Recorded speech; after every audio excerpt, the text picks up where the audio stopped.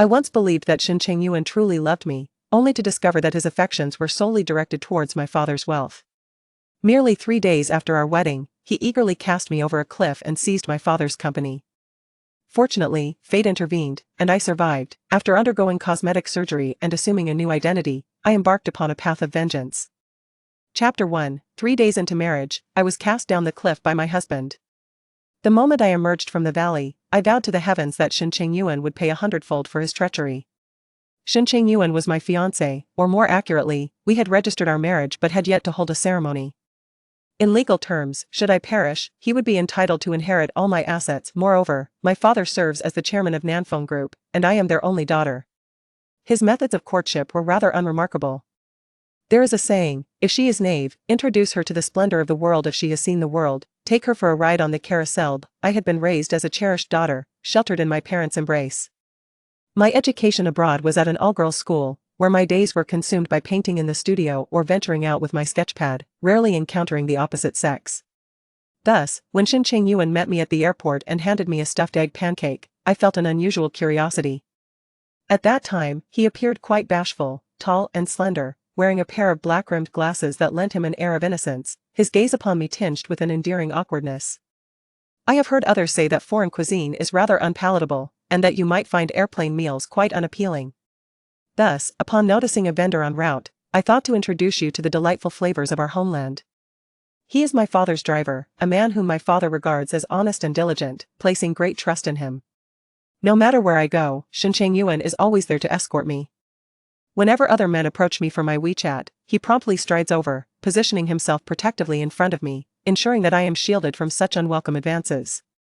However, my parents can be excessively strict at times.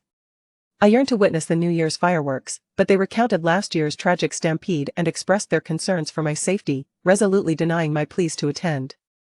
Feeling trapped and frustrated in my room, I was suddenly stirred by a WeChat message from him, "Come to the window."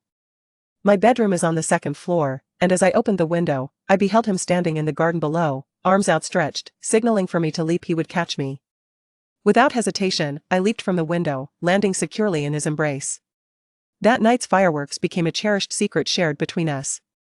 Not long after, I discovered a stray cat not far from home, a creature that seemed to have endured cruelty, bearing numerous wounds and a broken leg, cowering in fear of humans.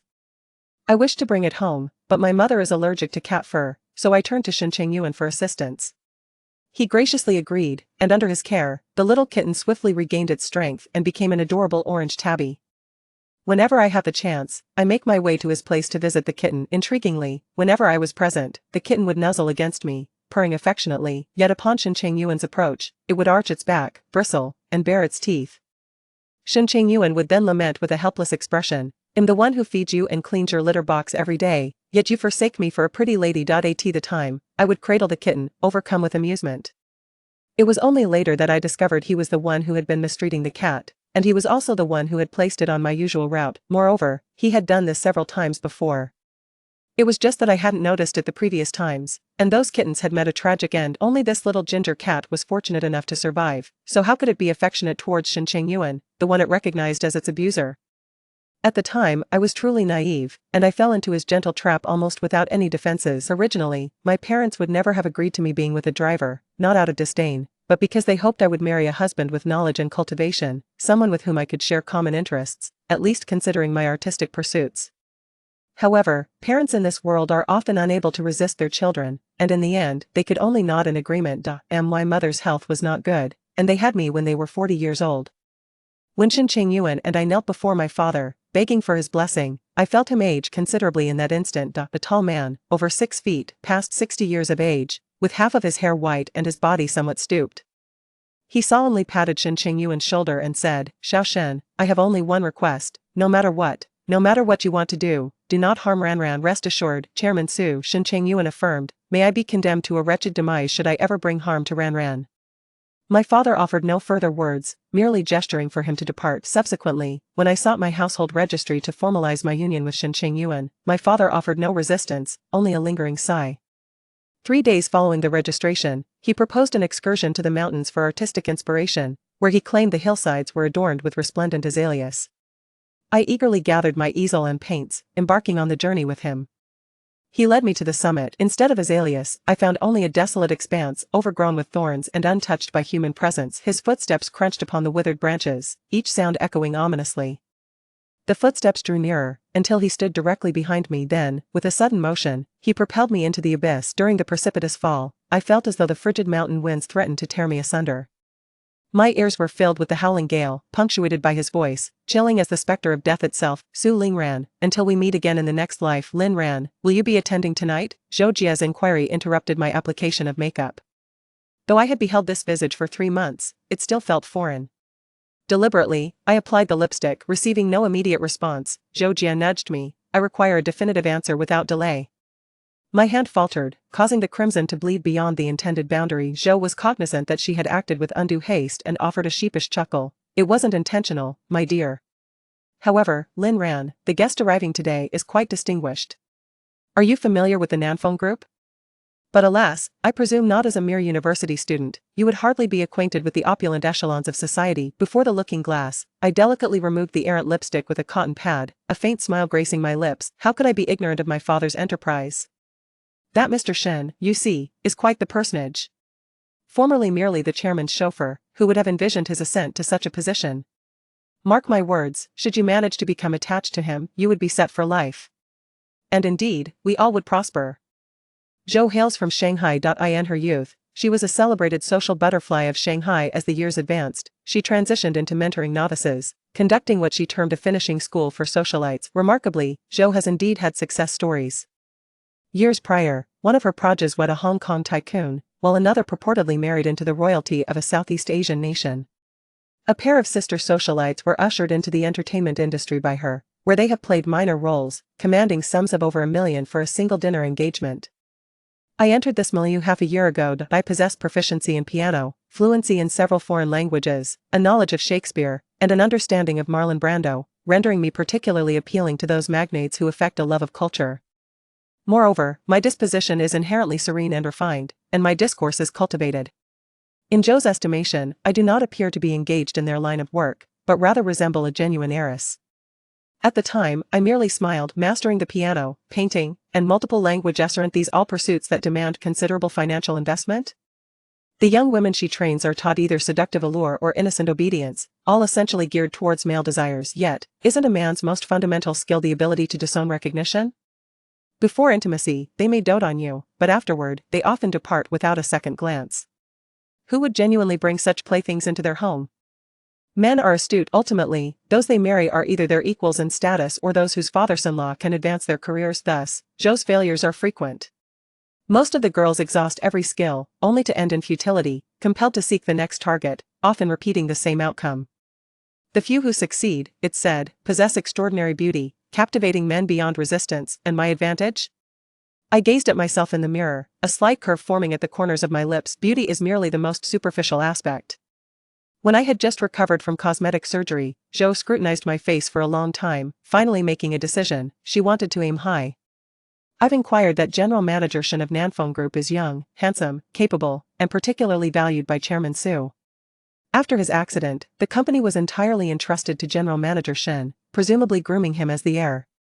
If you can be with him, your future prospects will be immense. I scoffed. Doesn't Chairman Su have children of his own? Why would he groom a driver as his heir? Sister Zhou's face turned pale with shock. I told you, you were unaware, didn't I? Chairman Su has but a single daughter, who vanished several months ago and has since remained untraceable. There has been no sign of her, neither alive nor dead. A young girl lost in the wilderness is likely long gone. Her body must have been devoured by wild beasts. With a sudden motion, I slammed the lipstick I held onto the table. Chapter 2. Embarking on the path of revenge. Sister Zhou was taken aback, exclaiming, "What are you doing? Are you trying to scare me to death?" I stood up and replied, "Sister Zhou, are you still hoping for me to pull off something grand?" She clutched her chest, gazing at me with skepticism. "Of course. If you marry into the Nanfeng Group and become the matriarch, how glorious that would be for me. Just a little assistance from you. Lin Ran. Remember the one who dug the well when you were thirsty? It was I who lent you over $1 million to undergo plastic surgery, otherwise. With that tattered face of yours." It had already been 7 days since I had crawled out of the valley. Sister Zhou was not mistaken. The wild creatures at the bottom of that gorge were indeed numerous. When I fell, I landed amidst a thicket of thorns, my face and body marred by countless wounds, rendering me unrecognizable. Yet, thanks to those thorns, I did not plummet directly to the ground, which cushioned my fall significantly. I survived, albeit covered in injuries and blood, which attracted a swarm of bloodthirsty insects. Awakening in excruciating pain, I summoned immense willpower to gradually ascend from the valley, only to be discovered by a villager from the mountains. He called for an ambulance, but out of fear of incurring costs, he fled after dialing the number. It was in the hospital that I encountered Sister Zhou. At that time, she was accompanying a young woman for an abortion. A man may depart without leaving a trace, yet he leaves behind a child. The girl had to continue living, and thus had no choice but to undergo the procedure. I was then a mere shadow of my former self, my body bruised and swathed like a mummy, lying feebly on the hospital bed. It was by chance that Sister Zhou passed by and noticed my hand dangling at the edge of the bed. My hand, delicate and fair, possessed a certain grace. Fortunately, my left hand had escaped severe injury and remained unwrapped, allowing it to be seen by Sister Zhou. Being a professional in the field, her keen instincts compelled her to pause and enter the room. After observing my hand for a considerable time, she offered, "I will cover your medical expenses." Sister Zhou made a fortunate bet. 6 months later, the Lin ran before her would emerge as the most promising individual capable of altering her fate. Now, with a request in mind, Sister Zhou's demeanor was comparatively amiable. She hesitated to issue any direct threats. "Is this your first time? Are you intimidated by someone of President Shen's stature?" she inquired. Indeed, there was some truth to her words. The Nanfeng Group was no trivial enterprise, and President Shen was a coveted figure, the object of desire for many women. Lacking experience, she suggested finding a simpler task for me to hone my skills. "Sister Zhou, please arrange for a driver. I need to go to Rongjiang University." Sister Zhou, perplexed, asked, "What do you need to go to Rongjiang University for? Aren't you aiming for something substantial?" I chuckled softly. Shen Chengyuan is merely a small fish, he hardly qualifies as significant. Sister Zhou gasped in astonishment, "You have a target?" I tapped the newspaper that had been delivered earlier that morning. The financial section bore the headline, "Rong Group's President Rong Yichuan to attend the centenary celebration of Rongjiang University as an esteemed alumnus." Sister Zhou's eyes widened in disbelief. "Is it President Rong you have set your sights on?" I let out a derisive laugh. "Men, I find none of them appealing. My choice of Rong Yichuan is predicated on the fact that the Rong Corporation is the primary partner of my father's company. Approximately 40 of Nanfeng Group's annual profits derive from our collaboration with the Rong family. Even now, as lofty as Shen Chengyuan may be, he must bow in deference to Rong Yichuan. After my disappearance, my father suffered a tragic accident, resulting in him becoming a vegetative state, reliant on machines for survival in the hospital. My mother, overwhelmed by the shock, succumbed to mental instability and was confined by Shen Chengyuan in our home, guarded by a multitude of bodyguards who barred anyone from entering. Every day since my return, I have been consumed by an obsessive desire to see them, yearning to rescue them from Shen Chengyuan's grasp. He is a man of ruthless disposition and deep suspicion, even if he harbors affection for a fleeting acquaintance. He would undoubtedly grow wary should I express a wish to visit my parents. The only strategy one could conceive would be to enlist someone he could not refuse, someone like Rong Yichuan. Chapter 3, A reunion with Shen Chengyuan. Sister Zhou arranged for a vehicle to pick me up. However, given her extensive experience navigating the corridors of power for decades, she approached matters with considerable finesse. My talent serves as a valuable asset in her hands, and she is keen to ensure that this asset does not falter before it has a chance to shine. Thus, she dispatched 2 other senior sisters to accompany me. I was indifferent to their presence, though their incessant chatter along the journey proved somewhat exasperating. One of the senior sisters, named Su Wan, a stage name bestowed by Sister Zhou, seems to have a birth name of Su Yanhong, reflecting a strikingly glamorous persona, with ample bosom and long legs. Her fiery red lips were currently being retouched as she preened before the mirror. The senior sister, named Gu Qingqing. Whether this is her birth name or a pseudonym remains uncertain. She previously had a benefactor, but that relationship ultimately failed, leading to her abandonment. During my hospitalization, it was she whom Sister Zhou took to the hospital for an abortion. Gu Qingqing embodies a pure and delicate demeanor, appearing slender and fragile. It is said that her market value surpasses that of Su Wan, and she often remains distant from Sister Zhou's circle, hence my limited acquaintance with her. On our way. Gu Qingqing issued a warning that was half admonition, half threat, although Sister Zhou has stated that we are here to assist you, in the end. Who can secure this lucrative opportunity relies solely on individual capabilities. Your experience is scant, and your qualifications are modest, especially considering our target is someone of President Rong's stature. Should either I or Suwan succeed, do not harbor resentment towards us. I smiled, casting a glance out the window at the passing scenery, and nodded, indeed. Let us rely on our own abilities. Sister Zhou is certainly investing heavily, deploying 2 formidable allies. These 2 are indeed the Sea Army de la Sea Army of their kind. However, Rong Yichuan is indeed worth such extensive efforts. For many years, he has remained without a woman by his side, devoid of any scandal. Even Sister Zhou, who has encountered countless individuals, cannot discern his preferences. At his level, many seek to curry favor, with an abundance of beauties presented to him, yet Rong Yichuan has shown interest in none. My father once mentioned during their collaboration that while other suppliers desperately sought to ingratiate themselves, Rong Yichuan remained unmoved, ultimately surprising everyone by choosing the then obscure Nanfeng Group. In recent years, my father's company experienced rapid growth, and to be frank, the Rong family made significant contributions. Ultimately, my father concluded that Rong Yichuan prefers authenticity over flamboyance. He values substance. My father, embodying the principles of the older generation, scorns the petty acts of flattery and sycophancy. Therefore, whether it pertains to quotations or profit-sharing, he adheres to a straightforward approach. Over the years of collaboration, this has indeed proven to be the case. No matter how low the competitors' quotes or how generous their concessions were, the Rong family has steadfastly retained their partners.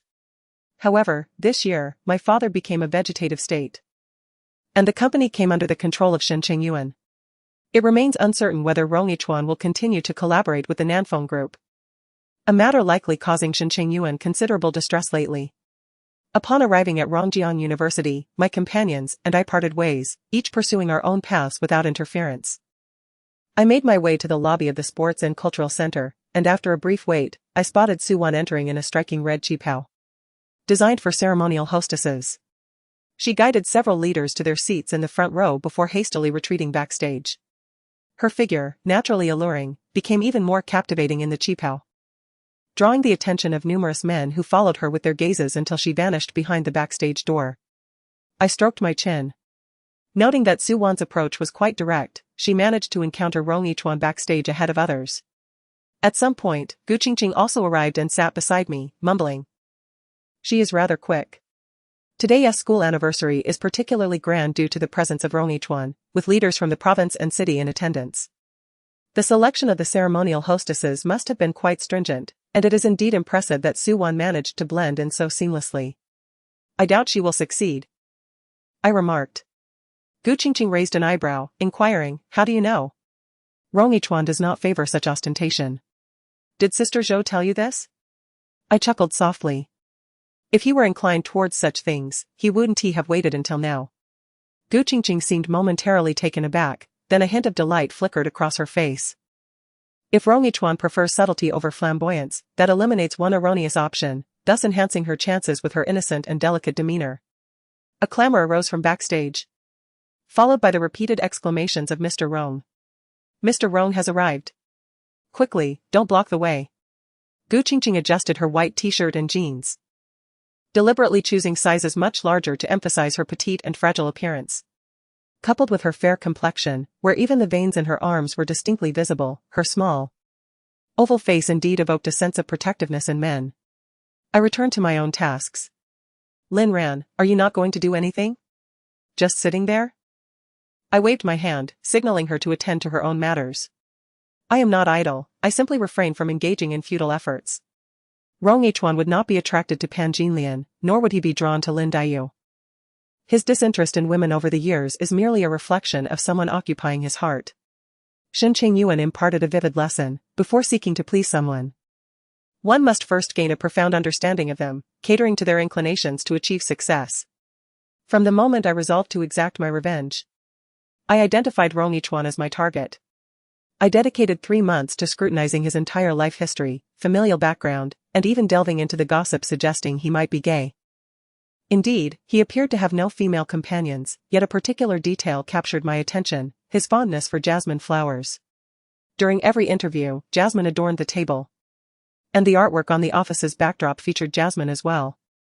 His license plate bore the number Rong AML 329. ML, representing jasmine. Furthermore, the number 329 piqued my curiosity. Individuals of his societal standing typically choose license plate numbers imbued with special significance. For instance, wealthy businessmen often favor 888 or 666, while those of distinction prefer 000. Thus, based on the jasmine and the number 329, I meticulously combed through everyone he had encountered throughout his life, ultimately pinpointing one individual, a girl named Emily. A graduate of the French department at Rongjiang University, she was 2 years his junior. Academically gifted and exceptionally capable. She received a government-funded opportunity to study in France, eventually settling there, marrying, and raising children. Her husband is a well-known French translator in the industry. Most importantly, Emily's birthday is March 29th. I remain uncertain as to why Emily and Rong Yichuan never became a couple. Perhaps they missed their chance in their youth. Or perhaps her standards diverged from societal norms. In any case, she became Rong Yichuan's unattainable ideal. Emily is neither flamboyantly alluring nor helplessly dependent. She embodies a vibrant vitality and possesses formidable abilities, standing independently of anyone else. Perhaps it is this very quality that has lingered in Rong Yichuan's mind all these years. As I pondered, a gentle tap on my shoulder interrupted my thoughts. "Hello, classmate, is anyone sitting here?" The voice sent a rush of blood to my head as I turned to see the person. I gripped the armrest of my chair tightly, my knuckles turning white, trembling with the urge to confront him immediately. After taking several deep breaths, I managed to restrain myself and replied, "No one." Shen Chengyuan nodded slightly. "Then I'll sit here." Chapter 4, Shen Chengyuan. Your good days are over. Half a year had passed since I last encountered Shen Chengyuan. And it felt as though an eternity had elapsed. In my memory, he was always clad in simple, unpretentious attire, sporting a pair of black-framed glasses. Appearing somewhat dull and awkward, an archetype of a sincere individual. Yet the man before me now was dressed in a tailored suit, his hair slicked back with an oily sheen, a black leather bag tucked under his arm, and a gold watch adorning his wrist. Alas, despite his fervent attempts to assimilate into the affluent upper class, he came off as a rural nouveau riche, overly eager in his demeanor. "Classmate, why are you smiling at me?" he inquired. I let out a cold smirk and gestured towards Suwan, a nearby hostess adorned in opulence. "You should accompany yourself with someone like that, a woman draped in gold and silver, sporting bright red nail polish, with cascading waves in her hair, and clad in an entire fur ensemble. That would further enhance the image of a newly wealthy individual." Shen Chengyuan appeared oblivious to my sarcasm, dismissively waving his hand as he feigned a sense of superiority, declaring, "My career takes precedence, I am currently not considering such matters."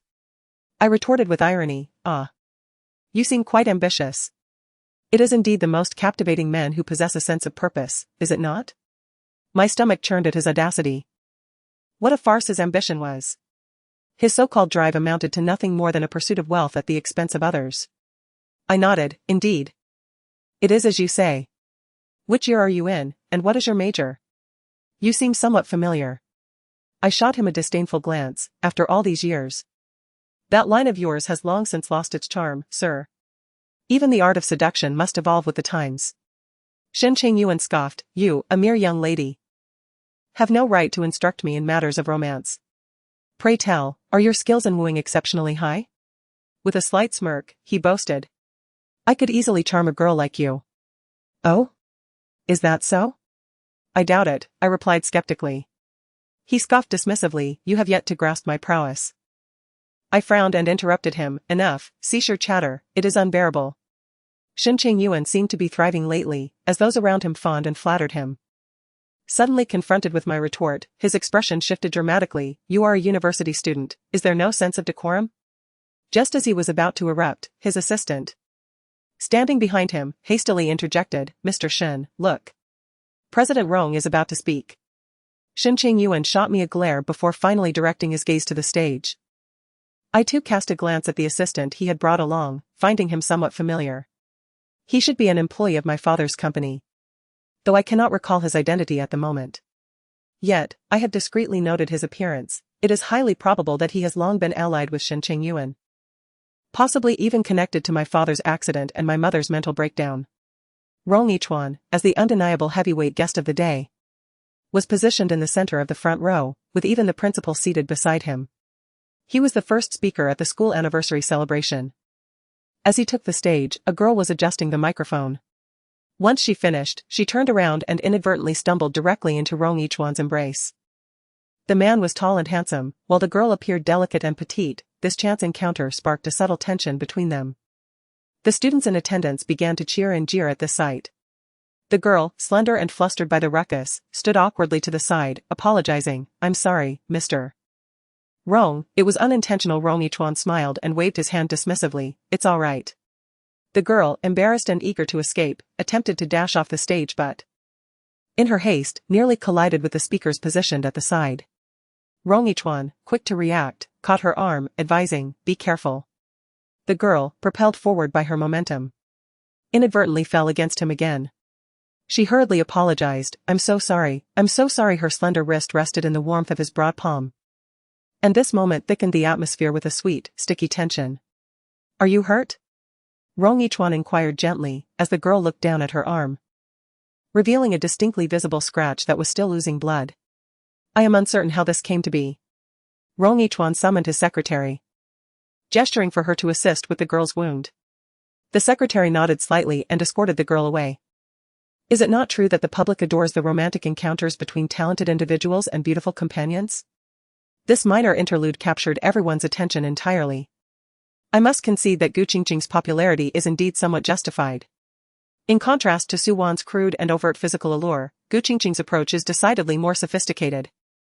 By first establishing a connection with Rong Yichuan, she can later feign a need to repay him for medical expenses, thus fostering further encounters. Moreover, she is quite ruthless with herself. The injury on her arm is likely self-inflicted. She undeniably possesses a certain level of skill. I could hear Shen Chengyuan conversing quietly with his assistant. "Engage with this girl, offer her some money, and have her assist us." The assistant, perplexed, replied, "If she truly captures President Rong's favor, she may not be inclined to help us, right? Even if she cannot whisper sweet nothings, she could still help us arrange a meeting. Rong's company has been rather aloof recently. After several attempts, I've been told that President Rong is not in the office. And I can't even find him. Hurry, we can no longer delay this collaboration." The assistant nodded and exited. It appears my predictions were correct. Without my father's credibility, Rong's company may indeed opt not to collaborate with Nanfeng Group this year. Shen Chengyuan has only just assumed this position, and undoubtedly, many within the company harbor resentment towards him, both overtly and covertly. He is in urgent need of this partnership with Rong's company to solidify his standing. Regrettably, he has backed the wrong horse. With my presence, Gu Qingqing would be equally incapable of achieving anything. After a while, the assistant returned, offering a slight nod in his direction. Shen Chengyuan, feeling reassured, resumed his gaze towards the stage. Rong Yichuan's speech had commenced. Perhaps due to his prolonged stay abroad, his Mandarin was not particularly refined, occasionally interspersed with foreign words. Nevertheless, his voice possessed a captivating resonance, and his accent seemed to have taken on a fashionable flair. Coupled with his striking features and tall stature, he certainly commanded attention. However, when he uttered the phrase "la nostalgie," he hesitated momentarily. "I apologize. I'm unsure how to express this word in Chinese." The principal immediately became anxious. "Are there any students from the English department present? Please assist with the translation." "Principal, it seems he is not speaking English." "Ah, what language is it then? Are there any students from the foreign language department with knowledge of other languages?" "It's French, it should mean nostalgia." The principal paused, momentarily bewildered. "Nostalgia? Oh, Mr. Rong is trying to convey a sense of longing for the school, is he?" "Understood, understood." Rong Yichuan offered a polite smile, yet did not nod in agreement. He appeared somewhat dissatisfied with the translation. Nevertheless, he did not linger on the matter and prepared to continue speaking. At that moment, I raised my hand. "Mr. Rong, I can assist with the translation." Hearing me, Rong Yichuan turned his gaze in my direction. I smiled gently and softly articulated, "What Mr. Rong intends to convey is a feeling of homesickness. Rong Yichuan had initially harbored little expectation, but upon hearing my voice, his eyes momentarily sparkled with recognition. Indeed, you have captured the essence of the phrase. A sentiment often felt when nearing home. Thank you. I responded in French. This time, Rong Yichuan's gaze reflected admiration as he replied in French, your pronunciation is quite commendable. I replied in French, expressing my aspiration to become a simultaneous interpreter, hence my diligent practice of pronunciation. Rong Yichuan's expression momentarily faltered, you wish to be a French translator? Yes. He took a deep breath, exhaling slowly, his tone tinged with a hint of melancholy. As he spoke in a somewhat subdued and sorrowful French, being a translator is commendable, I hope you find success. With your encouragement, I am certain I can achieve it. Rong Yichuan chuckled softly, you possess great confidence. That stems from my belief in my own abilities. Rong Yichuan's expression transformed into one of keen interest, shall I test your skills? Certainly. I will deliver my subsequent speech in French. And you shall translate it into Chinese on site. If you can do so swiftly and accurately, I can introduce you to several French acquaintances who may prove beneficial to you. I smiled lightly, straightened my posture, and confidently made my way onto the stage, unperturbed. I was unaware of the nature of Rong Yichuan's initial encounter with Emily.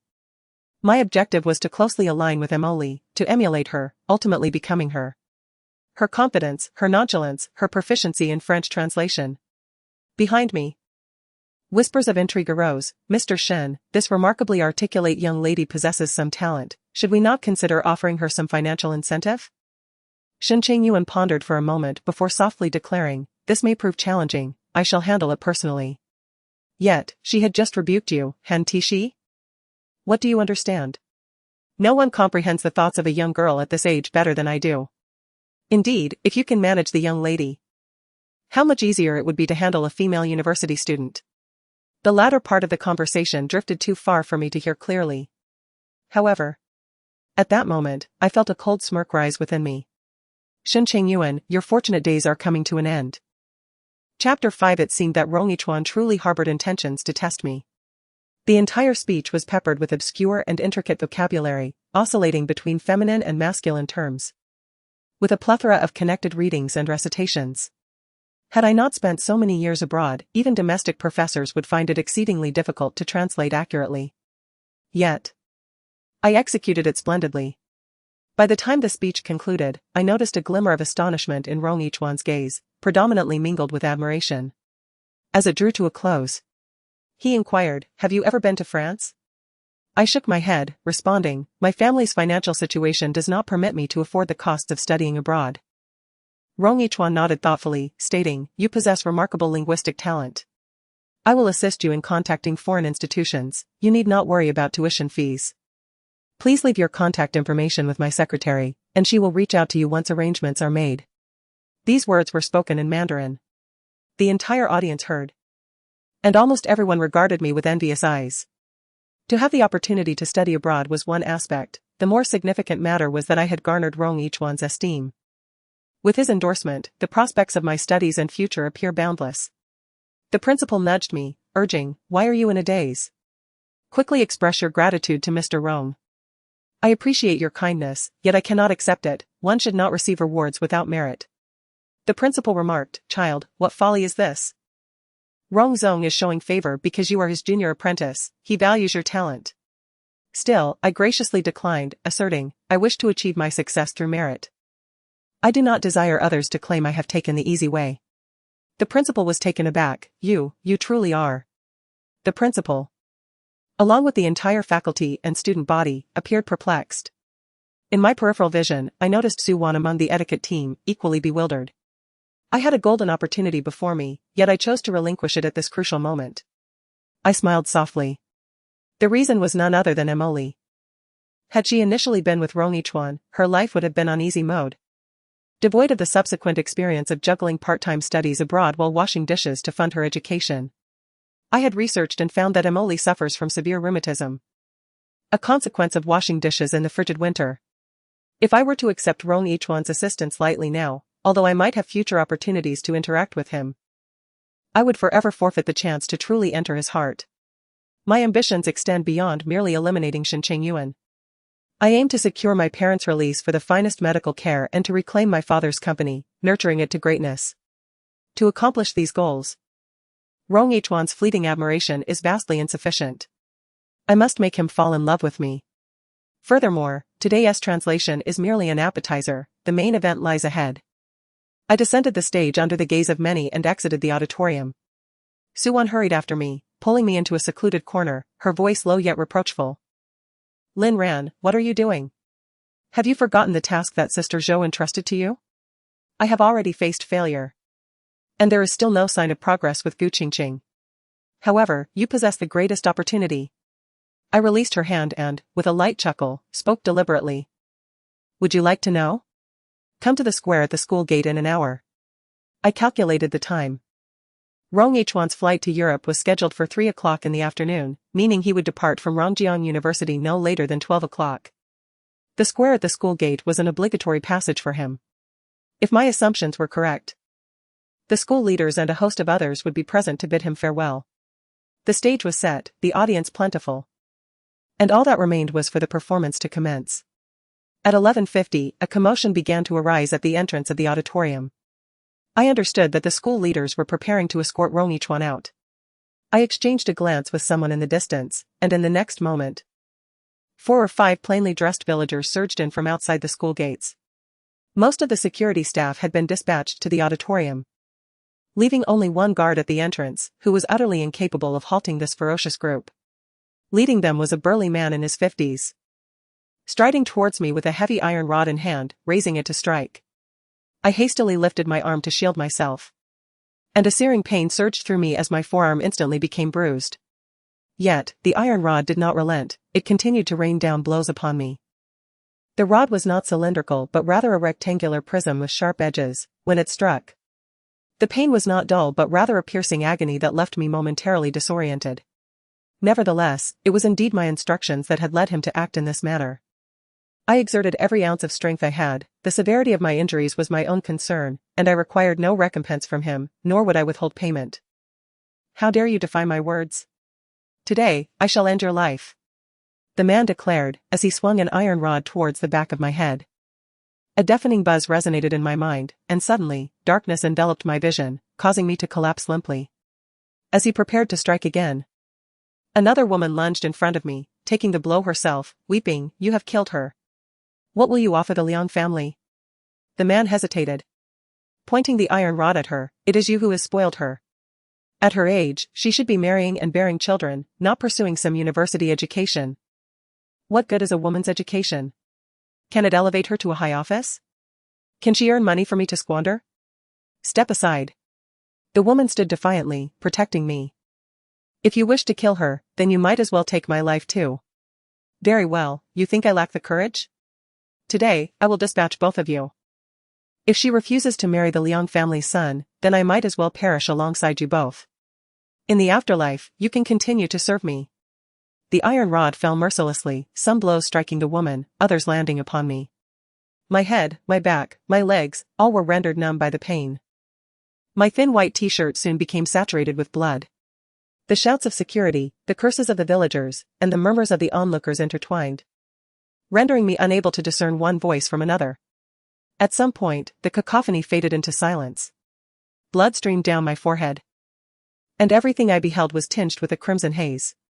Then, Rong Yichuan's face emerged before me, as he gently wiped the blood from my face with a tissue.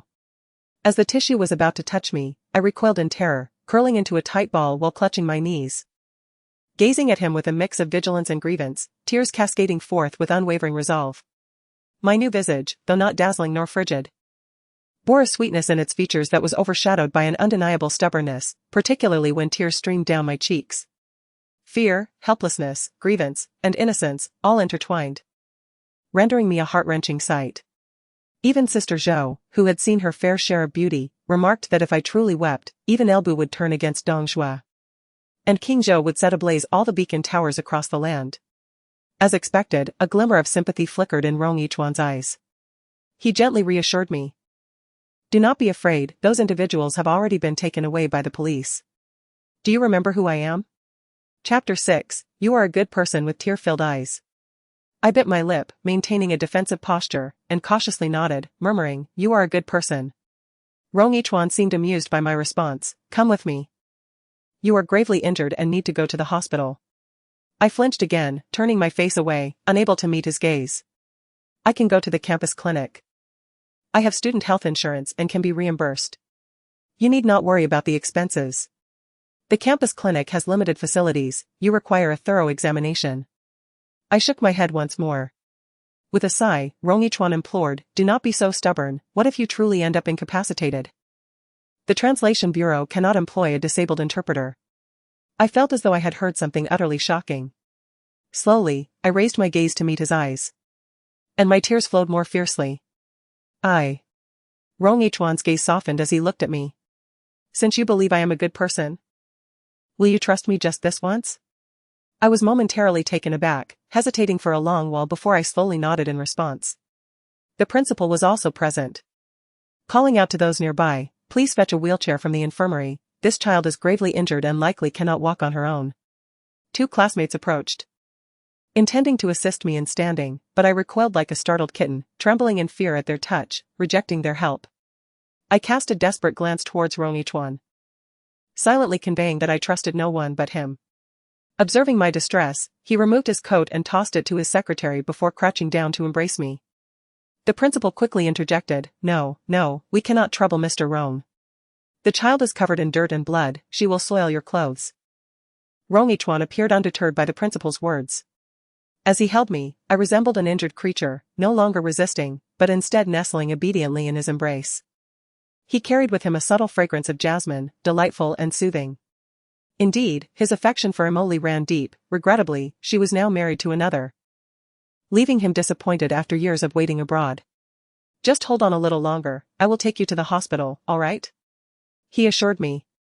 I nodded, lifting my eyes to him with a pleading gaze. "I'm cold."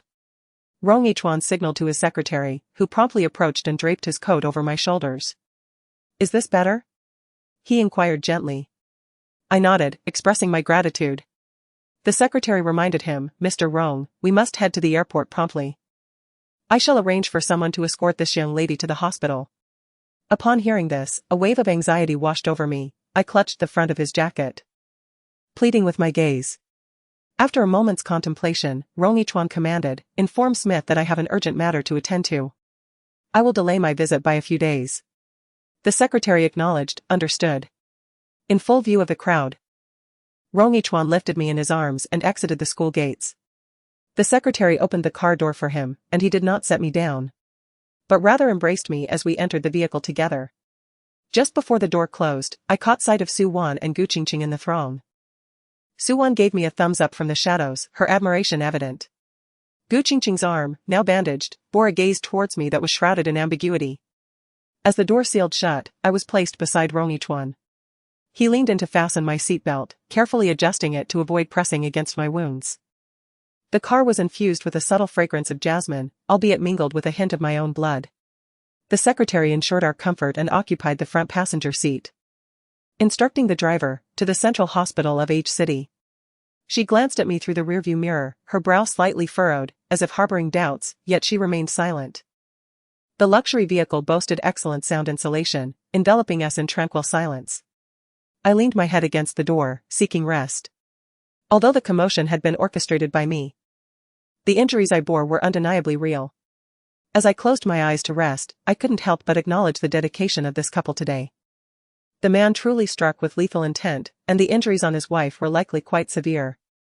I lost track of time and drifted into a hazy slumber, only to be roused by the sound of the secretary reporting to Rong Yichuan. "Mr. Rong, Smith has replied," indicating he is aware and will make the necessary arrangements in advance. Rong Yichuan pressed his index finger to his lips, signaling for silence. "Lower your voice, she is asleep."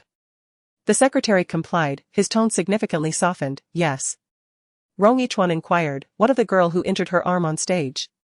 The secretary responded, "I took her to the school infirmary. The nurse assured me there is no serious issue, just a need for some rest."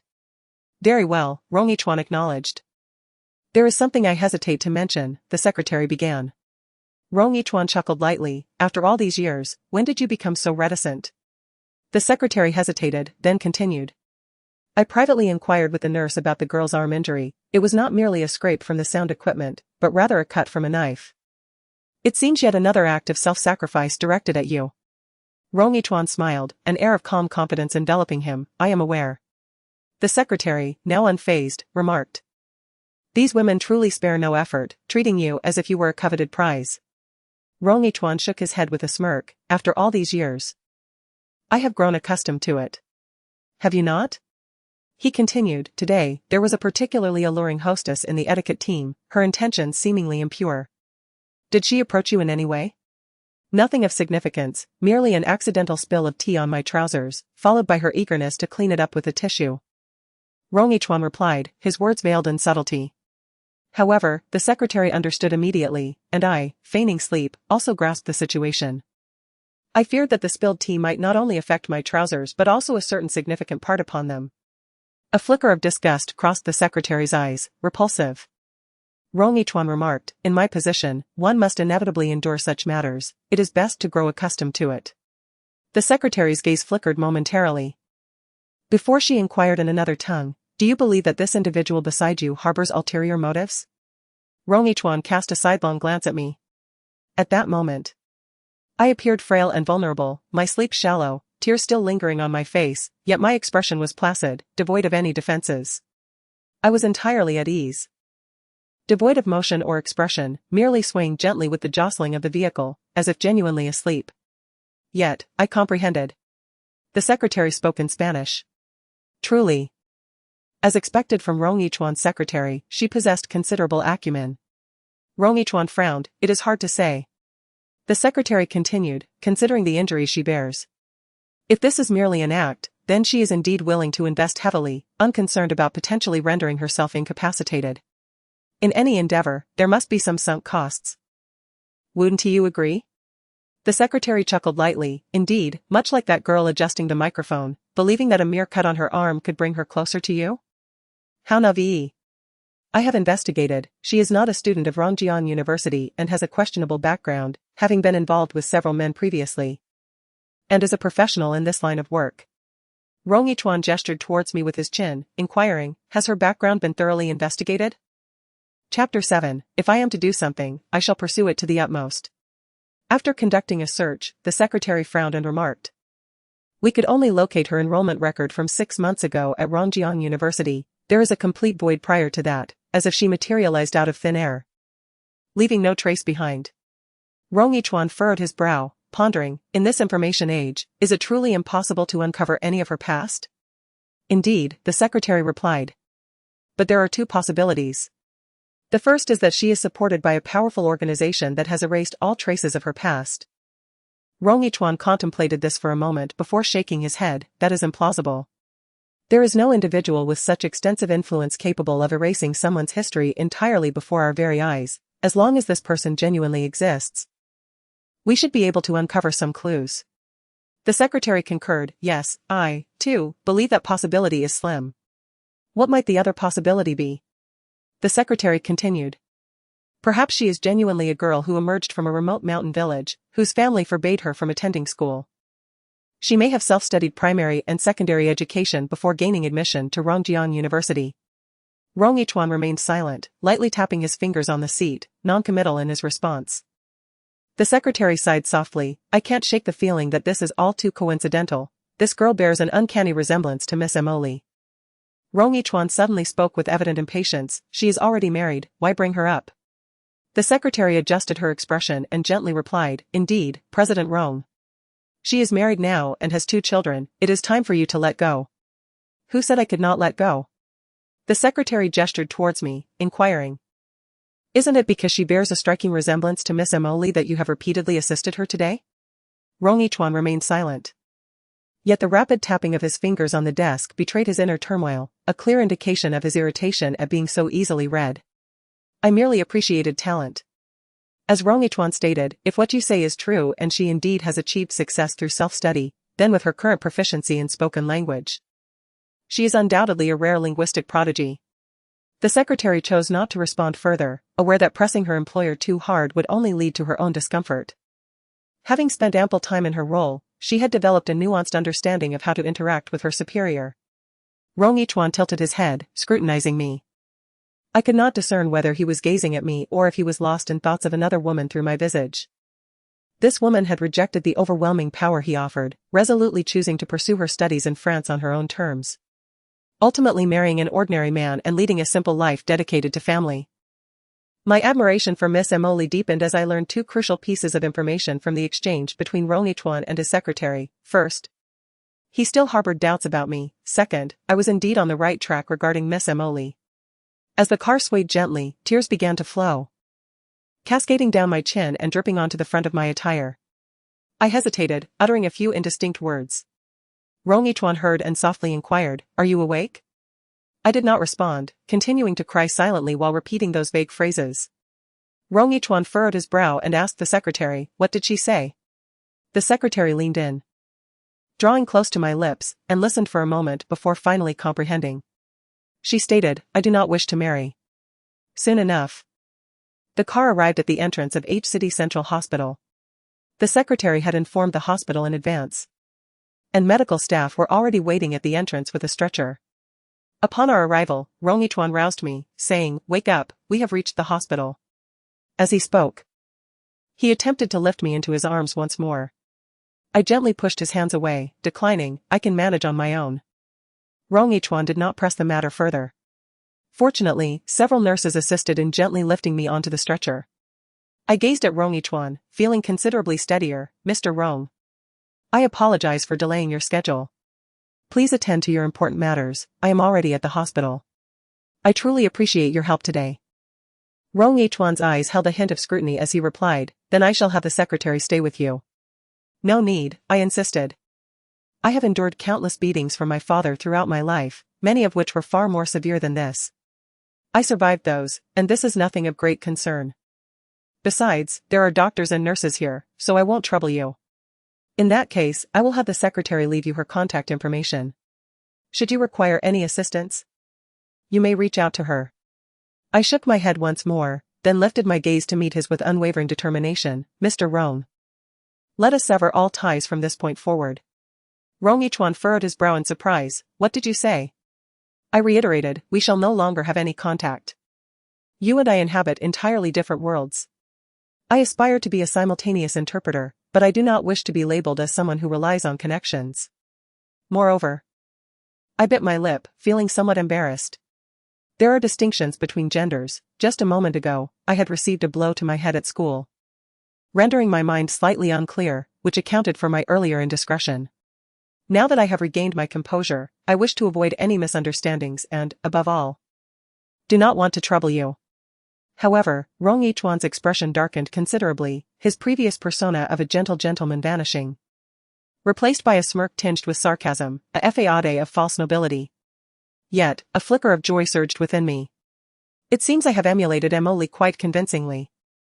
My conjecture was not misplaced. Emily must have uttered similar words that deeply pierced Rong Yichuan's heart. And I, deliberately, aimed to strike at his wound. My intention is not to garner his gentlemanly yet hypocritical concern. What I aspire to achieve must be taken to the utmost extreme. I wish for him to harbor a hatred for me akin to his animosity towards Emily, while simultaneously ensuring that, like Emily, he will never forget me. That faint semblance of affection is utterly inconsequential. Much like the men that Sister Zhou encountered before, they would toy with me for amusement, offer a few tokens, and then unceremoniously cast me aside. Without allowing him to become completely ensnared, I would be unable to fulfill any of my objectives. Indeed.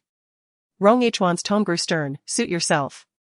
In the future, your academic pursuits and career, as well as the prospect of being forcibly married off by your father to pay debts, need not involve me." I nodded in acknowledgement and replied, "Thank you." Rong Yichuan gazed deeply into my eyes, his brow furrowed tightly. I turned to the nurse beside me and said, "It seems that my arm and leg may be fractured. Could you please assist me in getting examined?" The doctor and nurses wheeled me into the hospital, guiding me into the elevator. The elevator door slowly closed, and I noticed that Rong Yichuan had not yet left. He remained there, gazing in my direction, seemingly lost in thought. Excellent. At this moment, I had successfully accomplished the entirety of my initial plan. I had managed to unearth the true self concealed beneath his gentlemanly facade. and the distance to him falling completely in love with me was steadily diminishing. Come forth, there's no need to hide any longer. I smiled serenely. Reclining on the stretcher, watching the numbers in the elevator flicker gradually. Shen Chengyuan removed his mask and hat, tossing them aside with a scoff. Sister. You have quite the audacity. I was entirely unperturbed. You're quite capable yourself. Knowing that President Rong would bring me to the central hospital and managing to slip in before our arrival. Shen Chengyuan appeared somewhat exhilarated. So, shall we join forces? I inquired. Do tell. You have successfully captured President Rong's attention. This strategy of retreating to advance is indeed clever. Thus, I shall cover your medical expenses. I will handle matters with your father, and in return, you will assist me in establishing a collaboration with the Rong Corporation. What do you say? I chuckled at him, as if President Rong couldn't manage my father.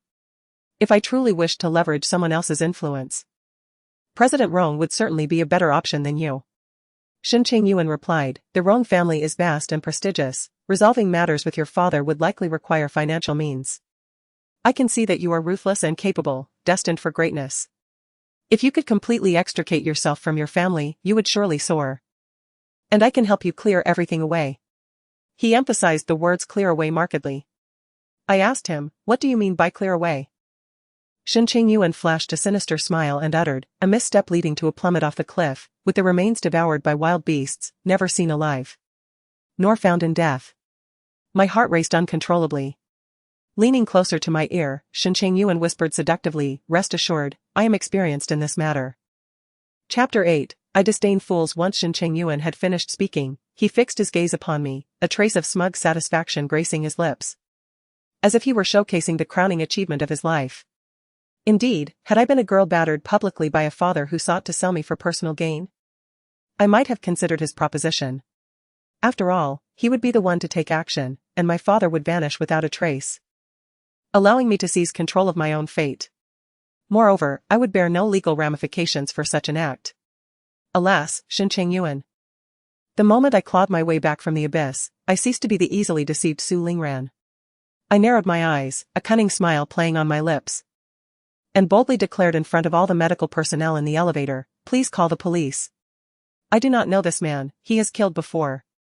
The elevator was already cramped, with 7 or 8 medical staff alongside a hospital bed. My loud proclamation ensured every ear within the confined space heard me. Shen Chengyuan immediately displayed signs of panic, whispering threats, what are you doing? I am helping you. I retorted sharply, Mr. Rong has aided me, he is my benefactor. I will never assist you in harming him. Nurse, please call the police at once, he has killed before, and he wants me to help him harm Mr. Rong. Let the authorities investigate him thoroughly. Ding. The elevator arrived, and its door swung open. Shen Chengyuan, still clad in a mask and medical cap, glared at me with clenched teeth, uttering, you've got some nerve. Before hastily leaping out of the elevator in flight. One of the nurses remarked, take this young girl for treatment, I will rush to report this. With that, the nurse exited the elevator, swiftly making her way towards the surveillance room while dialing a number. The elevator doors closed once more. And it wasn't until we reached the surgical floor that I was pushed out by other medical staff and ushered into the surgical examination room. My injuries were indisputable.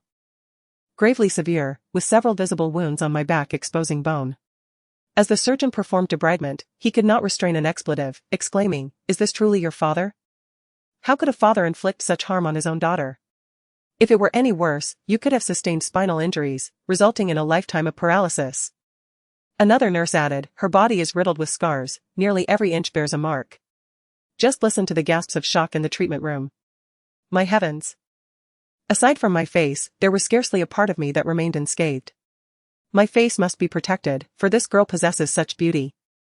That scoundrel of a father is counting on her to fetch a good price. Ugh. He is unworthy of the title father. I lay on the treatment table, absorbing the indignation of these seasoned medical professionals at the sight of my scars. I sensed their touches growing increasingly gentle, realizing that they were deeply sympathetic to my plight. I was indeed on the brink of death, yet perhaps having already brushed against mortality once, this pain bore little weight upon me. I bear numerous scars upon my body. Remnants of injuries sustained from thorns during a fall. It has been merely half a year since the wounds healed, yet some faint and deep marks remain. At this moment, However, the medical staff have mistakenly interpreted these as evidence of my father's prior abuse. In a way, it is a case of utility. The physician devoted an entire afternoon to tending to my injuries, and I lay upon the bed swathed like a mummy. A slightly older nurse, perceiving my plight, kindly brought me a cup of warm water and gently reassured me, "Do not fear, you are in the hospital now, and we shall provide you with excellent care." I nodded obediently, responding, "Thank you, dear nurse. Once I recover, I will find a way to cover the medical expenses." The nurse's heart seemed to ache for me even more. "Poor child, you need not worry about the medical fees, Mr. Rome has already instructed that he will take care of it." A spark of realization ignited within me. In the next moment, I donned a facade of resilience, albeit fragile, and softly replied, "Then, dear nurse, could you please inform me of the total amount for the medical expenses? At the very least, I wish to know how much Mr. Rome has covered, as I intend to repay him in the future."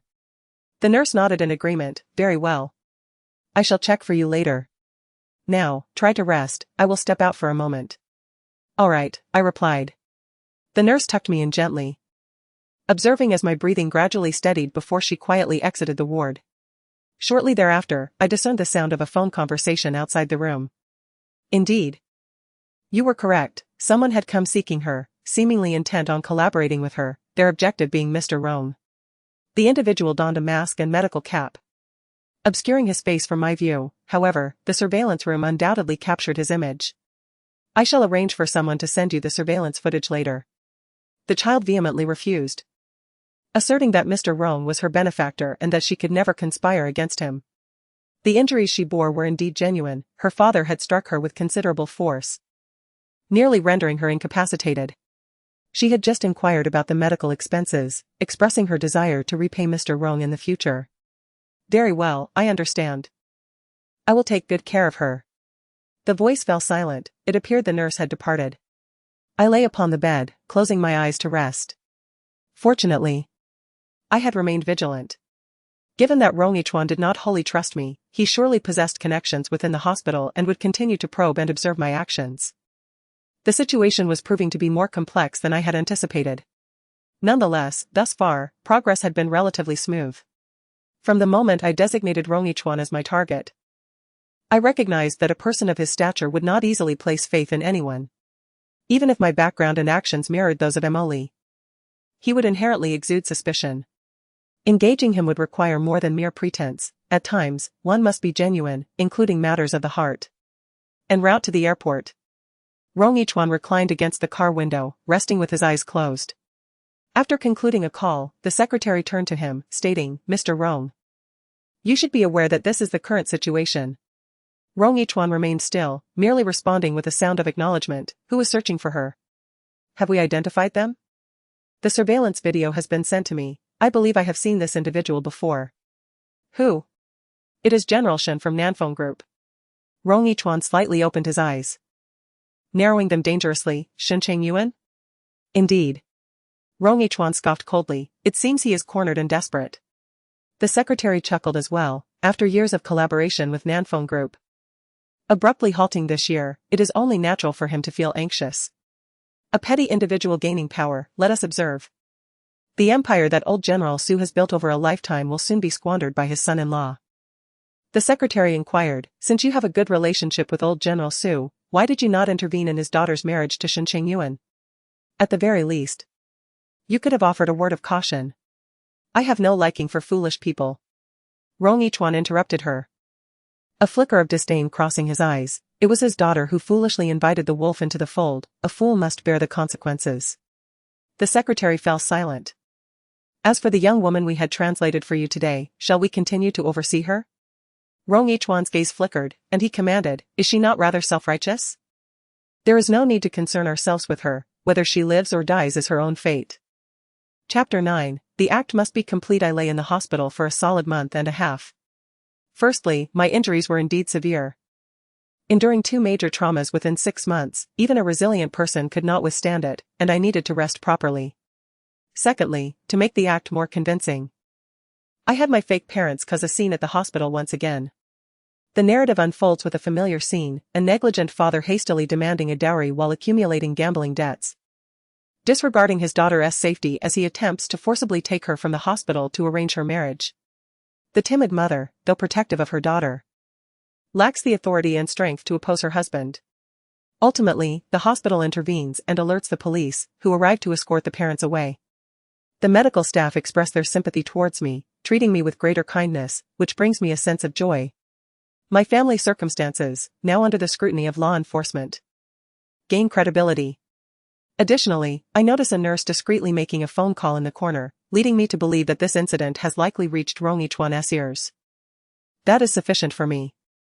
On the day of my discharge, the nurse presents me with a bill amounting to 43,000 yuan.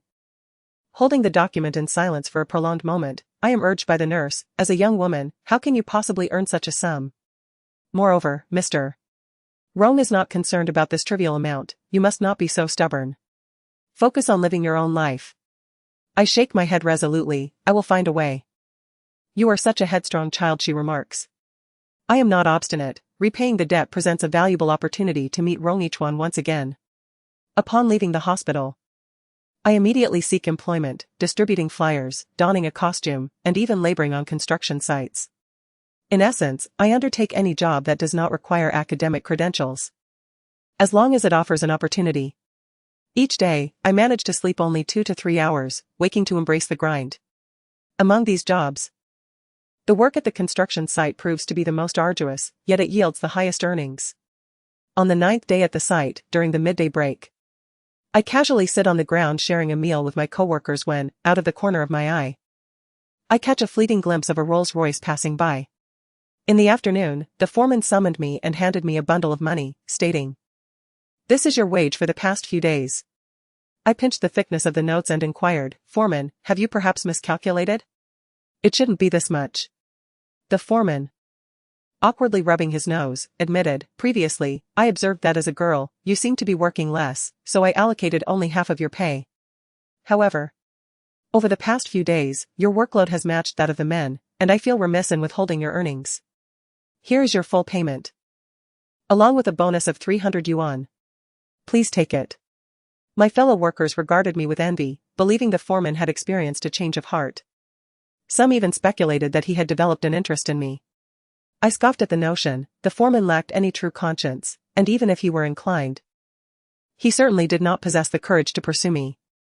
The Rolls-Royce had appeared at noon, and by the afternoon, he compensated me. Such coincidences are hardly plausible. This construction site is not particularly close to the Rongsher Tower, yet it is an essential route for Rong Yichuan returning from the airport. During my work in recent days, I consciously traversed the entrance of the site several times. Indeed, he noticed me. The following day, I approached the foreman once more. Upon hearing my request, the foreman's jaw nearly dropped in disbelief. "Are you out of your mind? The night shift pays more, and I am in urgent need of funds." The foreman looked troubled, "But you do realize that working nights means you'll have to reside in the temporary housing with the other workers. It consists of a single large dormitory, and the rest are men." As a girl, I replied, "I will work continuously and need not sleep." The foreman, pressed by circumstances, sighed and said, "Please wait here for a moment while I make a phone call." I complied and patiently waited in the foreman's office. After approximately 10 minutes, he returned. "Here's the plan, I will assign you a higher-paying job," he stated. "Every day, we need to manage the entry and exit of steel materials at the construction site. You will be responsible for measuring and reporting the dimensions and quantities to me daily." "Foreman, what about the salary?" "This job pays even more than the night shift, but you will only work during the day. You can go wherever you wish at night, there's no need to stay overnight at the site." I chuckled lightly, "Foreman, you're being so kind to me that the other workers outside are saying you have ulterior motives." The foreman's face turned pale, and he choked on his tea. Muttering softly, how could I dare to have feelings for someone so esteemed? Feigning ignorance, I asked, "What did you say?" "Nothing. Just remember, I have a wife and a 15-year-old daughter. I'm merely sympathetic to the challenges faced by a young woman. I harbor no such lewd thoughts. I will deal with those gossiping outside, who are not focused on their work." After 3 months, I had saved up 43,000 yuan. Sister Zhou had once asked if she should transfer the money directly to me, but I declined. She believed I was being foolish, and that Rong Yichuan, being so busy, might not notice my diligent efforts. she was mistaken. To perform convincingly, one must be thorough. Rong Yichuan is not easily deceived. However, Sister Zhou did share some recent news. Do you remember General Shen from Nanfeng Group? You dismiss her, and I shall send another young lady in her stead. Oh. Since the last time I outmaneuvered Shen Chengyuan, he is yet to make another appearance. However, now that the Rong family is hesitating to renew their contract, it seems he still has the leisure to indulge in romantic pursuits. I heard from that young woman that Mr. Shen appears to be arranging a morning haul. I wonder if it signifies that the esteemed Mr. Su is in dire straits. At that moment, I sat at the table, meticulously stacking the banknotes, wrapping them in newspaper, and finally placing them into an envelope. Upon hearing this, my hand trembled, and I nearly tore 100 yuan note in half. Is Mr. Su not still in the hospital? Yes, he is, but he has been in a vegetative state, confined to the ICU without any signs of recovery. If I calculate the days, it has been several months. Alas, it seems this time, he may truly be beyond salvation. I felt as though I had plunged into an icy abyss. Sister Zhou, is the information reliable? I heard it from that young lady, it should be mostly accurate. I urgently inquired, what about Mr. Su's wife? Is there any news regarding her? No news has surfaced. Wasn't it said that she went mad from the overwhelming grief? Oh, I think it would have been better had she lost her sanity sooner. Her daughter has been devoured by beasts, and now her husband is gone. Truly a pitiable fate. Lin Ran? Why are you silent? I took a deep breath. Striving to compose myself, I was just preoccupied. All right, then, continue with your tasks, I shall not disturb you further. Please keep a close watch on matters with Mr. Rong. I understand the concerns of Sister Zhou. Her apprehension stems from the fear that I might turn my back on her after successfully establishing a connection with Rong Yichuan. Consequently, she has repeatedly urged me to remember to show my gratitude. However, at this moment, my mind is solely occupied with the urgency of finding an opportunity to visit my father. Chapter 10, Men, Born to be Heroes. 3 days later. A heavy rain descended upon H City. Early in the morning, I made my way to the Rong Corporation building, and as I anticipated, the receptionist barred my entry. I'm sorry, but without an appointment, you cannot meet with President Rong. I inquired, may I wait here for him? The receptionist, glancing at my tattered attire and unkempt appearance, expressed her disdain. I'm afraid that's not permissible. Your presence here could tarnish our company's image. I nodded in understanding. Then I shall wait outside. Stepping out of the Rong Corporation building, I positioned myself beside the stone lion at the entrance, clutching a bulging plastic bag. I had anticipated the impossibility of gaining entry to the building. After all, it had been my father's former company, and without an appointment, I could not even see him, let alone Rong Yichuan. The reason I chose to come today to return the money was due to the weather forecast predicting heavy rain. Thus, I spent the entire day outside the Rong Corporation building, alongside the stone lions, drenched in rain. As evening approached, the temperature began to drop, and I could feel the onset of a stuffy nose and fever, my body trembling from the cold. I curled up into a small ball, resting against the stone lion as I drifted into a slumber. The raindrops striking my face and body sent chills through me. Eventually, the icy sensation of the rain faded away. As I slowly opened my eyes, I beheld a pair of finely crafted black leather shoes. Ascending my gaze, I noted the meticulously tailored suit trousers. Rong Yichuan stood before me, his secretary holding an umbrella above him. Yet, the umbrella in his hand was positioned directly over my head. Overcome with joy, I rose to my feet, exclaiming, Mr. Rong, you have returned. However, Rong Yichuan's expression grew notably colder upon seeing me. Perhaps it was the resolute rejection I had displayed at the hospital entrance days prior that unsettled him. Though I bore a resemblance to Emoli, my demeanor had undoubtedly caused him discomfort. I smiled, wiping the raindrops from my face, and handed him the tightly clutched plastic bag that I had held close to my chest. I have come to repay the medical expenses. Rong Yichuan glanced at the bag before locking his gaze onto my face, as if attempting to peer into my very soul. Mr. Rong? His expression remained inscrutable as he replied, I have told you, there is no need for repayment. You may leave. But My words were left unspoken as Rong Yichuan strode decisively into the Rong Corporation building. The secretary trailed behind him, holding the umbrella, casting a fleeting glance back at me. Yet, with his tall stature, her gaze lingered for but a mere 2 seconds before she hurriedly followed in her high heels. Through the curtain of rain, I watched as they entered the private elevator, vanishing from my sight. A soft sigh escaped my lips. I had anticipated that emulating Emily would provoke his pride. Yet I did not foresee his abrupt departure. Just days ago, he had come to the construction site to assist me with work adjustments. And now he had turned his back on me. The heart of a man in love is as elusive as a needle in the ocean. However, after the recent encounter, I had gleaned some understanding of Rong Yichuan's temperament. While the strategy of feigned vulnerability may be simplistic, it proved effective. Thus, I remained, clutching the plastic bag of money tightly against my chest, continuing to wait outside. The sky had completely darkened, and the temperature began to plummet rapidly. I wrapped my arms around myself, shielding the money while attempting to retain my warmth. Yet, my constitution was still too frail. I felt a chill and warmth alternating within me, my nose becoming congested, and my head spinning in a haze. I suspected I might be coming down with a fever. "Wake up, please wake up." I was roused by a gentle push, my mind still clouded, but I could vaguely recognize the figure before me, my secretary. She held an umbrella over me and softly spoke, "Mr. Rong has arrived and wishes to speak with you." I nodded obediently and glanced past her. Rong Yichuan, clad in a black suit, seemed almost to dissolve into the night, save for the vibrant hues of the neon lights behind him. I steadied myself against a stone lion, wobbling slightly as I stood. "Mr. Rong," I called out, "how long have you been waiting?" I smiled and waved my hand dismissively, "Not long." "Why didn't you go inside the lobby to wait?" I shivered slightly and lowered my gaze to my attire. Then, suddenly, I brightened with a radiant smile. "Everyone who comes to Rong's tower is someone of importance. I cannot afford to bring you any embarrassment." I retrieved the items from my embrace and extended them toward him. "I know you do not lack for money, but I do not wish to owe anyone anything. Please accept this." Rong Yichuan regarded me for a moment, ultimately accepting the plastic bag from my hands, still warm. I was afraid of getting wet in the rain, so I held it close. "But your clothes are completely soaked." Thus, I wrapped my belongings in a plastic bag to shield them from moisture. The money inside should remain dry.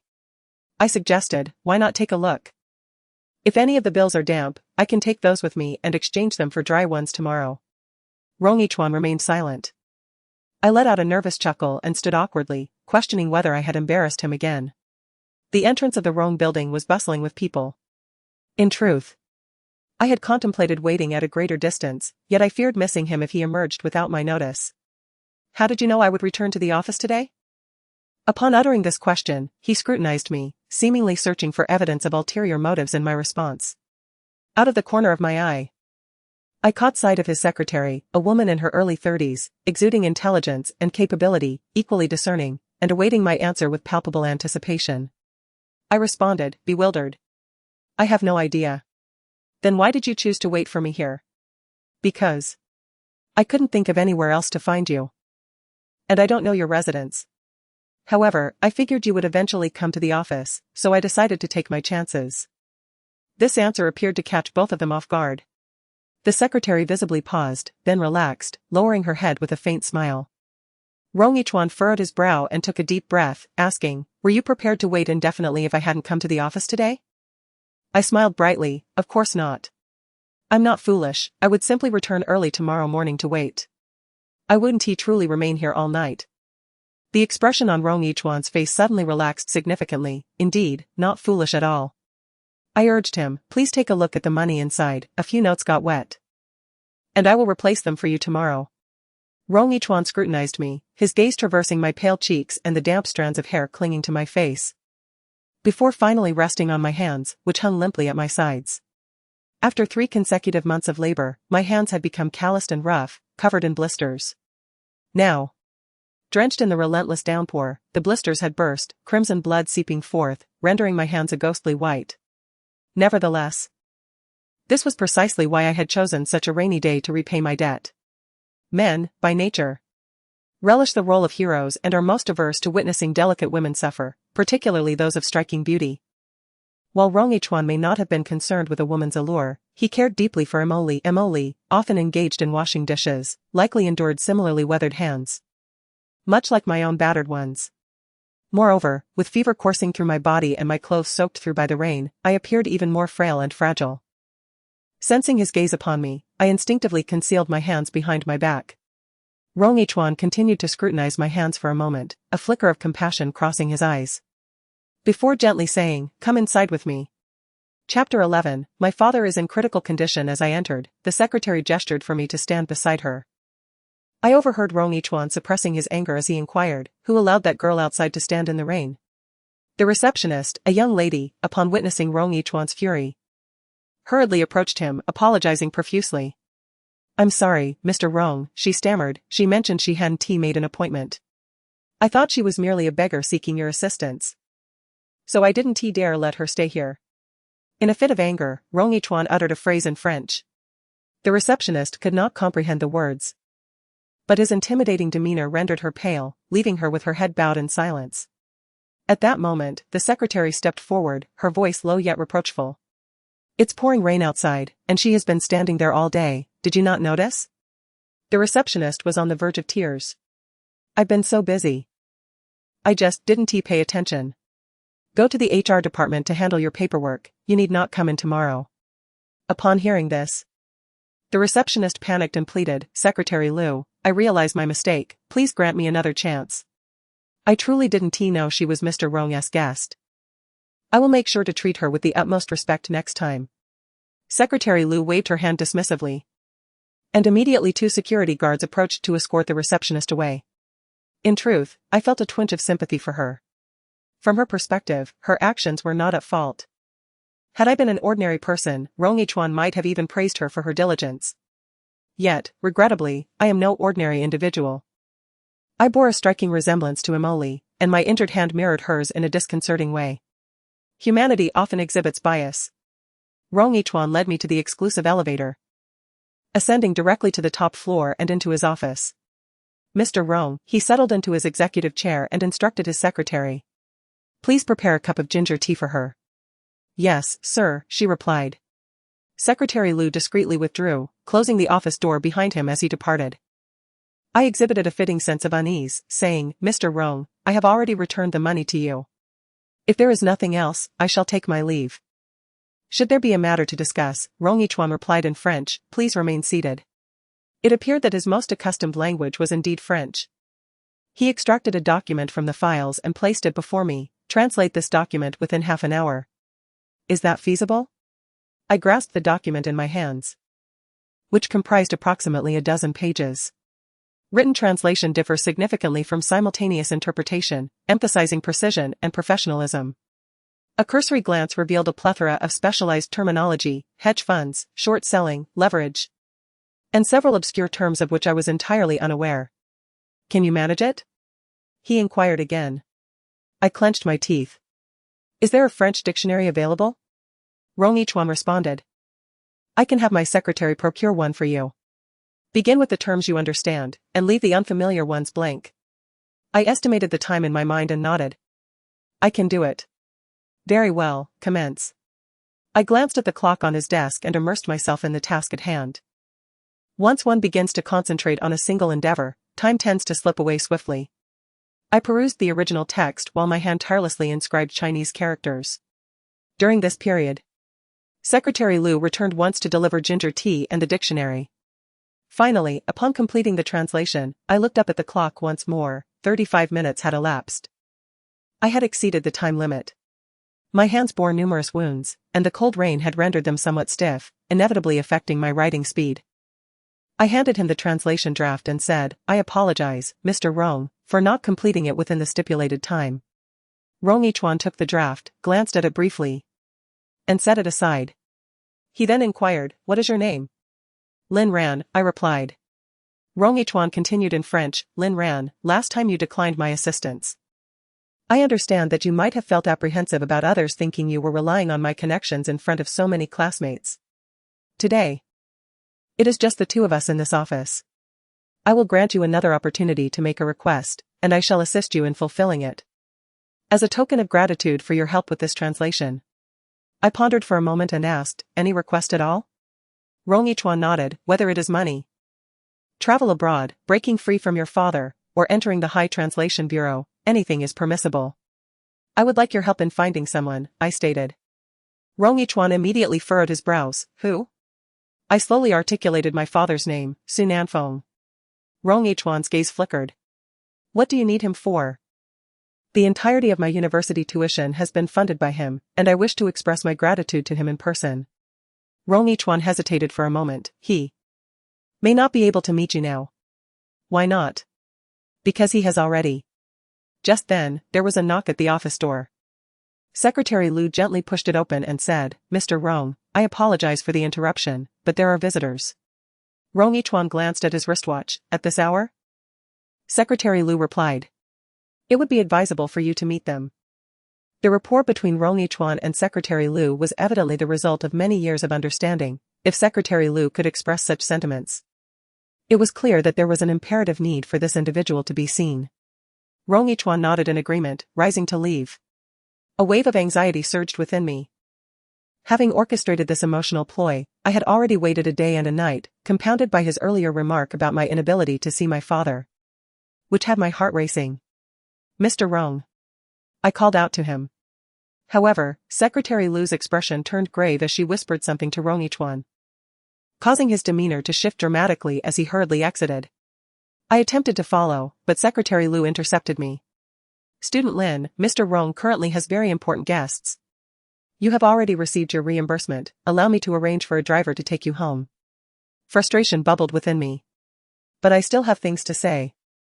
Any messages you wish to convey can be relayed to me, and I will ensure Mr. Rong hears them once he is finished with his obligations.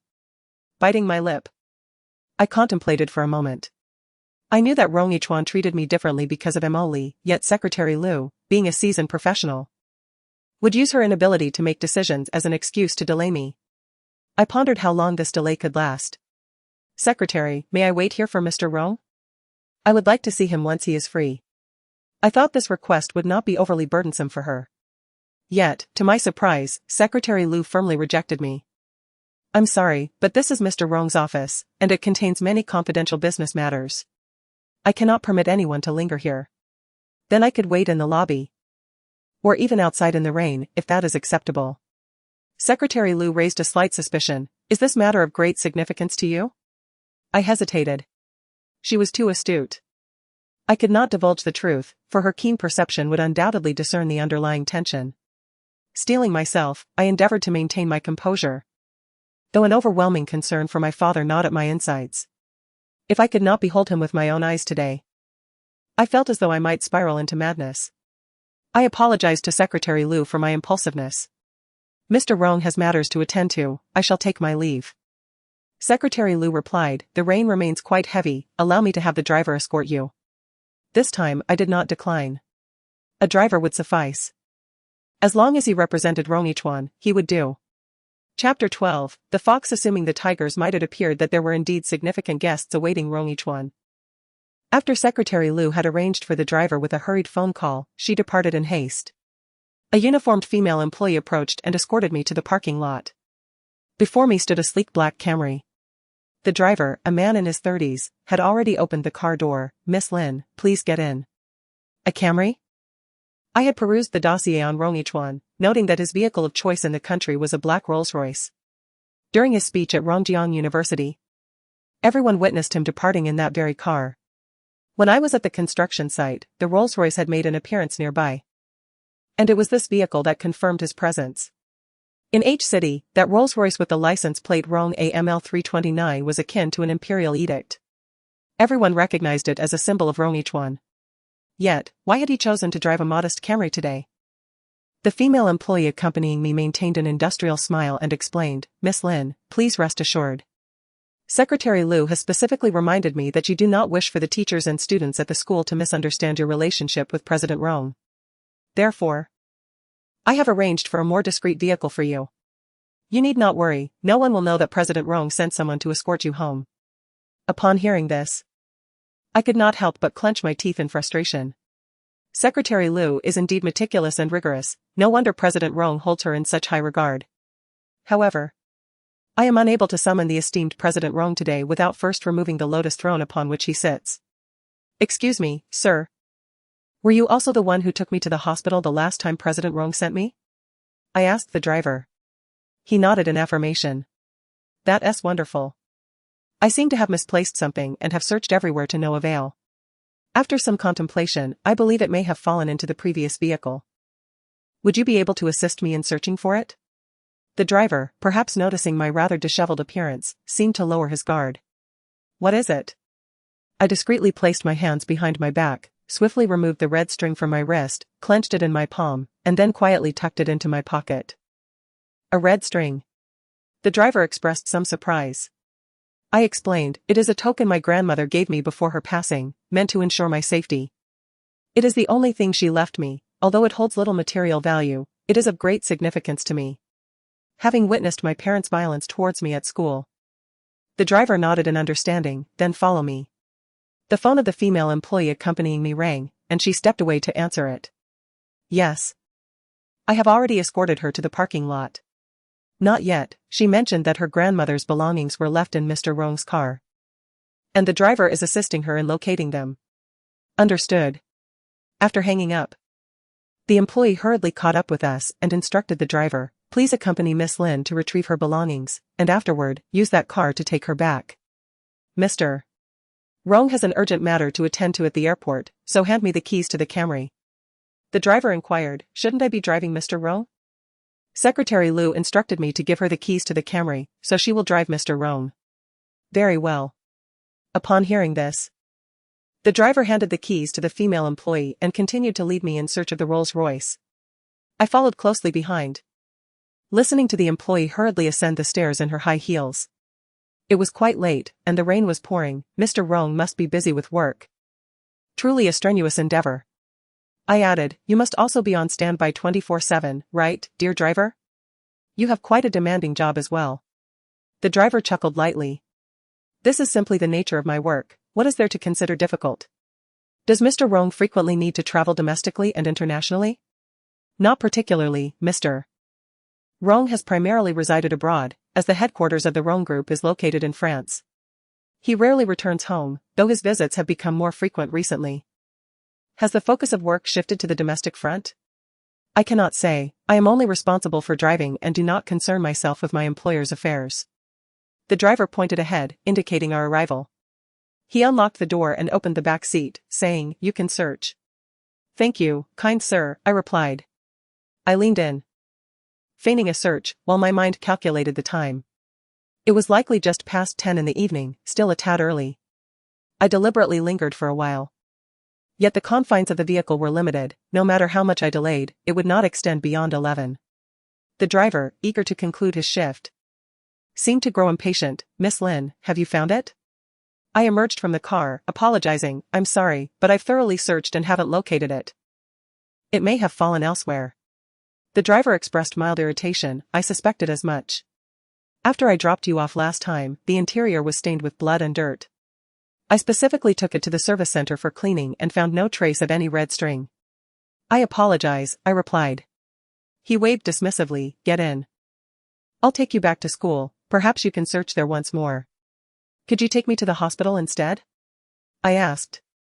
What business do you have at the hospital at this hour? He inquired. I stayed there for quite some time after my last injury. And I suspect the red string may have been left behind. I wish to look for it, I explained. The driver frowned, even if it were lost at the hospital. It's been so many days, it's unlikely you'll find it. I implored him, please, it truly means a lot to me. I must search for it to find peace. All right, he relented. The driver consented and drove me out of the parking lot of the Rongs building, heading towards the hospital. Along the way, I told him, you may drop me off at the hospital, it will take me quite some time to find what I need, so you need not wait for me. I will return to school on my own once I am done. The driver appeared somewhat concerned, saying, the hospital is quite far from your school. How will you get back? I replied, I will wait until daybreak when the bus service resumes, there is a direct route. Very well, he replied. Half an hour later, the driver parked the Rolls-Royce at the entrance of the hospital. As I had anticipated, the staff at the entrance recognized the vehicle and promptly approached, Mr. Rong? The driver gestured towards me, stating, this young lady is a guest of Mr. Rong, here to retrieve something, please assist her. The security guard immediately nodded in acquiescence. Of course. I bid farewell to the driver as he departed. The security guard, observing my tattered attire, yet noting for the second time my arrival in Mr. Rong's exclusive vehicle, maintained a respectful demeanor, asking, "Miss, may I inquire what you are looking for?" "I am quite familiar with this hospital." Standing before the hospital, I gazed up at the inpatient department against the backdrop of the night sky. "I am looking for someone," I declared. "A person?" The guard inquired. "Is it a doctor or a nurse?" "I can lead you directly to them." "A patient, Su Nanfeng," I replied. The guard seemed puzzled, asking, "Is this Su Nanfeng a relative of yours?" I cast a cold glance, signaling that matters concerning Mr. Rong were not to be questioned. I exuded an imposing aura, startling the security guard, who promptly nodded in acknowledgement, his expression turning serious. "I apologize, Mississippi. I shall escort you there immediately." Chapter 13, Mr. Rong's associates. I had contemplated my father's dire situation, but I never anticipated it would be this grave. The guard led me into the hospital ward, inquiring about the room number at the reception before guiding me through a labyrinth of corridors towards a small, dilapidated building at the back. We eventually halted in a secluded and chilly corner, where stood a solitary, crumbling red brick structure, permeated by a musty, decaying odor. This was the place. I immediately demanded, "Mr. Su is the chairman of the group. Is the hospital's bed availability so scarce that a critically ill patient is relegated to such a location?" The guard chuckled awkwardly. "It's been 2 months without payment for medical fees. The family mentioned that keeping a comatose patient alive is merely prolonging their suffering, so..." I abruptly lifted my head. "Family? Which family?" "That I do not know. My responsibilities are limited to security at the hospital entrance. The medical area is beyond my jurisdiction. Bring someone from the inpatient department to me immediately." Is that not possible?" The guard quickly donned a conciliatory smile. "Well, I cannot summon anyone. You, being Mr. Rong's associate, should have no trouble doing so." "Then hurry." The guard hurriedly dashed off to find someone. Standing before the decrepit little building, I placed my hand on the doorknob, inhaling deeply several times, steeling myself before finally pushing the door open. Yet the scenes within the room instantly brought forth a deluge of tears. The air was thick with a foul stench, refuse littered the space, mingled with excrement and the lifeless bodies of rodents. A few stray dogs rummaged through the heap of garbage in the corner, baring their teeth in a menacing display as I entered, as if to drive me from their territory. I cannot fathom where my sudden surge of courage came from, but I seized a nearby stick and, in a frenzy, drove them all away. And there lay my father, the once wise and towering figure who had always sheltered me, now resembling a slumbering skeleton, quietly resting in that desolate state. I could barely maintain my balance, stumbling to the bedside. "Dad." Yet, he showed no response. I yearned to grasp his hand, but after searching beneath the covers for what felt like an eternity, I found nothing. Gently, I lifted the blanket, only to be struck with shock by the sight before me. The bedding beneath him had turned a grim yellow-black, soaked through, and he lay half submerged in this dampness. His right forearm was positioned at an unnatural angle, the elbow protruding outward. He had sustained a fracture. As I continued to examine him, I discovered his left leg was also broken, the wound having festered for who knows how many days, leaving me to wonder if he could still be saved. I could no longer contain myself and burst into tears. Suddenly, hurried footsteps approached from outside the door. I hastily wiped the tears from my face and took several deep breaths, striving to compose myself and refrain from any rash actions. There was a knock at the door, and the security guard inquired with a tone of feigned politeness, "Miss, I have brought the head nurse for you. Are you in there?" Suppressing the tremor in my voice, I coldly replied, "Let her in." With a creak, a nurse in her 50s, somewhat plump, entered the room. The dim glow of a solitary bulb illuminated her presence. My gaze was immediately drawn to the enormous gold ring adorning her finger. Not only the ring, but also her earrings, necklace, and bracelet sparkled with ostentation. Despite donning a white nurse's uniform, she exuded an air of opulence, clearly accustomed to a life of luxury. While I scrutinized her, she was assessing me in return. My tattered clothing, drenched from the rain, clung to me, and my hair lay matted against my face. Her expression shifted to one of suspicion. "Are you one of Mr. Rong's people?" A security guard promptly interjected, cautioning her, "Sister Wang, please be mindful of your words." Sister Wang, with a hint of disdain, retorted, You summoned me in such a hurry at this late hour just to see her? Is she truly one of Mr. Rong's? Don't attempt to deceive me. How could I dare to mislead you, Sister Wang? She genuinely is one of Mr. Rong's guests. Brother Chen, the driver, personally brought her here and instructed me to assist her. Upon hearing this, Sister Wang's expression subtly shifted. Brother Chen brought her himself? Indeed, he drove Mr. Rong's car specifically to deliver her. Let it not be that Mr. Rong, in a moment of compassion, merely spotted a pitiful girl being mistreated on the street and brought her to our hospital for treatment. Wasn't there a similar case last time? That girl was just an ordinary college student. After her treatment, she left, hardly qualifying as one of Mr. Rong's. Upon hearing these words, the security guard's expression shifted subtly. He glanced at me, seemingly hoping I would present further evidence to substantiate the depth of my relationship with Rong Yichuan. I coldly smirked. This esteemed Sister Wang certainly carries herself with great airs. The inpatient department is but a few minutes' journey from here. Yet I have waited for you for a full half hour. Sister Wang huffed dismissively, playing with the gold ring adorning her finger, composed and unperturbed. I do not know you. Why must I meet you simply because you have come? Unacquainted with me?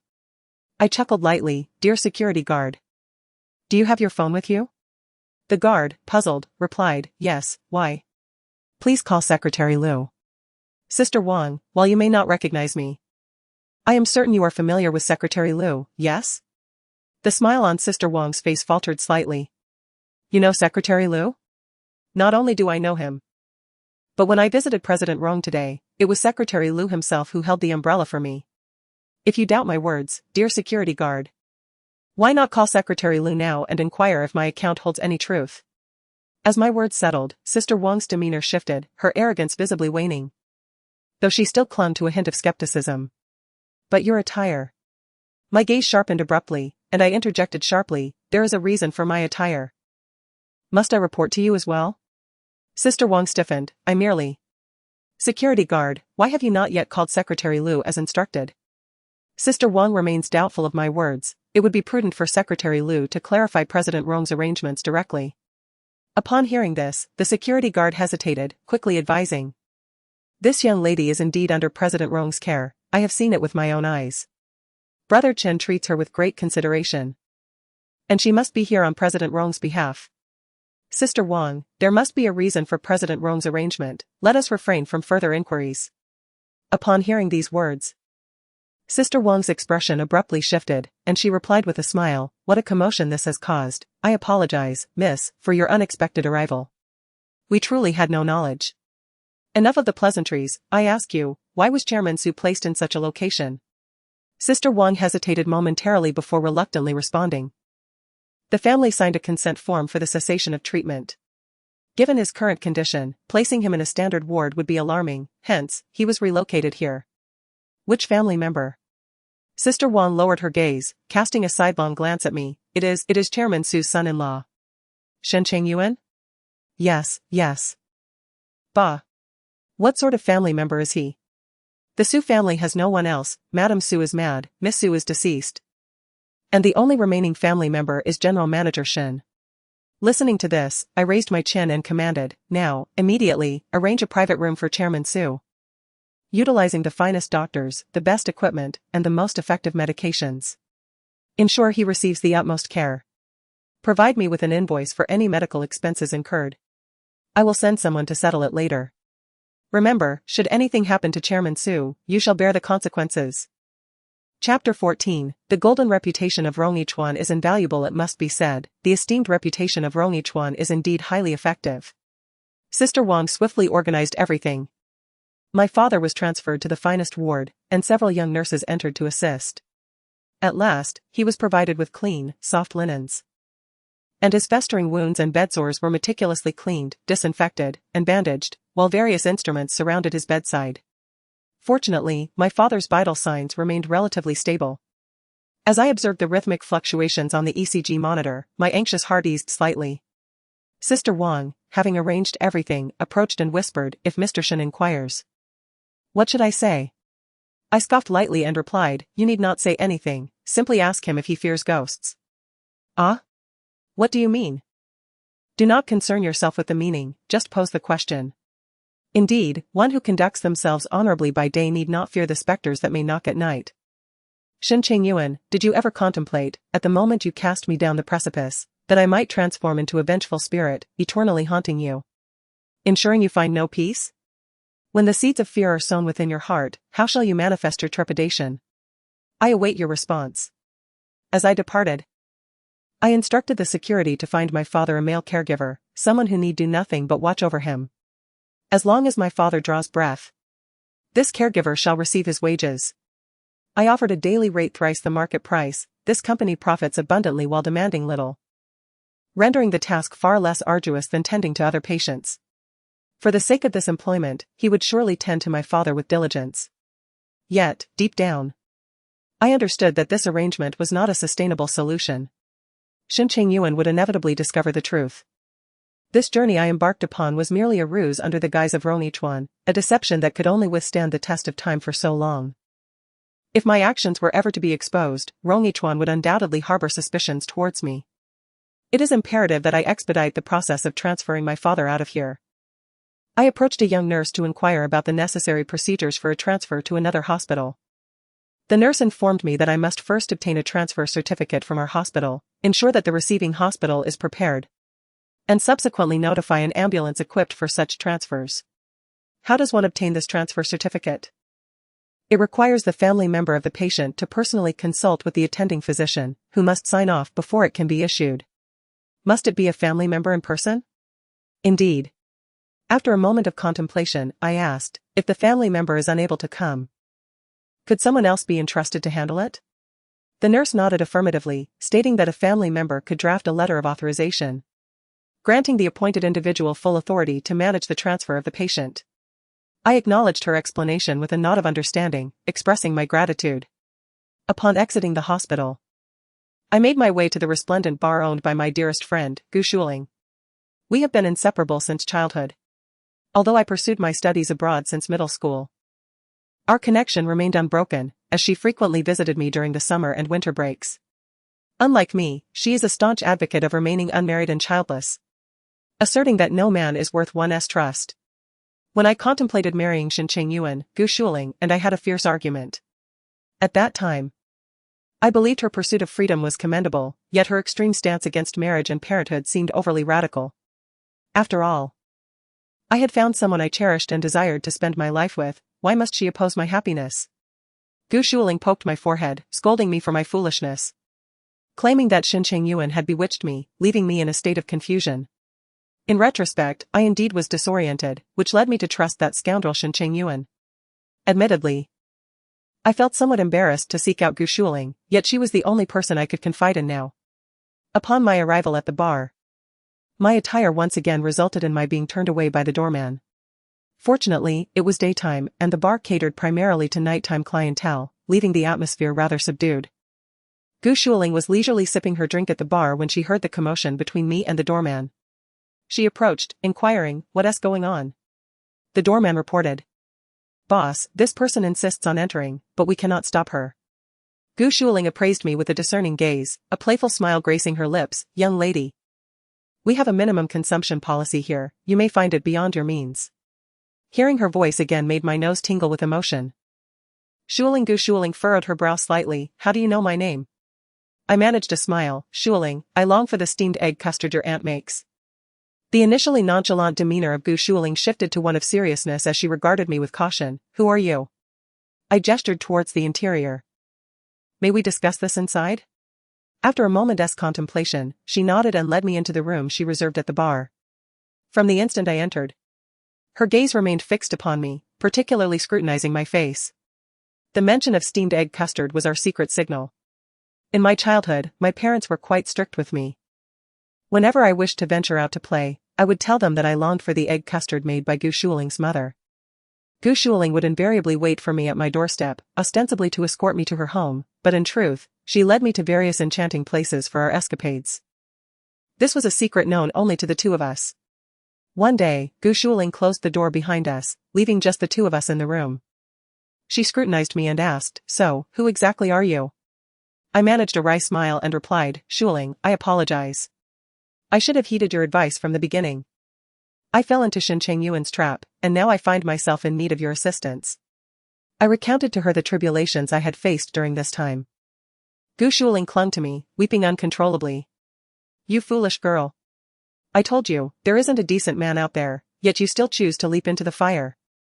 I couldn't stop you even if I tried. It infuriates me that you would argue with me over a man. I'm severing ties with you. True to her nature, Gu Shuling possessed a sharp tongue but a tender heart. Though she declared her intention to cut off our friendship, she held me tightly, nearly rendering me breathless. I understood that ever since my troubles began, she too must have been suffering. I acquiesced to her embrace for a while, offering no resistance. After some time, I asked her, "Are you calmed down yet? If you don't stop, I might just perish from your grip after surviving the precipice." Gu Shuling released me, her eyes swollen from crying. You have been back for over half a year, why haven't you come to find me? We must report Shen Chengyuan, that scoundrel. Do you think I don't want to? I sighed, lamenting the fact that my parents were still under his control. After reporting to the police, the investigation would inevitably take time, and once the case reached the court, the process from acceptance to verdict would require further delays. He could threaten my parents' lives at any moment, and I was left to ponder my options. Perhaps withdrawing the lawsuit was the only recourse. Gu Shuling, exasperated, stamped her foot. What shall we do? Are we to merely watch him reside in your family's home, spend your family's money, and brazenly inherit your father's company? Certainly not, I replied. Shuling, my priority is to rescue my parents first. What do you suggest I do? I shared the details regarding their transfer to another hospital with Gu Shuling. After a moment of contemplation, she nodded decisively. Very well, I will promptly reach out to other hospitals. Once everything is arranged, I will take your authorization letter to Uncle Su for the transfer. Though I may be gone, my handwriting remained. I penned an authorization letter with my own hand and entrusted it to Gu Shuling. At the bottom, I emphatically inscribed the name Su Lingran. As the biological daughter, I held far greater legitimacy in deciding my parents' fate than any son-in-law, a mere outsider devoid of blood ties. Chapter 15, They were all willing to go all out to perform on-site, why should I fear witnessing it? Just as I finished writing, Gu Shuling's phone rang. She answered with a few affirmations, her expression gradually shifting to one of gravity. Once she hung up, I inquired, what happened? Is it related to your bar business? Gu Shuling hesitated momentarily, no. Is it about me? She grasped my hand firmly. Ran, you must come with me to a certain place. Gu Shuling drove me to a location known as the Sunshine Club. The grand entrance is adorned with exquisite opulence, embodying ancient Greek architectural style, complemented by a strikingly explicit sculpture. A robust Greek man is depicted seizing a beautifully naked woman. Gu Shuling scoffed, a so-called Sunshine Club. Yet it boasts such an indecent sculpture at its entrance? Sunshine, indeed. More like stripping bare. The piece is titled The Abduction of Persephone. Gu Shuling, perplexed, asked, what?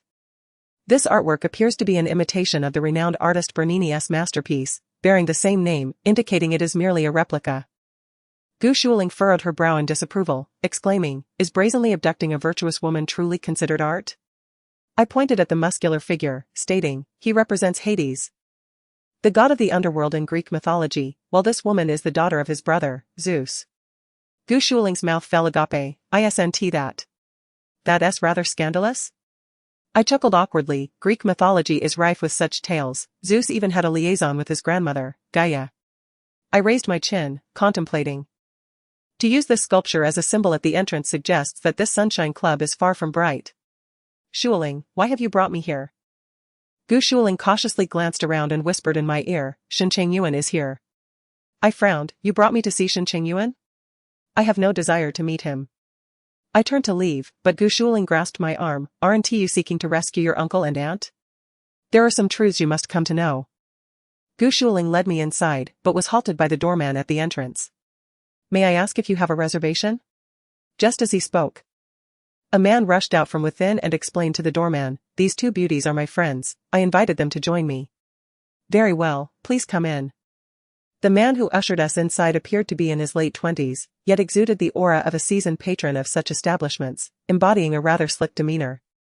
Without the slightest preamble, Gu Shuling inquired, where is that scoundrel? The seasoned patron's gaze fell on me, his eyes flickering momentarily. Linger. May I ask who this lovely lady is? She is. I quickly tugged at Gu Shuling's arm, preventing her from revealing my identity. When she turned to me, I smiled reassuringly and subtly touched her hand, signaling her to hold back. Gu Shuling understood and casually replied, she is a new employee at my bar. I was concerned about her safety coming alone, so I brought her along. The seasoned patron rubbed his nose, his gaze appraising me intently.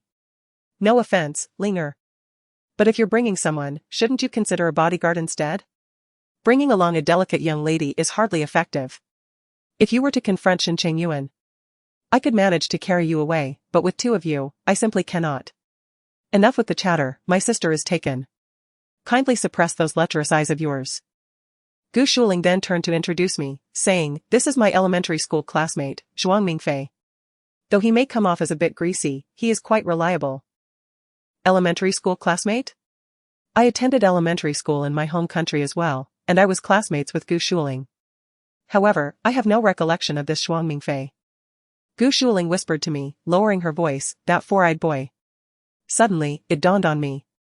There was a short boy in our class who was severely myopic, donning glasses thicker than beer bottle bottoms since the first grade. Everyone called him Little Four Eyes. I never anticipated that he would grow up to be quite handsome after some grooming. Nevertheless, it makes sense, our elementary school was an international institution. And the children who could attend were mostly from capable families. Zhuang Mingfei's family must not be lacking in resources either. With wealth comes the ability to coax even the most stubborn of circumstances, and it can facilitate corrective eye surgeries and aesthetic enhancements. When Gu Shuling mentioned I was taken, Zhuang Mingfei appeared somewhat displeased. Am I seen as a lecher in your eyes? I merely thought this girl seemed familiar, as if I had encountered her somewhere before. Huh. Do you think you are Jiao Baoyu, engaging in a whimsical bond with Lin Daiyu? No, I truly feel she looks somewhat familiar. Enough of your nonsense. Quickly tell me, in which private room is Shen Chengyuan? At this juncture, Zhuang Mingfei interjected, promise me you will remain calm. Gu Shuling pointed to her own nose and asked, am I not calm enough now? Zhuang Mingfei nodded earnestly, Linger, I understand your indignation for Su Lingran. But Shen Chengyuan is no longer the Su family's driver he once was, he is now at the helm of the entire Nanfeng group. It would be wise for you not to offend him. Am I supposed to be afraid of him? I am aware that you are unafraid. Yet I worry about your potential misfortune, Zhuang Mingfei remarked. Although you operate a bar, you are still a young woman. The ways in which men are targeted often involve physical pain and humiliation, but the methods used against women are far more varied. His tone bore a hint of gravity. He was not jesting. Shen Chengyuan was a man of ruthless disposition, and I feared that Gu Shuling might act impulsively. If he were to harbor ill intentions, it would spell disaster. I had already entangled my parents in this quagmire, I could not afford to drag my dearest friend down with me. I assured him. I will accompany her, I will keep her in check. Zhuang Mingfei nodded in agreement, you are indeed the more composed one. By the way, how shall I address you? I am Lin, I replied. Zhuang Mingfei chuckled, well, we have a true Lin Daiyu here. Alas, I do not share the surname Jia. What a pity seashore banter. Did you not proclaim that your heart belongs to the white moonlight, a memory forever etched in your mind? And now, upon encountering a beautiful young lady, you find yourself smitten? Zhuang Mingfei, who had been laughing nonchalantly, now wore a faint grimace, retorting with a scoff. Only you would dare to jab at my heart. In truth, Gu Shuling felt a twinge of regret for her words and gently patted Zhuang Mingfei's shoulder. Ah. That was not my intention, let us speak no more of it. The person is gone, after all. Zhuang Mingfei added, Shen Chengyuan is in the VIP room ahead. But I would advise against your entering, some scenes might be quite shocking for you young ladies. I scoffed lightly, how shocking could it possibly be? They all boldly ventured into live performances, yet I found myself apprehensive about merely watching. Chapter 16, Shen Chengyuan's strategy, far more intricate than I had anticipated. Zhuang Mingfei regarded me with a newfound respect, giving me a thumbs up, sister, you are remarkable. It is not that I possess a penchant for the unconventional, rather. During my time with Sister Zhou, I had observed the training she conducted for her subordinates. I had witnessed various techniques, both in skill and in verbal prowess. Even if I had not personally experienced it, I had certainly seen enough chaos to grasp the essence. Sister Zhou had previously suggested that I undergo training as well. But I declined. Rong Yichuan is not the type of man who could be swayed by such means. Any skills acquired would be futile. Moreover, Emily has been married and a mother for many years, while Rong Yichuan has remained virtuous. One cannot be certain if he still harbors feelings for his past love, making it implausible for him to engage with other women. Another reason is my aversion. The extent of intimacy between Shen Chengyuan and myself throughout our courtship and marriage was limited to embraces and hand-holding. He once desired to kiss me, yet inexplicably, I was always repulsed by an odd taste that seemed to linger in his mouth, causing me to feel nauseous at any proximity. During our initial days of marriage, I happened to be on my menstrual cycle. Although we had acquired our marriage certificate, we had not consummated our union. Deep within, I harbored an indescribable aversion to such matters. The thought of catering to a man I do not love is simply unacceptable to me. The men chosen by Sister Zhou are purportedly athletes, brimming with youthful vigor, and the girls are required to hone their skills on them before being introduced to men of power and influence. The mere thought of those shared cucumbers fills me with revulsion. How about this? Zhuang Mingfei suggested. In a moment, I will take Lin Mimi inside, and linger. I shall arrange for you to have a separate room where you can await us. Gu Shuling was reluctant, asking, why should I? Why indeed? Perhaps it was because she feared that the sight within might provoke Zhuang Mingfei to unleash his wrath upon Shen Chengyuan. Gu Shuling's countenance darkened. Yet she refrained from opposing further. Perhaps she possessed a modicum of self-awareness regarding her temperament. She grasped my hand and advised, be cautious and stay close to Zhuang Mingfei. If it becomes unbearable, make your swift exit. I nodded in agreement. Zhuang Mingfei patted his chest confidently, declaring, rest assured, today I shall be Lin Mimi's gallant protector. From the exchanges between Zhuang Mingfei and Gu Shuling, I could surmise the unsettling happenings within that private room. However, I could not fathom why. Despite my knowledge of Shen Chengyuan's true nature as a scoundrel, Shuling insisted that I witness it with my own eyes. Did she fear that I might repeat past mistakes? With a heart full of trepidation, I followed Zhuang Mingfei into an empty private room. He handed me a uniform worn by the female staff here, instructing, change into this and when we enter, serve the drinks and promptly return to my side. Obediently, I donned the outfit. Arranging my hair in a manner akin to the waitresses, and aside from the absence of makeup, I resembled them almost perfectly. Zhuang Mingfei scrutinized me with a mix of concern and apprehension. He reached out to pull a few strands of hair from my forehead, obscuring half of my face, and then said, come with me. As the door to the private room swung open, a heavy, pungent aroma assaulted my senses. The mingling scents of smoke, sweat, alcohol, and an inexplicable sweet, fishy odor surged forth, almost making me retch. I coughed a couple of times, hastily lowering my head. Mingfei, why are you taking so long in the restroom? Have you encountered a romantic interest? Spoke a disreputable man, clearly intoxicated, his words slurred as he glanced in my direction, attempting to assess my appearance. Zhuang Mingfei swiftly hooked his arm around the man's shoulder and led him away, replying, romantic interest, my foot. The men's restroom on the first floor was blocked. I had to wander around the second floor for quite some time before locating it. Blocked? Who the hell threw a used condom in there? This remark elicited a chorus of laughter from within the room. The atmosphere was thick with smoke, obscuring my vision, however. I could discern the presence of both men and women, with the former outnumbering the latter. Hey, waiter! Bring the drinks I ordered. Zhuang Mingfei gestured towards me. I promptly stepped forward, placing the bottle of liquor into the ice bucket on the table before quickly retreating behind Zhuang Mingfei. Just as I steadied myself, a familiar voice, filled with impatience, cut through the haze. Do you not understand the rules? This voice. Shielding my face with the strands of hair, I slightly raised my head. Shen Chengyuan was languidly sprawled on the sofa, dressed impeccably in a tailored suit, his form reminiscent of a sprawling figure. Beneath him knelt a woman, her skin devoid of any covering. In his hand, he held a stack of pink currency, which he playfully tapped against the woman's face, tauntingly urging her to continue amidst the spectacle.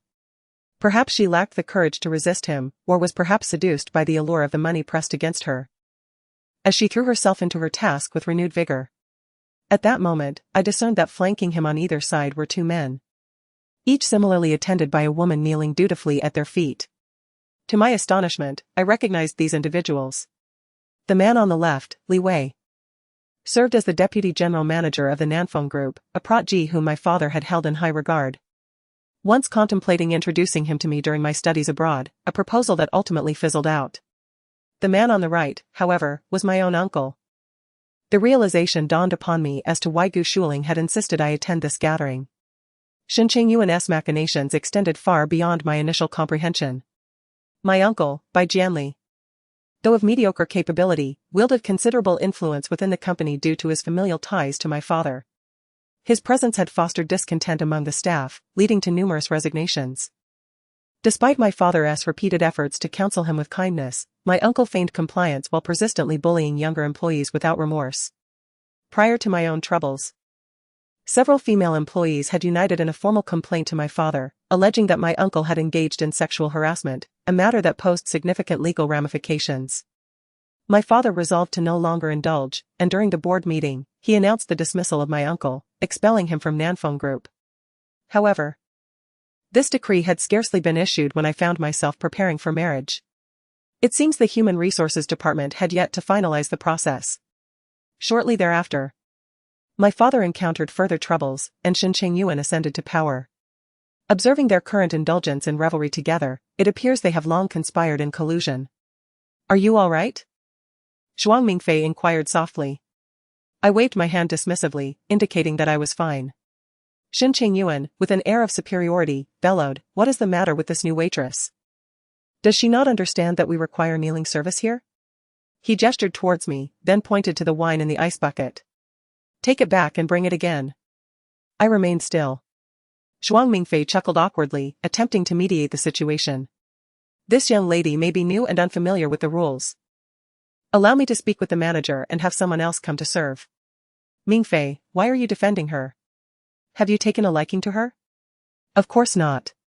Shen Chengyuan, emboldened by his newfound authority, grew increasingly brazen. Did you not hear what I said? As he spoke, he lifted his foot and kicked the woman in the chest. She let out a cry of pain, rolling several meters away. Clutching her chest and struggling to regain her composure, Shen Chengyuan pointed at me, commanding, "You, come here and take her place." Chapter 17, Who is she, after all? Zhuang Mingfei interjected, "Let's not escalate this. The young lady is merely here to serve, she is not here for this." You, Shen Chengyuan, lightly tapped the chin of the woman who was crawling at my uncle's feet with your toes, speaking with an airy arrogance, "Do tell him what your true profession is." The woman turned her head and expelled the contents of her mouth, addressing him with a sycophantic tone, "Mr. Shen, I was previously an accountant at Nanfeng Group." My hands, which hung by my sides, clenched tightly. I had never quite grasped the structure of my father's company. He had once inquired if I wished to inherit the family business. At that time, I was wholly absorbed in painting, indifferent to the acrid scent of commerce, and my father did not press the matter further. He and my mother were always quite liberal, supporting whatever I chose to pursue, wishing only for my happiness. It seemed that unbeknownst to me, Shen Chengyuan's influence had extended far and wide. Women, it appears, are of such a nature, as long as the compensation is sufficient, they will undertake any task. Shen Chengyuan concluded. He then turned to the accountant and asked, "Wouldn't you agree?" The woman softly affirmed, "Indeed." My uncle burst into laughter, "How could I have overlooked you? You should have informed me of this talent sooner, and I would not have sought out those ungrateful individuals." Zhuang Mingfei, for reasons unknown, seemed to darken in demeanor. His tone becoming somewhat harsh, "Mr. Shen, your assertion is rather absolute." "Oh?" Shen Chengyuan retorted, "In what way am I mistaken? I would rather remain silent. What I have to say may not be to your liking." Shen Chengyuan scoffed, "Are you suggesting Su Lingran?" Zhuang Mingfei remained silent, yet silently acquiesced to Shen Chengyuan's assertion. "She is even inferior to these women." Shen leaned back against the couch, closing his eyes languidly. He tapped his temple, remarking, "She is simply dim-witted." Li Wei followed suit with a hearty laugh, "I concur, utterly foolish. However, she is indeed quite attractive, with a commendable figure." "What do we call that?" My uncle chimed in, "Big breasts, no brains." At this declaration, a few men erupted into lewd laughter. Li Wei inquired, "So, President Shen, what is your experience like?" Shen Chengyuan squinted, responding ambiguously and suggestively, "Rather provocative." Suddenly, the entire table was upended. The ice bucket, the liquor within, and the tall glasses shattered upon the floor. Shen Chengyuan, Li Wei, and my uncle, all nearly bare-legged, were showered with shards of glass, drawing blood. Shen Chengyuan, infuriated, stood up, pointing an accusatory finger at Zhuang Mingfei, cursing, "What the hell is wrong with you?" Zhuang Mingfei pressed her lips tightly together, remaining mute. As she picked up a broken bottle from the ground and advanced towards Shen Chengyuan. "What are you doing? What do you intend?" The atmosphere turned tense. How did Zhuang Mingfei, who had just urged me to remain calm, suddenly lose her composure? Realizing the gravity of the situation, I hastily seized her arm, urging, "Stay calm." Zhuang Mingfei paused, her hand clutching the broken bottle momentarily halted as she pointed it vaguely at Shen Chengyuan, declaring, "Shen Chengyuan, mind your language." Shen Chengyuan was momentarily taken aback before a smile broke across his face. "I see, you have feelings for Su Lingran, don't you?"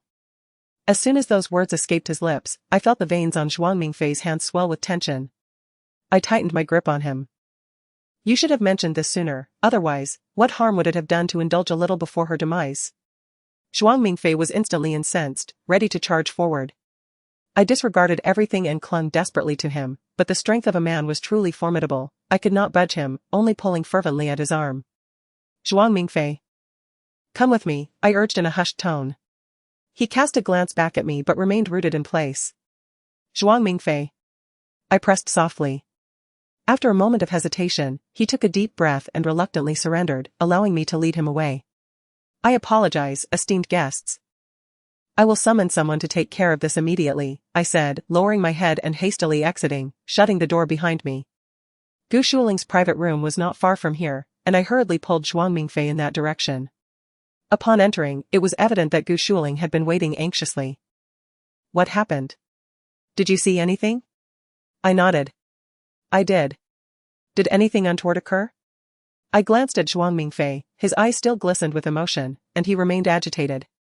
I pressed my hand on his shoulder, guiding him to sit on the sofa, then turned to Gu Shuling. "There was a bit of a situation. Shuling, could you please step outside and find a server to inform them to send someone to tidy up the VIP room?" Gu Shuling looked somewhat bewildered. "What transpired?" Ran. "Xiaolin, you couldn't resist striking the scoundrel, could you?" "It wasn't her, it was me," Zhuang Mingfei finally spoke up. Gu Shuling was taken aback. "You? I thought I asked you to keep Xiaolin in check. How is it that she remained passive while you resorted to violence?" "Shuling, let's not dwell on that now. Quickly find a waiter, and we should leave this place post-haste." Gu Shuling nodded repeatedly and opened the door to exit. I glanced at Zhuang Mingfei's hand. He still clutched the shattered remnants of a wine bottle, his palm smeared with blood. I retrieved a few tissues from the table, gently pried the jagged glass from his grip, and began to wipe the blood from his hand. "Miss Lin." He remained still, allowing me to attend to him. Yet he called out my name. Who exactly are you?" My hand paused slightly in its task. "Our landlady just mentioned I work at her bar." Zhuang Mingfei did not pursue the matter further, but I sensed his skepticism. After a while, Gu Shuling returned, waving her hand at me. "All set, let us go." On the drive back, Gu Shuling was at the wheel, I occupied the passenger seat, while Zhuang Mingfei sat alone in the back. An uneasy silence enveloped us until we reached Gu Shuling's dazzling bar. She summoned an employee to fetch a first aid kit, then led us into her office. As soon as we entered, her brows furrowed. "What on earth transpired between you two? How did it come to this?" She had noticed Zhuang Mingfei's injured hand. "Why on earth did you get into a scuffle with Shen Chengyuan?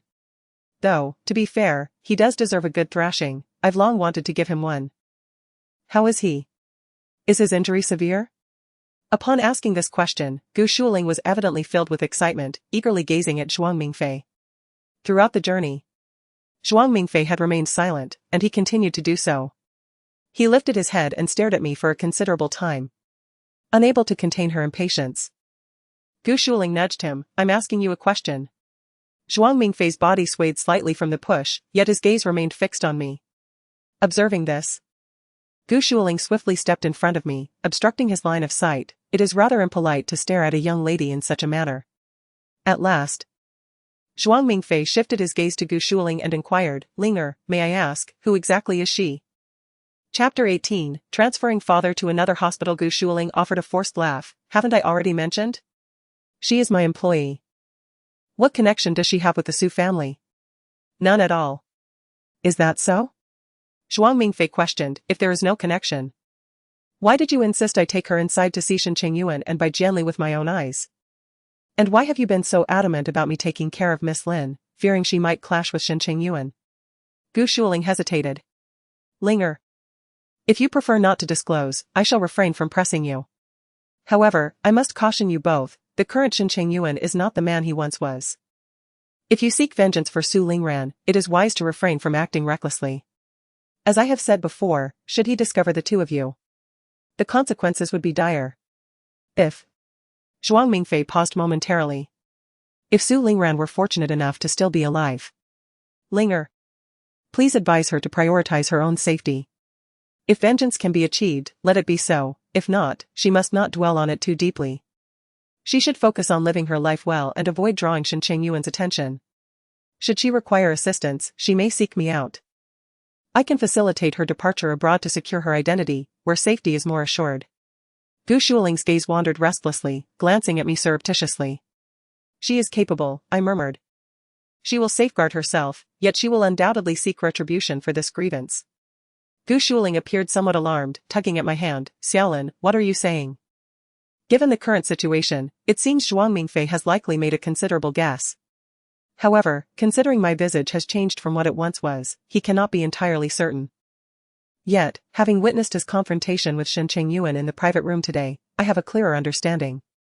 It seems he may have harbored feelings for me in the past. I continued, rest assured, she has already faced adversity once and will not tread the same path again.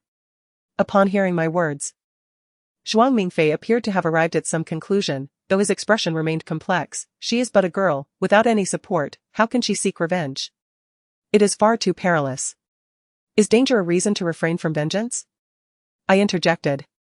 Her pursuit of retribution is not solely for herself but also for her parents, who were dragged into the abyss because of her. However, if her parents were to learn that she had narrowly escaped yet intended to return to confront danger, they would undoubtedly disapprove. She understands the logic, I insisted, but this matter cannot simply be brushed aside. She believes in the righteousness of the heavens and, more importantly, in the power of human agency. My tone was resolute. Zhuang Mingfei likely understood that his persuasion was futile, and with a resigned sigh, he acquiesced, saying, very well. But I reiterate, should you require assistance, do not hesitate to reach out to me. 2 days later, Gu Shuling informed me that she had successfully identified a suitable hospital for the transition. Situated in the neighboring S city, I harbored reservations regarding the hospital in each city, fearing it might pose risks, as Shen Chengyuan's influence remained a looming threat. The proximity between S city and H city is minimal, an ambulance could swiftly traverse the highway, rendering it a safer alternative, albeit in a different city. Gu Shuling's thoughts resonated with mine. My father's health was precarious. Although I had invoked the name of Rong Yichuan to facilitate his renewed treatment, Shen Chengyuan, mindful of Rong Yichuan's stature, would likely hesitate to abandon my father to his fate in that dismal place. However, my ruse of leveraging Rong Yichuan's name would not hold much weight against Shen Chengyuan for long. He had been actively seeking opportunities to meet Rong Yichuan regarding contract renewal. And once he encountered him and raised this matter, my deceptive authority would be swiftly unmasked. At this juncture, I had yet to establish any significant connection with Rong Yichuan, and he might not be inclined to involve himself in such trivialities. Thus, I needed to expedite my father's transfer before their paths crossed. That afternoon, I accompanied Gu Shuling to the central hospital. Armed with the authorization letter I had penned, Gu Shuling approached the physician overseeing my father's care, saying, I would kindly request a transfer certificate, as I have arranged a suitable hospital for Mr. Su. The doctor gazed at the authorization letter in her hand for quite some time, still somewhat hesitant. Miss, it's not that I am unwilling to assist you, but everyone is aware that Miss Su has been missing for over 6 months. I cannot ascertain the authenticity of this authorization letter. Gu Shuling's brows furrowed in anger. I have grown up alongside Miss Su, her father is my godfather. Why would I present you with a fraudulent authorization letter? The doctor chuckled awkwardly. Do you know Mr. Shen? Perhaps you could discuss this matter with him. Gu Shuling was infuriated. What does he matter? Why should I consult him? You must understand. It is the biological daughter of the late Mr. Su who has entrusted me to facilitate her father's transfer. She is his closest family member. The doctor shook his head once more. I apologize, but I truly cannot take this responsibility. If the family can reach a consensus, I would certainly issue the authorization without hesitation. Miss Su and Mr. Shen are married, correct? Would you like me to call Mr. Shen now? Gu Shuling was beside herself with rage, ready to explode. How much has Shen Chengyuan paid you to serve him so loyally? I pulled her back gently, signaling her to remain calm. I searched for a web page on my phone and turned it towards the doctor. Doctor, please take a look. This painting was created by Miss Su while studying abroad. It won third prize at the International Oil Painting Festival. This is the official website of the organizers, which can be verified at any time. Please, take a look. The doctor leaned in to glance at it. What do you want me to see with this? In the lower right corner of this oil painting, there is the handwritten signature of Miss Su. Take a look. Does it not resemble the signature on this authorization letter perfectly? The doctor, regaining some focus, compared the two signatures multiple times and finally came to believe, to a substantial extent, that they were indeed identical. The handwriting and little idiosyncrasies matched exactly. Yes. Thus it is confirmed that Miss Su has entrusted us to facilitate the transfer of old Mr. Su to another hospital, and we kindly request your cooperation. Upon realizing the situation, Gu Shuling swiftly retrieved a bank card from her bag and discreetly slipped it into the doctor's hand from beneath the table. Indeed, doctor. It is quite genuine.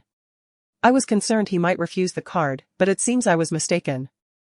Shen Chengyuan specifically sought out the doctor who was particularly attentive to my father. What sort of righteous individual could he be? If he were truly a diligent and responsible physician, my father would not have been left in a remote little bungalow to await his demise. Whatever Shen Chengyuan offers, we shall provide even more. Watching the card being seamlessly accepted and tucked into the doctor's white coat pocket, Gu Shuling and I exchanged a glance, both exhaling in relief. Since Miss Su has made more favorable arrangements, that is indeed the best course of action. I shall proceed to assist you now. Gu Shuling nodded eagerly like a chick pecking at grain. Yes, yes, yes. However, what if Mr. Shen inquires? It may be difficult for me to explain. I replied with a light laugh. Simply tell him the truth.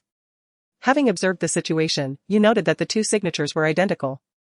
As a physician, you are not a handwriting expert. As long as you adhere to the hospital's regulations, you are simply following protocol, and no one can contest your actions. The doctor quickly comprehended this and agreed to proceed. He readily issued the transfer certificate, and I, along with Gu Shuling, promptly made our way to my father's hospital room. Upon seeing my father, Gu Shuling gasped in shock and, through clenched teeth, exclaimed, Shen Chengyuan is truly despicable. Let us set aside such remarks for now and focus on getting my father out first. Together with Gu Shuling and the nurse responsible for my father's ward, we began to untangle the tubes and equipment attached to him. Just then, a nurse's voice echoed from outside, calling out, Mr. Shen? You've arrived. Chapter 19. In a critical moment a wave of tension washed over me. Gu Shuling mirrored my alarm, her eyes wide with fear. I pressed my finger to my lips, signaling her to remain silent. She nodded in understanding but instinctively gripped the back of the chair, stealthily positioning herself behind the door. She gestured to me with her hands, and I swiftly grasped her plan. As soon as Shen Chengyuan entered, she would strike him with the chair, providing me the opportunity to wheel my father out and make a hasty exit from the hospital. Gu Shuling had already arranged for an ambulance to be waiting at the hospital entrance to facilitate our escape. I furrowed my brow, gazing at her with concern, apprehensive about how she would manage to extricate herself once I took my father away. After more than 20 years of understanding, she comprehended the meaning behind my gaze and shook her head, signaling me to leave first, assuring me that she was fine. We both held our breath, poised and ready, awaiting the moment when Shen Chengyuan would enter through the door. Why is Mr. Shen here today? Is he here to see old Su? Of course. He is here to see you. Their voices dwindled, accompanied by playful banter from a woman and a soft chuckle from a man, gradually fading into the distance. I stood there, stunned. This hospital truly harbored hidden talents. My father's attending physician and that nurse outside were both remarkable in their own right. Gu Shuling, gathering her courage, cautiously opened the door a crack to peek outside, only to find it empty. Let us go. Shen Chengyuan must not have gone far. The hospital was rife with surveillance. It was likely that they had retreated to the stairwell to conduct their business. The stairwell was not far from here, and they could return at any moment. Time was of the essence. Together, Gu Shuling and I managed to lift my father into a wheelchair. I draped my coat over his face and hurriedly pushed him toward the exit. Gu Shuling ran ahead, clearing the path for us. However, my father had lost consciousness. He was slumped in the wheelchair, barely able to maintain his balance. As I rushed to get him outside, the corners turned sharply, causing him to sway dangerously. In a moment of panic, I realized he was about to fall. Terror seized me. If he were to tumble, the consequences could be dire. In that critical instant, I disregarded everything else and threw myself to the ground, positioning myself beneath him to break his fall. My father fell upon me, momentarily cushioning his descent. Yet he was about to plunge down once more. I clung to him desperately, wishing to call out for Gu Shuling. But I feared that my voice might alert Shen Chengyuan, who was not far away. Ran. Gu Shuling had already dashed ahead for some distance. Upon realizing I had not followed, she turned back, her face pale with fright, and hurried towards me. Are you all right? I shook my head. I'm fine, Shuling. Please help support my father. Though my father had become as thin as a skeleton, at 185 meters tall, he was still quite heavy for both Gu Shuling and me. I was already pinned beneath him like a human cushion, and Gu Shuling alone could not lift him. She exerted every ounce of strength she had, perspiration streaming down her face, gritting her teeth as she persevered. Had I known, I would have summoned Shuang Mingfei to assist. Anxiety and fear coursed through me, and I too broke into a fine sheen of sweat. All the while shielding my father from further harm and cooperating with Gu Shuling to hoist him up, enabling her to exert more force. I can't. I truly cannot move him, Gu Shuling gasped, her face drenched in sweat. I'll seek out that money-minded doctor from earlier, I suggested. He is a man and likely possesses greater strength. If need be, we can simply offer him more money. This indeed seemed a viable plan. I began to feel a sense of relief that Shen Chengyuan had procured such a mercenary doctor for my father. He was driven solely by monetary gain. As long as the payment was sufficient, he could accomplish anything. I nodded. It seems we have no other choice. Please wait for me a moment, I shall return promptly. Gu Shuling hurriedly dashed towards the doctor's office in search of assistance, leaving me alone in the corridor. I shuffled back slightly, leaning against the wall at the corner, allowing my father to rest against me. With the wall providing support, I finally found a moment to catch my breath, inhaling deeply as I remained vigilant, glancing back cautiously. I had never tested Shen Chengyuan, but given his notorious indulgence, I suspected that his next arrival would not be long in coming. At this moment, I could only hope that the young nurse possessed some skill to prolong the situation. Under extreme conditions, time stretches infinitely. Although Gu Shuling had only been gone for 2 or 3 minutes, it felt as though several centuries had passed.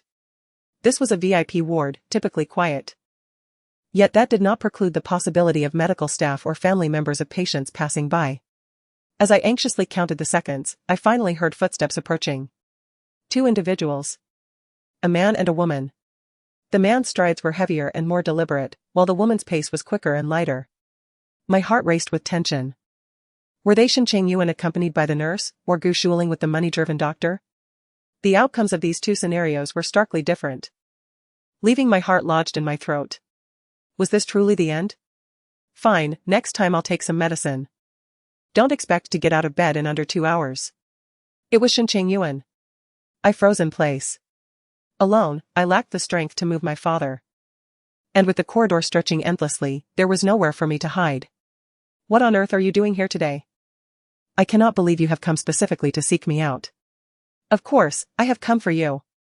However, I also have a few minor matters to attend to. Humph, I knew it. Now, be a good dear and assist me with a favor. Assist you with what? Go seek your beloved Yao Yao for help. What am I to you, and why should I assist you? Why are you so jealous of Yao Yao? I've already told you, there's nothing between us. She was the one who tried to flirt with me, but my heart belongs to you, and I pushed her away without hesitation. Really? Absolutely. So, what is it that you require my assistance with this time? I did not catch the next part of the conversation. It seemed Shen Chengyuan lowered his voice, speaking to the nurse in hushed tones. Suddenly, I heard the female nurse exclaim, "Isn't that murder?" I refused to do it. For goodness sake, keep your voice down. The nurse was evidently reluctant, but she still lowered her voice. Last time, when you asked me to lure some mice or cockroaches into President Su's hospital room, I sensed something was amiss. His treatment has already been terminated. And he won't survive much longer. Why bring in these filthy creatures? It seems you have long wished for President Su's demise. Ugh. Shen Chengyuan swiftly covered the nurse's mouth. Do you want everyone to know?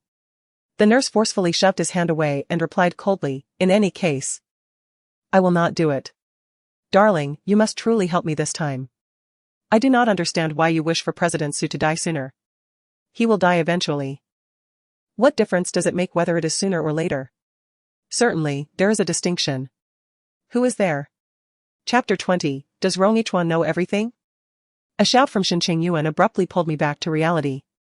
I could scarcely breathe as footsteps approached slowly. Although I did not see the individual, the light cast their shadow upon the tiles before me. Who? Speak. Ahem. A middle-aged woman's voice emerged from the hospital room in front of me.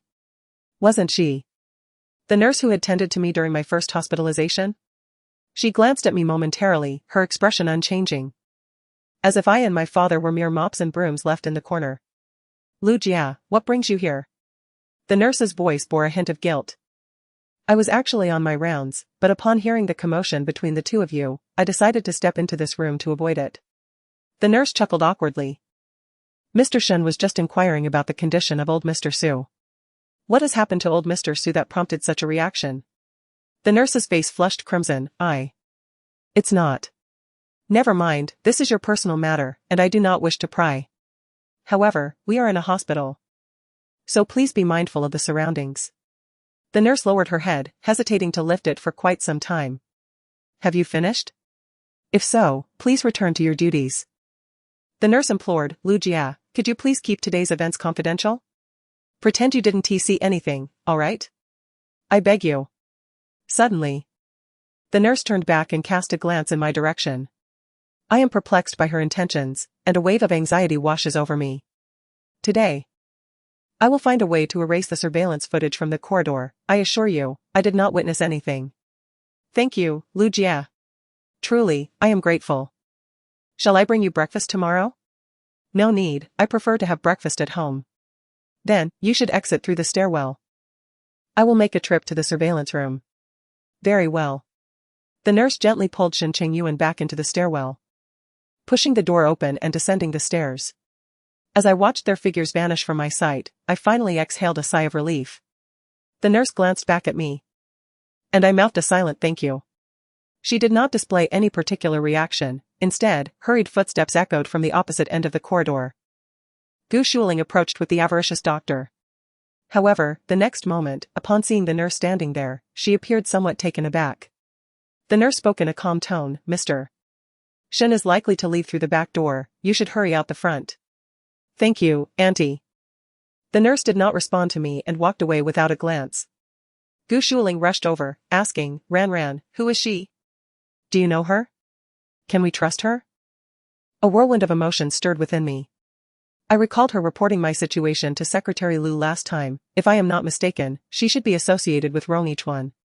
Her timely appearance today, assisting me in blocking Shen Chengyuan and buying me time to rescue my father, leaves me questioning whether it stems from her compassion or is merely a directive from Rongyichuan. If it is indeed a directive from him, how could he possibly know that I was arranging my father's transfer today? Did he deliberately instruct the nurse to erase the surveillance footage from the corridor today? However, if he is aware of this, does it imply that he has already discerned my identity? Furthermore, does he also know about my pretense of authority under his banner? My mind was in a state of disarray. Ran? Gu Shuling nudged me. Are you exhausted or simply dazed? I snapped back to reality, assuring her that everything was fine, and we needed to hasten to assist my father. With the assistance of the avaricious doctor, he and Gu Shuling effortlessly relocated my father back into the wheelchair. As I stood up, my legs, having remained in a single position for an extended period, felt numb, causing me to stagger slightly. Ran, are you all right? I shook my head and limped forward, urging, let us move quickly to avoid any further complications. Rongyichuan, with his remarkable connections and influence, being privy to these matters was not entirely astonishing. Yet, it still felt as though this day had arrived a tad too soon. The avaricious doctor escorted us to the ambulance arranged by Gu Shuling, waving us off with an exuberance akin to bidding farewell to old friends embarking on a journey. As the ambulance slowly pulled away from the central hospital and merged into the traffic, I felt a wave of exhaustion wash over me. Gu Shuling remarked. That doctor is quite an intriguing character. What do you mean? I inquired. I sought his assistance, and before I could even specify the task, he had already rolled up his sleeves, eager to begin. Does he possess such altruism? I inquired of him. And he confessed that he had committed a morally reprehensible act recently, which left him feeling guilty. The money he possessed weighed heavily upon his conscience, prompting him to seek redemption by performing good deeds to give back to society, in an attempt to offset the karmic repercussions he believed he had incurred. It is indeed remarkable that such a person still retains a semblance of conscience. Perhaps it is due to his medical training, despite any avarice. He must possess some degree of faith. I asked if he had disclosed the nature of his misdeed. Gu Shuling shook her head, indicating that he had not. At that moment, my thoughts were solely focused on urgently finding someone robust to rescue you and Uncle Sue, leaving little room for further contemplation. The ambulance sped onto the highway, arriving swiftly at the People's Hospital of S City. Gu Shuling had meticulously arranged everything. As soon as my father arrived, he received the finest medical attention available. Watching the steady rhythm of the electrocardiogram, my heart finally found some solace. The doctors here conducted a thorough examination of my father and explained his condition. He was exceedingly weak, suffering from severe anemia, and due to prolonged immobility, he had extensive back sores. Although he had previously undergone debridement, his current health status meant that healing would take significantly longer than usual. I had mentally prepared myself for this information. Doctor, will my father awaken? The response was uncertain. The doctor was somewhat taken aback. He is your father? I immediately felt I had overstepped. The calamities befalling both my father and me had caused quite a stir in the media. Many were aware that the Nan phone group in H City had seemingly incurred the wrath of some deity, as within just a few days, the family faced death, madness, and vegetative states in rapid succession.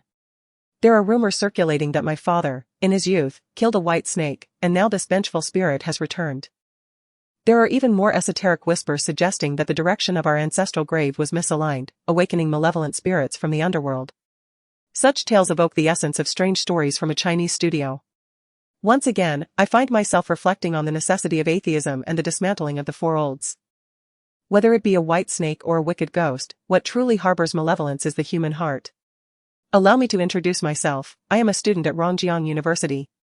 Hailing from a modest background, Mr. Su has been graciously supporting my education, prompting my family to regard him as a second father. The doctor nodded in understanding. I see. So that is the situation. We owe a debt of gratitude to you. Given Mr. Su's condition, had we delayed for even a few more days, not even a deity could have intervened. Mr. Su's kind heart is indeed his blessing. Suddenly, the phone rang. Gu Shuling glanced at it and remarked, it's a landline. Probably just a sales call. After hanging up, the caller persisted. Frustrated, Gu Shuling muttered, I'm not buying any commercial property, I'm not purchasing tea leaves. And I'm certainly not switching my phone plan. She hung up once more. However, the caller's words seemed to have shifted her demeanor. She pressed the phone back to her ear. This is Gu Shuling, what can I do for you? Her expression changed dramatically. All right, I understand. I will head over as soon as possible. This time, she truly ended the call. Curious, I inquired, who was that? The police, she replied. The police? What do they want with you? Gu Shuling licked her lips, her voice trembling as she said. The police informed me that Su Lingren's body has been found at the foot of the cliff, and they want me to identify the remains. Chapter 21, I came to identify the corpse in S City. The hospital has connections with Gu Shuling, who took great care of my father. Gu Shuling and I immediately returned to H City, heading straight for the police station. It was the local police station responsible for this scenic area that we contacted Gu Shuling. The station was somewhat remote and not particularly large, appearing quite dilapidated. After explaining our purpose, a female officer led us to the forensic room at the back of the station. This is the place, she said. However, when we found her body was already in a state of disfigurement, so I advise you to prepare yourselves and maintain your composure.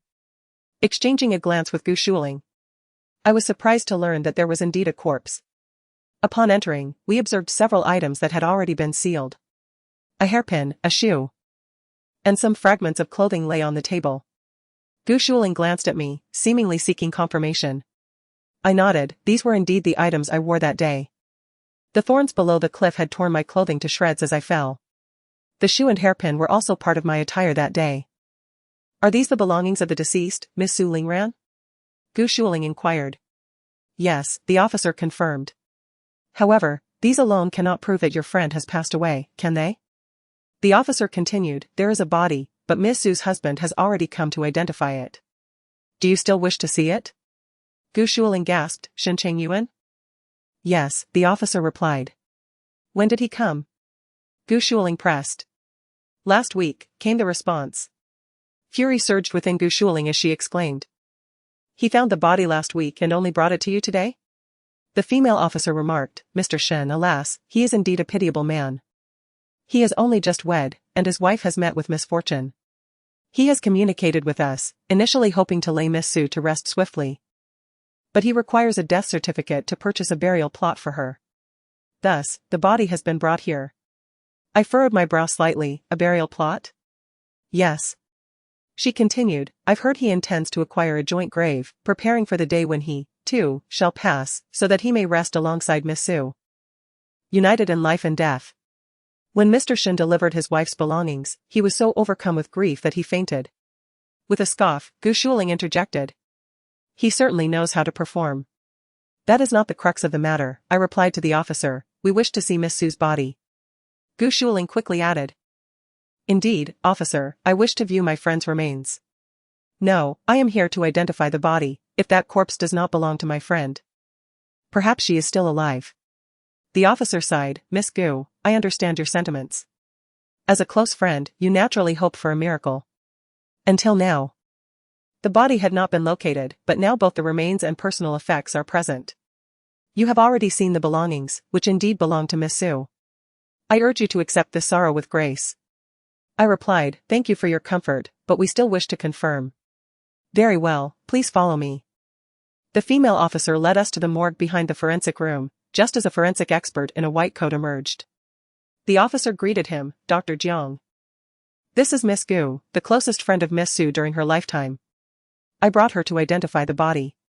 Dr. Jiang paused, surprised, hasn't the family already identified her? The funeral home just sent someone to collect the remains for cremation. What? The officer was taken aback. Did I not inform you that I had contacted the family for identification? How could you allow the funeral home to take her away? Yes. Miss Su's husband and mother-in-law just came with the funeral home, he replied. Aren't they the family? The officer, frustrated, stamped her foot. The family I referred to is this Miss Gu, she was Miss Su's closest friend. Wasn't it Mr. Shen you contacted? No. The forensic expert replied, oh. This is quite the mess. However, it might not be necessary for identification, as Mr. Shen would undoubtedly recognize his wife. He has been coming here every few days to inquire about the case's progress. If the body were not Miss Su's, he certainly would not have accepted it. That is not certain, Gu Shuling interjected. Familiarity with someone's appearance does not guarantee understanding of their heart. You are unaware of many underlying circumstances. How could you so hastily allow the funeral home to take the body? Can you not take some responsibility? Enough, Shuling, I said, pulling her back. This forensic expert mentioned that Shen Chengyuan just visited, we must hurry. Gu Shuling pondered for a moment before grasping my hand, and we proceeded outside. Wait. Gu Shuling halted her steps and gazed at me, perplexed. What is it? I turned around and inquired of the female officer and the coroner. Have you issued the death certificate for Shen Chengyuan? The coroner nodded, the funeral home has been pressing for it, it has already been prepared. A chill swept through me. Time was of the essence, and retrieving the counterfeit Su Lingran body was of paramount importance. Gu Shuling and I dashed out in unison, with her relentlessly pressing the accelerator as we sped towards the funeral home. Upon questioning the staff, we learned that Shen Chengyuan had also arrived not long ago. However, the vastness of the funeral home prohibited vehicles, compelling us to sprint towards Hall 3.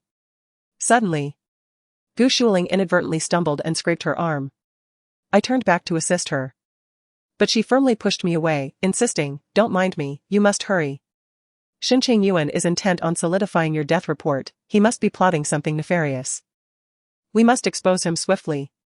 Gritting my teeth, I replied, I will go ahead, you wait for me here. Forget about me, just go. I pivoted and continued my dash towards Hall 3. As I entered, I spotted Shen Chengyuan engaged in conversation with a middle-aged woman. Could it be? That was none other than his mother, Jing Sholan, the woman who had once been my mother-in-law. I could not afford to hesitate. I rushed forward and seized Shen Chengyuan by the arm. Where is she? Shen Chengyuan was startled by my abruptness. Initially, he did not recognize me. But after a few seconds of bewilderment, he finally acknowledged me. It's you? What are you doing here? Where is she? I demanded. Who? The fake. Shen Chengyuan forcefully pushed me aside, questioning my sanity with a sharp rebuke. Where did you acquire the body? I demanded. He scrutinized me. A glimmer of realization flickering in his eyes. Did President Rong send you? Have you truly aligned yourself with him? Shen Chengyuan evasively diverted the conversation, but my patience waned. Ignoring him, I pressed forward, intent on seeking assistance from the staff. Suddenly, he grasped my wrist with urgency, his voice laced with authority. I don't care who you're affiliated with, exit immediately and do not disrupt my wife's cremation. I struggled fiercely, but he resolutely dragged me toward the exit. My strength paled in comparison to his, and I was pulled several steps away. Help! Help! I cried out desperately. Without hesitation. Shen Chengyuan covered half my face with his hand, his expression menacing. Silence! He commanded. In retaliation, I bit down hard on the flesh of his palm, refusing to relent. Chapter 22, ultimately arriving too late. The sting. Shen Chengyuan, caught off guard by the pain, retaliated with a fierce slap across my face. My head spun violently, engulfed in darkness. His blow was merciless. I turned away, spitting blood, the metallic taste flooding my mouth. Ignoring the agony, I scrambled toward the cremation room, but alas, I was too late. My earlier cries had summoned a few staff members who rushed in to assess the commotion. Upon seeing my intent to enter the cremation chamber, they swiftly intervened. I pleaded fervently, the body inside may not belong to Miss Su. If that is the case, it could be another homicide. Please refrain from proceeding with the cremation, kindly alert the authorities. She is nothing but a lunatic. Shen Chengyuan strode forward, raising his bloodied hand for the staff to see. My wife clearly does not recognize her, yet she insists that the person inside is not my wife. When I tried to stop her, she bit me. The staff appeared to lean more towards the husband's account. One of them inquired, Miss, do you know Miss Su Lingran? How would she know? Shen Chengyuan interjected. My wife has only been back in the country for a few months and has been with me the entire time. She is merely an ordinary student from Rongjiang University. My wife has never set foot in Rongjiang University, let alone know any female students. The staff's gaze towards me noticeably hardened. Miss, please refrain from causing a scene. This is a funeral home. You must show some respect for the deceased and refrain from shouting. I grasped her arm, asking, has Su Lingran's body already been placed in the cremation furnace? Yes. It has already been sent in. Bring it back out immediately. I am serious, this could very well be another homicide. If we could salvage even the slightest trace of DNA, we could have the police conduct an examination. Before I could finish my sentence, my former mother-in-law, a woman who had never received formal education and hailed from a remote rural area, struck me across the face. The dull pain did not frighten me. Shen Chengyuan had just hit me moments ago. However, Jing Sholan's hands were adorned with numerous gold rings. And the sharp metal edges immediately carved several bloody lines across my face. You wretched girl, where did you come from? How dare you call my son's name so freely? My left cheek is ablaze with pain. I can even feel the viscous warmth of blood trickling down my face, ultimately dripping onto the ground. Upon witnessing this, the staff hurriedly intervened, exclaiming, Madam, your grip is far too heavy, you have caused this young lady to bleed. They suggested that should she continue her unruly behavior, we would resort to calling the authorities, for if this young woman were to bear scars upon her visage, the repercussions would be significant. The last time I encountered Jing Sholan was prior to my marriage to Shen Chengyuan. He took me on a journey that began with a flight, followed by a lengthy bus ride, and upon reaching the town, we hired an unlicensed taxi, ultimately changing to a three-wheeled vehicle before finally arriving at his home. His father had passed away early, leaving only his mother behind. She tended to various poultry, but her primary occupation was that of the village's skilled pig butcher. Despite her modest stature, her prowess in butchering pigs rendered even the strongest men of the village envious. With swift and precise movements, she earned the moniker Quick-Blade Lawn, as nearly all the village's pigs were brought to her for slaughter. Upon my visit, the moment I stepped into their small courtyard, I was greeted by a pungent stench of blood. Shen Chengyuan explained that it was the odor of pig entrails. When the villager summoned his mother for slaughtering, in addition to monetary compensation, the entrails were typically offered to the butcher by default. She often washed these entrails in the yard, hanging them out to dry once cleaned. Having been cherished and sheltered by my parents throughout my upbringing, I had never encountered such an environment or spectacle. Observing the dusty earthen bed, the grimy quilt, and the oddly odorous bedroom of his family, I found myself wavering in my affections for him for the first time. Shen Chengyuan noticed my unease and took me outside, suggesting that we seek accommodation at an inn in the town. Somewhat displeased, she refrained from outright objections but later subtly expressed her thoughts to me on several occasions. A woman, after all, tends to follow her husband like a chicken follows a rooster or a dog follows its master. Although Shen Chengyuan hails from an unsatisfactory family background, he possesses intelligence and capability, undoubtedly a potential asset. By aligning myself with him, I anticipated a future of comfort and prosperity. Yet, I found myself harboring a hint of doubt. In H City, he was merely a chauffeur for my father. How far could such potential truly take him? H City is a dazzling metropolis, teeming with countless doctoral and master's graduates returning from abroad. What extraordinary talent would it require to distinguish oneself among such a cohort of elite individuals? However, I kept my thoughts to myself. It seemed to me that she was overly enamored with her son. In a mother's eyes, everyone appears formidable. Moreover, I did not expect Shen Chengyuan to achieve great heights. I simply valued his kindness towards me, his willingness to accommodate my needs, and the prospect of a peaceful life together. After more than half a year apart, the woman who once wore tattered shorts and hailed from a pig farming village now donned an elegant designer outfit, her hands adorned with an Hermes bag and gold rings glimmering on each finger. Her small, sharp eyes emitted a gaze as piercing as a knife, fixating on me as if I were not a person, but rather a pig destined for slaughter before her. "Are you all right?" A female staff member approached to steady me. "Let me take you to the infirmary for some assistance." I shook my head. "Please, I am speaking the truth. I implore you to instruct the personnel inside to halt the cremation. If this is indeed a new homicide, the evidence will vanish with the body." The staff member regarded me thoughtfully, biting her lip slightly. "I will inquire about this." Jing Sholan immediately obstructed her. "She is nothing but a lunatic, rambling incoherently. Why would you even inquire? There is no need for questions. My daughter-in-law is being cremated inside. Today marks her final journey, and no one can prevent it. This lady. I empathize with your sentiments, however, this young woman appears to be quite lucid and is not speaking nonsense. Let us allow the police to investigate." "No need for that." Jing Sholan firmly positioned herself at the entrance of the cremation room, radiating an aura of indomitable authority. "What I say goes. But madam. Do not address me as madam. Do you know who I am? Do you know who my son is? My son is the true owner of Nanfeng Group. With a mere stamp of my foot, H City trembles. I am his mother. You ought to weigh whose words carry weight." The female staff member seemed somewhat irked by her blustering demeanor, yet maintained a relatively composed demeanor. "This matter is unrelated to your identities, is it not? If, as this young lady claims, there is an issue with the remains, which pertains to another case, it becomes a criminal matter. Do not attempt to intimidate me. I am not easily frightened.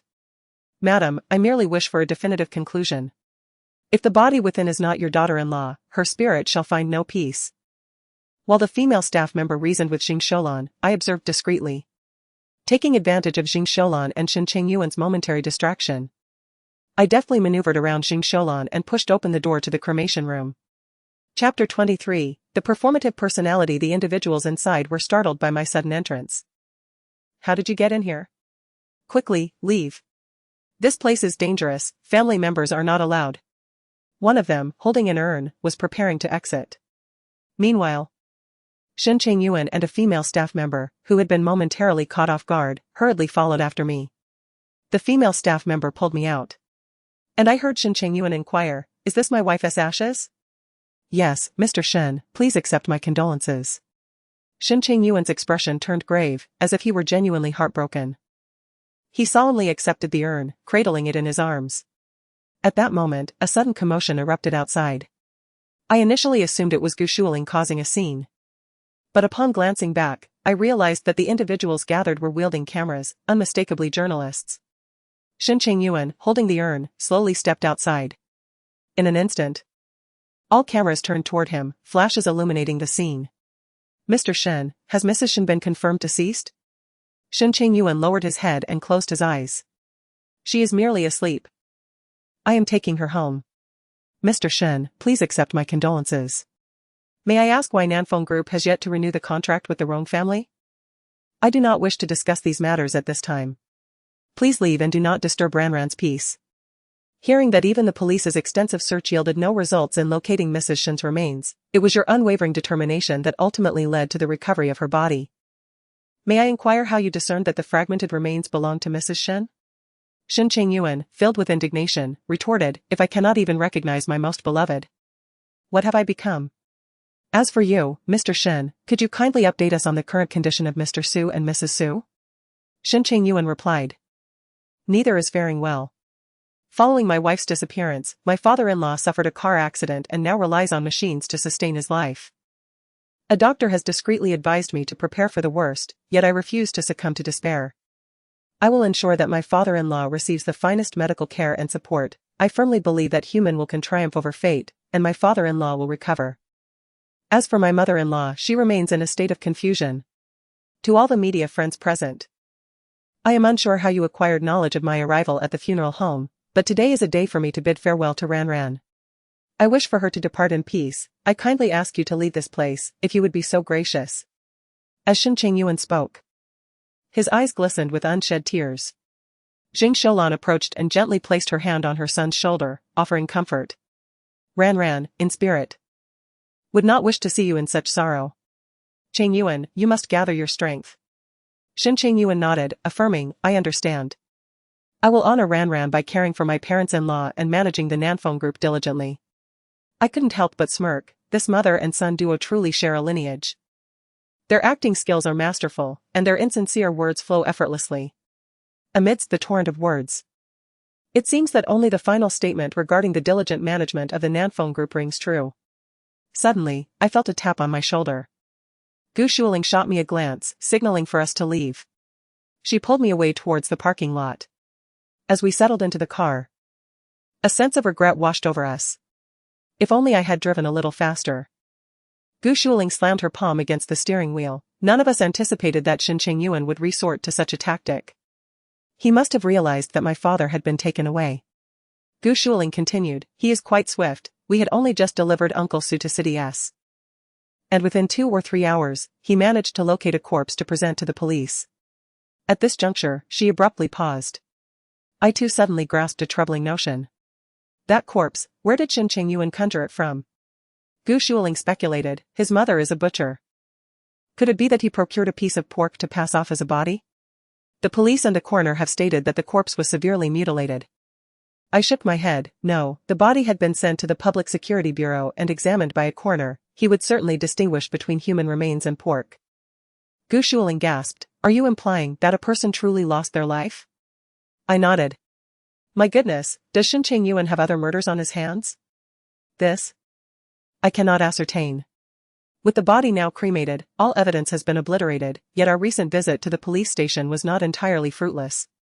The female officer once mentioned that Shen Chengyuan initially intended to secretly bury the corpse, but was compelled to send the body to the police station due to the necessity of a death certificate for purchasing a burial plot. The presence of forensic experts at the police station implies that the body had likely been deceased for some time, rather than recently. Furthermore, even if the corpse is badly decomposed and its identity is indiscernible, it should still be identifiable as female. The differences between male and female skin and bone structure are significant, and a forensic expert would undoubtedly discern this at a glance.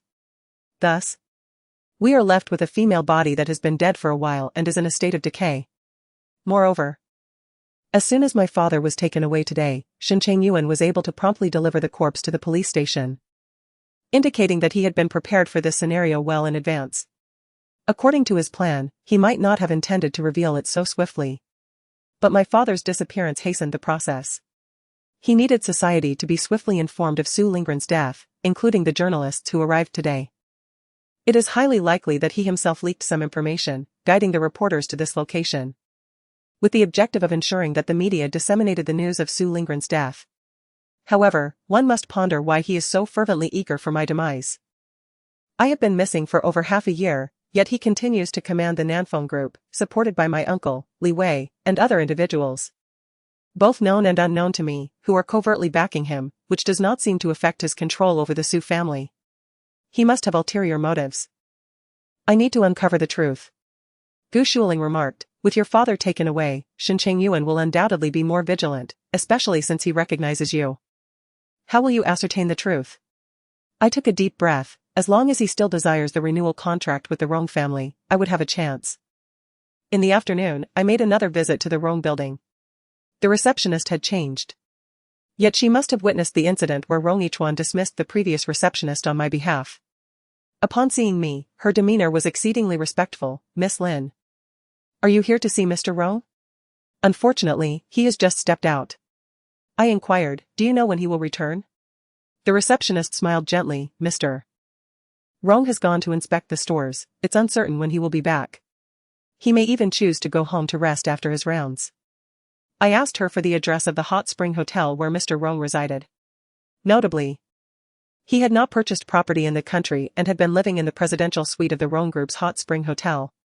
Upon receiving the address, a subtle sensation washed over me. The Rong hot spring hotel was nestled in the mountains, less than 500 meters from the cliff where Shen Chengyuan had pushed me. Chapter 24, My Person? I resolved to linger at the hot spring hotel, waiting for the opportune moment. Gu Shuling wished to accompany me, but I declined. The unfolding events left me increasingly unprepared. Shen Chengyuan's schemes were far more intricate than I had anticipated. It was a stroke of fortune that I had managed to relocate my father, and I feared dragging her into the fray as well. Moreover, Rong Yichuan must have already discovered my father's relocation, casting suspicion upon me. Thus, tonight, I decided to expedite my plan to win over Rong Yichuan. Standing at the entrance of the hot spring hotel, a pang of regret suddenly seized me.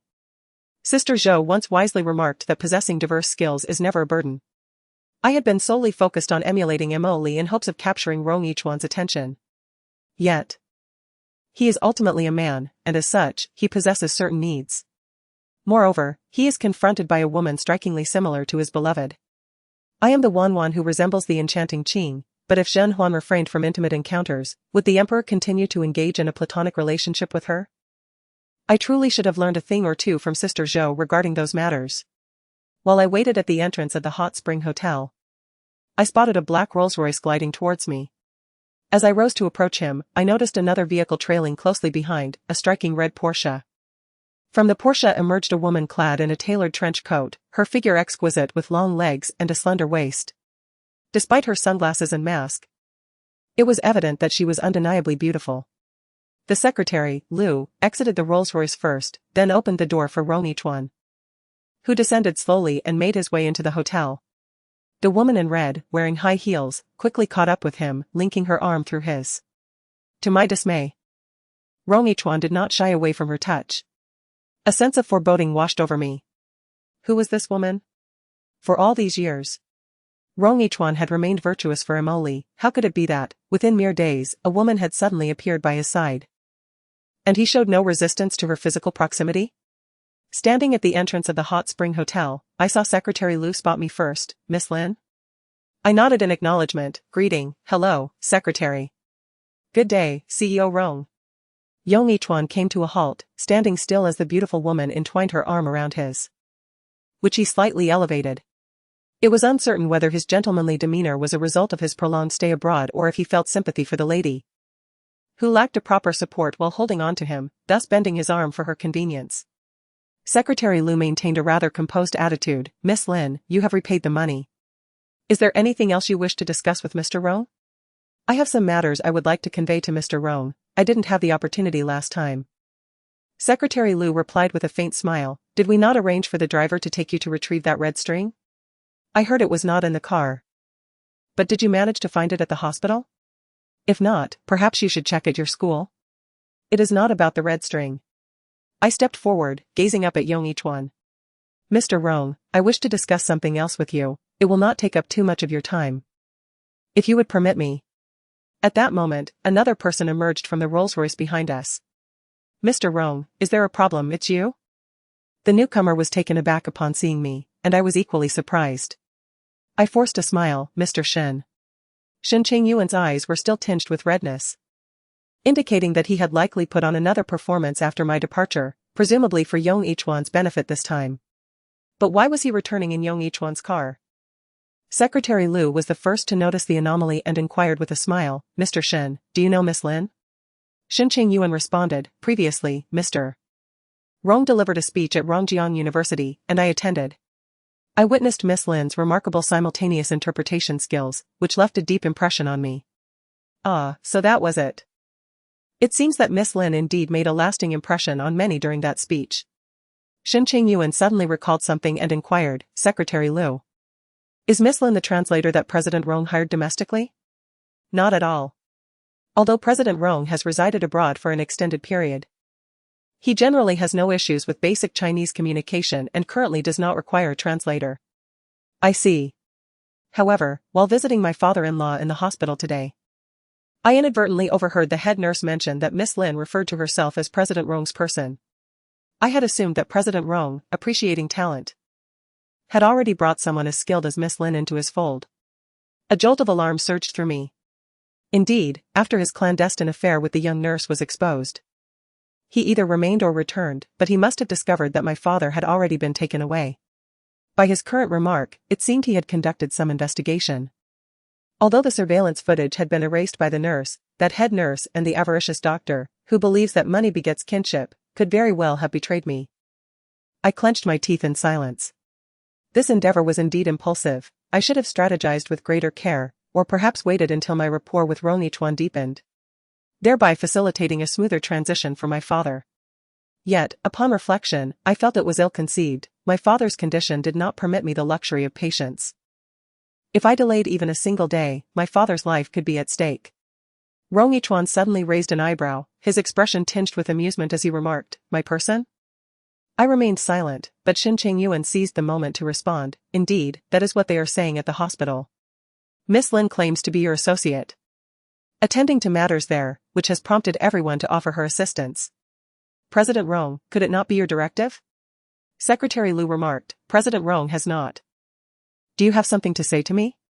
Rong Ichuan inquired. I bit my lip and replied, I am here to clarify this matter. Very well. You have 2 minutes to explain, he said. This is a lengthy story, and I cannot have you standing here indefinitely. Shall we find a place to discuss it? A lengthy story? Rong Ichuan echoed. Your family is in dire straits, and old President Su generously covered your educational expenses. Out of gratitude, you sought to visit him in the hospital. However, the medical staff assigned by President Shen barred your entry for his safety. Thus, you invoked my name to gain access. Is that correct? I was momentarily speechless. Rong Ichuan continued, I do share a certain rapport with old President Su. Yet I have been preoccupied lately and have not found the time to visit him. I intended to see him personally after my schedule lightened, as we have collaborated for many years, and it is only proper to inquire about his health. I did not anticipate that you would represent me before I had the chance.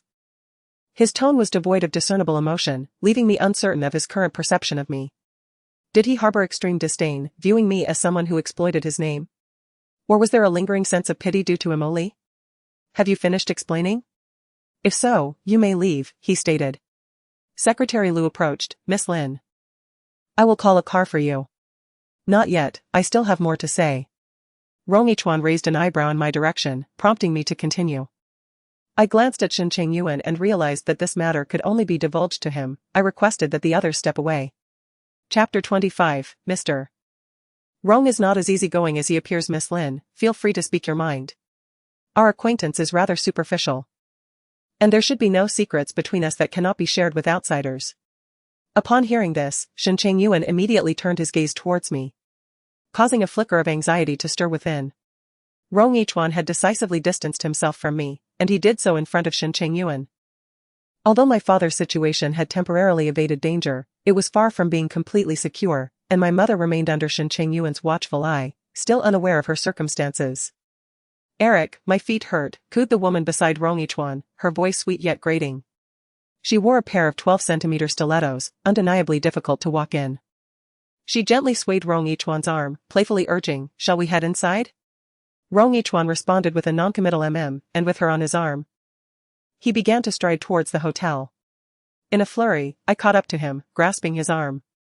"Mr. Rong." He deftly evaded my grasp. "Miss Lin. Please conduct yourself with dignity." The moment I released my hold, he promptly took his leave with the woman. She glanced back at me, flashing a victorious V sign. I took note of her features. While not identical to Emily's, they bore no resemblance whatsoever. Had Rong Yichuan truly emerged from Emily's shadow? I stood there, my mind a tumultuous whirl. Shen Chengyuan approached with a smile, stroking his chin. "Miss Lin, President Rong is not an ordinary individual. His appreciation for your talents has led you to misinterpret it as romantic interest." "Oh, Miss Lin, you are still quite young." I could not suppress my rising anger. How could I forget? "President Shen, with your undeniable charm, are you quite the expert on matters of the heart?" Shen Chengyuan leaned closer, lowering his voice. "That delectable morsel, President Rong, is well beyond your reach. Perhaps you should consider accompanying me instead?" "Bah!" I spat at him in disgust. "President Shen, do not forget that you have only just laid your wife to rest." He scoffed. She is dead. Let the deceased concern themselves with the affairs of the living." Shen Chengyuan always regarded me with a look of disdain, as if I were a fool easily deceived, willing to surrender my family and fortune without a second thought. I replied, "President Shen, one must always act in accordance with their conscience. The time for retribution may not have arrived yet." Unfazed, he continued to encroach upon my space, his lips nearly brushing against my ear. "And Miss Lin, would you not wish to witness my conscience up close?" As he reached for my hand, I swiftly stepped back, forcefully swatting away his unwelcome advances. "I have already seen your conscience today at the mortuary." Shen Chengyuan chuckled lightly. "You remain too inexperienced, aiming far too high. Be cautious lest you strain yourself. Do not be so hasty in your rejection, perhaps reconsider. President Shen, President Rong is awaiting your presence." Secretary Liu, uncertain of when she had departed and returned, stood at a distance and spoke.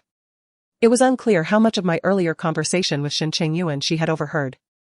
Shen Chengyuan acknowledged with a brief sound, coming right away, before glancing back at me and swiftly entering the hotel elevator. However, Secretary Liu did not leave. At that moment, only the two of us remained outside the Hot Spring Hotel. "Miss Lin," Secretary Liu said, "I offer you a word of caution. Regardless of your intentions in approaching President Rong, he is not as accommodating as he may appear on the surface." I found myself perplexed by Secretary Liu's meaning. Yet it was evident that my ulterior motive of seeking assistance for my father had likely been exposed. Moreover, given Rong Yichuan's sudden chilliness towards me, it was clear that he was displeased. "I apologize," I replied. Secretary Liu sighed and remarked, "There are certain things I ought not to disclose, yet your urgency is palpable. You may not realize that when I first encountered you, I sensed the potential for you to capture President Rong's favor. Should you seek further opportunities for interaction, what you desire might indeed be within your reach." I was well aware of this. How could I not be? The matter concerning Emily was meticulously concealed by Rong Yichuan. His record scarcely contained any references to her. I had deduced the connections through his license plate number and lifestyle habits, piecing together the truth bit by bit. Yet even Secretary Liu was mistaken, assuming I was akin to those women who sought to ingratiate themselves with Rong Yichuan. The distinction lay in the striking resemblance I bore to Emily, making me the most likely contender to emerge victorious in this intricate game.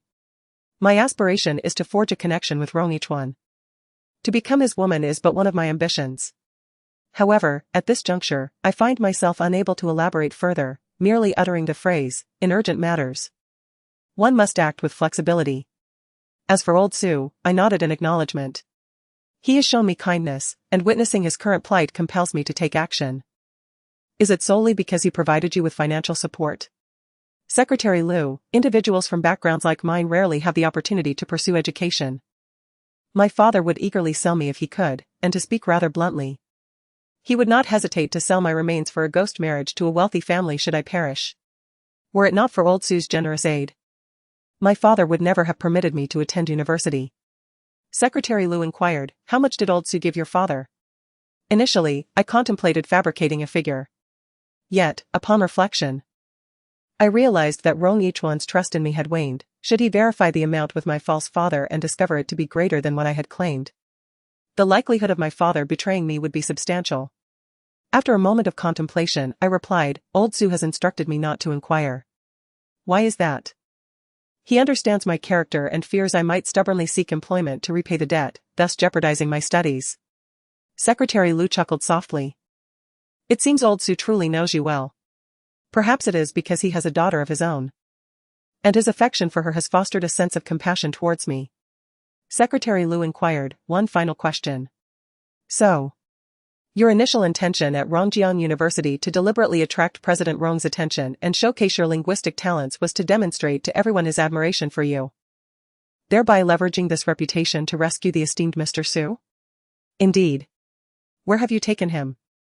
I'm afraid I cannot disclose that. Why not? I fear for his safety.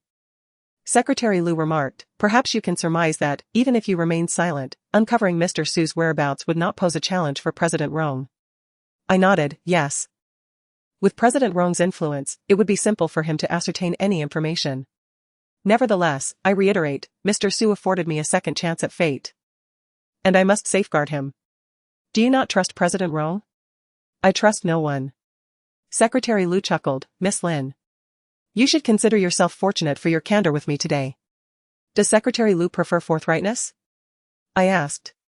Secretary Lu responded, before I descended here, President Rong instructed me that he detests being deceived or exploited. Should you continue to weave elaborate fabrications, your presence will no longer be required. At first glance, this statement seemed inconsequential, yet for reasons unbeknownst to me, when it emerged from Secretary Lu's lips, his tone, though light, sent a shiver down my spine. Secretary Lu. May I inquire what you mean by no longer being required? Secretary Lu's lips curled into a faint smile, Miss Lin. You are not the first to wield President Rong's name to achieve personal ambitions. I furrowed my brow. Secretary Lu continued, previously, there were several who boasted externally, claiming to be the women of President Rong, seeking fame, fortune, privilege, and resources, wishing to command the winds and rains, basking in glory. And then? What became of them? As I mentioned, they have not reappeared. Being President Rong's woman is no easy feat, Miss Lin. If your intentions are not to repay a debt of gratitude or to save someone, but rather for other motives, I fear you would not be standing here conversing with me now. Chapter 26, I want you to kill him. I had anticipated that, upon hearing my words, Secretary Lu would dismiss me and caution me never to seek out Rong Yichuan again. To my surprise, she led me into a hot spring hotel, an establishment also owned by the Rong Corporation, where all the employees greeted her with utmost respect. She escorted me to a room. As the door swung open, a rich floral fragrance wafted through the air, and one could faintly discern the rising steam within. You have exerted considerable effort on behalf of the esteemed Mr. Su. Why not take this opportunity to relax and enjoy a soak? I inquired, is this President Rong's suggestion? Secretary Lu smiled, if you prefer not to indulge, you may leave at any moment. After a moment's contemplation, I shook my head. I shall enjoy it. With that, Secretary Lu exited. I surveyed the room. It was a spacious suite, featuring a broad living area adorned with floor-to-ceiling windows that showcased the most exquisite scenery of the mountains, a verdant paradise. Behind the spacious parlor lies a secluded hot spring, roughly the size of a room, enveloped in a haze of steam. Just moments ago, Secretary Lu remained non-committal. But I surmise that if Rong Yichuan does not relent, she would not dare to bring me here unbidden. Does Rong Yichuan have more to convey? And the hot spring, could it be that he wishes to? I bit my lip. I shed my clothing and stepped into the warm waters. The spring was rather hot, and it took me a while to acclimate before I gradually settled down. However, the steam was thick, and the wound on my face, inflicted by Jing Sholan, throbbed slightly. Fearing that aggravation might lead to scarring, I emerged after a brief soak, promptly calling the front desk for disinfectant and band-aids, and tended to my wound again before the mirror. Gu Shuling called, Ran, everything is well with Uncle Su, so do not worry. Good. Where are you now? I'll come to see you. I have something to attend to, I replied. Shuling, it's best for us to refrain from meeting for the time being. Why? Are you afraid Shen Chengyuan will target me? I am not afraid at all. It's not that, my plans have encountered a slight complication. Have you run into a problem? A bit. Do you need my help? Not for now, Shuling. I'll trouble you with my father for the time being. And once I resolve matters here, I will return. Alright, you can trust me with Uncle Su. I ended the call and sank into the sofa, utterly exhausted. What does Rong Yichuan know? What are his intentions? At this moment, I am left in ignorance, compelled to observe the unfolding events. Approximately half an hour later. A knock resonated at the door. I initially believed it was Secretary Liu at the door, but upon opening it, I discovered it was merely an ordinary hotel maid. May I assist you? The maid inquired. Are you Miss Lin? Yes. Mr. Rong requests your presence. Mr. Rong is looking for me? I nodded. Very well. I shall change my attire and come right away. I was still clad in the hotel robe. However, the maid insisted, there's no need to change, Mr. Rong specifically instructed that you go at once. Just like that? He did not elaborate, he merely instructed me to escort you immediately. Is it that urgent? A gust of wind swept by, causing me to shiver slightly. Miss Lin, are you feeling cold? In truth, I was not cold at all. The hot spring hotel was enveloped in steam, how could it be cold? Yet, I could not suppress the tremors. I had never experienced an intimate relationship with the opposite sex. Although Mr. Rong might not necessarily summon me for such a reason. The mere possibility filled me with a sense of unease. The maid led me down the elevator, navigating several twists and turns. Finally halting before the entrance of a presidential suite. This is it, Mr. Rong is inside. Please, Miss Lin, you may enter. With that, the maid departed. Alone. I stood before the opulent, intricately carved mahogany door, feeling a sudden wave of trepidation. When confronting Shen Chengyuan, I yearned to tear him apart, devoid of any fear. Yet. Inexplicably, as I raised my hand to knock on Mr. Rong's door, it trembled ever so slightly. I knocked gently. No response. I rapped 3 times more firmly. Still. No answer, but this time, with greater force, the door swung open. Was the door left ajar for me? I gently pushed it open and cautiously stepped inside. Mr. Rong. Are you there? This is Lin Ran. Before I could finish my words, a strong hand suddenly covered my mouth and nose, and a pungent odor assaulted my senses. I struggled desperately, attempting to cry out for help, but my mind quickly succumbed to a haze. I lost consciousness. When I awoke, I found myself in a garden, a vast expanse filled with vibrant red roses, stretching endlessly before me. The effects of the drug still lingered within me, rendering my body weak and my arms too heavy to lift. My head felt as if it had been violently shaken, and the world spun around me. Awake? Came a voice belonging to a middle-aged man. I bit my tongue hard, the sharp pain momentarily sharpening my awareness. At that moment, I lay on the ground in the center of a gazebo, while across from me sat a man in his 60s on a stone bench. Despite his age, his features remained striking and well-defined.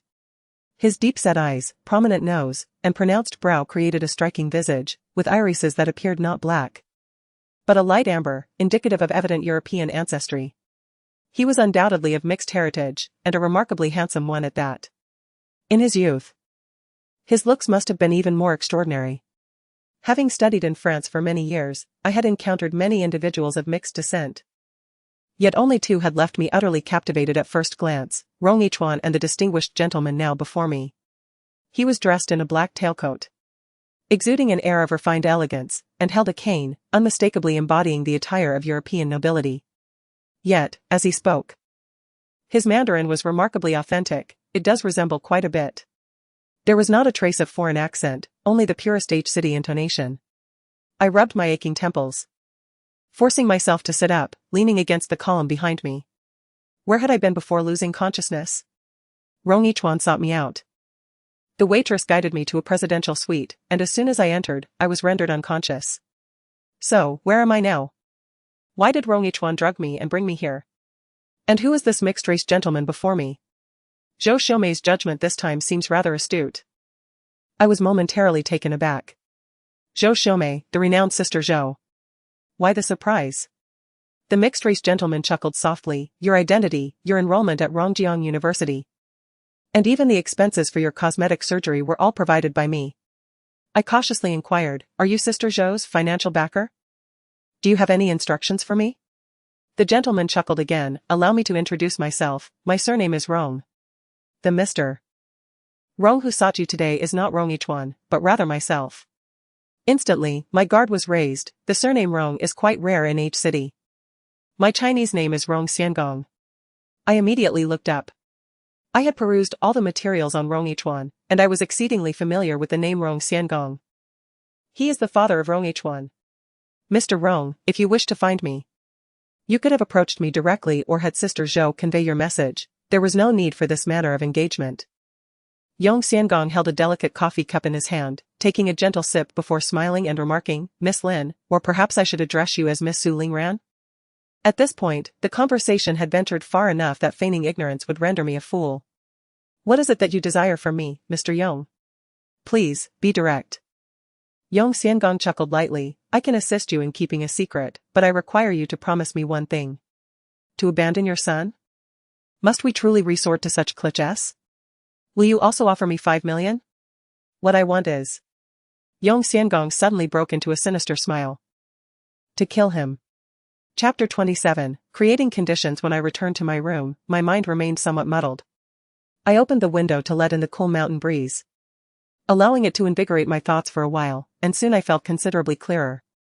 I had encountered Yong Xiangong multiple times while reviewing the information on Yong Yichuan. Yet, the details indicated that Yong Yichuan was his only son with his wife, and Yong Xiangong held him in high regard. When Yong Yichuan turned 22, he had already begun the process of transferring the Yong group into his hands, merely providing support from the sidelines. This had transpired over a decade ago. In these 10 years, Yong Yichuan had not disappointed him, elevating the Yong group to new heights, transforming it into a prestigious chain of hotels. Given their undeniable father-son bond, why would Yong Xiangong issue such a command to me? Was this a test? The presence of Yong Yichuan had already left me in a precarious position. And now I was faced with this cunning old fox. The situation was becoming increasingly convoluted. I compelled myself to remain composed. Regardless of the true intentions harbored by the father and son of the Rong family, my sole objective was revenge. I aimed to reclaim the Nanfeng group and ensure that Shen Chengyuan faced consequences. Regardless of the circumstances, I needed to leverage the influence of Rong Yichuan. After much contemplation, I dialed a number to Zhuang Mingfei. Upon receiving my call, Zhuang Mingfei expressed some surprise. Is this you, Sister Lin? Indeed, good day to you, Mr. Zhuang. What brings you to my call? After a moment of hesitation, I inquired, may I consult you on a few matters? Zhuang Mingfei appeared bemused by my request. What would you like to know? What actions might swiftly make a man develop affection for a woman? Zhuang Mingfei was momentarily taken aback. Why do you seek such knowledge? It must be swift, my time is limited. Being a perceptive individual, Zhuang Mingfei sensed my reluctance to divulge further details and refrained from pressing on. Instead, he remarked, men are undoubtedly drawn to beauty. I responded, he places little emphasis on appearance. You simply do not understand men.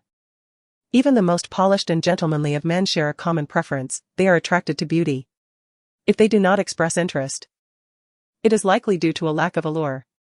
While this assertion may hold some truth, I felt it did not quite apply to Rong Yichuan. Mo Li's appearance was merely above average. At best, she could be described as delicate, far from the epitome of beauty. Is there anything else? Miss Lin, have you ever witnessed the Hong Kong Miss pageant of the 1990s? I have seen a bit. Choosing a beauty pageant contestant is not solely based on her appearance and physique, it also encompasses her eloquence and depth of character.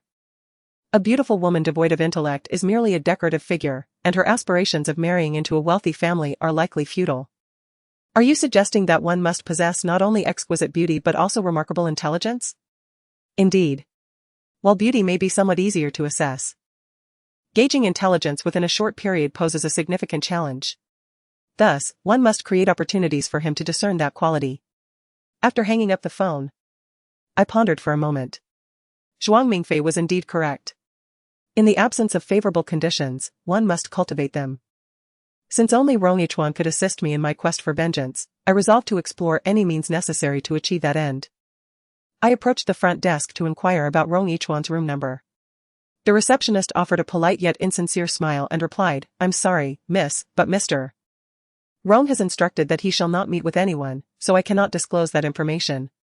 Not meeting with anyone, yet Secretary Liu did not directly dismiss me. Suddenly, I comprehended the underlying challenge. Having just been taken away by Rong Xiangong, I had already squandered some time. And I was uncertain whether the trial set by Rong Yichuan imposed a time constraint. I refrained from further contesting with the front desk and exited the lobby. After waiting for a while at the entrance of the staff restroom, I noticed several female attendants entering. Secretary Liu had instructed for some fruit to be sent in. "Did you inform Lily?" "Yes, I did. Rest assured, Lily is quite dependable. This absolutely must not be forgotten. If we do, we are all doomed. Do not be afraid, Mr. Rong has returned from Europe, and he is a true gentleman. It was merely a minor mistake. Resulting in a slight deduction from our performance evaluation, he will not dismiss us. Indeed, Mr. Rong is a gentleman, but Secretary Liu is not one to tolerate any nonsense. So it is wise to remain cautious. By the way, did you see today that the superstar suing returned with Mr. Rong? I just witnessed Secretary Liu personally carrying her bag. My heavens, a woman who can command Secretary Liu's personal attention might very well be the future Mrs. Rong. Who knows? Who could it be? I held a glass in my hand, and as I accidentally dropped it, it shattered loudly on the floor. I quickly darted into the stairwell, hiding around the corner. The two female servers inside were indeed startled and cautiously stepped out to investigate. "Who is eavesdropping on our conversation? If you have the courage, show yourself." The surroundings were eerily silent. Yet, at that moment, the absence of sound felt even more ominous. It was just shattered moments ago, so how could the person have vanished in the blink of an eye? Could it possibly be a ghost? No, no, no. Surely there are no ghosts in this world. I suspect it might be a peeping Tom, lurking outside to spy on us changing. Ah. One of the female servers wrapped her arms around herself. How could our hotel, which caters to high-end guests, harbor such lewd behavior? The peculiarities of the wealthy are indeed unpredictable. Let us quickly summon the security personnel to investigate. It is unsettling to think he might be hiding in the shadows. Very well, let us instruct the security personnel to thoroughly search this area. Should any individuals be apprehended, we shall promptly alert the authorities. The two female attendants, hunched over, hastily departed, almost breaking into a run. Once they had distanced themselves, I emerged from the staircase and stealthily entered the staff changing room. The two attendants, in their rush, had neglected to secure their lockers, leaving their discarded uniforms in disarray within the compartments. Initially, my intention was merely to procure a uniform and devise a plan, yet unexpectedly, I stumbled upon an unforeseen opportunity. I swiftly donned the attire and slipped out, making my way directly to the kitchen. After a brief wait in the kitchen, I noticed another female attendant, similarly clad in uniform, emerging with a platter of fruit. She must be Lily. I maintained an appropriate distance, trailing behind her. We traversed the atrium of the hotel and passed through the rose garden at the rear, ultimately entering a secluded chamber in a corner. She cautiously surveyed her surroundings. And fearing detection, I kept my distance. Once she had vanished from sight, I hurriedly pursued her. Upon entering the chamber, I found an elevator. It ascended and ultimately halted at the 36th floor. After a brief pause of approximately half a minute, the elevator began its descent. And I concealed myself to observe as the numbers on the display gradually decreased. When it reached the ground floor, Lily emerged from the elevator. Her hands now devoid of the fruit platter. I remained hidden until she had completely departed, at which point I ventured into the garden to gather a bouquet of roses. I have studied the art of floral arrangement. Although the selection of flowers here is rather limited, I can still create a harmonious composition by considering the size and shape of the blossoms. I also gathered a few wildflowers to add a touch of embellishment. Satisfied with my creation, I ascended the stairs carrying a beautiful bouquet. Chapter 28, Mr. Rong, do you believe in love? As the elevator doors opened on the 36th floor, I was greeted by an exquisitely decorated lobby. The black and gold color scheme exuded understated luxury. Taking a few steps further, I encountered an unfamiliar man dressed in a tailored suit, who did not appear to be a mere service staff member. He seemed to hold a position of some significance. Likely a manager at the resort hotel. Upon seeing me, he furrowed his brow slightly and inquired, "Who are you?" Maintaining my composure, I conveyed a sense of respect typical of a subordinate addressing a superior, yet without a hint of obsequiousness. I replied with ease. "Secretary Liu asked me to deliver a bouquet to Mr. Rong." "Secretary Liu?" The man glanced back momentarily. "She is inside." "When did she instruct you to come?" "Did she just call your customer service department?" Following the direction of his gaze, I confirmed that Mr. Rong was indeed within that vicinity. I responded, "I am not certain. It was a directive from my superior. Mr. Rong has brought Miss Su with him today. Perhaps the flowers are intended for her." The man nodded. "Very well then. You may take them in, but do not dawdle. Deliver the flowers and return promptly." "Understood." He gestured for me to proceed with my task. I walked in my high heels towards the direction he indicated. At the end of the corridor stood a wooden door. With considerable effort, I pushed the door open, only to be greeted by the hauntingly beautiful voice of Shen Chengyuan. He was singing a classic French song, La Vie en Rose, a piece I had once introduced to him. I had cherished this song and had playfully suggested to Shen Chengyuan that he should learn it for our wedding. He had vehemently refused, insisting he could never master a French song. Despite my persistent coaxing, he remained steadfast in his refusal. It was only after my mother intervened, advising me not to take advantage of Chengyuan's affection and reminding me of his less privileged background and lack of study abroad experience, that I reconsidered. I realized she was right. A man's pride is paramount. From that moment on, I ceased my attempts to persuade him to learn the song. Little did I expect that while he had previously been unwilling to learn for me, he had now diligently memorized every word of the piece, presumably to impress Rong Yichuan. Although his pronunciation was far from perfect and his tone was somewhat off-key, it was evident that he had put in considerable effort. Suing gently rose to her feet and said, "Mr. Rong, Mr. Shen, I happen to know this song as well. May I sing it for you?" Shen Chengyuan immediately chimed in, "Yes, indeed. Such a beautiful song deserves to be sung by a lovely lady. Miss Su, do you speak French?" Suing blushed and smiled shyly. "I studied performing arts in France for a year, so I know a bit." "Perfect, then you should sing it," he encouraged. Suing, still a bit reserved, lowered her gaze to seek Rong Yichuan's approval. Young Yichuan sat on the sofa with his back to the entrance, his long legs elegantly crossed. He held a goblet in his hand, his voice as gentlemanly as ever, uttering a phrase in authentic French that resonated with romance. Suing, upon hearing it, let out a delicate laugh and responded in French. The two exchanged a few more sentences with remarkable ease. Shen Chengyuan, standing by, was anxious like a cat watching a mouse. "Mr. Rong, Miss Su, what are you discussing?" Suing covered her lips and tilted her head, making an adorably charming expression. "This is a secret between me and Mr. Rong, isn't that right, Mr. Rong?" Young Yichuan said nothing, merely raising his goblet in acknowledgement. Suing promptly picked up her glass and clinked it against his, both taking a small sip. Shen Chengyuan appeared quite pleased. "It seems that Miss Su and Mr. Rong have quite the rapport." Suing replied, "It's merely because I can speak French. However, I have only spent a year in France, so my French is not entirely authentic. If my pronunciation is off, Mr. Rong, please don't laugh at me." Young Yichuan, when speaking Chinese, had a tone completely distinct from his French, cool yet gentle. "Your pronunciation is commendable. The liaison in French can be quite challenging for beginners, and in just 1 year, you have fared well." "Not at all," Suing humbly replied. "My learning stemmed from passion. I adore French cinema, and much of my French has been acquired through films." Young Yichuan inquired, "Which French film does Miss Su favor?" "There are many, but my favorite is Jeu d'enfant." Young Yichuan nodded, "A classic romance. France is all about romance." "Isn't it?" Rong Yichuan smiled subtly, neither affirming nor denying. "Mr. Rong, do you believe in love?" Suing inquired as she approached him. Shen Chengyuan, perceptive as ever, graciously stepped aside for her. As they drew closer, I distinctly noticed their exchanged glances, indicating a prior acquaintance. It dawned on me that Shen Chengyuan intended to orchestrate another round of a game with Rong Yichuan. Previously, I had garnered Rong Yichuan's favor through my commendable French. Yet I was merely an ordinary university student. In terms of appearance, both Mo Li and I possessed a subtle beauty, though I exuded a cooler demeanor. Suing, On the other hand, was a strikingly beautiful woman with a captivating presence. Her makeup, though understated, could not conceal the impact of her chiseled features. Coupled with her inherent star-like aura, Shen Chengyuan appeared to have prepared an upgraded version of myself, aiming to cater to Rong Yichuan's preferences and cultivate a favorable rapport. I smiled gently, determined not to let him have his way.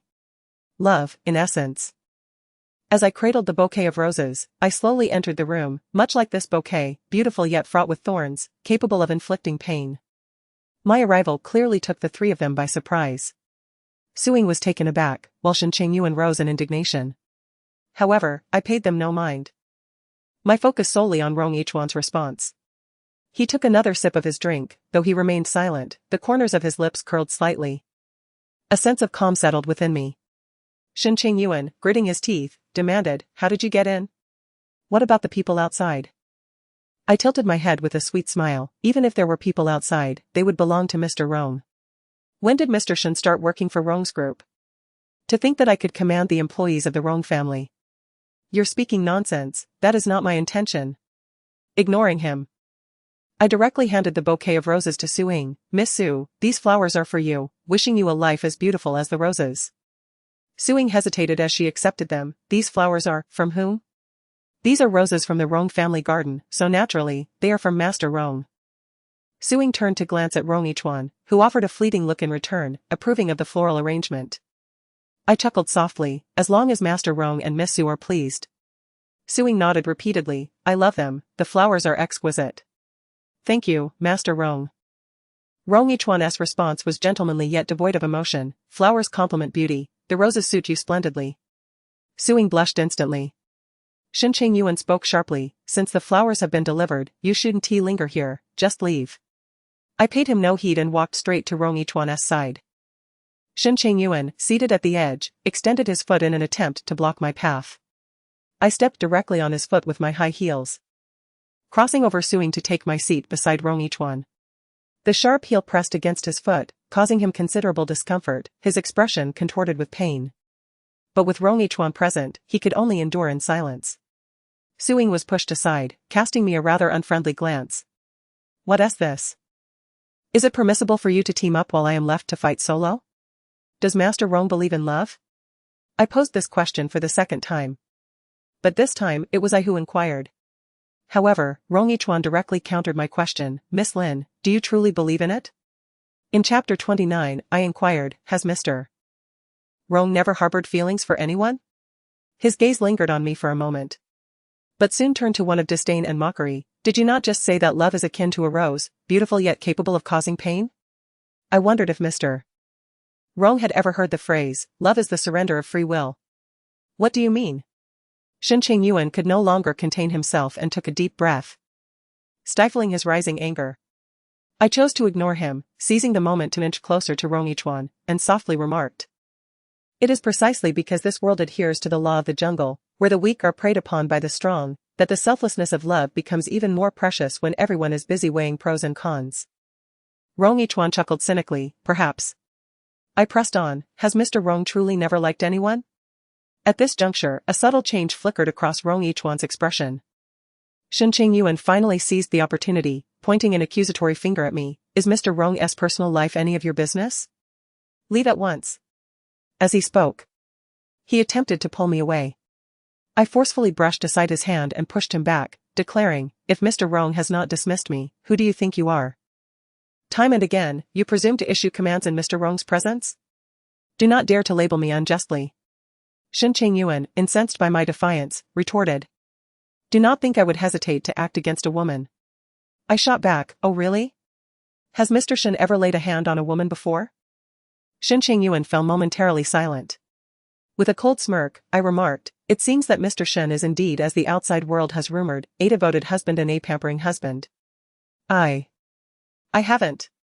Haven't you been devoted or haven't you laid a hand on her?" Shen Chengyuan's face flushed crimson as he furtively cast a glance at Rong Yichuan. "I haven't laid a hand on her. So, this implies that Mr. Shen truly loves his wife?" "Of course. Then why, when Miss Su's body is still warm, would you seek to bring ruin upon her father, old Mr. Su? What nonsense are you spouting?" "I am speaking the truth." I turned to Rong Yichuan. Addressing him directly, Mr. Rong, I apologize for intruding upon your time today, but I find myself at my wit's end. You are a good man. I implore you to save old Mr. Su. After uttering these words, I obediently lowered my head, beseeching him. I could not discern Rong Yichuan's expression, only observing his long fingers gently and rhythmically tapping upon his crossed legs. He had indeed learned that my father had been taken away by me. The words of Secretary Liu had awakened me today. To approach Rong Yichuan, the essence lies in honesty. He despises deceit and manipulation. My previous display of bravado in the hospital had undoubtedly struck a nerve with him. Yet, Secretary Liu's words were clear: if I continued to fabricate lies, Rong Yichuan would show no mercy. In any case, he did not treat me as he had dealt with those earlier who had wielded their power improperly. He granted me another chance. Thus, this time I must be forthright. Of course, for me, being candid does not equate to complete transparency. I candidly revealed my intentions. My sole purpose was to save my father. The rest now lay in the hands of Rong Yichuan. With my head bowed, I awaited his judgment, refraining from uttering any superfluous words. Rong Yichuan was astutely discerning: the more one spoke, the greater the chance of erring. Meanwhile, Shen Chengyuan incessantly attempted to justify himself. The person I cherish most is Ranan. Old Su has been immensely gracious to me, even entrusting his daughter to my care. How could I ever contemplate harming him? Mr. Rong, please do not heed her fabrications. This woman has emerged from who knows where, and has always been at odds with me. I cannot fathom where I have offended her. He rambled on and on. I had specifically instructed the hospital staff to provide Old Su with the finest care, yet I had been preoccupied with company matters and the search for Ranan's remains, which may have led to some oversight. The hospital personnel, recognizing my lack of attention, might have become negligent. Rong Yichuan had remained non-committal, yet upon hearing Shen Chengyuan's words, his hand, which rested on his lap, finally stilled. He set down the goblet he held, the sound resonating sharply against the table. Shen Chengyuan immediately halted. Mr. Rong, when you discussed collaboration with Old Su, we had met before. You must know what kind of person I am. How could I know? Rong Yichuan replied, his tone still measured. I am quite aware of Old Su's character. Though somewhat traditional, he is loyal and generous to his subordinates, a commendable elder. However, regarding you, Mr. Shen, I must apologize, but I have no prior impression of you. He added, there was an occasion when I accompanied Old Su to meet you. He even mentioned me. What do you say about me? You described me as honest and reliable, capable of managing affairs with precision. Rong Yichuan lowered his gaze. Is that so? I can't recall. Shen Chengyuan spoke hastily. Mr. Rong, you must be aware of my intentions.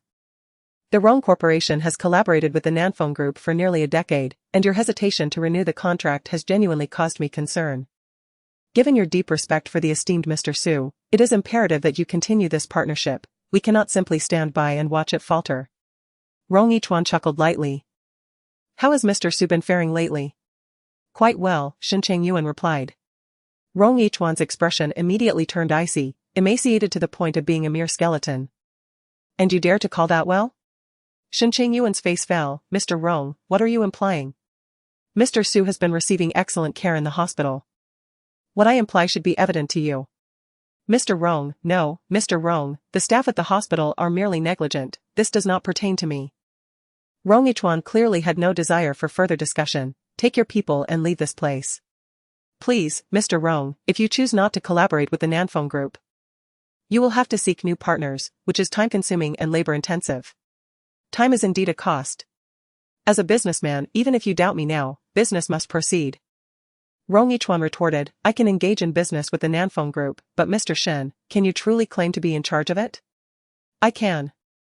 Shen Chengyuan replied urgently, when I married Ran, Mr. Su bestowed upon her 51 of the shares as a dowry. Now, Ranan has passed away. I am her husband, the first heir to her estate.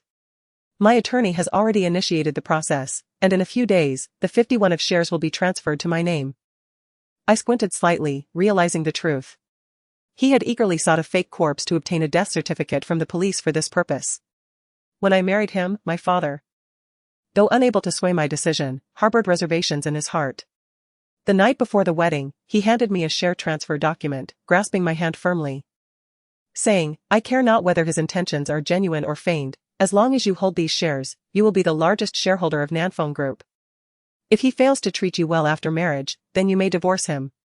With wealth, you will stand tall. These shares are your assurance. Holding that flimsy piece of paper, I shook my head. Father, this is the fruit of your labor over half a lifetime, I do not want it.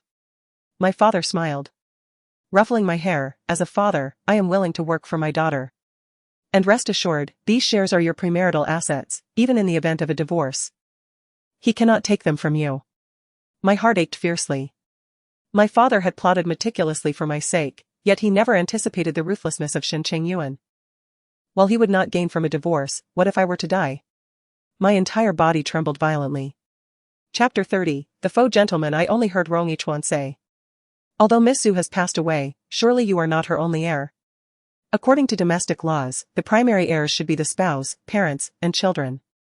Besides you, both Mr. Lao Su and Mrs. Su are equally entitled to inherit her shares. Shen Chengyuan remarked, Mr. Lao Su has been in a deep coma, and Mrs. Su has suffered from mental issues. Even if they are able to inherit the shares, they cannot participate in the company's decision-making. However, as long as they are alive, the shares will rightfully belong to them. Rong Yichuan replied coldly, given that the current decision-makers of Nanfeng Group are uncertain. How could I dare to sign a contract with them? Mr. Shen, the number of shares you hold is still ambiguous. And there is an additional 49 of shares scattered among other shareholders. Should they unite, their collective stake could surpass yours. They could easily replace you as the new decision-makers of Nanfeng Group and could terminate the contract with the Rong family at any time. Shen Chengyuan remained undeterred, asserting, the Rong family is thriving, they wouldn't do that. I do not engage in uncertain endeavors, he added. After a brief silence, he inquired, so, if I can secure an absolute number of shares, will President Rong renew the contract with Nanfeng Group? Rong Yichuan replied, I do not make assumptions about events that have not occurred. At that moment, the door was knocked upon. Secretary Lu entered, her high heels clicking elegantly on the floor. Maintaining her courteous demeanor, Mr. Shen, President Rong has other commitments and cannot keep you any longer. Allow me to escort you out. This was clearly a dismissal.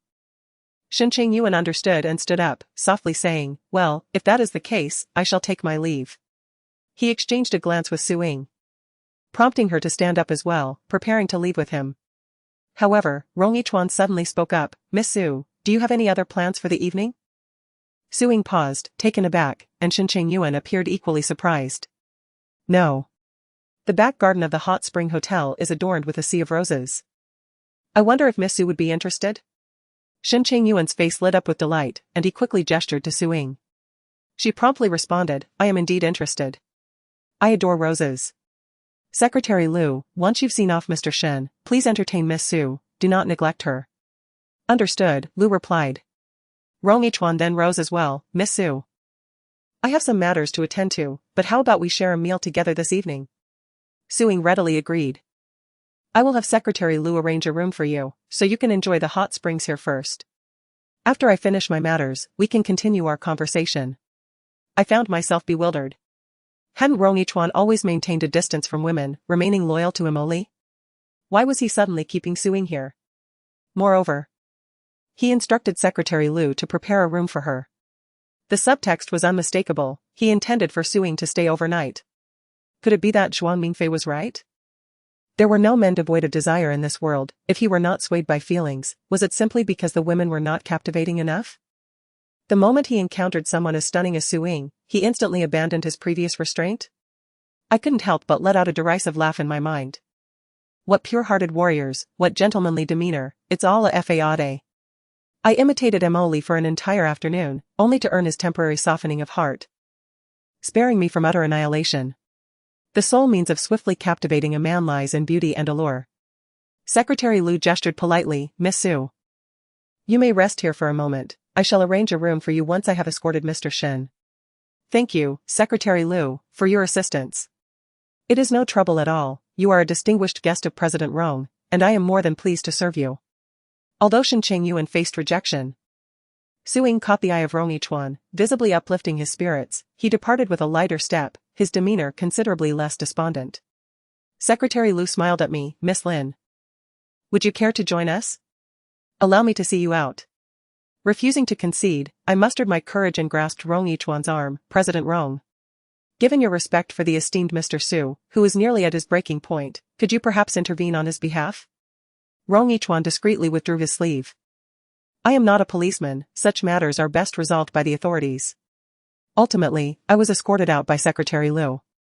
She accompanied Shen Chengyuan and me to the hotel entrance, where Shen Chengyuan mocked, Miss Lin, I presume you don't have a car. Shall I give you a lift to the city? Taxis can be rather pricey, and as a university student, can you afford it? I clenched my teeth in frustration. Shen Chengyuan scoffed, turning away, his chauffeur already waiting nearby. He entered the vehicle and departed swiftly.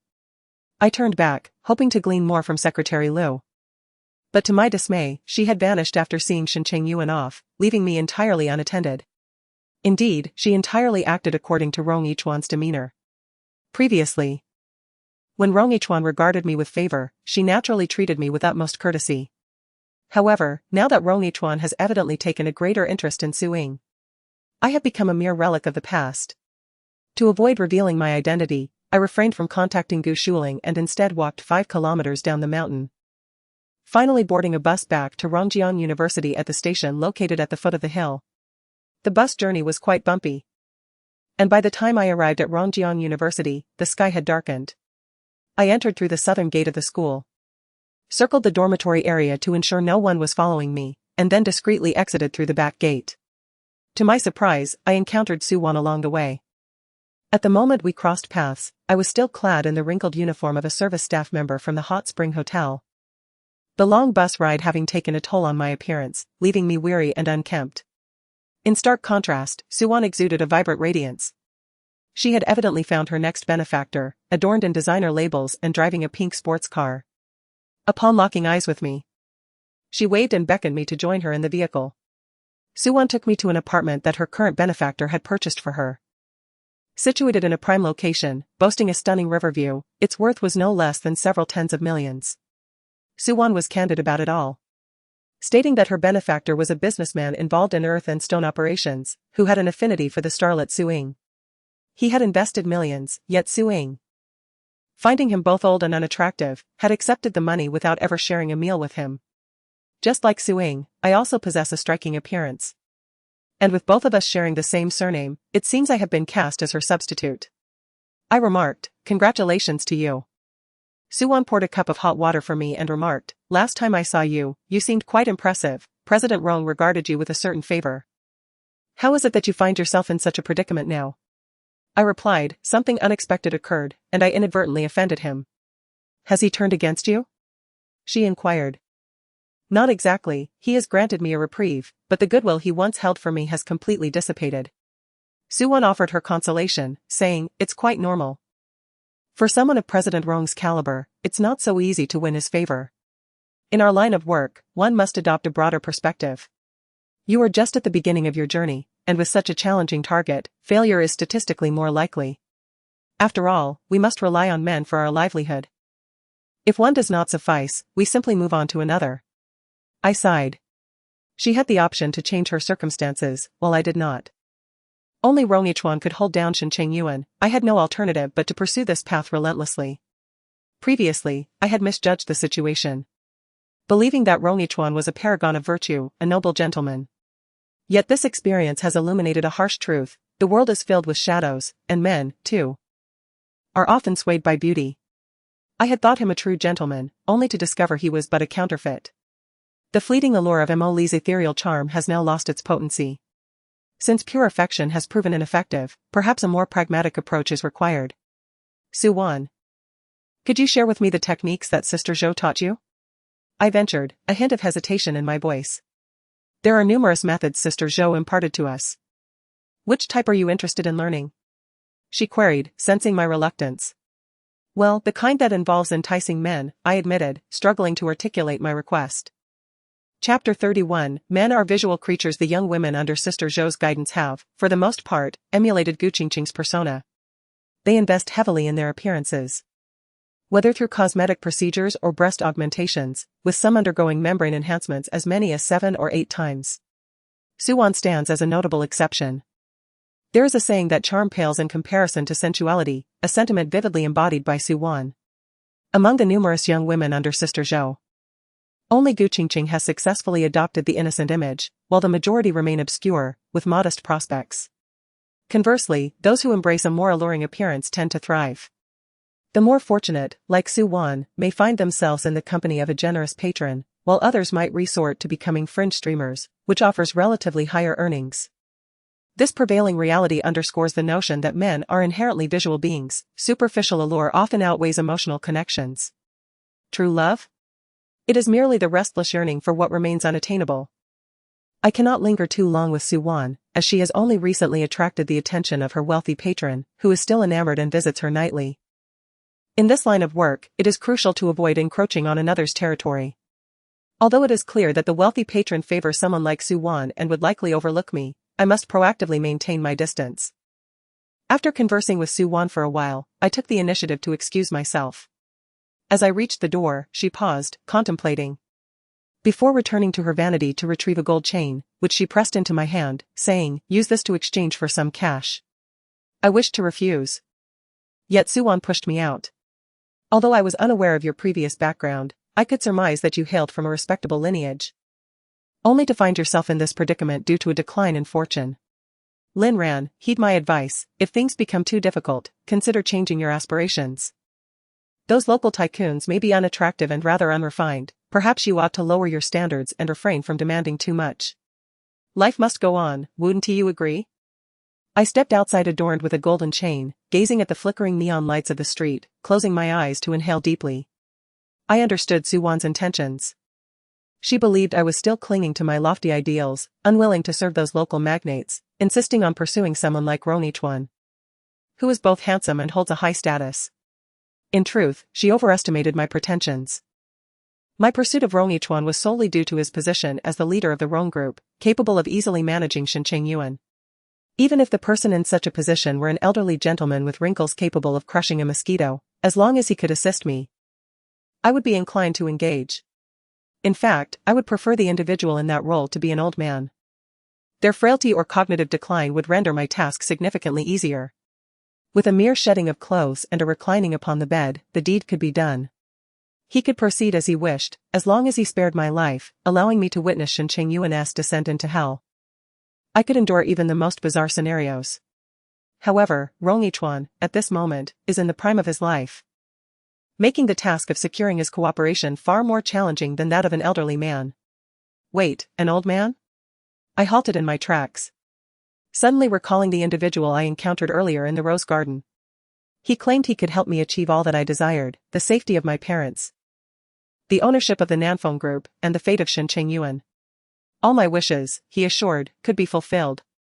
However, he demanded that I take the life of his own flesh and blood. Can I trust him? In the following days, I delved into the knowledge that Su Wan imparted upon me. Truth be told, to label this as knowledge feels somewhat degrading to the term itself. Throughout my life, whether driven by personal interest or the nurturing of my parents, I have acquired a considerable amount of skills, languages, painting, sculpture, floral arrangement, dancing, and etiquette. I do not shy away from learning. In fact, I tend to grasp concepts quite swiftly. Yet, the complexities of romantic entanglements between men and women remain my Achilles heel. My experience in love is woefully scant, with my sole encounter ending in a devastating conclusion. I have never pursued anyone, while those who sought me have been thwarted by unfortunate circumstances, leaving me bereft of any genuine romantic experience. Su Wan once remarked, "What value does face hold? Cast aside pride, and wealth will follow."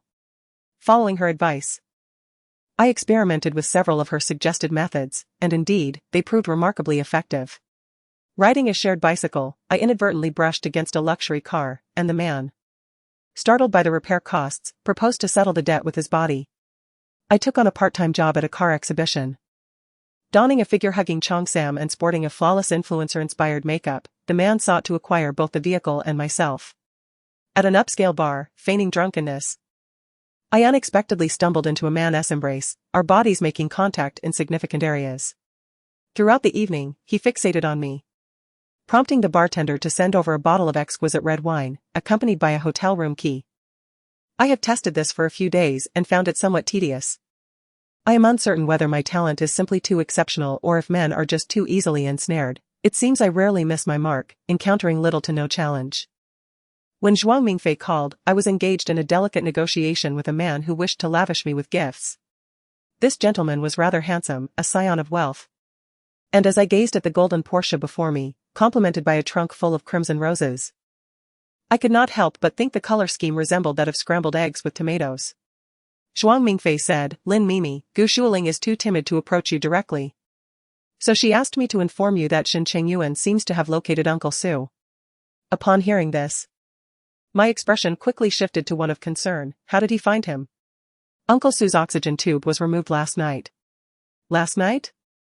The caregiver I arranged had already gone to S-City, right? Was he asleep? Did the hospital surveillance capture who did it? How is Uncle Su now? The wealthy heir, holding a red velvet jewelry box from a high-end brand, approached and wrapped his arm around my waist when he noticed my distraction from our conversation. Anxious, I pushed him away and urged Zhuang Mingfei, "Please, continue. Do not worry, Uncle Su is fine." The night nurse discovered the situation in time. As for the caregiver you hired, Gu Shuling and I examined the surveillance footage, and there was no one else who entered Uncle Su's room last night. And the caregiver you found has vanished. I was struck with disbelief.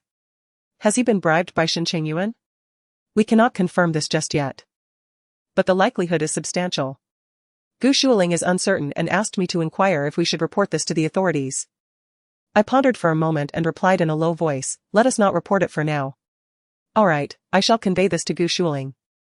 The oxygen tube was removed by the caregiver. Even if the police managed to locate her, she would have already been bribed by Shen Chengyuan, likely to insist that it was merely a personal feud, never implicating him. Reporting this matter would not only fail to bring Shen Chengyuan to justice but would also endanger Gu Shuling. One cannot discount the possibility that Shen Chengyuan may take action against her. Lin Mimi, it seems S-City is no longer safe. In just a few days, Shen Chengyuan has discovered Uncle Su's whereabouts. He may not have succeeded this time, but he will undoubtedly continue to pursue Uncle Su. You must devise a plan swiftly. Chapter 32, the matter circles back to Rongyichuan. A heaviness settled in my heart. Previously, I could not comprehend his urgency in wanting my father dead. But after hearing Rongyichuan speak a few days ago, the truth became clear. The 51 of shares under my name would be inherited by my parents and Shen Chengyuan upon my demise.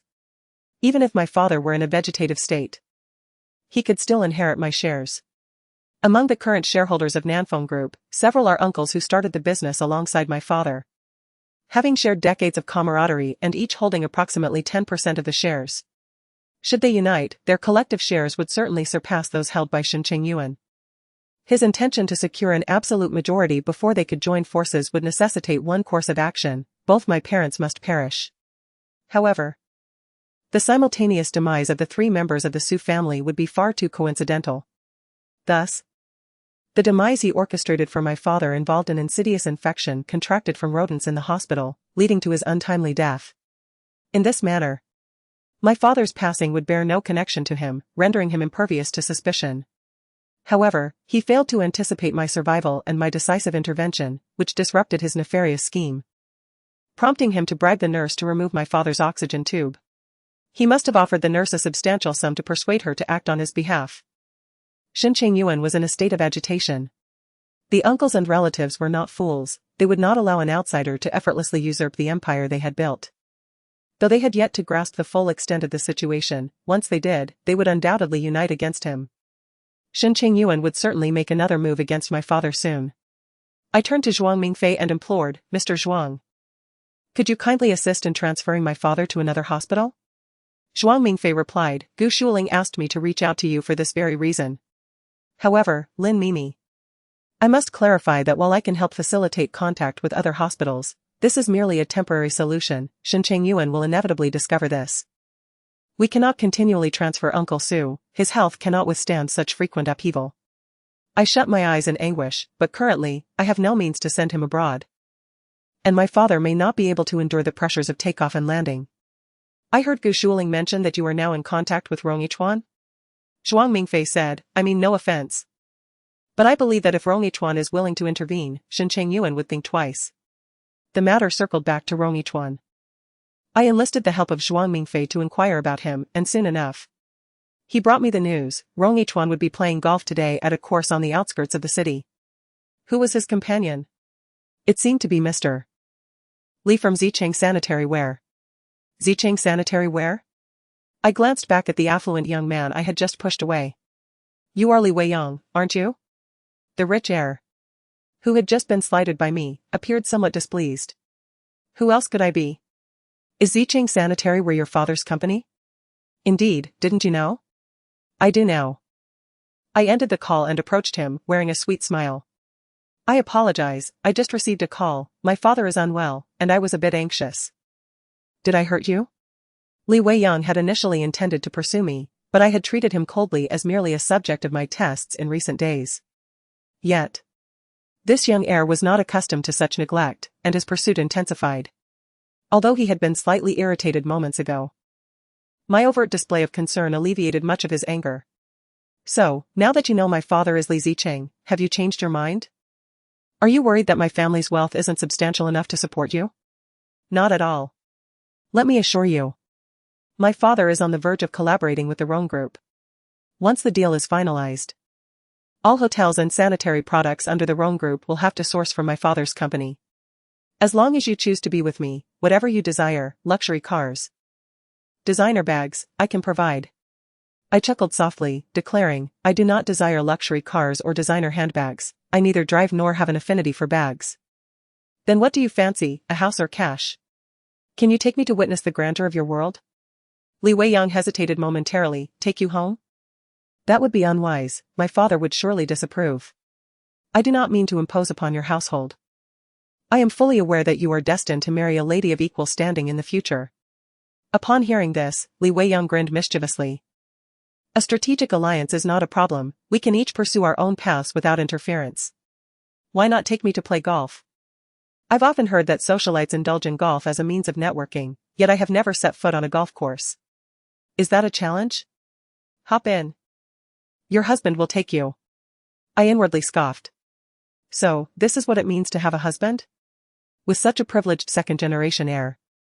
It seems the future of Zicheng Sanitary Ware may be in jeopardy. I climbed into Li Weiyang's gleaming golden Porsche.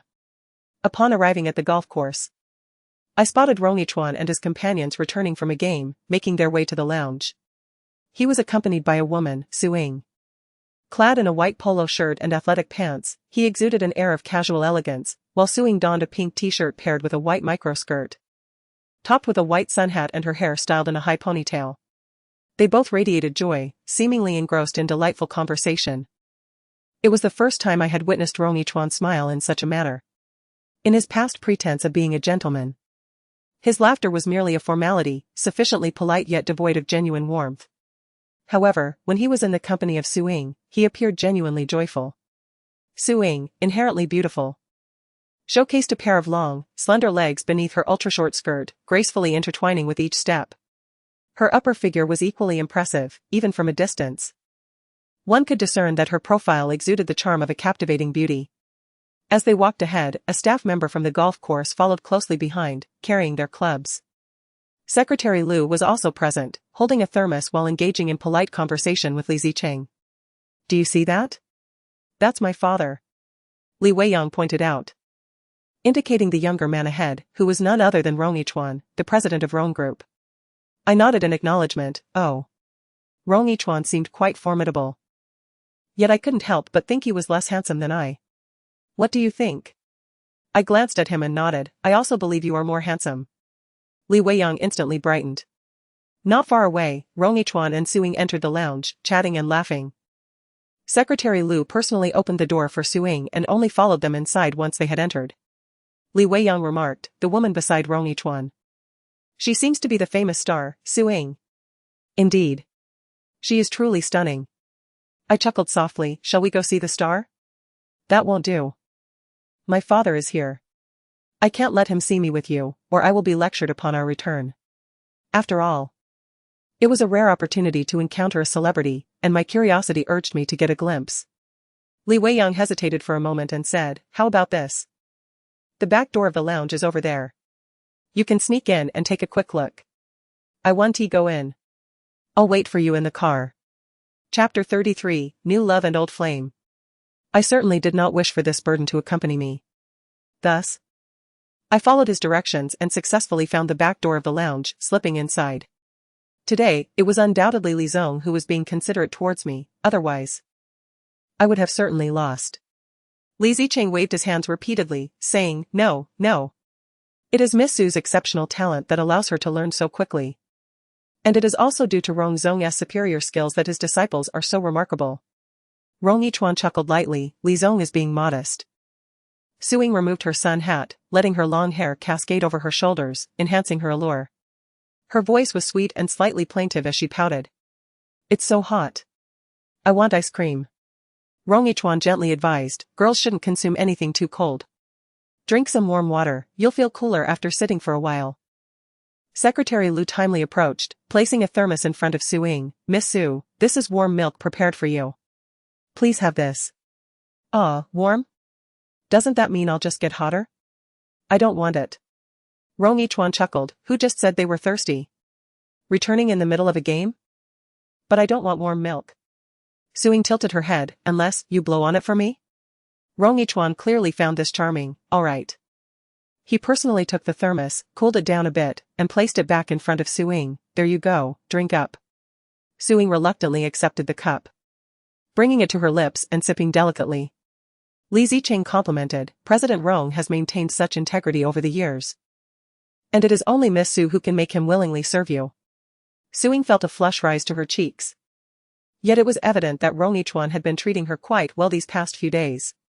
Just a while ago, during their stay at the Hot Spring Hotel, she had felt anxious around him, but now she had begun to display a touch of arrogance, lifting her chin in a playful manner as she said, "While it is true that I am spoiled, he insists on managing every aspect of my life, prohibiting cold water, forbidding ice cream, restricting late nights, and even preventing me from filming kissing scenes.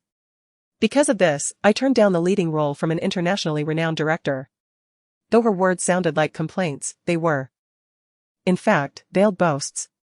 The astute individuals present could discern this easily. Rong Yichuan inquired, "Shall I speak with Director Jiang and arrange a meeting for you? I wish to portray a character from ancient times, the foremost courtesan of the capital. I want to explore various exquisite looks."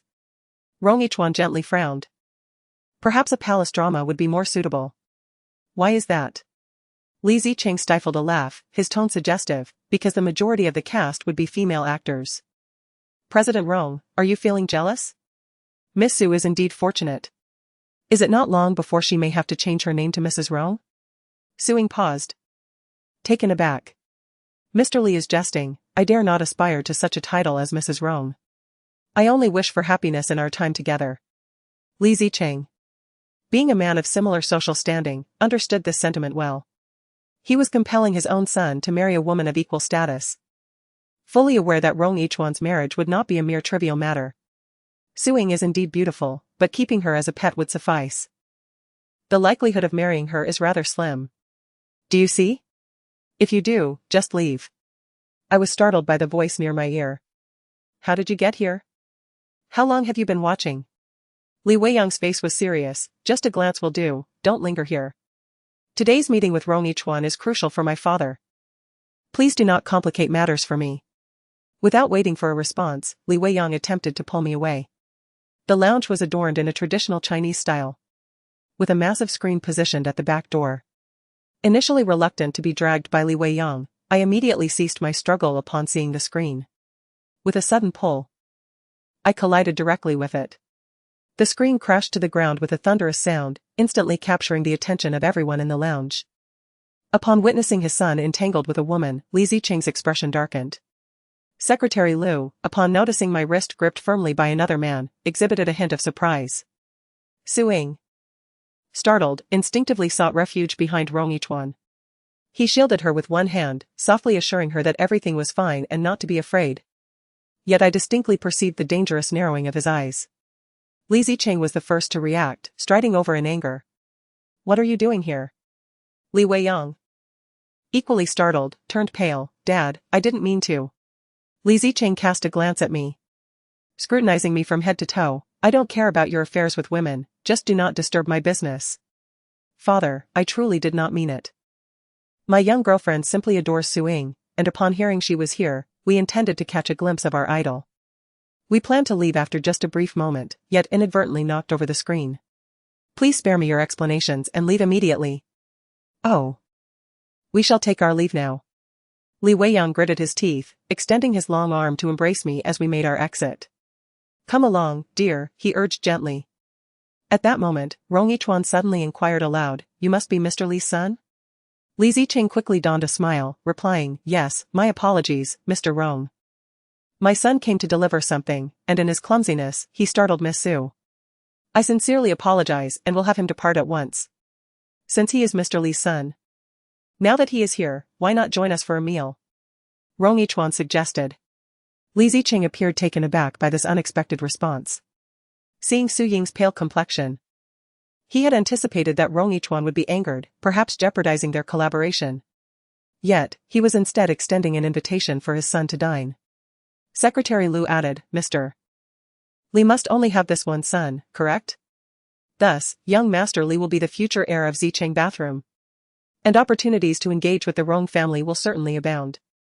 It is better to seize the day and share a meal together. It will foster familiarity and facilitate future cooperation. Upon hearing this, Li Zicheng's spirits lifted. Secretary Lu, indeed a favored confidant of Mr. Rong, was astute in his foresight. How thoughtful. After all, I have but this one son, if not him, who else shall inherit the family business? Yang, come here and greet Mr. Rong. Li Zicheng commanded as he forcefully released his grip on Li Yang and led his son to the presence of Rong Yichuan. With a sense of pride, he introduced, Mr. Rong, this is my son, Li Yang. Li Yang, somewhat apprehensive at being thrust into the limelight by his father, quickly extended his hand, saying, hello, Mr. Rong. However, Rong Yichuan merely glanced at his outstretched hand without reciprocating, instead chuckling softly, indeed, a tiger begets no dog. Young Master Li is remarkably talented, destined to surpass his predecessors. The admiration of others for his son brought Li Zicheng immense joy, his excitement evident as his beard quivered with delight. Thank you for your kind words, Mr. Rong. Yet, it was clear that Rong Yichuan's attention was not entirely focused on the Li family duo. Suddenly, his gaze shifted, landing on me with an intriguing expression, young Master Li. May I inquire about that individual? Chapter 34, Did you let him kiss you? Li Zicheng hastily interjected, I have no idea who she is. Probably just another woman with delusions of grandeur, desperate to marry into wealth, clinging to my son. He continued, Mr. Rong, this child, like yourself, is virtuous and upright. Dad. Please don't say such things. I finally managed to win her over. Silence. Li Zicheng shot him a fierce glare before turning his attention to me with an intimidating expression, you, leave at once. These girls nowadays are so young. Yet they only think about taking shortcuts. Dad. Li Yang insisted, she is my girlfriend. Girlfriend, my foot. Li Zicheng frantically gestured to him. Understand the gravity of the situation. At this moment, Suing finally recognized me. She seems to be an employee of the Rong Corporation, right? Each one. It was you who asked her to deliver the roses to me at the Hot Spring Hotel last time. So she is indeed an employee of the Rong Corporation. Li Zicheng's demeanor underwent a complete transformation. Oh, look at that, isn't this akin to a flood sweeping through the Dragon King's temple? Wei Yang, why didn't you inform me? Your girlfriend is an employee of Rong Corporation, this is splendid news. It signifies a closer collaboration between our two companies. Li Weiyang appeared equally perplexed. Having always assumed I was a student at Rongjiang University. Rong Yichuan remained silent, his gaze fixed intently upon me, revealing no trace of his emotions. Taking a deep breath, I approached him, President Rong. Rong Yichuan diverted his eyes and turned his attention to Suing, inquiring gently, were you startled just now? Suing nodded in response. Please have someone clean this up, those splintered wood pieces are quite hazardous. I instructed Secretary Lu to attend to the matter. Rong Yichuan signaled Secretary Lu with a glance, who nodded slightly and promptly sought assistance from the staff to clear away the shattered wooden screen. Would you like some more milk? He asked. I'm not in the mood for that, I replied. How about some fruit? No, I cannot, fruits have a high sugar content. And I must manage my sugar intake to maintain my figure. Rong Yichuan and Suing engaged in a casual conversation, seemingly oblivious to my presence. Li Weiyang, however, retained a shred of conscience, discreetly slipping the car keys into my hand while lowering his voice. You should wait for me in the car. I'll come find you once I'm done. I clutched the keys, remaining stationary. Li Weiyang reached out to grasp my hand. Be good and obedient. The husband behind the screen has come to make amends, so do not be afraid. Suddenly, Rong Yichuan, who had been showing concern for Suing, inquired. Young Master Li and his girlfriend seem quite affectionate. Have they been together for a considerable time? Li Weiyang scratched his head, a touch of embarrassment coloring his cheeks. We just started dating, so she tends to be quite clingy. Oh, I see, Rong Yichuan replied. Since you two are inseparable, why not stay and join us for dinner? Immediately, Li Weiyang's spirits lifted. That sounds great. He pulled me to sit beside him, his arm naturally draping over my shoulder as he addressed Suing. Miss Su. My girlfriend is a fan of yours. She begged me to bring her here just to meet you. Earlier, she was so excited to see her idol that she accidentally knocked over the screen, and I apologize for startling you. Suing seemed unfazed, donning a practiced smile reserved for fans, reminiscent of our previous encounter. Oh? The last time I visited Yichuan's hot spring hotel, he surprised me by sending a bouquet of roses. It was your girlfriend who arranged them. Her floral skills are quite impressive, far surpassing those from a florist. Li Weiyang continued to beam with simplicity. Really? That is indeed a delightful coincidence.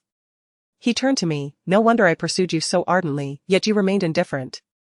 It turns out you are an employee of the Rhone Corporation, well versed in the ways of the world. But didn't you mention that you are a student in the French department at Rongjiang University? I replied, it's a part-time position. Does Rhone Corporation still hire part-timers? He inquired. I maintain excellent academic performance. Ah, so you were admitted as an exception? Well. Li Weiyang chuckled. You are quite impressive. As he spoke, he drew me closer into his embrace.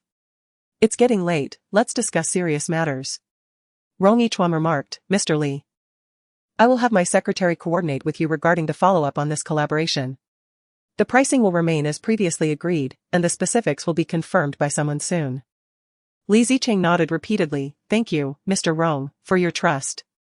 How about this? Allow me to treat you and Miss Su to a meal today. Does that sound agreeable? Rong Yichuan responded. She cannot consume overly greasy food. Let us choose a vegetarian restaurant. How fortuitous that there is a renowned vegetarian establishment right next to the golf course. Let us go with that, Rong Yichuan declared as he stood up and turned to Suing. Please change your clothes. I will head to the restroom. All right. Rong Yichuan turned and left. Li Zicheng busied himself attending to Suing, personally escorting her to the ladies' changing room. Upon his return, his demeanor towards me had transformed entirely.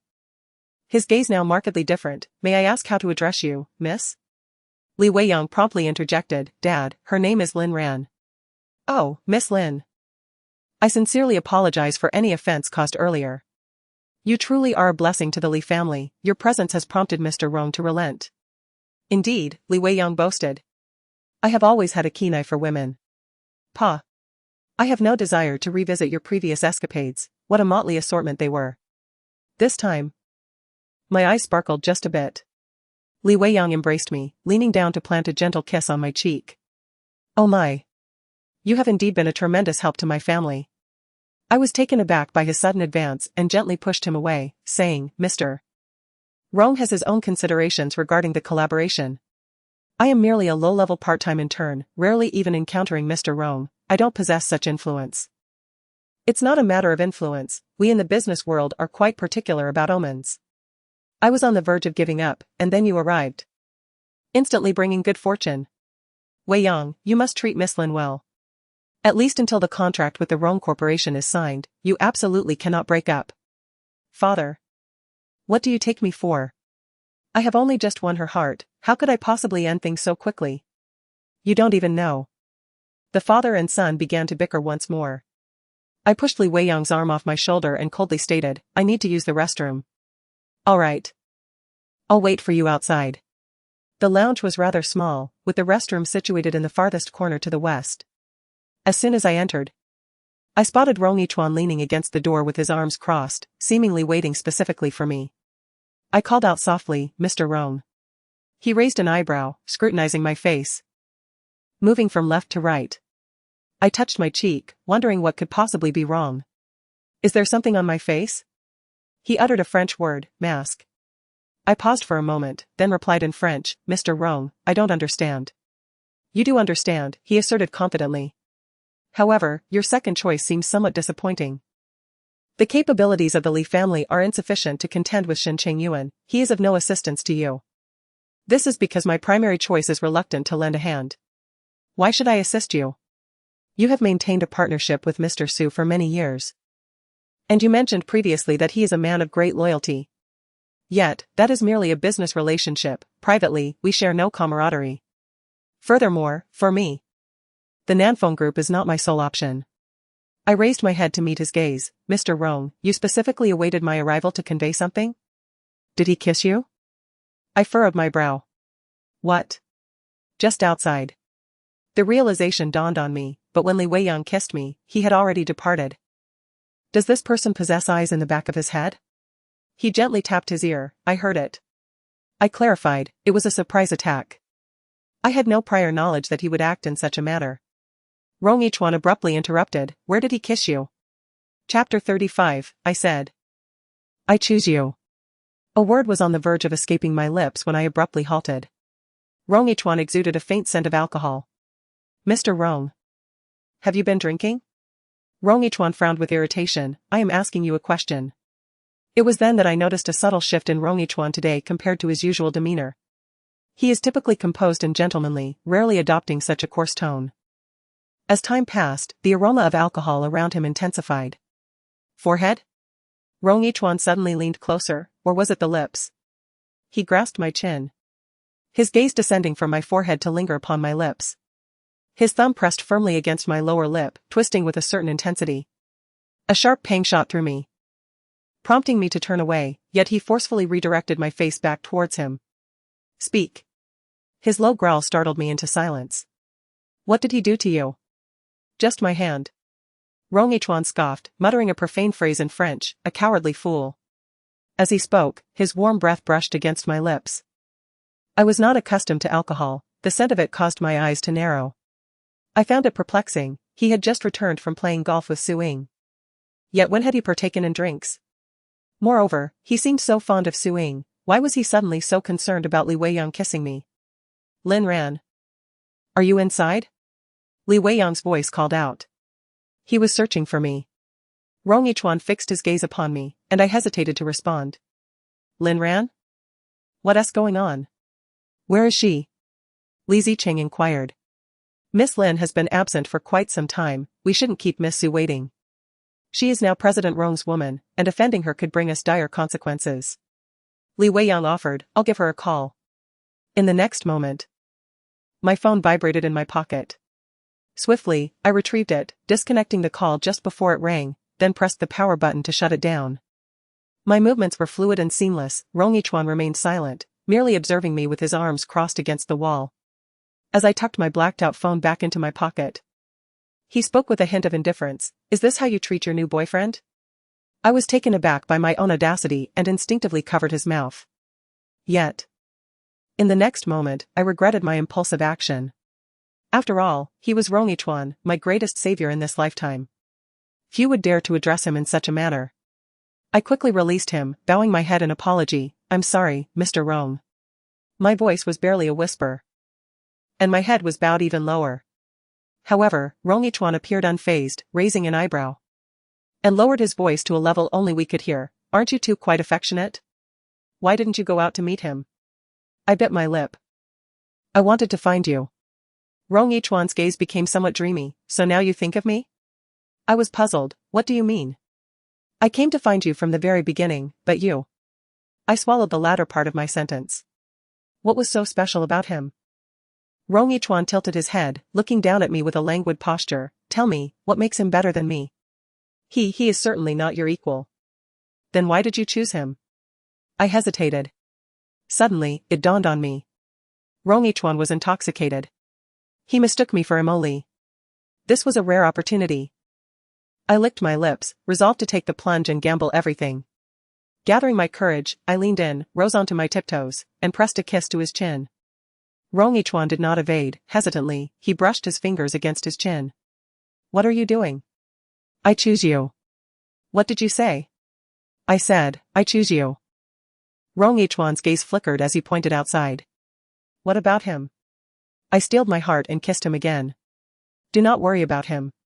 Rong Yichuan's lips felt somewhat cool. In truth, I was not well versed in the art of kissing, merely pressing my lips awkwardly against his.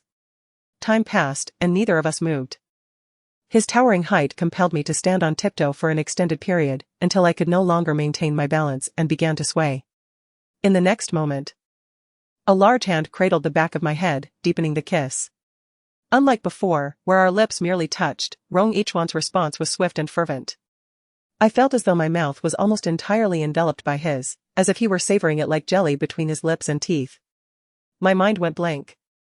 The air in my lungs and the consciousness in my brain seemed to be drawn away, leaving me to passively surrender to his whims. Until the sound of Li Zicheng's urging broke through from outside. Is the phone not connecting? It's turned off, Li Weiyang replied. I've tried several times, it's all off. Why turn it off just to visit the restroom? I don't know, perhaps the phone ran out of battery. What then? We can't just have Miss Su waiting indefinitely. Li Weiyang inquired, doesn't President Rong know? Why are you asking President Rong? Dad. Why don't you accompany President Rong and Miss Su for a meal while I wait here for her? Li Zicheng felt a twinge of dissatisfaction. What is wrong with this girl? Isn't she from the Rong family? How can she be so lacking in decorum? Regardless, she ought to provide some explanation to her peers. Disappearing without a word is simply unacceptable. Dad. I believe she might have some unspoken difficulties that prevent her from speaking up. What kind of unspoken difficulties could she possibly have? Well, being a girl. There are those days every month that can be rather inconvenient. With you here, it might be uncomfortable for her to say anything. Perhaps you could step away for a moment? If it's just me here, she may be more willing to respond. Li Zicheng fell silent. Very well. Then I shall accompany President Rong and Miss Su to dinner. All right, Dad, you go ahead. Li Zicheng's footsteps gradually faded away. Suddenly, a sharp pain blossomed on my lips, eliciting a gasp that pulled me back to reality. Yet, the sound was swiftly swallowed by his lips. Rong Yichuan gently released me. Lower your voice, he hasn't left yet. I nodded obediently, focusing intently. Perhaps it was merely my imagination, but when he kissed me again, it was undeniably more fervent than before. One hand gripped my waist, lifting me, while the other tangled in my hair, firmly holding the back of my head. The kiss grew increasingly passionate, tinged with a hint of roughness and playful nibbles. I had never experienced such an ardent kiss before. Yet, a woman's intuition told me that his desires might extend beyond this. As he embraced me, I hesitated for a moment. My hands had already encircled his waist. But after a brief contemplation, I slowly raised my arms, wrapping them around his neck. This gesture seemed to signify my willingness to surrender entirely. As if I were a sacrificial maiden, completely enveloped in his embrace, offering him all that I am. Rong Yichuan's eyes sparkled momentarily. His breath warm against my lower lip. You are quite adept at this. Do you not enjoy it? I do, he inquired. Who taught you to entice men in such a manner? In silence, I murmured the name Suwan within my mind. Suwan had once remarked that while men profess to prefer demure women, in the bedroom, they invariably favor those who are bold and assertive. The men I had tested previously were no exception to this rule. Although I had not engaged in kissing or intimacy, the mere act of initiating conversation or feigning accidental physical contact had yielded an almost certain success rate. Have you embraced him in such a manner? I shook my head. No. Neither Shen Chengyuan nor Li Weiyang had experienced such intimacy with me. Has he ever kissed you in such a way? I continued to shake my head. Rong Yichuan chuckled, a hint of amusement dancing in his eyes. Is he truly incapable? I remained non-committal. I do not know. Chapter 36, Call Out, I am listening. Li Weiyang should be capable, I mused. Considering his numerous ex-girlfriends, he could hardly spend lavishly for mere pecks on the lips and hand-holding. As for Shen Chengyuan, I had only seen him at the Sunshine Club, being attended to by a woman kneeling before him. But in the end, it seemed there was no concluding tremor. At that moment, Zhuang Mingfei had erupted in anger, and in my haste to pull him away, I had truly not paid attention. Excuse me, could you please check inside? My girlfriend has been in there for quite some time, and I am somewhat concerned. Certainly, sir. please remain calm. I shall go in and take a look for you. If she finds herself in a predicament and needs something, please inform me, and I shall procure it. Sir. You are truly considerate towards your girlfriend. Has Li Weiyang summoned a female staff member? I felt a certain rigidity enveloping me. Rong Yichuan noticed it as well. Yet he showed no inclination to cease, instead, he tightened his embrace. I gently nudged him. Rong. Mr. Rong. He emitted a low hum from his throat, reluctantly releasing his grip, yet his soft lips lingered near mine. What, afraid he might discover us? I replied, not at all. Why not? He inquired. You surpass him. Rong Yichuan's lips began to trail downward, finding their place on my neck. Continue, in what ways do I surpass him? The damp sensation on my neck felt electrifying. I sensed my body beginning to tremble uncontrollably. In every conceivable way, you are superior. Rong Yichuan perceived my shuddering and soothingly caressed my back. If he enters and sees us, what do you intend to do? Even if he sees, he wouldn't dare to take action. I asked you, what do you plan to do? I lifted my face to meet his gaze and declared, then I shall accompany you. Outside the restroom, the sound of high heels echoed. Miss Lin, are you there? I am a staff member from the court. Your boyfriend is quite worried about you. If you are present, could you please respond? Ah. I did speak up, though it was not in reply to the staff member. Instead, Rong Yichuan directly encircled my waist and lifted me off the ground. Instinctively, I clung tightly to his neck, my entire form suspended against him. He cradled me and swiftly maneuvered into the farthest stall of the restroom, one hand supporting me while the other quickly secured the lock. Miss Lin? A female staff member had entered. The restroom at the golf course was rather small, with only 4 stalls for women. Upon her entrance, she could see nearly everything. Miss Lin? She began to check each stall one by one. With Rong Yichuan holding me, my legs instinctively wrapped around his waist, so she should not notice us. However, Rong Yichuan remained standing on the ground. A man in the ladies' restroom could not possibly go unnoticed. I felt a surge of anxiety. Are you scared? He whispered in my ear. I nodded, contemplated for a moment, then shook my head. After all, I had already resolved to follow him, so I feared nothing. Rong Yichuan's Adam's apple bobbed, and he leaned in to silence me once more. This time, as I hung on to him, we were at eye level, and his kiss deepened, trailing down to my chest. Knock, knock, knock. The stall door was rapped upon. Miss Lin? Is that you inside? What do you think? Rong Yichuan suddenly spoke. Both the staff member outside and I were evidently startled. The female staff recognized his voice. Rong, Mr. Rong? Leave. I apologize. I will step out immediately. She turned to leave, but not forgetting her duty, she paused to ask, Mr. Rong, is Miss Lin with you? Leave. The sharp click of high heels echoed on the floor as the female staff member hurriedly departed. The restroom finally returned to tranquility, and I, overwhelmed with anxiety, broke out in a fine sheen of perspiration. My skin, already porcelain-like in its fairness, glistened as if it were a pristine white jade vase adorned with a layer of translucent glaze. The buttons of my shirt had been hastily torn open by him, exposing my neck, collarbone, and a generous expanse of flawless skin that heaved up and down with my rapid breaths. Rong Yichuan cast a glance my way, then reached behind him, retrieving my phone from the pocket of my jeans and tossing it to me. Call him. One hand clutched his neck to ensure I did not tumble down, while the other fumbled to catch the phone. Why was I supposed to call him?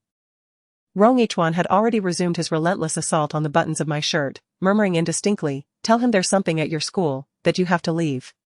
His words were muffled, and I struggled to comprehend them. What did you say? But he was unwilling to respond, his focus fixed on his previous endeavor.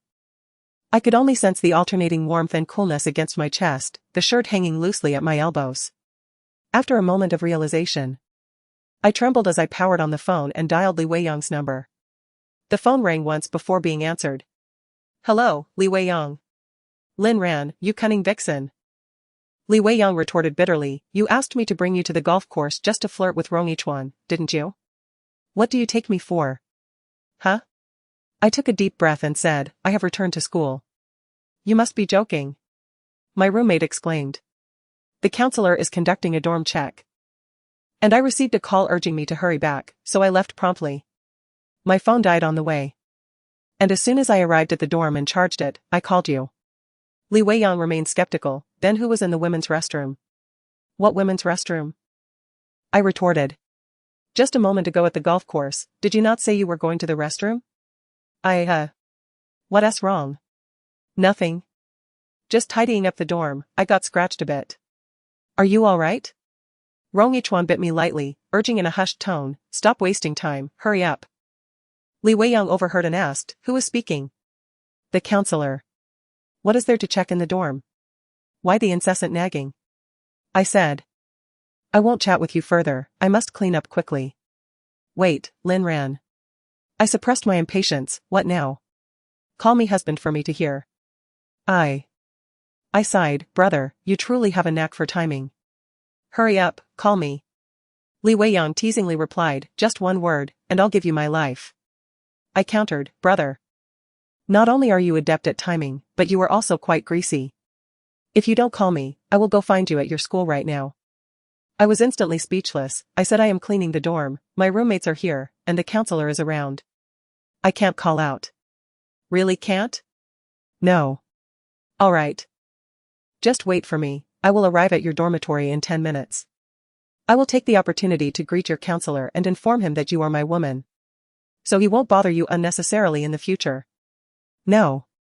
I have a terrible headache, could you please refrain from being so impulsive? Hurry up and call, just one shout. And I will hang up, so as not to disturb your work. Meanwhile, the sensation on my chest had vanished. Rong Yichuan lifted his head. A smirk playing on his lips, observing me with keen interest, as if to say, go ahead, I'm listening. Chapter 37, the first time? I found myself suspended in an uncomfortable indecision. On the phone, Li Weiyang continued to regale me with his cheesy flirtations. Are you shy, my dear? There's no one else on the line, only I can hear you call me husband. In front of me. The inebriated Rong Yichuan seemed utterly transformed from the man I knew. He tilted his head, scrutinizing my embarrassment, while raising his foot to rest it on the toilet lid, compelling me to sit on his outstretched leg. The cramped space of the bathroom felt stifling, and I was drenched in sweat from the heat. Call me husband. And I shall let you go.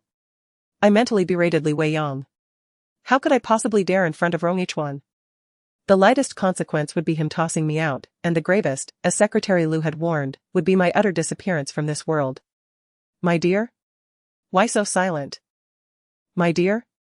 As Rong Yichuan's hands began to roam around my waist, his voice was beguiling, his breath scorching and oppressive. He was still outside, urging him to leave.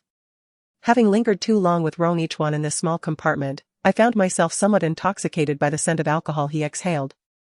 As though every sensation within me was ensnared by his grasp. The faint flicker of rationality compelled me to make a decision. I perched upon his lap, straightening my posture, while my hand, still clutching my phone, reached to encircle his neck, pulling him down as I tilted my head to gently nibble at his Adam's apple. Darling.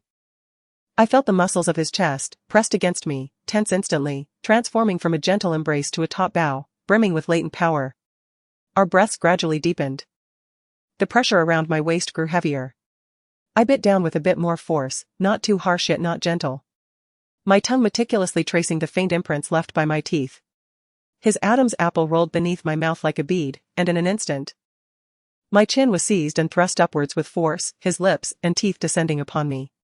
The phone in my hand swung from the left, encircling his neck, and descended to align with my lips. On the other end, Li Weiyang heard my response, eliciting a satisfied chuckle. The moment I heard his voice, I swiftly ended the call. I had no desire to endure his greasy, domineering literary style, nor did I wish for Rong Yichuan to overhear. At that moment, he resembled a fierce beast, exacting retribution upon me.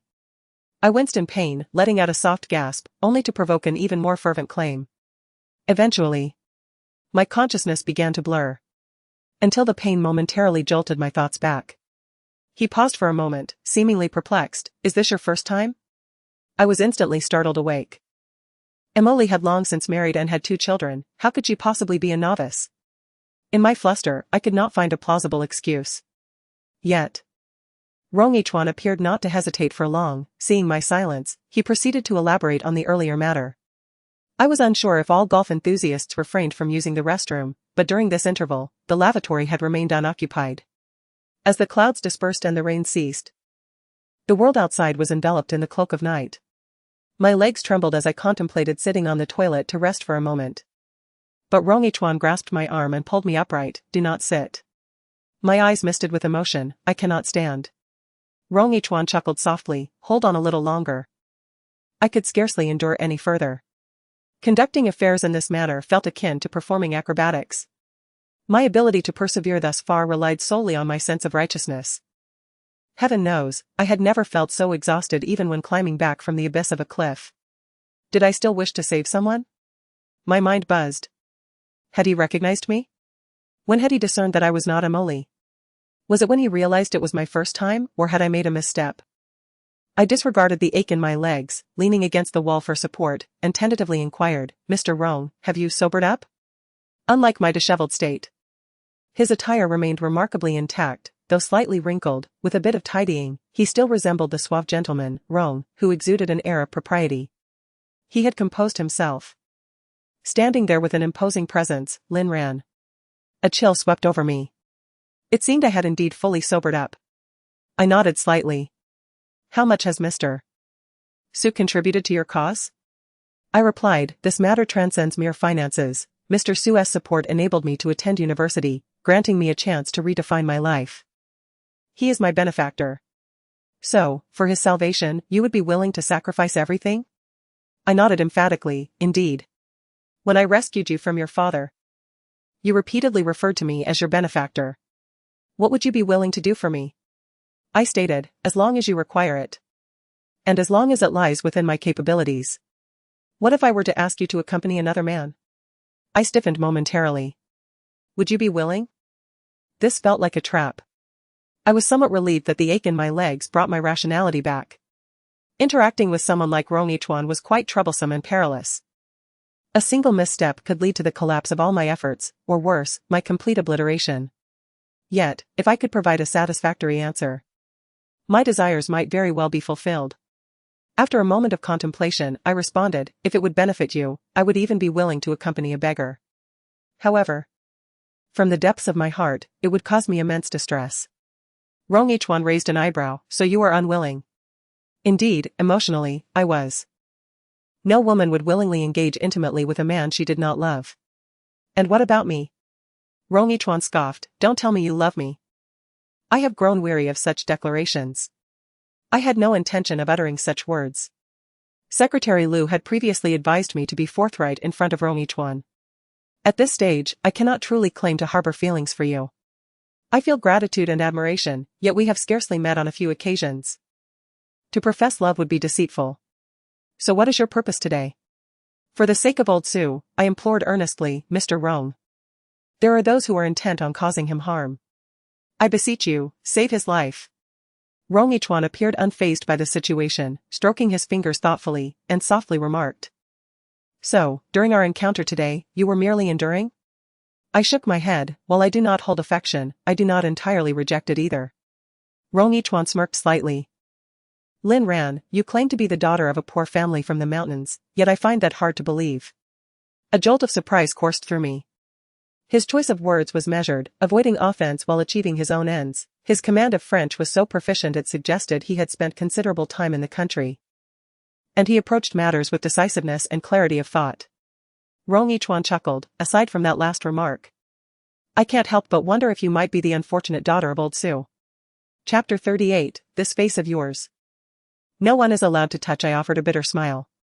"It seems my reputation for being easily deceived and swindled by scoundrels has become quite entrenched in people's minds. Even Rong-Yichuan holds such an impression." I replied softly, "Miss Su is a cherished daughter of heaven, adored and pampered by her family since childhood. My fate is far less fortunate. She may have been blessed, yet her unfortunate end is a result of her own actions." I remained silent thereafter. Rong-Yichuan continued. "The greatest fear in life lies in making the wrong choices. When one errs, they are left with nothing but a handful of ashes, much like her.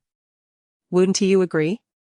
I sensed he was alluding to me, yet I could not decipher his thoughts and could only nod, maintaining my composure amid uncertainty. "Recently, has anyone sought you out?" he inquired. Who do you mean? I asked. For instance, someone who wishes to manipulate you against me. Immediately, Rong Xiangong came to mind, his biological father. Rong Yichuan scrutinized my reaction, clearly aware of my thoughts. Why had I not chosen to ally with him? Was it due to an inability to act? Or perhaps a lack of trust? I replied, Mr. Rong, I do not quite understand how your conflict escalated to this point. I lack the acumen to decipher the grudges of your affluent circles. My sole desire is to rescue my benefactor, Mr. Su. That is my only wish. Rong Yichuan chuckled. I had expected you might deny it, to obfuscate the truth. Secretary Lu advised me to be forthright.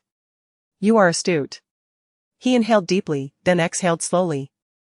In the business realm, the most egregious sin is to be a fence-sitter, attempting to curry favor from both sides, believing oneself to be shrewd, yet ultimately revealing one's folly.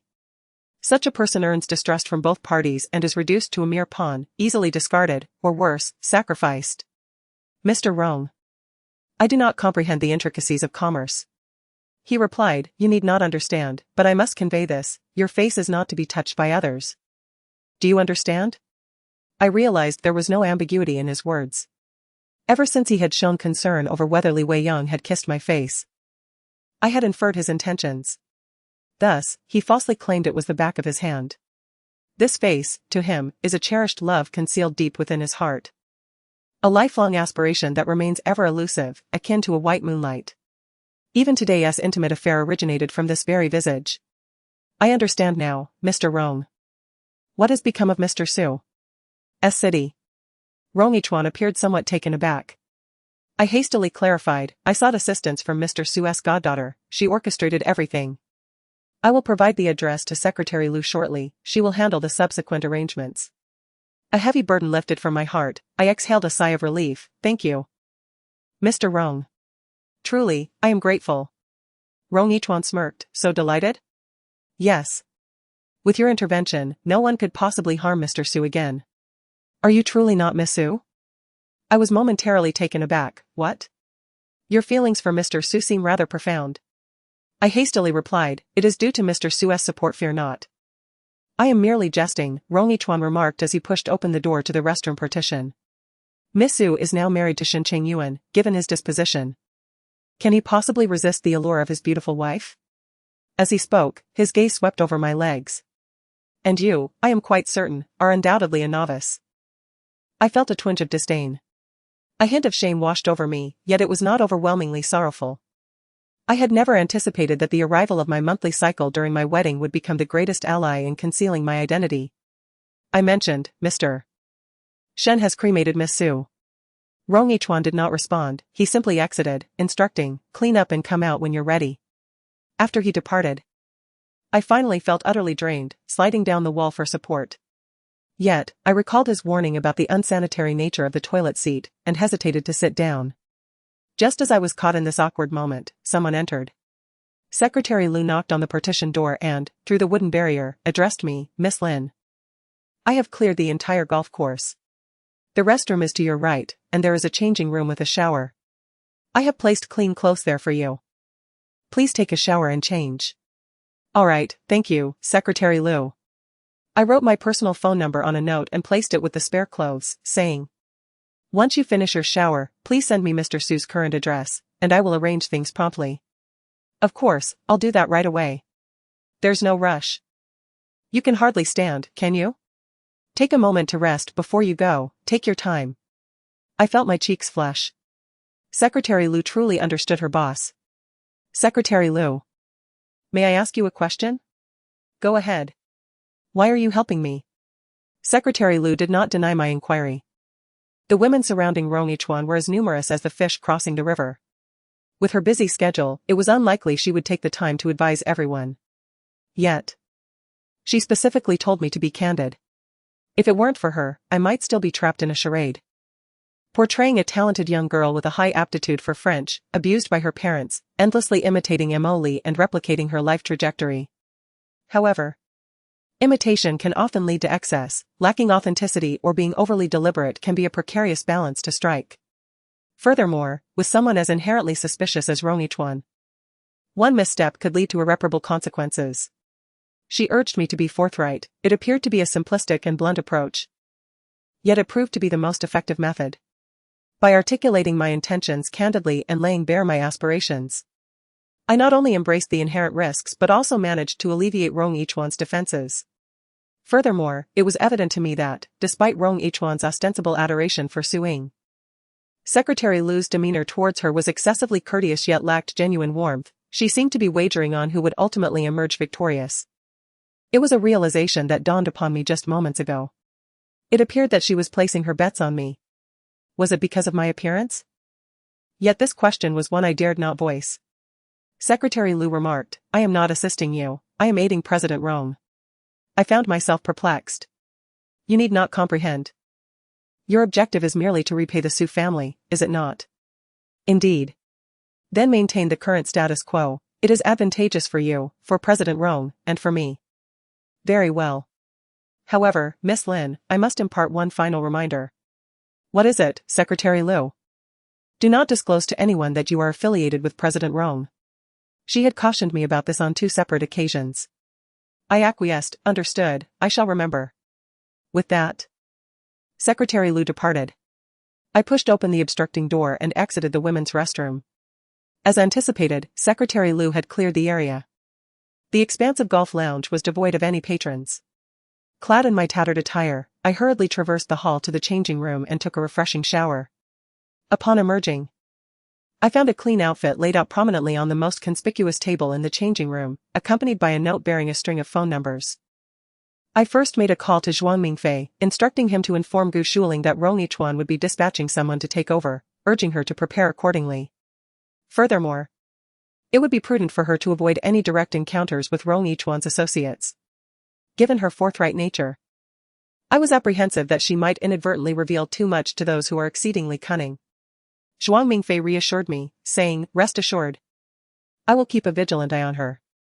Having accomplished this, I proceeded to send the address of the hospital where my father was currently located to Secretary Lu. It seemed Secretary Lu was preoccupied with other matters, as he replied after 2 hours with a simple acknowledgement, "Received." Today has been nothing short of tumultuous. The sky had darkened, and the buses had ceased operations. I hailed a taxi to return to the university. The driver exhibited commendable skill, navigating the road smoothly. And I found myself growing drowsy. In a state of semi-consciousness, I heard the radio broadcasting, "We interrupt this program for an entertainment news update. The renowned actress Su Ying was found dead in her home this evening, the cause of which remains unclear. However, the police have ruled out foul play after conducting a scene investigation." A chill ran through me, jolting me fully awake. The driver lamented, "So wealthy and famous. How could she succumb to such despair? At such a young age, it is truly a tragedy. It's likely yet another case of depression. It seems that many in the entertainment industry fall victim to this affliction." Depression? Just this very day, Su Ying had been playfully teasing Rong Yichuan. How could she have suddenly succumbed to such despair? I was suddenly reminded of Secretary Lu's warning prior to his departure. Never to speak in front of anyone regarding matters related to President Rong's people. In recent days, Su Ying has been conspicuously spending time with Rong Yichuan. Chapter 39, The Privilege of Maternal Kinship? I had anticipated that, given Su Ying's prominence, her demise would at least dominate the trending topics for several days. However, it is rather perplexing that her death concluded in an unexpectedly subdued manner. It felt as though an invisible hand swiftly quelled the commotion surrounding the matter. Moreover, the entertainment industry soon erupted with a series of sensational scandals involving male celebrities and internet influencers, as well as female stars embroiled in extramarital affairs. And several even revealed they had children. The internet was rife with gossip, and Su Ying's passing was quickly overshadowed by the frenzied chatter of onlookers. Meanwhile, I found myself lying in my dormitory for an entire week. I dared not speak of Su Ying, for with her fate as a cautionary tale, how could I risk associating with Rong Yichuan in public? Externally, I could only claim that my part-time job had been exhausting, necessitating rest. Yet, my teachers and roommates believed I was merely putting on a brave face. The truth was that my father had forcibly brought me back home to arrange a marriage. And in my desperate bid to escape, I had sustained injuries. My counselor advised my roommates to bring me meals, and they were incredibly kind. Not only delivering food but also refusing to accept any payment, saying it was tough for me to earn money while working part-time. And that I should save for next semester's tuition.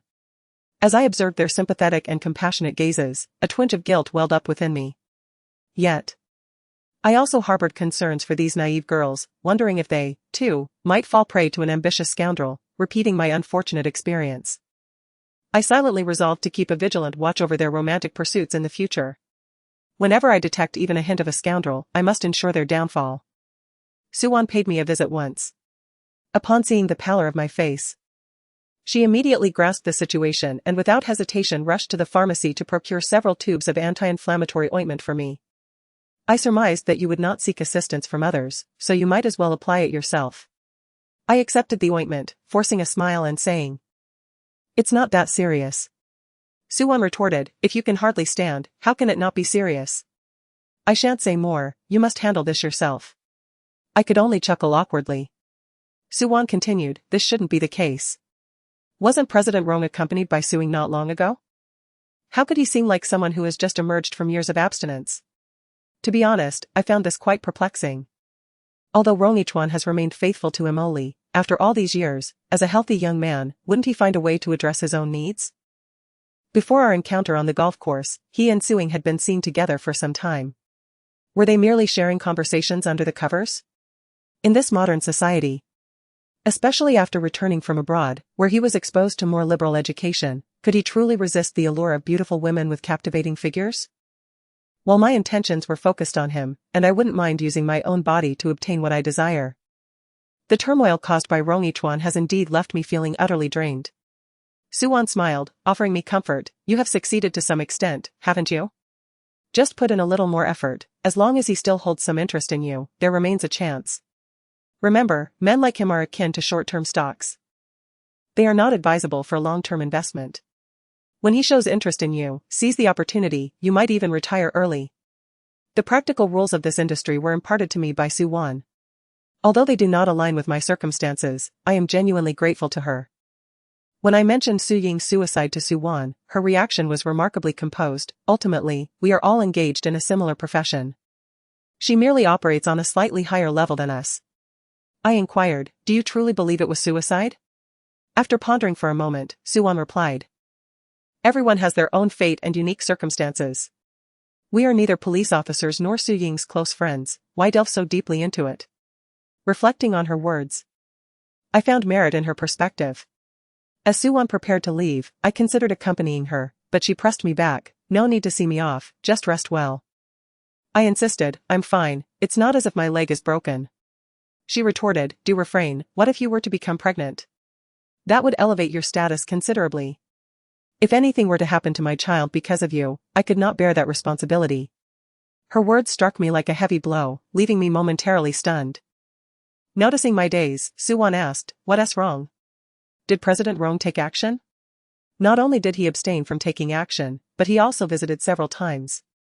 Observing my pallor, Suwon adopted a serious tone. "You don't wish to conceive?" I nodded. Suwon poked my forehead. "Are you foolish? That is Rong Ichuan. Even if you ultimately choose to terminate the pregnancy, you could secure an exorbitant compensation." I admitted my lack of experience. After returning from the golf course that day, I felt utterly exhausted and in pain, my body still bearing the remnants of his saliva.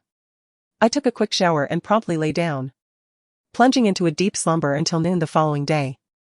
In the days that followed, my counselor visited me, and the school leaders paid special attention to me due to the previous incident involving Rong Ichuan. I also reached out to Zhuang Mingfei several times to confirm that my father had indeed been taken under the care of Rong Ichuan's associates. Coupled with the sudden demise of Su Ying, my mind was hardly free from turmoil. Amidst all this, I inadvertently forgot about the pressing matter. Suwon remarked, "The emergency contraceptive pill is only effective within 72 hours, it has been more than 3 days now, I fear." Instantly, I felt a wave of anxiety wash over me. My health was poor, so it was not guaranteed that I would conceive. Yet Suwon seemed puzzled. Wealthy individuals are usually quite cautious regarding such matters. Even if they were intoxicated, they would ensure you took the medication afterward. "Has anyone come to see you in the past few days?" I shook my head. Could it be that President Rong actually desires for you to bear his child? I immediately refuted, no way. I harbored doubts, but Suwon asserted he did not take precautions at the time, nor did he send anyone to follow up afterward. Even if he did not deliberately intend for you to conceive, he at least does not seem averse to the idea of you having his child. I continued to shake my head. Sister Suwon, you don't understand. He would never allow any woman to bear his child. He has someone special in his heart. I maintained my stance. Someone of his stature could not possibly be so careless. Perhaps he was simply overwhelmed with matters lately and momentarily forgot. I forced a bitter smile. After all, I am but a life of little worth. If I were to become pregnant, he could easily send someone to take me to the hospital for an abortion. What a hassle that would be. It would be far simpler to have someone come and administer a couple of pills to me. Lin ran. If you have chosen this path, you must be pragmatic. I have been in this line of work longer than you, and I have encountered more men. Many of them, of far lesser stature than Ronichuan, would either take precautions or have their secretaries deliver the medication to ensure I took it, watching me consume it with their own eyes. If they could be so meticulous, it stands to reason that someone of Ronichuan's standing would not be careless. Even if he were genuinely overwhelmed and forgot, his associates would undoubtedly remind him. If no one approaches you in the coming days, it may indicate that he indeed harbors intentions of making you pregnant. Chapter 40. I cannot use my own child as a stepping stone. Long after Suwon's departure, her words lingered in my mind. I lay on my bed, contemplating for an entire afternoon. In the end, I mustered the strength to rise from my aching body and ventured to a pharmacy outside the campus. I purchased a box of emergency contraceptive pills and, without so much as a sip of water, swallowed them whole. Regardless of their efficacy, I resolved to take them first and worry later. Suwon's words held merit.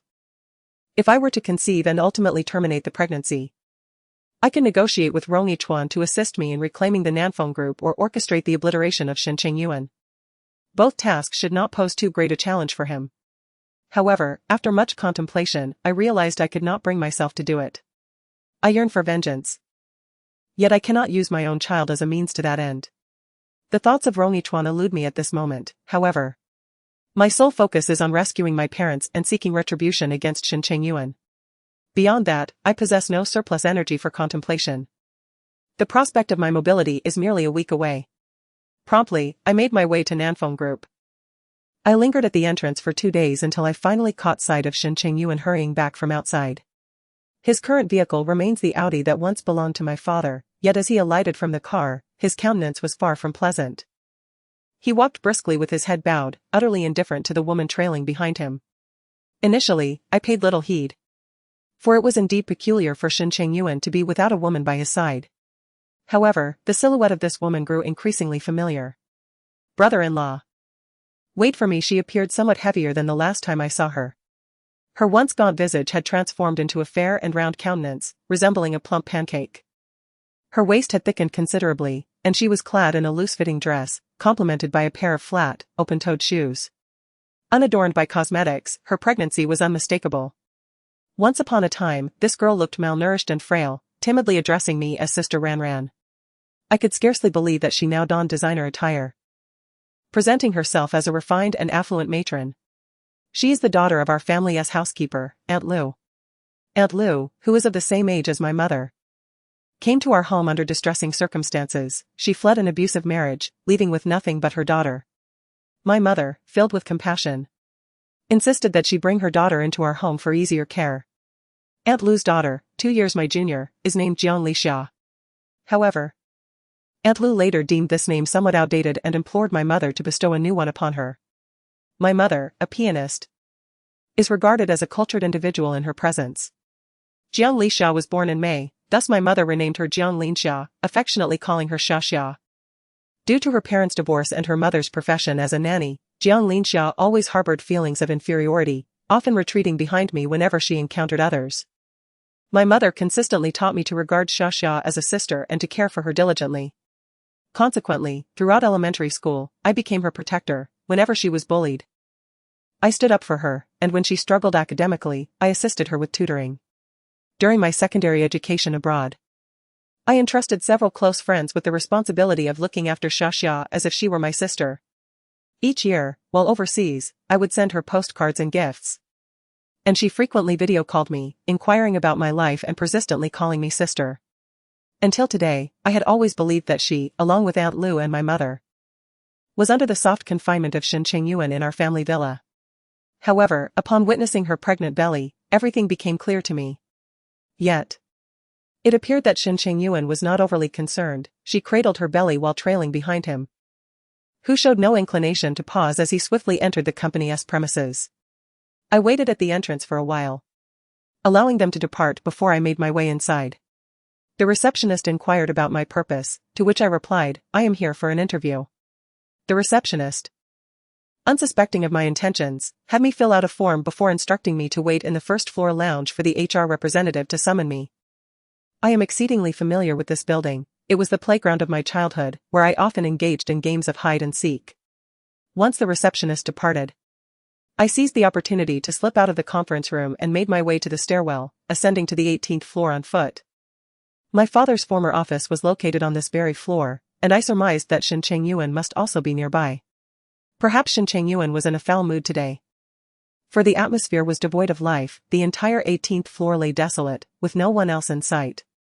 Only a glass door stood between me and my destination.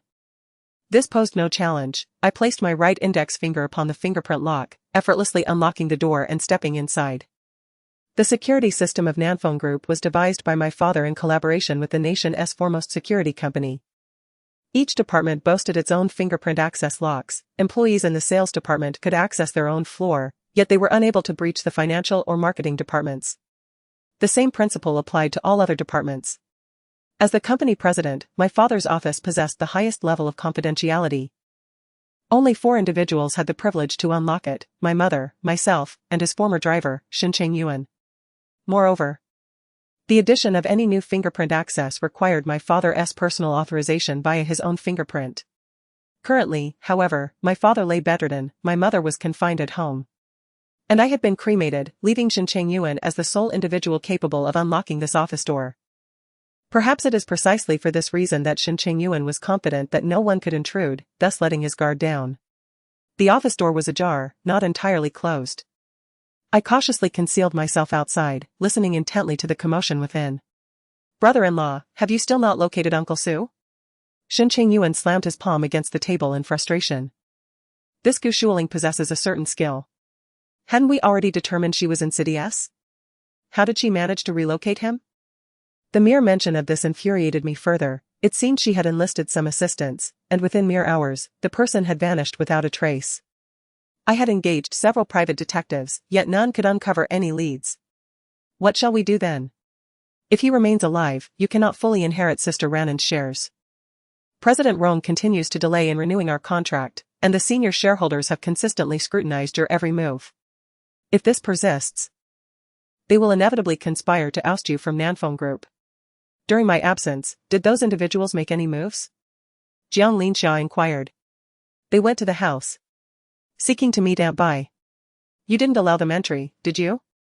My mother nearly permitted them inside, but fortunately, I returned just in time to stop them. Shen Chengyuan's tone softened slightly with satisfaction. Well done. Brother-in-law, my child is due to be born soon. When the time comes to register the birth, the father's name cannot be left blank. Shen Chengyuan reassured her, saying, now is not the time. Su Lingran has only just been cremated. If I were to have a child with you immediately, it would be a slap in my own face. Let us wait a little longer. When will we have to wait? Jiang Linxia expressed her dissatisfaction. For you, I have betrayed both Aunt Bai and my own mother, yet you continue to delay. Shen Chengyuan replied, give me a little more time. Once I locate Su Nanfeng, I will devise a way to eliminate him, and subsequently ensure that his wife, Bai Ruqin, joins him in the afterlife. At that point, the entire Nanfeng Group will belong to us. Whatever you desire, I shall provide. Are you truly serious? Of course. With your child in my heart, how could I possibly deceive you? After a moment's hesitation, Jiang Linxia softly remarked, in truth, if you seek to acquire Sister Ranran's shares, it is not absolutely necessary to kill them both. I have another approach. Chapter 41, this time. I choose myself. The subsequent conversation became inaudible to me. It seemed as if the two were engaged in hushed whispers. I pondered Jiang Linxia's earlier words in my mind, Could there truly be a way to inherit all my shares without the demise of my parents? Soon enough. Shen Chengyuan's astonished voice broke through. This old fool, he actually has a backup plan? Despite my constant surveillance, I remained oblivious. He must have concealed everything within his home. You drive him around, either outside or at the office, and you have rarely entered his residence. Do you know the precise location of the items? Once, I overheard my mother mention that while assisting Uncle Su in tidying his study, she spotted a safe. A safe? Where exactly in the study? In his study. There is an ornate cabinet, and within that very cabinet lies the safe. Shen Chengyuan abruptly rose to his feet, declaring, I will return immediately. Wait a moment. You haven't addressed the matter of the child's household registration yet. However, Shen Chengyuan paid no heed, pushing past her and striding towards the exit. Startled, I feared that the sound of my footsteps might alert him, so I decided to crouch down and roll behind the wall. Shen Chengyuan burst through the door.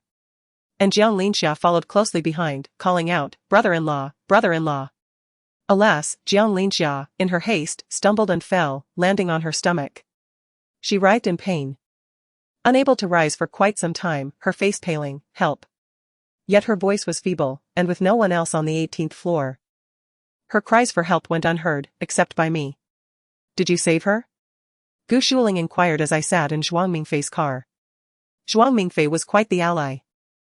Upon my request to meet Gu Shuling, he drove her directly to his own garage. I scoffed, what do you think? Gu Shuling appeared uncertain. Did you save her? I certainly had not the leisure for such matters. Gu Shuling sighed in relief. I thought you were going to say that the child is innocent and that your compassion would resurface. I laughed derisively. Compassion is the domain of bodhisattvas. I am no bodhisattva. Shen Chengyuan sought my life and then my parents, while Jiang Linxia, betraying her own, aided in his nefarious deeds. The child's parents were my sworn enemies, and besides, I was concealed in the shadows. Was I to emerge and expose my whereabouts to assist her? Whether you label me cold-blooded or selfish, this time, I choose myself. Gu Shuling, with a sense of relief, patted my shoulder and remarked, it seems you've truly come to a realization this time. Now is not the moment for such discussions, Shuling, I require your assistance. Of course, tell me what you need. Please distract Shen Chengyuan for a while, I must go to the Su family. Gu Shuling nodded, are you worried about Aunt Bai? Do not fret. I will seek him out immediately. However, your home is currently surrounded by Shen Chengyuan's men, how will you get inside? I have a plan. Zhuang Mingfei made several calls and provided Shen Chengyuan's latest whereabouts. The hospital? Zhuang Mingfei replied, it seems his woman has given birth to a son. He and his mother are currently at the hospital. Ha! Gu Shuling exclaimed, slapping her thigh in frustration, that scoundrel is capable of fathering a healthy boy? The heavens truly have no sense. I furrowed my brow. Jiang Linxia has given birth? Was she full term? Zhuang Mingfei shook his head, the specifics are unclear. Perhaps she fell and delivered prematurely. Lin Ran, if you wish to go to the Su family, this is a once-in-a-lifetime opportunity. I share the same sentiment. After deliberating our strategy, the three of us resolved to split our efforts. Gu Shuling would head to the hospital to find a way to stall Shen Chengyuan, while Zhuang Mingfei and I returned to my home. Before we left, Zhuang Mingfei summoned several tall, burly men, who changed into uniforms resembling those of electricians. Upon reaching my doorstep, Zhuang Mingfei remarked, I am a familiar face, it's likely that Shen Chengyuan's subordinates may recognize me. To be on the safe side, I will wait for you outside. Should anything go awry, make sure to flee promptly, I shall be right here. I nodded in acknowledgement and opened the car door, preparing to alight. Suddenly, my wrist was seized. I looked up, surprised, only to see Zhuang Mingfei, as if scalded, hastily release his grip with an air of embarrassment. I apologize, Please, speak your mind. I merely wish to remind you to exercise caution. Remember, as long as the green hills remain, one need not worry about firewood. If this endeavor does not succeed, do not force it, we can seek other opportunities and avoid unnecessary confrontation. I chuckled softly. What is it? Are you afraid I might set the house ablaze upon entering? My mother is still inside. If I were to ignite the house, what would become of her? I reassured him, do not fret, while my desire for vengeance is fervent, I assure you I am not devoid of reason. Haste makes waste. I am well aware of this truth. Zhuang Mingfei smiled faintly. Very well, then. Proceed, and I shall await your return. I donned a set of property management attire and departed with 6 electricians. Upon reaching the entrance, we were indeed intercepted. Who are you? I donned a professional smile and replied politely, Good day, I am the property manager for the villa. I received notification from the higher authorities last night regarding a routine inspection of the electrical systems within the community's villas. The individual narrowed his eyes. Scrutinizing me from head to toe, a property manager? Indeed, I affirmed. The electrical systems at home are functioning well, there is no need for inspection. I smiled and said, I apologize, sir, but this task has been assigned to us by our superiors to ensure the safety of the owner's electricity and water supply. We kindly ask for your cooperation. I had already mentioned that everything at home was fine and there were no issues, yet he insisted on driving us away. Suddenly, an idea struck me.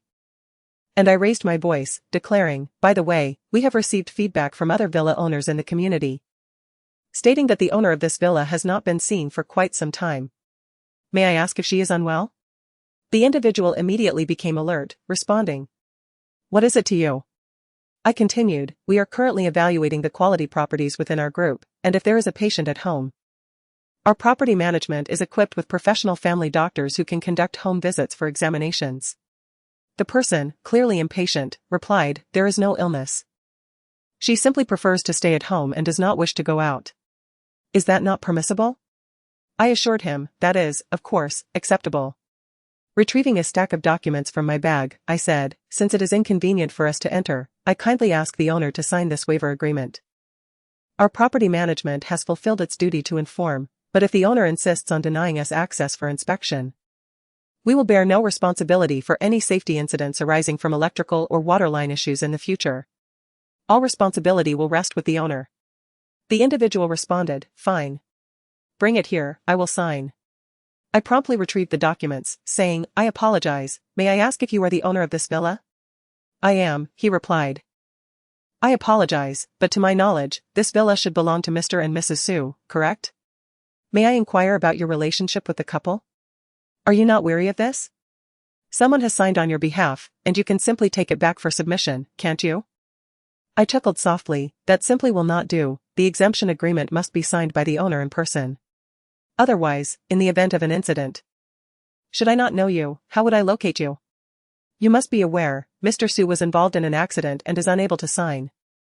Thus I am signing on his behalf. But what about Mrs. Su? She is also an owner, she can come and sign. Chapter 42, The Boldness of the Skilled. Mrs. Su cannot sign either. Why not? That person remarked, She is unwell mentally and cannot sign. Ah. I feigned surprise, covering my mouth, no wonder Mrs. Su has not been out recently. Not to worry, I shall contact a psychiatrist right away to come and examine Mrs. Su. Hello. You have hung up on me. That person pointed at me, threatening to disconnect the call. I pretended to be startled, Sir. Might I kindly ask you not to be so rude?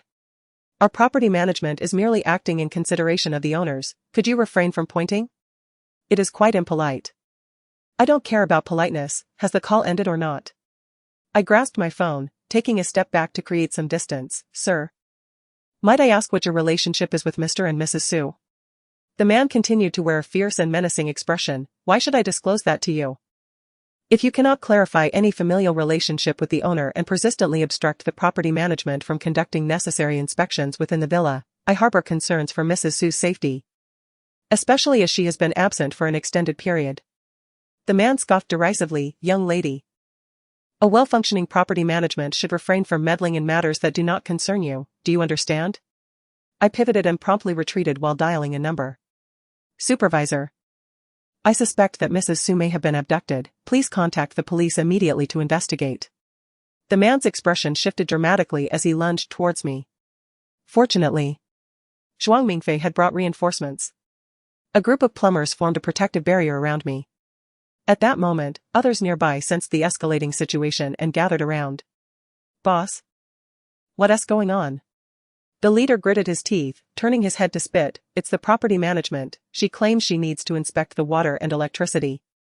I refused her entry, and now she intends to call the police. Call the police? That one do, that old lady still. The leader interrupted. Should we contact President Shen for advice? No, President Shen instructed us to keep this matter away from him. Besides, she has already alerted the authorities. If the police arrive and he is present, it will be even more challenging to extricate ourselves. Then what shall we do? The leader clenched his jaw, conceding, fine. It's merely an inspection of the water and electrical systems, it's not a grave issue. It's better than involving the police. Let us avoid causing trouble for President Shen. After a brief murmuring among themselves, the leader approached me with a faint congenial smile. My apologies, Miss Steward. I did not mean to offend. Very well, you may proceed with your investigation, however, it is imperative to acknowledge the homeowner's right to privacy. You may only inspect the kitchen, restroom, and bathroom, while access to the bedrooms is strictly prohibited. How does that sound? The electrician standing protectively in front of me cast a glance my way, seeking my approval. I nodded. That is acceptable. Although we represent the property management, we hold the homeowner's privacy in the highest regard and will refrain from entering areas that are off-limits. That is reassuring.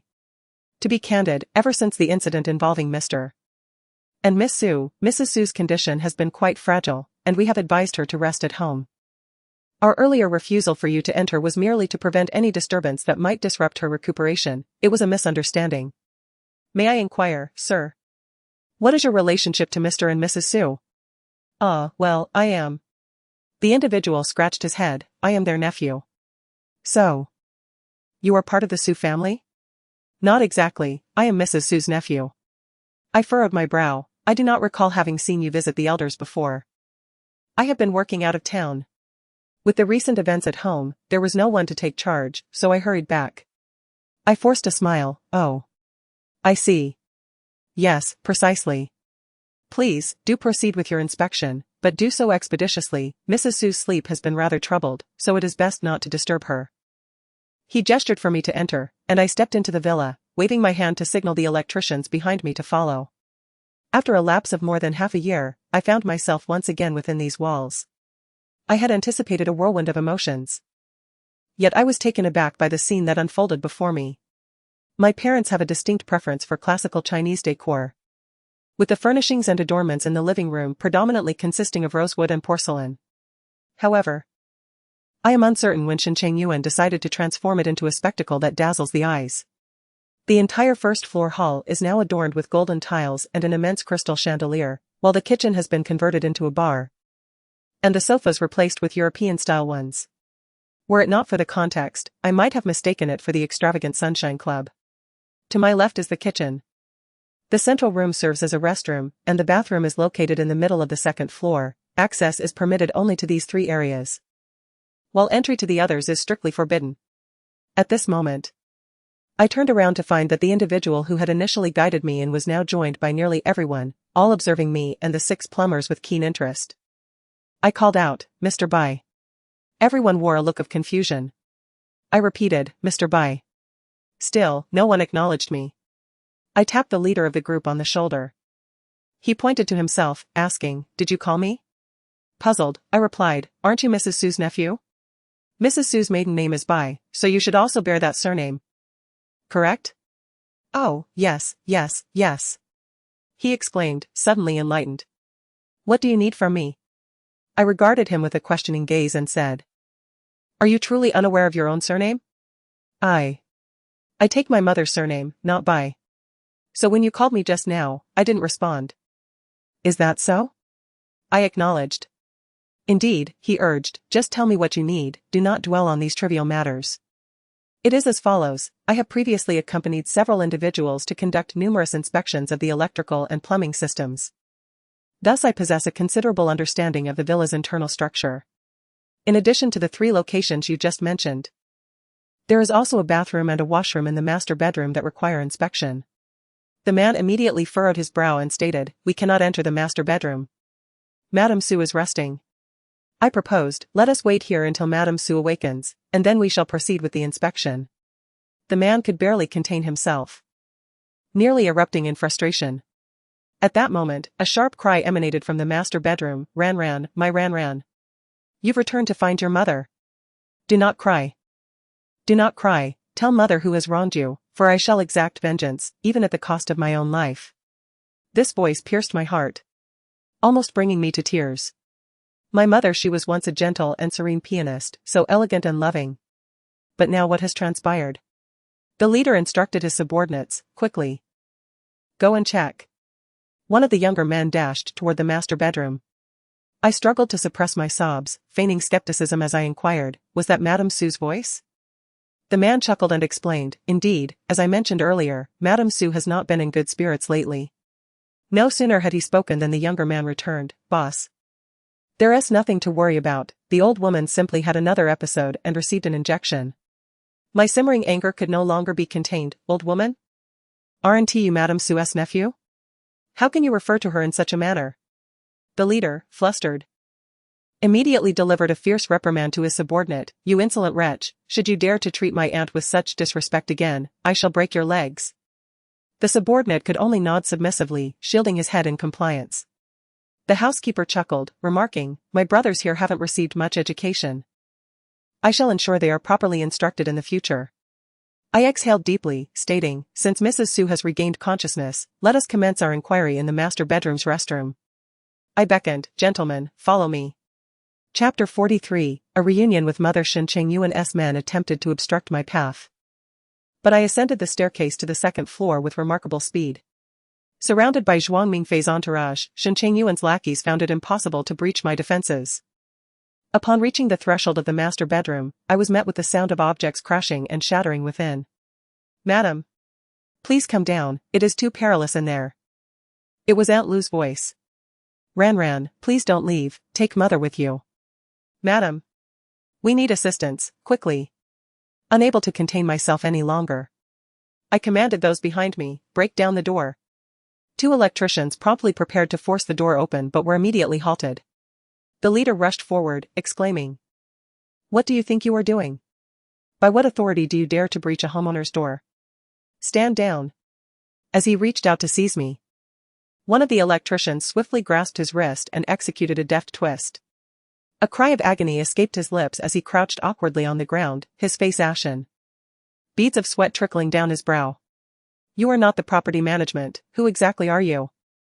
The maintenance worker lifted his foot and delivered a kick, sending that person tumbling down the stairs, their anguished cries echoing through the air. "Miss Lin, shall we force the door?" I lifted my gaze to scrutinize him. Previously, I had overlooked his appearance, but now, upon closer inspection, I discerned that although he spoke Chinese, his features did not conform entirely to that of the Han ethnicity. His high cheekbones, deep-set eyes, and prominent nose suggested a hint of foreign lineage. "Miss Lin, their people have arrived." After the leading henchman tumbled down, part of the group remained to attend to him, while another faction surged upward. I turned and pointed at the ornate door of the master bedroom. "Charge." Bang! Bang! Bang! On the third impact, the intricately carved wooden door swung open in an instant. The sight within nearly shattered my soul. My mother, clad in a delicate loungewear, sat perched on the windowsill, her feet dangling precariously outside. The fierce wind billowed her garments, making it seem as though she might plummet at any moment. Aunt Lu clung desperately to her waist, weeping and pleading, "Madam, your daughter will not return, her ashes are downstairs. Allow me to take you to pay your respects." "Ah Chen, do not speak nonsense. Look, is that not Ran?" My mother pointed towards a cloud above, then spread her arms wide. Ran, come to mommy." As she spoke, her body began to lean forward, increasingly so. My heart shattered with dread. "Quick, save her." A few skilled electricians were distinctly assigned their roles. One stood at the entrance, effectively blocking the henchmen of Shen Chengyuan with an aura reminiscent of a lone warrior holding back an entire army. Two others closely guarded my side, preventing anyone from approaching me. Meanwhile, three of them surged forward, two to protect my mother, and one to shield Aunt Lu. Suddenly, Aunt Lu was yanked away by a burly man, her face stricken with terror as she exclaimed, "Who are you? What does Shen Chengyuan intend to do with the lady? Release her." Aunt Lu began to scream desperately, "Shen Chengyuan, you beast, may you suffer a terrible fate. You have already caused the death of the young lady. And her father's fate remains uncertain, now you seek to harm the lady as well? Just wait, should she perish, I will follow her into the afterlife. And I shall not let you escape my wrath." In moments of impending death, the strength that one can summon is astonishing. Aunt Lu, now engulfed in fear, was proving difficult for even the towering electricians to restrain. They exchanged exasperated glances, one attempting to drag her aside while the other prepared to deliver a swift blow to render her unconscious. "Wait!" I called out to them. "Miss Lin?" I continued. "Do not incapacitate her, I still have questions for her." Aunt Lu glared at me with venomous disdain, spitting at my feet. "What are you? What did Shen Chengyuan offer you to engage in such heinous acts? If you dare lay a finger on the lady, mark my words, when I become a ghost, none of you shall escape." Fortunately, I was not positioned too close to Aunt Lu. Her spittle landed on the wooden floor before me. On the other side, the remaining electricians had already hoisted my mother down from the window. My mother appeared somewhat alarmed, asking, "Who are you?" I quickly stepped forward, grasping her arm. "Mrs. Su. It's Xiaozhang from the property management. Do you remember me?" She ceased her struggles and gazed at me intently. "From the property?" I squatted before her, taking her hand, tears streaming down my face in an instant. "You even presented me with a banner before." It was evident that her mind was somewhat clouded. After a lengthy pause, she still seemed perplexed. "I can't recall." "Have you forgotten?" I spoke softly, suppressing my sobs. "There was a heavy rain once, and your family was traveling. I braved the downpour to help close the windows on the second floor. Later, to express your gratitude, you specially brought me a banner from the property." "Yes. I remember now. Ruan Ruan's piano is in the second-floor music room. If it gets damaged by the rain, she would be heartbroken." "Indeed. I was the one who came to the villa to close the windows that day." My mother seemed to recollect bits and pieces, holding my hands tightly, and a faint smile broke upon her lips. "So it's you, Xiaozhang. Have you seen Ruan Ruan recently?" "I haven't seen her in ages. And I miss her dearly." This statement struck me like a whip dipped in salt water. I tightened my grip on her hand, trying to soothe her. "Miss Su is on her honeymoon, perhaps traveling around the globe. But why hasn't Ruan Ruan called me?" "Never mind, I will call her. Where is my phone?" "Ah Chen, where is my phone? Please make a phone call to Ran Ran, I long to hear her voice." Aunt Lu, originally named Lu Chen, has always been referred to as a Chen by my mother. At this moment, Aunt Lu has ceased her cries. She gazes at me vacantly, as if her soul has departed. I wipe the tears from my face and offer her a faint smile. "Aunt Lu, Miss Su is doing well. Please take good care of Mrs. Su, do not let her worry." Aunt Lu, suddenly stirred, attempts to break free from the grasp of the maintenance worker, eager to rush towards me. The worker, sensing her intent, tightens his hold. "Stay calm, do not move recklessly." In an instant, tears streamed down Aunt Lu's face. A mixture of disbelief and overwhelming emotion. "Who are you, young lady?" "I am Xiaozhang from the property management." "Aunt Lu, how could you not recognize me?" Upon hearing my voice, Aunt Lu's suspicions are confirmed, and her face lights up with joy. "It's you. Truly you." I know that she has recognized me. She has raised me since childhood, familiar with my every word and action. I had hesitated earlier, uncertain whether to reveal my identity to Aunt Lu, fearing that she might succumb to her emotions and inadvertently expose me. Fortunately, although she has identified me now, her excitement indicates that she has grasped the situation and refrained from revealing my true identity. "Xiaozhang," Aunt Lu weeps, her heart breaking. How did you come here?" Chapter 44, There is no greater malice, only malice that deepens. I respond, the higher-ups assigned a task. "I have come with the workers to inspect the electrical and plumbing systems of the villa." "Oh, checking the water and electricity. How have you been during this time?" She felt the question was somewhat abrupt, casting a wary glance around before inquiring further, "Is everything going well at work?" I nodded, replying, "I am doing well. I've just been quite busy lately and Haven T had the chance to visit Mrs. Su." "That's good to hear." Aunt Lu still seemed eager to approach me. I signaled to the electrician, suggesting, "Let her come closer. I have known Aunt Lu for many years. She poses no threat to me." The electrician hesitated briefly before gradually loosening her grip. Aunt Lu immediately knelt down and crawled towards me, her hands exploring from head to toe, her sobs growing more intense. "Oh, how wonderful, all intact and well. Aunt Lu, please rise." I assisted her to sit. "Aunt Lu, I am here to inspect the water and electrical lines. If all is well, I must take my leave. Should you encounter any issues with water or electricity in the future, I promise to come and fix them." Aunt Lu understood my unspoken message, nodding repeatedly, "Yes, yes. I understand. Hey, are you going to check or not?" Although Shen Chengyuan's people were blocked outside the door, they continued to urge us to avoid raising their suspicions. I swallowed my tears and steeled myself. What's the rush? The Su family has been a long-standing resident of our community. We're merely greeting them before beginning our inspection. I turned to Aunt Lu, saying, "Please help Mrs. Su to rest. We need to get to work now. It will be done swiftly." Aunt Lu nodded repeatedly, wiping away her tears before gently persuading, "Madam Xiao Zhang from the property management has come to check the water and electricity. Let us rest on the bed and not trouble the child." My mother remained bewildered, yet obediently replied, "All right, then please help me over." Aunt Lu assisted my mother, guiding her slowly to the bedside and helping her lie down. Meanwhile, I instructed a few workers, "Please go check the bathroom." These individuals were hardly genuine maintenance workers. Their inspection was merely a fade.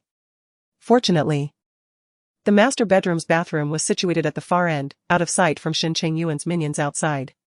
"Xiao Zhang," Aunt Lu called out to me. "Yes?" I responded. She continued, "Could you come over and help? It seems that the blood pressure monitor is malfunctioning, and I am rather unfamiliar with this high-tech device. Did I break it?" "All right." I approached and squatted in front of the bed. "Is this the blood pressure monitor?" "Yes, yes. Look, the screen isn't displaying any numbers." Aunt Lu handed me the device but hesitated to release it. Shielded by the monitor, she inscribed 2 characters in my palm, "renovation." I was somewhat perplexed. Was Aunt Lu suggesting that I find a way to renovate the master bedroom? Or was it that Shen Chengyuan had remodeled this home to conceal some secret? Noticing my confusion, Aunt Lu smiled and inscribed another 2 characters in my palm, "sent." "Ah, Xiao Zhang, what precisely seems to be the issue? Have you discerned anything?" I inhaled deeply, instantly furrowing my brow. Until now, my attention had been entirely consumed by my mother and Aunt Lu, causing me to overlook the peculiar scent permeating this house. The entire room, due to its recent renovation, was suffused with an acrid odor of chemical substances, reminiscent of the noxious fumes emitted by the most inferior quality of renovation materials, which stung the eyes and was decidedly discomforting. How curious it was that Shen Chengyuan, now a man of power and influence, had adorned his abode in opulence while employing such shoddy materials.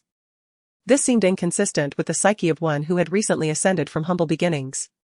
His actions must surely harbor a deeper intent. I nodded. Having comprehended Aunt Lu's insights, the blood pressure monitor merely required a recharge. I connected the charger and the monitor. Aunt Lu remarked in cooperation, "Ah. So that is the case. You see, I am advancing in years and struggling to keep pace with the times." "No worries," I reassured her.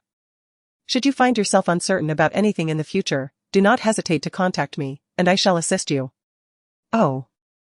The service from your property management is truly commendable, especially yours. You are such a good child." A thought struck me regarding today's pressing matter. "By the way, Aunt Lu, is the air conditioning unit in Mr. Su's study also malfunctioning? The maintenance personnel are on site today. I could attend to that as well." Aunt Lu, likely sensing my intention to visit my father's study, nodded emphatically, "Yes, the air conditioning has been out of order for quite some time. Do take a look." I instructed 2 of the maintenance workers to stay here to look after my mother and Aunt Lu, while summoning the remaining 4, "Gentlemen, let us proceed to inspect the air conditioning in the study." Our group exited the master bedroom, and adjacent to it lay my father's study. Shen Chengyuan's subordinates trailed behind us, yet due to the imposing stature of several electricians and the recent reprimand of their superior, they dared not advance too boldly, instead opting to observe from a distance.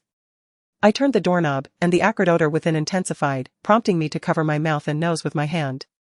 "Is there truly no way to ventilate this room?" one of them remarked. "Why do you concern yourself with such matters? Hurry up and finish the repair so we can leave." The voice was somewhat muffled. Sensing something amiss, I glanced back only to see that Shen Chengyuan's men were all wearing N95 masks. My eyes narrowed slightly, questioning their sudden adoption of masks. "Ah. With the recent flu outbreak, we took the initiative to don these to avoid transmitting anything to Mrs. Su, they explained.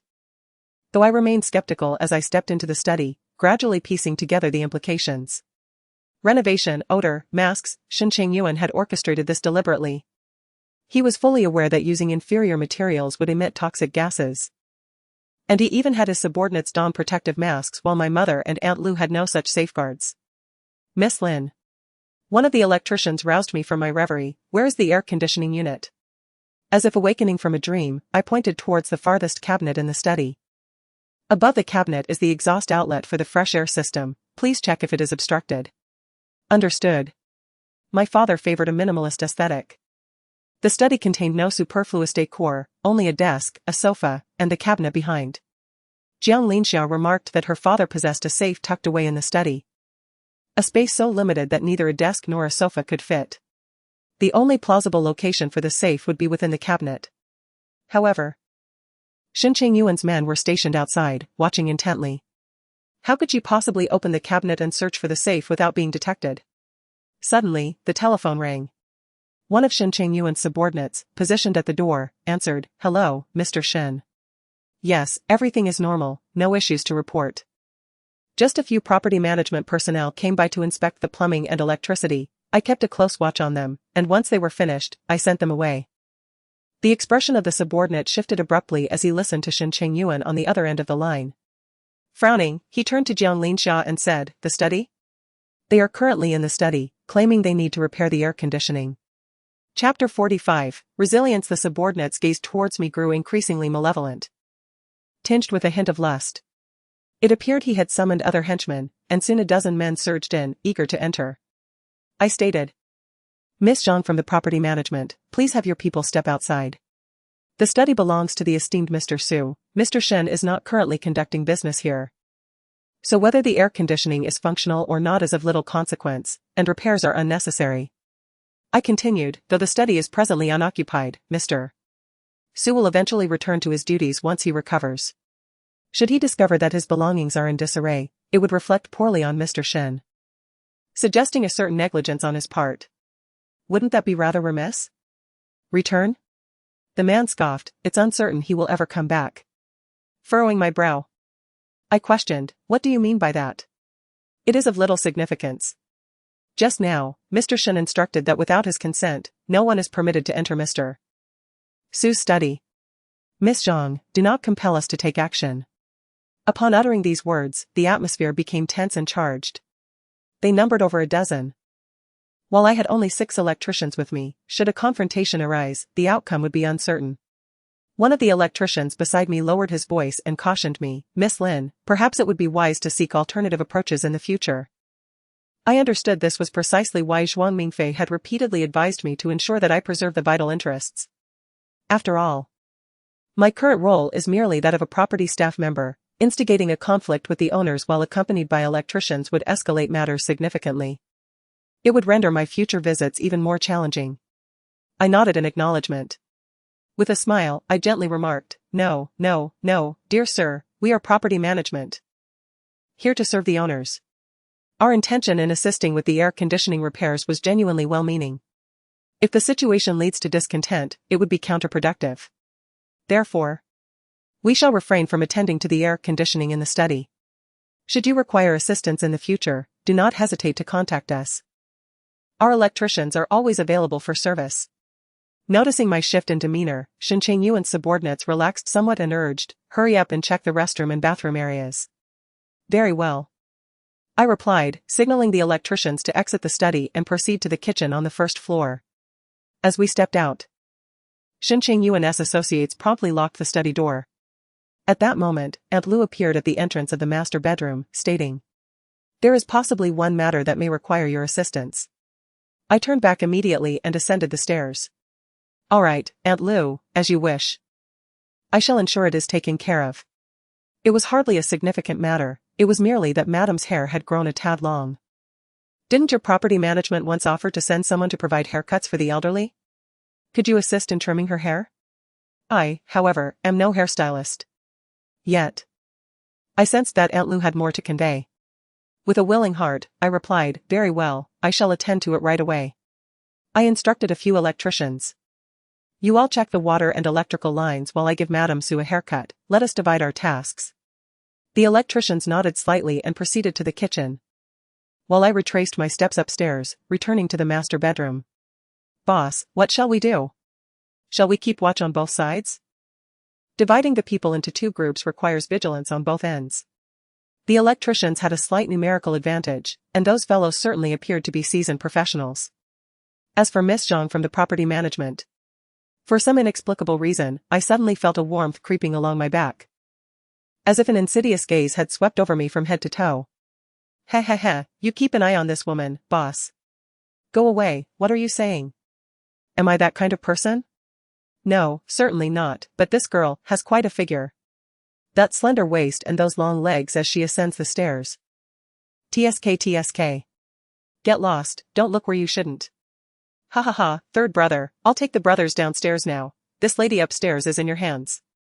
Hurry up and leave, hurry up. A wave of nausea washed over me in an instant. I must confess. Today I donned the property management's uniform, a crisp white shirt and a fitted A-line skirt. It only deepened my disdain for the male species. Whether it is someone of high standing like Ronichuan or a petty thug of this ilk, they are all ensnared by their baser instincts. The saying goes that a woman's gentle abode is a hero's grave. In truth, it is merely a rationale concocted by lecherous men seeking to absolve themselves.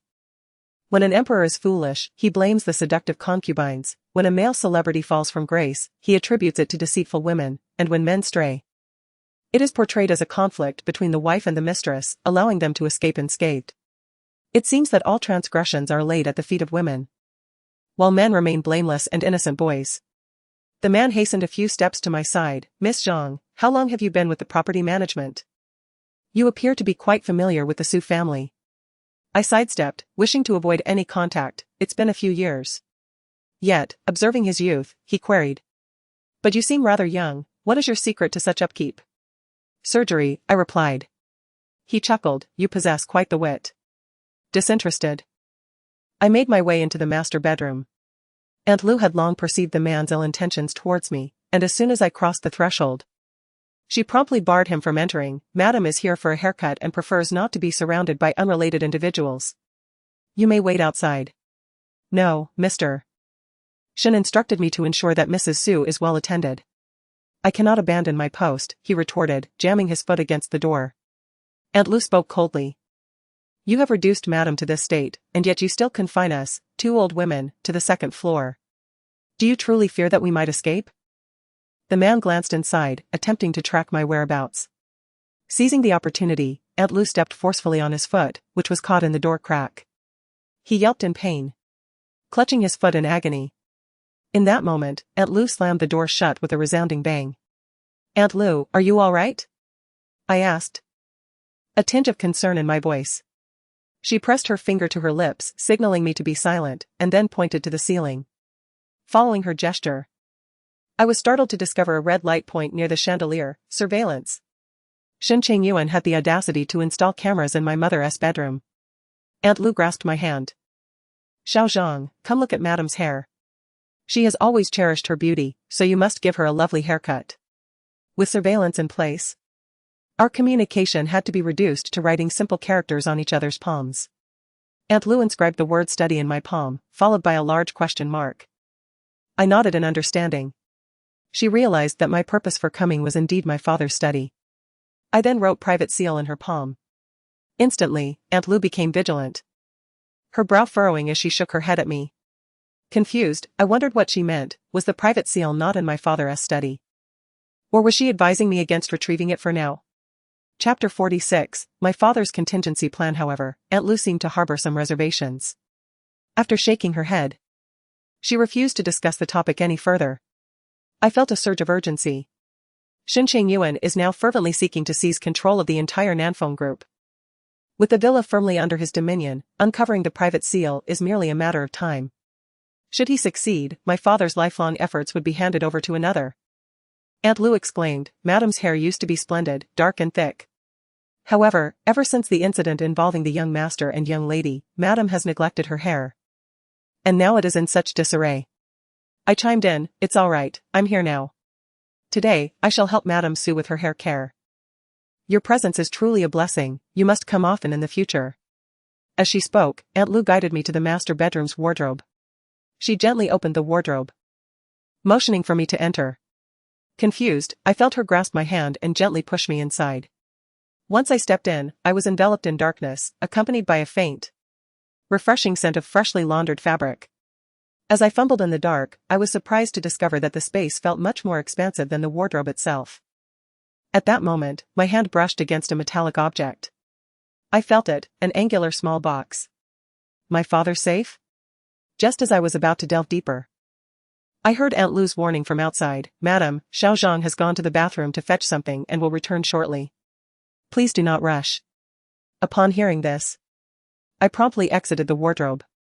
Before I could steady myself, Aunt Lu pulled me toward the master bathroom, whispering urgently in my ear, "Someone is coming back." Is it such a big deal just because he had a son? How dare he speak to me like that? Madam, please do not be upset. After all, she has given birth to Mr. Shen's eldest son. Bah! Only a child born within a marriage can be deemed the legitimate heir. Our Chengyuan has not taken her as his wife. In ancient times, she would merely be considered a concubine, unworthy even to cross the threshold of our family. How dare she command me to serve her? Indeed, you are the biological mother of Mr. Shen, while she is merely the daughter of a servant, her status vastly inferior. Upon hearing this, Jing Shoulan instantly felt a surge of pride. Our Chengyuan's status has changed. There are countless women willing to bear his children. If he chooses to be intimate with her, that is her fortune. Should she provoke me, I could ensure her fate mirrors that of Su Lingran, leaving not a single hair behind. In the bathroom, Aunt Lu sighed, casting an apologetic glance at me. "Miss, it is entirely my fault for not educating my daughter properly." I remained somewhat anxious, gesturing towards the ceiling. Aunt Lu shook her head, assuring me that there were no surveillance cameras here. It is unlikely that Shen Chengyuan has any interest in spying on two old women bathing, right? I exhaled deeply. Aunt Lu, I just discovered something in the wardrobe. It was. Aunt Lu nodded. After your incident, the master sensed something amiss and promptly reported it to the police, even hiring a private detective at great expense in hopes of finding you. However, it is likely this very action alerted Shen Chengyuan to a sense of danger, leading me to suspect that the incident with the master's car was orchestrated by him. Do not doubt it, it is indeed him. Aunt Lu inquired urgently, "What about the master now?" Rest assured, I have already relocated my father to a safe place, and he is currently receiving treatment. That is well and good. In fact, the master likely anticipated that Shen Chengyuan would take action against him. During that period, he was not permitted to drive and refrained from using the family's original vehicle, opting instead for taxis each day, all in an effort to guard against him. It is truly unexpected that he still managed to find an opportunity. Aunt Lu seethed with indignation, cursing, "This ungrateful wretch. The Su family has treated him so well. Yet he is capable of such despicable acts." Aunt Lu, the house has been newly renovated by Shen Chengyuan, and the stench is overwhelming. Does he intend for my mother too? Aunt Lu replied, "He desires nothing less than the deaths of both the master and madam. Formaldehyde is carcinogenic. He has utilized the most inferior materials and confined madam here, aiming for her to fall ill and perish, thus absolving himself of any responsibility." Though I had suspected as much, hearing the truth from Aunt Lu's lips sent a shiver down my spine. What a vile scheme. Aunt Lu, I will devise a way to rescue you and mother as swiftly as possible. Aunt Lu grasped my arm. "Miss, you must listen to me, now is not the time. Yet I cannot allow you and our mother to remain in this carcinogenic environment any longer. Miss, I once believed you to be dead. And thus I cared little for life or death, my only wish was to serve madam well in her final days. However, now that you have returned, we must not act impulsively. You have already taken the master away, and he is undoubtedly wary now. If you attempt to take me and madam as well, it could very well expose you. I am unafraid. I cannot bear to watch you all fall into peril due to my blunders. Miss, please allow me to finish speaking." Aunt Lu pressed down on my shoulder. "I open the windows for ventilation every day. Although formaldehyde can be carcinogenic, it does not guarantee illness 100%. Even if one were to fall ill, it would require a considerable amount of time. If you truly wish to rescue us, you must first bring down Shen Chengyuan." I understand the reasoning behind her words. Yet, knowing something is one matter, but witnessing my mother's predicament firsthand leaves me in a state of urgency. That day, When the old master left, he advised the lady that if he did not return, she should open the safe and secure its contents in a location that Shen Chengyuan would never discover. Once the old master departed, the lady instructed me to move the safe from the study into the bedroom, where there is a space at the very back of the wardrobe. Do you remember? I recalled that as a child, I enjoyed playing hide and seek with my father. However, in my quest to conceal myself, I often ventured into dangerous places. There was one instance when I nearly fell from the rooftop. My father was horrified, and subsequently, he had a small space carved out at the back of the wardrobe, just large enough for little me to hide within. By chance, under Aunt Lou's guidance, I discovered this little nook and was thrilled to find a secret hideout, where I would conceal myself during our games, and my father would pretend he couldn't find me. From that point on, I scarcely ventured elsewhere. I exclusively sought refuge within that hidden sanctuary. However, as I matured, my fondness for playing hide and seek waned, and I was drawn into the allure of exploring novel experiences with Gu Shuling, leaving our secret base behind in oblivion. Miss, that safe has a 6-digit code.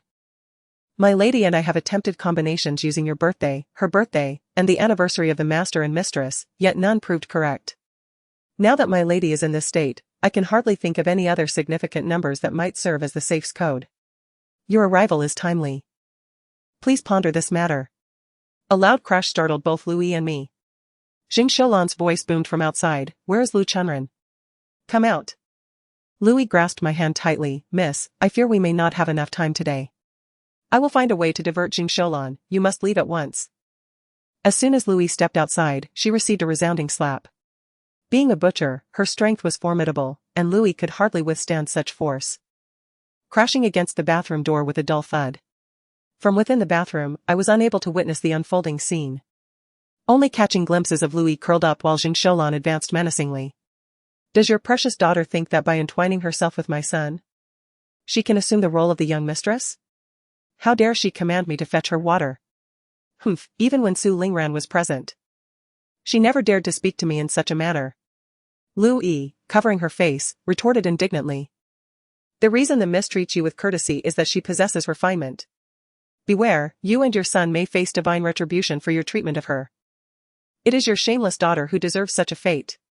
She incessantly refers to him as brother-in-law and shamelessly climbs into his bed. They say like mother, like daughter. Is her behavior not a reflection of your own teachings? Have you not been entangled with that old man from the Su family? You are spitting venom. My husband and I have shared a lifetime of love. You may insult me, but you shall not tarnish my husband's honor. Oh, the audacity. I have heard from Chengyuan that you have been with the Su family for over 30 years since your youth. That old man even allows your daughter to call Su Lingren's sister. Good heavens, could it be that Jiang Linxia is also the daughter of that old man? You speak nonsense. You speak utter nonsense. I will kill you.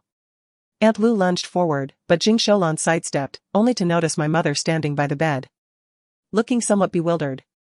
I had forgotten you were here, and Jing Shoulan's smile widened. Did you hear? Your maid may not be entirely innocent with your husband.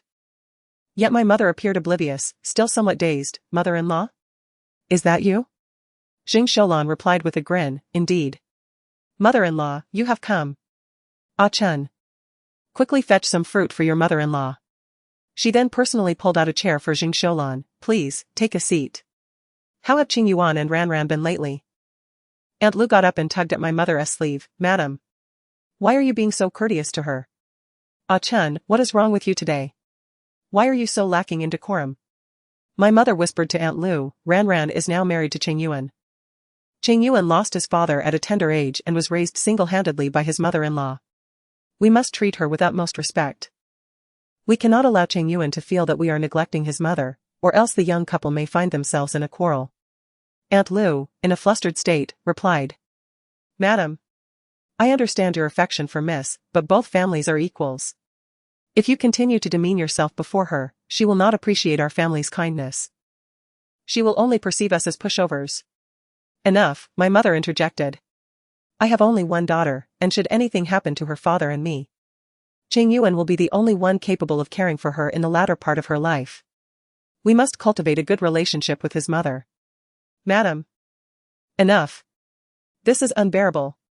Jing Shoulan, seated in the chair my mother had graciously pulled out for her, surveyed my mother's current state. Observing her haggard appearance and her subservient demeanor, tinged with an air of flattery, she became smug. Indeed, I am Chengyuan's mother. No matter how wealthy the Su family may be, what does it matter? Your daughter has married my son, and thus, all assets belong to him. Bah. The Su family's wealth remains with the Su family, it will never bear the Shen surname. Xing Shoulan scoffed, then that is how it shall be.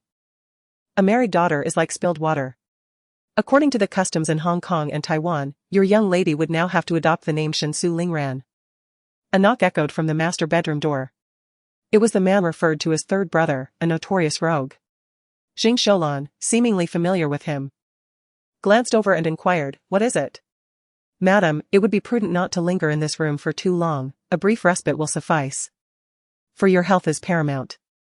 Xing Shoulan responded with an acknowledgement, "Understood, I shall step outside now." "What are you furtively observing?" The third brother awkwardly chuckled, "Nothing.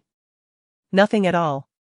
Yet, one of his companions behind him jested, "Madam, did you not notice Miss Zhang from the property management?" Xing Shoulan furrowed her brow, "What Miss Zhang?" "The one who came today to inspect the water and electrical systems, she is quite attractive, and third brother seems to have taken a liking to her." "I did not see her." "Where might she be?" "She should be in the master bedroom, right? Did we not mention she was coming to give Madame Su a haircut?" "But, where did she go?"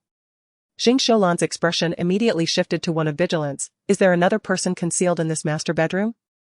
Who permitted you to allow unrelated individuals to enter? Do you disregard my son's words?" The third brother hastily waved his hands. No, it's not that. This property manager knows people from the Su family, and we feared that preventing them from entering might raise suspicion. If the property management calls the authorities, it would spell trouble. I just spoke with Mr. Shen, and he advised that as long as we do not let them into the study, we should have them complete their inspection and leave promptly. Xing Shoulan's gaze swept around the master bedroom, finally resting upon the large wardrobe. My parents were not fond of overly spacious bedrooms, the entire master suite could be surveyed at a glance, and if someone were to be hidden, the most likely place would be that large wardrobe. Xing Shoulan, in her high heels, took deliberate steps toward the wardrobe, and my heart immediately leaped into my throat. If she instructs someone to search the wardrobe, they will soon uncover the safe concealed within. "Madam, shall we proceed?" Xing Shoulan halted, nodding in agreement, "Very well. You may enter." Several pairs of footsteps echoed into the master bedroom, as Aunt Lu cautiously retreated with my mother. "What do you intend to do?" "This is Mrs. Su's room." "Humph, old woman, clinging to your precious Mrs. Su title? The era has long since changed. Now, everything is dictated by Mr. Shen." A group of them strode purposefully towards the wardrobe, and in an instant, a resounding crash of water surged forth. I held the shower head, cranked the water to its maximum, and doused myself, instantly becoming drenched. The individuals in the master bedroom were drawn by the commotion. Is someone in the bathroom? I glanced at my reflection in the mirror, drenched and disheveled, and let my hair, which I had previously coiled at the back of my head, cascade down to partially obscure my face. I had encountered Xing Shoulan once at the funeral home, and she recognized me. Having prepared myself, I turned off the cold water, and the shower head erupted with scalding hot water. I forcefully swung open the door, stepping out with the shower head aimed directly at her back. The searing water drenched her completely, and Xing Shoulan yelped in shock, her composure shattered as she flailed about like a distressed monkey, utterly disregarding any semblance of dignity. "I'm burning alive. I'm burning alive." Shen Chengyuan's subordinates attempted to rush in to rescue her, but I swiftly redirected the shower head, unleashing a torrent of scalding water upon them. In Chapter 48. What affairs could possibly arise between a man and a woman? These individuals flailed about like frogs, shrieking in agony from the heat. "You dared to bully my mother and Aunt Lu. While I may not yet be able to confront Shen Chengyuan, you lot must certainly pay the price today." They scattered in disarray, but Xing Shoulan, unaccustomed to high heels, twisted her ankle while jumping and fell to the ground. I wasted no time in unleashing another stream of water upon her. Xing Shoulan emitted a wail reminiscent of a slaughtered pig, clad in silk. Her attire was now wrinkled and clinging to her skin due to the heat. She waved her arms frantically in a futile attempt to shield herself. It was utterly ineffective. The scalding water continued to pour down upon her relentlessly. Inwardly, I reveled in this moment. After all the pigs she had slaughtered and the countless times she had heard their cries, today she would experience a taste of her own medicine. The pent-up frustration I had harbored for over half a year found a fleeting release at this moment. Oh dear, my apologies, I didn't realize anyone was outside. Shielding my face with my hair, they were unable to discern my expression. I smiled with delight, though my voice feigned innocence. The shower in the master bedroom is malfunctioning. And I thought I would assist in fixing it, but for some reason, the water just keeps gushing and I can't turn it off. As I spoke, I aimed the shower head once more at the third brother, this time with precise intent, directing the stream straight at his groin. The third brother howled even louder, clutching himself in distress. Oh, I'm so sorry, I didn't mean to. Are you all right? I approached to assess the situation of the third brother. His face had turned pale from the pain, curled up half lying on the ground, unable to utter a word. You must swiftly remove your trousers, otherwise the heat will continue to accumulate here, I urged. Do not move. Stop. The third brother gritted his teeth to stop me, shouting orders to his subordinates. What are you standing there for? Hurry and check on the lady. The commotion on the second floor eventually alerted several plumbers downstairs, who rushed up. Upon seeing Shen Chengyuan lying on the ground, wailing, the younger brothers surrounded her, quickly coming to check on me. Miss Lin, are you all right? I waved my hand, directing them towards the water control valve in the bathroom. Break the cold water valve, quickly. Taking advantage of their distraction, the plumbers, equipped with their professional tools, swiftly shattered the cold water valve within moments. I feigned panic, shouting, quickly, call 120 and summon an ambulance. You cannot call. The third brother, clutching his groin, knelt on the ground in agony. No calling, do you hear me? I continued, with feigned concern. However, it appears that this lady's injuries are quite severe. She must be taken to the hospital without delay. The weather is hot, and burns can easily lead to infection. I insisted, I must contact the hospital immediately. I told you not to call, do you hear me? The third brother staggered over, attempting to snatch the phone from my hand. However, the plumbers were not about to grant him that opportunity. One of them raised his tool and pointed it directly at his groin. The third brother, realizing the precariousness of his situation, hesitated, daring not to take another step closer. He implored me, Miss Zhang, please do not call an ambulance.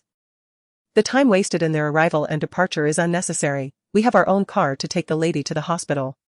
Oh, I see. I picked up my phone again, preparing to dial. Then I shall contact the manufacturer of this water heater, so they can take a look.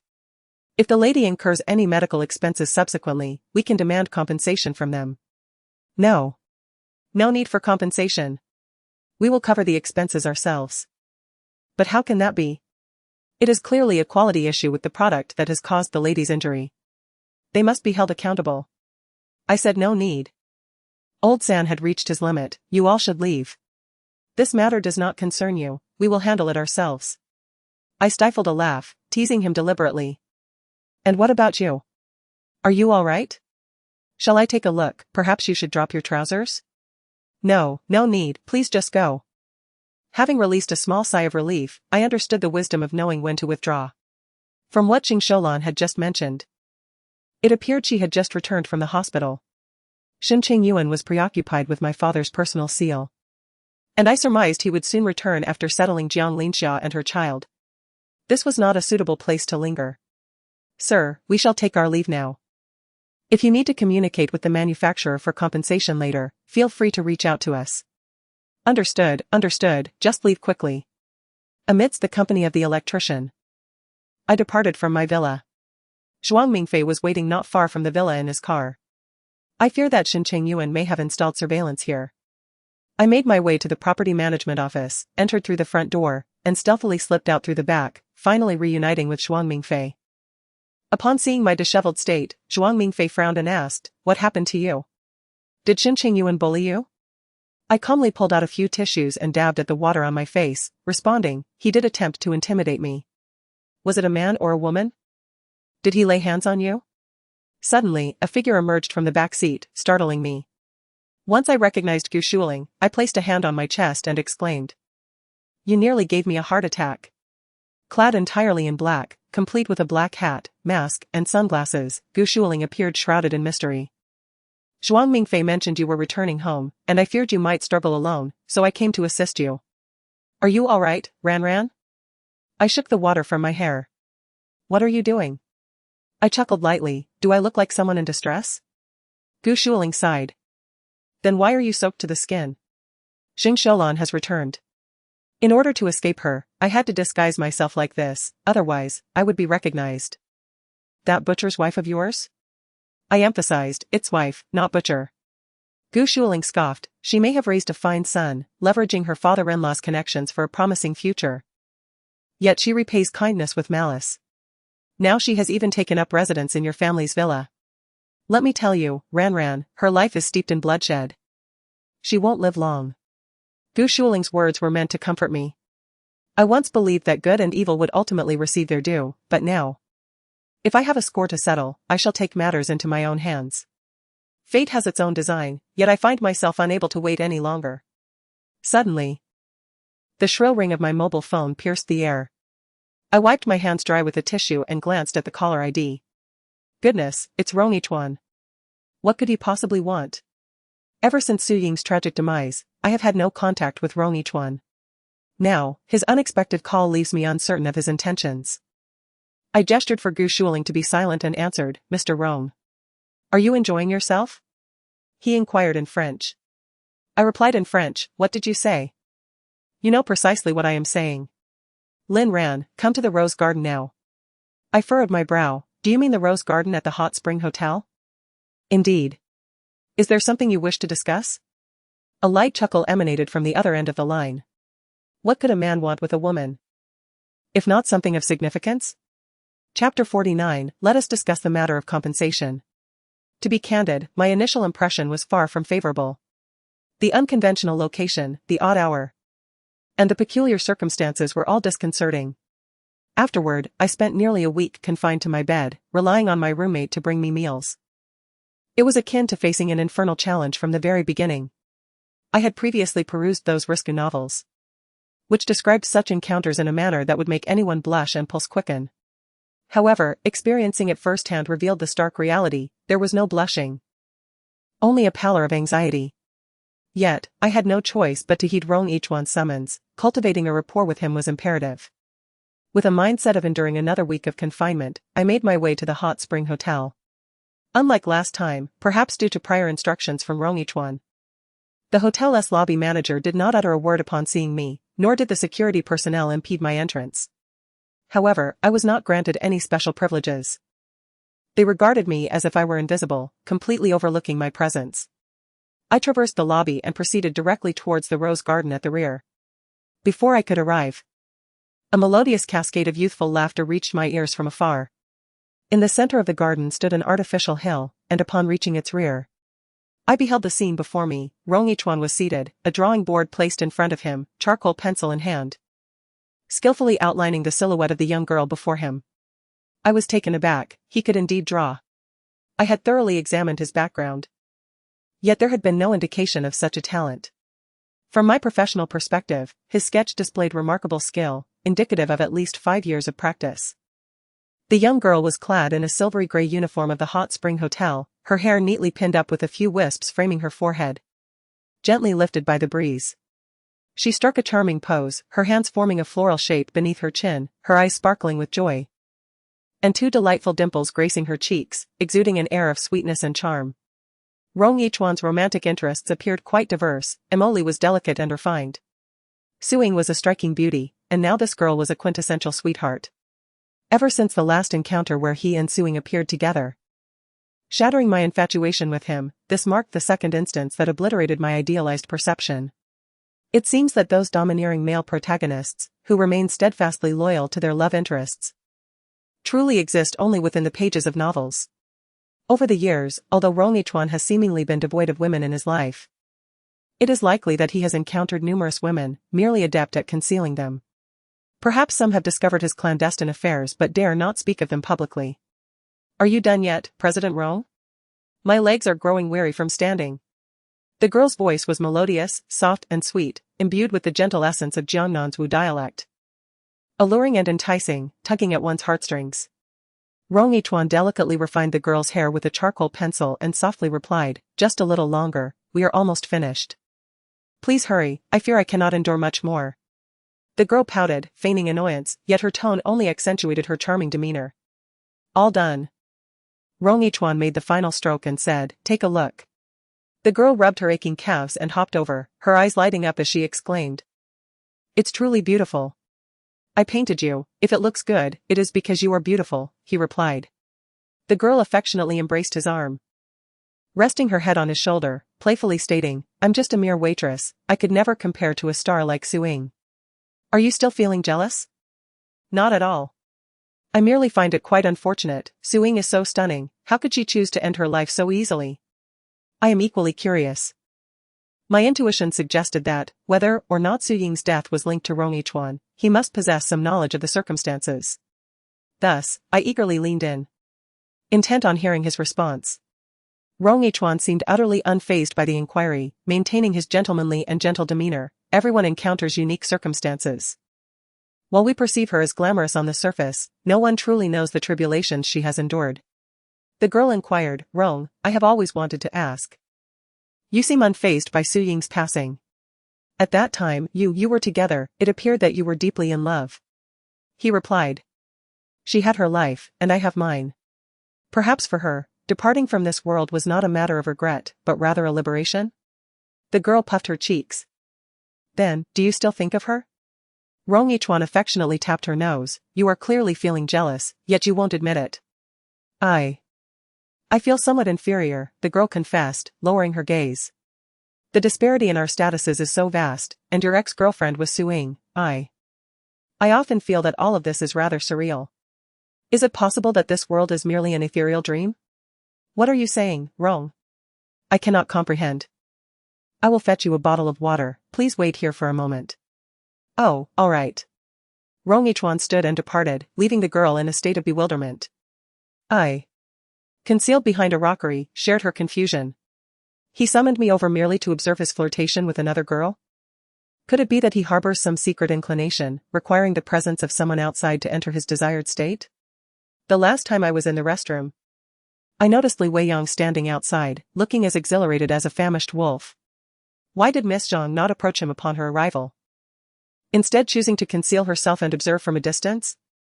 Suddenly, a voice from behind startled me, nearly causing me to leap from behind the rockery. Rong Zong. I stammered, pointing to a spot not far away. Did you not go assist that young lady in fetching water? How did you end up here? Was he truly capable of moving so silently? Rong Yichuan, arms crossed, looked down at me with an imposing demeanor. What is Miss Zhang wearing today? Drenched attire or perhaps a uniform? I had scarcely changed, I was still clad in that thoroughly soaked property management outfit. Although the wind had dried it somewhat during my journey, it clung to me, unmistakably damp. Unexpected, I replied. Unexpected? Rong Yichuan raised an eyebrow. I have heard that today. Miss Zhang has made quite an impression, taking matters into her own hands and teaching Shen Chengyuan's mother a lesson, thereby venting her frustrations. He seemed to be well informed. It struck me then that he consistently referred to me as Miss Zhang. Those electricians earlier today were your associates, were they not? I inquired. Rong Yichuan did not confirm nor deny. Yet, even without his acknowledgement, I had surmised part of the truth. Although the electricians wore work uniforms that concealed their identities, their adeptness in subduing Shen Chengyuan's subordinates revealed a background in martial arts, distinctly differing from that of ordinary bodyguards. Are you acquainted with Zhuang Mingfei? I asked. Rong Yichuan shook his head. Not very well. Then how did you manage to place your men within his ranks and subsequently assign them to me? I have my own methods. Rong Yichuan stepped forward, closing the distance between us. Miss Lin, today can be considered a day when I have assisted you. Shall we discuss the matter of compensation? Chapter 50, Rong Yichuan's unique preference now? I exclaimed, astonished. Here? Rong Yichuan nodded with evident interest. If not here, then where? Indeed, he possessed peculiar inclinations. Do you have a problem, Miss Lin? Hesitantly, I spoke, I am not questioning your capabilities, Mr. Rong, rather, I was thinking. Fetching some water shouldn't take long, right? Can you complete the task? Rong Yichuan appeared intrigued by my inquiry. Since Miss Lin has such a question, shall we give it a try? Before I could fully comprehend the situation, he swiftly advanced, covering my mouth and nose with one hand while wrapping the other around my waist, leading me towards the rockery. My body stiffened immediately, cold sweat beading on my forehead. Was he serious? The initial pain and fear overwhelmed my senses, and I instinctively began to struggle. Rong Yichuan seemed taken aback by my fierce reaction, momentarily losing his grip. In the blink of an eye, I had freed myself from his hold, but in my haste, I collided forcefully with the rocky wall of the artificial mountain, ultimately collapsing to the ground. I found myself entangled in a thicket of roses, the towering branches nearly engulfing me. The stems were adorned with countless sharp thorns, leaving my white shirt riddled with small tears, some even grazing my skin. The pain surged through me, and the impact left me incapacitated for a time. I had never anticipated how the swaying red roses, stirred by my movements, coupled with my damp shirt, torn and revealing my skin, would appear in the eyes of a man. My mind was consumed with frantic pleas for mercy. I am frightened. Mr. Rong, might we retreat to a room? My gaze lifted, meeting the intense stare of Rong Yichuan. In his eyes, a searing flame seemed to flicker. I sensed an instinctive danger. Mr. Rong. He merely uttered a sound. Yet it was evident that his voice had grown considerably husky. He swiftly removed his tie and then began to tug at the deep blue cuff on his left arm. Before I could utter another word, Rong Yichuan descended upon me. My startled gasp was silenced by his lips, replaced instead by a fervent kiss. His kiss possessed a consuming power, rendering me utterly voiceless. The sensation of suffocation from oxygen deprivation gradually enveloped me, and I found myself unable to resist, softening under his embrace. As my rationality returned, I could only perceive the roses before me, swaying rhythmically, each bloom a vivid, crimson spectacle. Yet the area around me lay in disarray, petals scattered across the ground. A sudden sharp pain gripped my neck, causing me to recoil in discomfort. It hurts. From the nape of my neck, I heard his low, mocking laughter. Have you come back to life? Before arriving here, I had likely tidied my hair, which had been tousled by the water, for I had a request of him, and it would not do to appear too disheveled. However, at this moment, the meticulously arranged strands of my hair have once again tumbled into disarray. The difference now lies in the fact that the wind has dried my hair, seemingly irritated by its presence. He loosely gathers the strands in his hand, revealing a side of my fair neck. It appears he deliberately seeks to leave a mark, applying pressure with his lips. I timidly utter a cry of pain, prompting him to reluctantly release his hold. Having indulged in his desires, Rong Yichuan seems to regain a semblance of his gentlemanly demeanor, cradling me as we sit upon a protruding rock of the artificial hill, pecking gently at my lips. Just as he prepares to embark on another round of intimacy, he suddenly lifts his head slightly, directing his gaze towards a distance. The sound of footsteps approaches, accompanied by the faint noise of a wheelchair. Following his line of sight, I too glance in that direction, instantly feeling a wave of anxiety wash over me. Rong Xiangong. He sits in a wheelchair, slowly being pushed past the rose garden, accompanied by a few of his confidants. This rose garden lies at the heart of the courtyard. To the left is where Rong Yichuan had hosted Shen Chengyuan and Su Ying, while to the right are the guest rooms. Rong Xiangong's path evidently leads him to circumvent the artificial hill, heading towards the guest rooms on the right. The hill is not particularly large. The hollow center allows for a clear view. Should Rong Xiangong approach, he will undoubtedly spot us. Mr. Rong. Sensing my tension, Rong Yichuan gently tousles my hair, lifting me down from the stone and retreating behind me.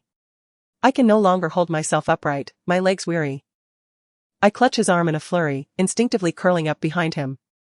My forehead rests against his broad shoulder, and I can feel the perspiration forming on him. His shirt slightly damp. The mingling of sweat and the faint scent of cologne emanating from him was not unpleasant, rather, it exuded a distinct aura of masculinity. As I concealed myself, Rong Xiangong and his entourage arrived at the side of the artificial hill. He appeared unfazed, merely smiling with a hint of amusement. Each one. The ground is hard, you may withstand it, but the young lady may not. Rong Yichuan chuckled in response, but there are flowers and grass here. What a pity for these roses, he lamented, for they have all fallen. We can simply replant them, after all, even if they do not fall now. They will inevitably do so in the future. However, Rong Xiangong seemed disinterested in the flora, instead alluding to the young lady inside. I am Yichuan's father. Since we've crossed paths today, why not have her come out to greet us? My hands tightened around Rong Yichuan's shirt as he softly chuckled. Sharo is currently not appropriately attired, perhaps another time. Sharo? Rong Xiangong pondered, is she the young waitress who frequently brings you supplies? It seems my father takes quite an interest in my acquaintances. You are over 30 and still uncommitted. Just last night I dreamt of your mother, who reproached me for not concerning myself with your marital affairs. Rong Yichuan scoffed, is that so? If you genuinely care for this Shero, seize the opportunity to introduce her to me over a meal. We'll see, he replied. Rong Xiangong cast another glance into the depths of the artificial hill, sighed, and conceded. Very well, you are now the master of the Rong family, my words hold little weight. Whenever you deem the moment right, bring her to meet me. Rong Xiangong gestured to the person behind him, who then maneuvered the wheelchair around the corner and exited into the guest room on the right. The individuals trailing behind him lowered their heads, fixated on their own toes, too intimidated to look around. Once they had all departed, Rong Yichuan spoke, you may come out now, they are gone. Mr. Rong, he said, his tone markedly more amiable after satisfying his hunger. What is it? He furrowed his brow as he surveyed my tattered white shirt, then removed his jacket and draped it over my shoulders. I have once again offered my body. You must assist me once more. Rong Yichuan raised an eyebrow. This time, the repayment pertains to my assistance with the Su family today. Should you wish to seek my help again, you must wait until next time. I do not wish to wait. Biting my lip, I rose on my toes and leaned in to kiss him. May I advance this once? Chapter 51, A Thief's Heart and Courage. Yet lacking the skill of one, Rong Yichuan remained silent, his gaze tinged with amusement. I understood that he awaited my sincerity. I removed his jacket, revealing my ragged attire beneath, then slowly placed my hands on his shoulders and leaned closer to his lips. Is that acceptable? He remained motionless. Without further hesitation, I pressed my lips against his. Unlike the awkwardness of our previous encounter, I emulated his movements, applying a bit of force to the kiss. Mr. Rong, I shuddered, inadvertently clamping my teeth together, nearly biting his lower lip. Fortunately, I withdrew in time, only managing to nip my own tongue. The pain bringing tears to my eyes as I crouched on the ground, eliciting a chuckle from Rong Yichuan. The voice of Secretary Lu resonated once more. Mr. Rong, Miss Tang wishes to speak with you. Rong Yichuan inquired, where is she now? I replied that he had official matters to attend to and suggested she return to her room for the time being. Very well. The painting you just created. She expressed her desire to keep it as a cherished possession. Let her be, Rong Yichuan remarked. Bring me a set of uniforms for the service staff at the Hot Spring Hotel. Certainly, in what size? He cast a glance my way, raising an eyebrow. The same as Tang Xiao. Understood. The sound of Secretary Lu's stilettos gradually faded away, and I finally exhaled in relief. The round-faced sweet girl I had been with today was named Tang Xiao, a name quite befitting her gentle demeanor. Mr. Rong, I may not fit her size. I crouched down while he stood, and from his vantage point, he could see through the open collar of my shirt. It seemed indeed a tad snug. I hastily clasped my collar shut. Rong Yichuan snickered, still trying to cover up. Did you not mention having matters to discuss with me? I muttered softly. Did you not claim to be unaffected? With your limited skills, who could possibly be swayed? His words left me blushing profusely. I cannot compare to Su Ying or Tang Xiao. I lack the charm that captivates men. If you lack it, then learn, he advised. In truth, I had endeavored to learn. I genuinely had. Su Wan had imparted a wealth of knowledge to me, and Sister Zhou had taught her many techniques, which she passed on to me almost verbatim. Yet, I must concede, the art of seduction truly requires an innate talent. I tilted my head and inquired, all right. I shall study diligently and strive for continuous improvement, hence, could you assist me with one more matter? Rong Yichuan's brow twitched slightly, no credit will be extended. I promptly rose to my feet, making a motion to unfasten the button of my shirt that I had just secured. Then let us proceed now. Payment and delivery shall occur simultaneously. However, as I stood, a wave of dizziness overcame me, causing my body to lean backward. Just behind me was the stone where I had been seated, a protrusion from the artificial mountain. I braced myself for an impact, yet unexpectedly. He caught me around the waist and gently pivoted, resulting in me leaning against the stone while finding myself nestled in his embrace. In a flurry, I straightened up, exclaiming, I squatted for too long, and now I feel faint. Rong Yichuan also regained his posture, brushing off the dust from his hands. Forget it. What do you mean by forget it? I retorted. If we were to engage in a transaction, I fear I might need to summon a stretcher to carry you to the hospital. I am not that fragile, I can endure. Your words imply that I am some form of torture device. Rong Hwan's voice resonated from above me. From now on, keep your Wednesdays and Saturdays free. Ah? For what purpose? He smirked. What do you think? Understanding dawned upon me. I further inquired, is it for the entire day, or only the evenings? Rong Hwan's gaze was laced with disdain. I have no preference, but if it's for the entire day, I fear you may not withstand such torment. No.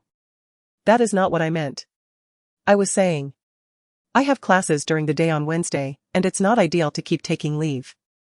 With your current proficiency in French, do you really need to attend classes? I stammered, one must diligently study to achieve continuous improvement. Then let's meet in the evening. Oh. Very well, I inquired, shall we still go to the hot spring hotel? Not necessarily, I will inform you of the location later. A shiver ran down my spine. This person always relished thrilling experiences. I genuinely feared that one day he might take me bungee jumping while. Just then, Secretary Liu returned. Mr. Rong.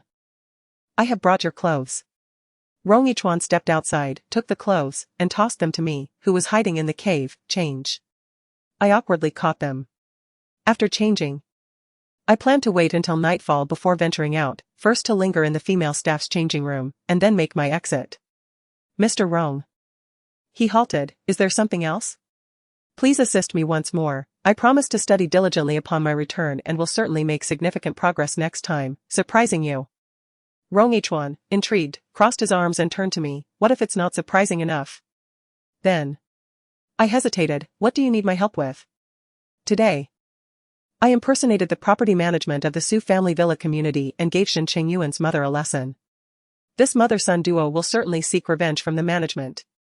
Do you want me to create a false Miss Zhang to help you cover this lie? Yes, but also no. There is indeed a diligent individual named Xiao Zhang within their property management team, who is typically quite warm-hearted.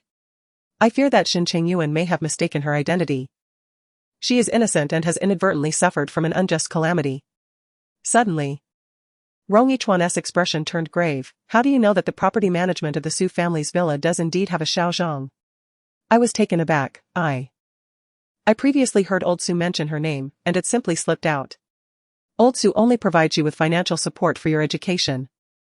Does he really discuss such trivial matters with you? He occasionally inquires about my academic performance and daily life, and sometimes we engage in deeper conversations. Rong Hwan clearly did not believe me. What exactly is your relationship with Old Su? It is simply that of benefactor and beneficiary. Yet your concern for him evidently surpasses that of such a relationship. I am merely grateful for his assistance. You are also quite familiar with the Su family's dynamics. Do you frequently visit the Su residence? Even the housekeeper there seems to trust you immensely. My heart raced, nearly leaping from my throat. Today, when you asked me for a favor, I had initially thought you would request assistance in getting Mrs. Su out as well. Yet you mentioned Miss Zhang from the property management, without a word about her. Rong Hwan hissed, Old Su has taken a liking to you? My first reaction was one of shock, followed by an overwhelming sense of absurdity.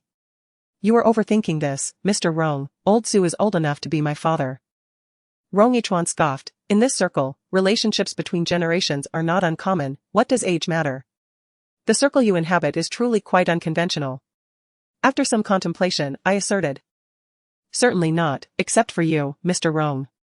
You are an exception, emerging untainted from the mire, and untainted by the allure of clear waters. Rong Hwan chuckled lightly. That remains to be seen.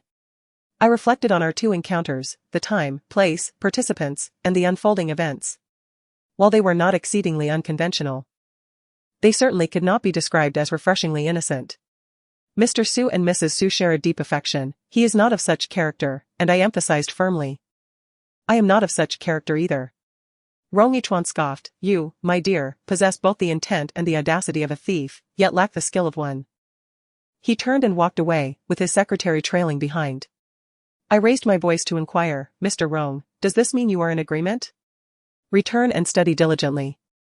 I shall assess your progress next Wednesday. Chapter 52, The Mantis stalks the cicada. While the yellow bird awaits, I have no desire to abandon my mother and Aunt Lu.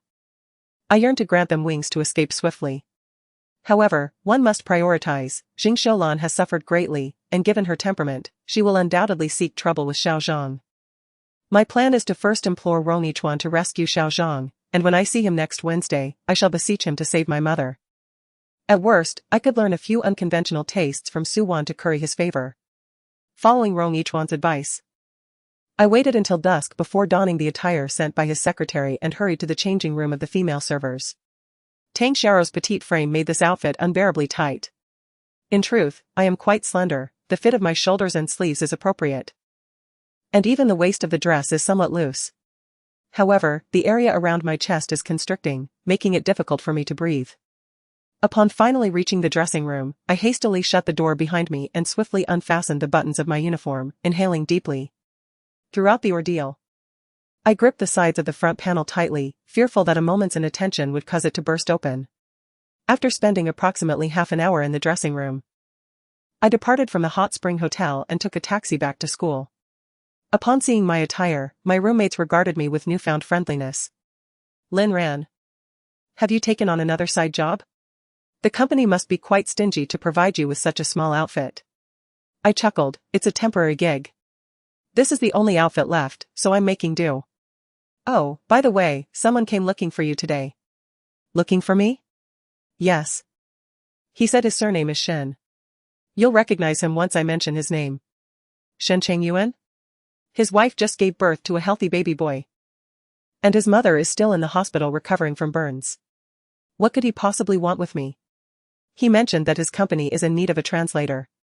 He saw your performance during the school anniversary and is eager for you to join Nanfeng Group. My other roommate expressed her envy. Wow, Lin Ran, you are truly impressive.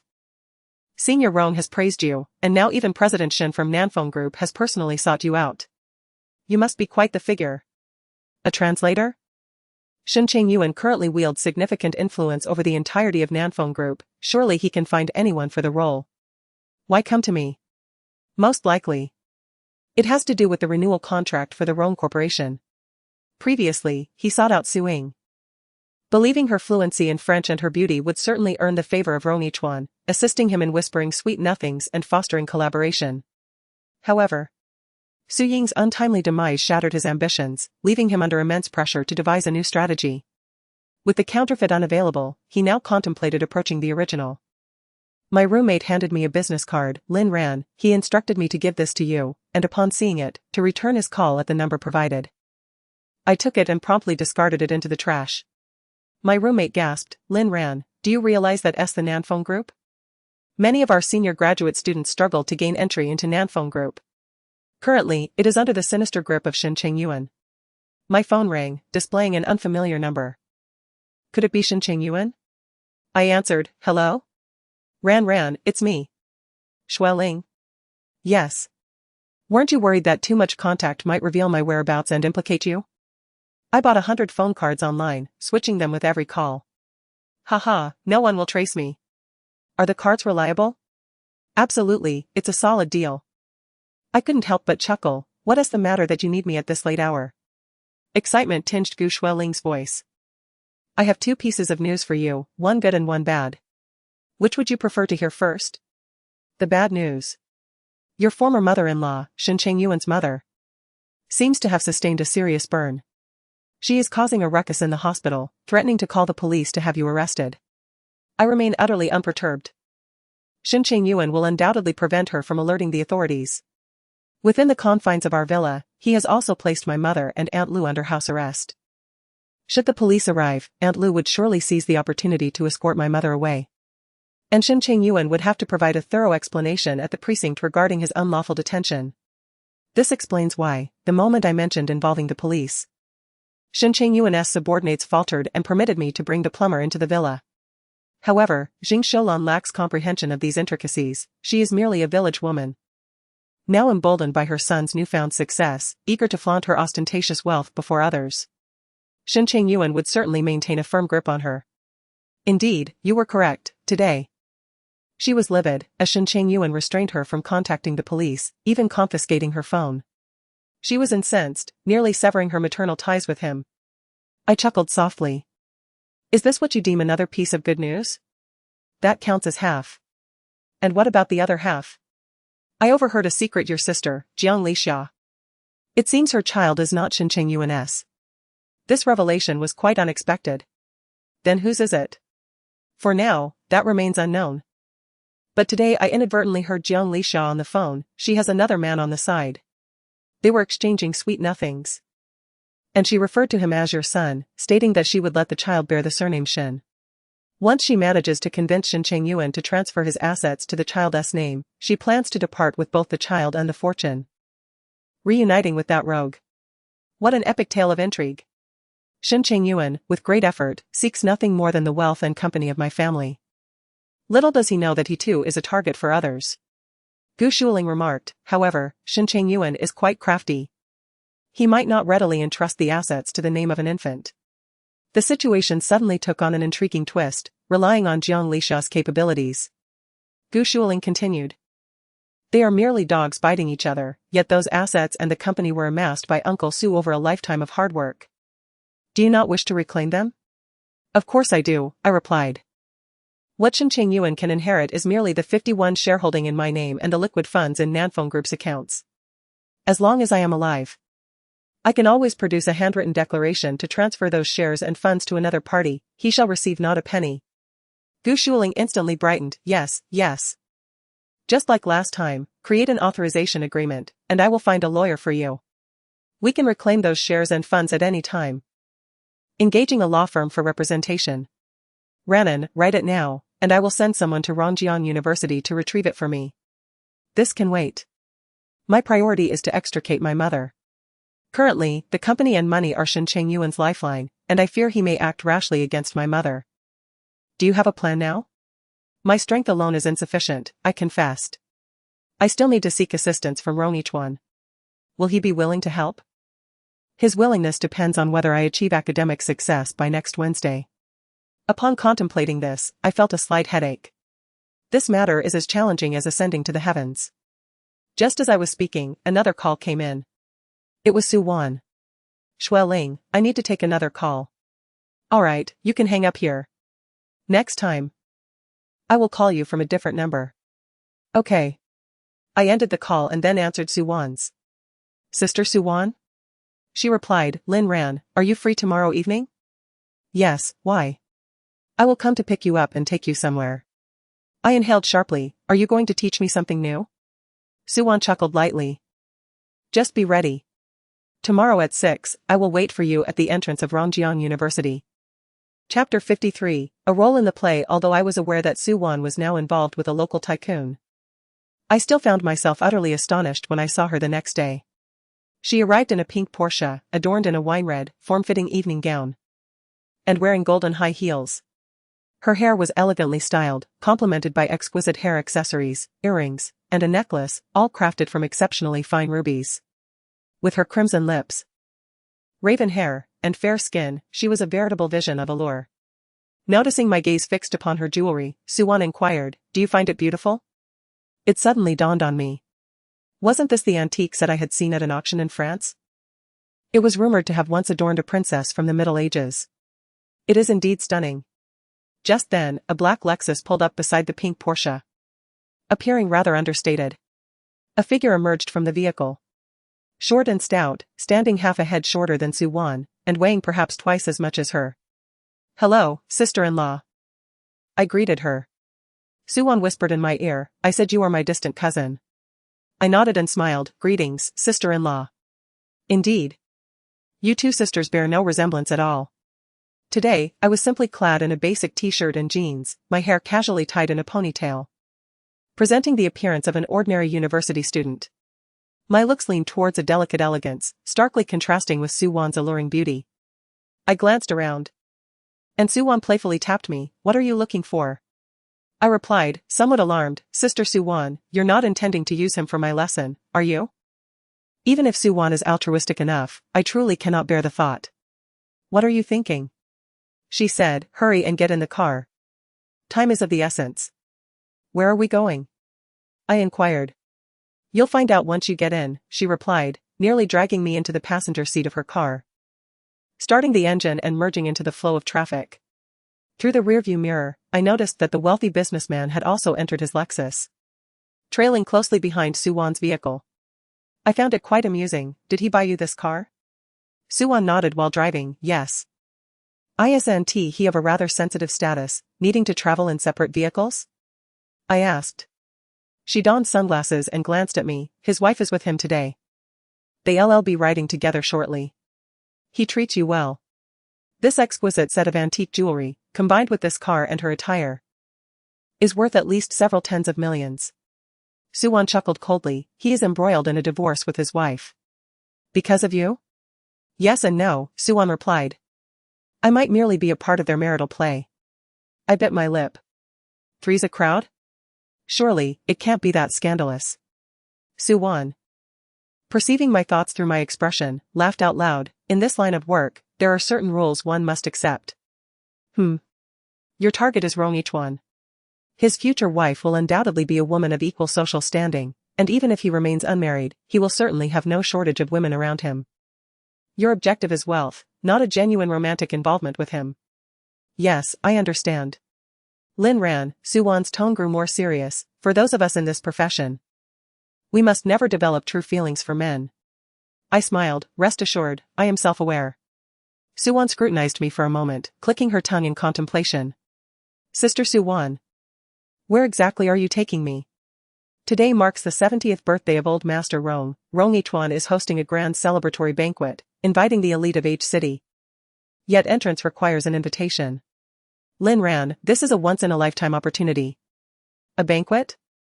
That doesn't seem right. I recall reading about Rong Xiangong's profile, which stated his birthday is in December, and it is only September now. This perplexity lingered in my mind as I pondered it throughout the journey. Upon arriving at the destination, Suwon parked the car by the roadside, allowing the Lexus behind us to pass first. We remained stationary for a few minutes. And after several more vehicles moved ahead, Suwon restarted the engine and drove us forward. The venue for this banquet was a seaside resort hotel, adorned with sandy beaches, rolling waves, and coconut groves. Along the way, I noticed numerous elegantly dressed men and women. Suwon handed me a box, instructing me to change into the attire inside. Upon opening it, I discovered a pure white dress, featuring a generously cut square neckline that, while bold, retained an air of subtle charm rather than vulgarity. The fitted bodice led to a vintage-style lace-up back, while the flowing skirt billowed gracefully, accompanied by a pair of matching high heels. As I was not well-versed in jewelry, I selected a set of pearls, believing they would complement my refined disposition beautifully. It had been ages since I had donned formal wear or adorned myself with jewelry. The last occasion was during my time in France. When I married Shen Chengyuan, we did not hold a wedding, and naturally, I had never worn a bridal gown. Nor had we even taken wedding photos. Reflecting on it now, everything seems to point to the fact that Shen Chengyuan never intended to build a life with me. What he desired was merely the legal validity of a marriage certificate. Today, Rong-Ichuan would undoubtedly be present, and we must seize the opportunity. Without further ado, Suwon pulled me into the venue. The hall was already abuzz with the mingling of fragrances and laughter, as glasses clinked in celebration. Suwon, being inherently striking and captivating, alongside my own ethereal appearance, caused a minor stir upon our entrance. Several men approached with glasses in hand, attempting to engage in conversation. Suwon, with simplicity, gestured towards her wealthy patron not far away. Although her patron was currently accompanied by his legitimate wife, the men present understood her status. I found myself in a difficult predicament. In such circumstances, a single woman seems akin to a sumptuous prey thrown into a den of beasts. I felt the weight of their gazes, scanning me repeatedly. Suwon looked at me, clearly pleased with her choice. This outfit truly suits you, you look stunning. I smiled, choosing silence. I am indeed beautiful, I have always been aware of that. My natural visage was perhaps more striking, yet in my efforts to resemble Emily, my allure had somewhat diminished. Nevertheless, I continued to captivate the attention of men. Suwon appraised me once more and remarked, "You are more attractive than I." I shook my head, denying the claim. Not at all. We are different. My appearance clearly suggests that I am a mistress of a wealthy man, while your aura conveys the image of a refined young lady, nurtured in affluence, destined to marry a promising young man of equal standing, living a life of opulence. The first part of her observation resonated, yet the latter seemed somewhat exaggerated. Sister Suwon, you are exaggerating. I speak the truth. Had your family background been slightly more favorable, with your beauty and intellect, who can say whether Rongyichuan would not take you home as his bride? Chapter 54, I do not mind adding to their discomfort. I scoffed, did you not just say not to take men seriously? I advised against discussing matters of the heart with men, for if marriage were indeed a possibility, it would surely be pursued. Is there a distinction? Certainly. One can choose to be Mrs. Rong without harboring affection for him.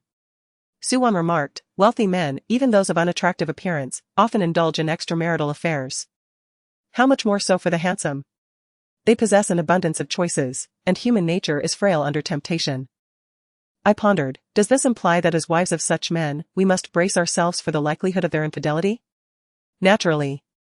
Do you believe my current partner's wife is oblivious to my existence? Has she ever confronted you? Confronted for what? She is legally recognized as his spouse. Should a divorce ensue, he would lose a significant portion of his wealth, thus he would never part ways with her. So, does she simply endure this situation? Suwan smiled at me, this is a matter of mindset.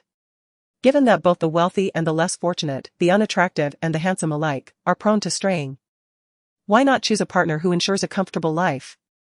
As long as the marriage endures, all earnings accrued by the man become communal property postnuptials.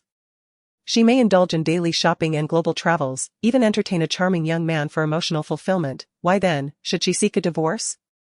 Suddenly, I recalled Jiang Linxia. She is rather formidable, managing not only to engage with another man but also to bear his child, casting a shadow over Shen Chengyuan's head.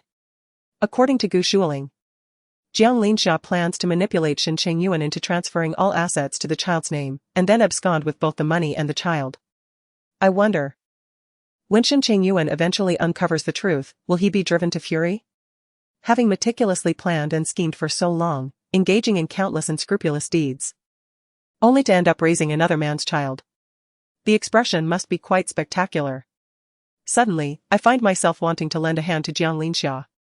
By day, one must not speak of people, by night, not of spirits. Just as the thought of Jiang Linxia crossed my mind, I lifted my gaze and there she was. She was entwined with Shen Chengyuan, adorned in lavish attire.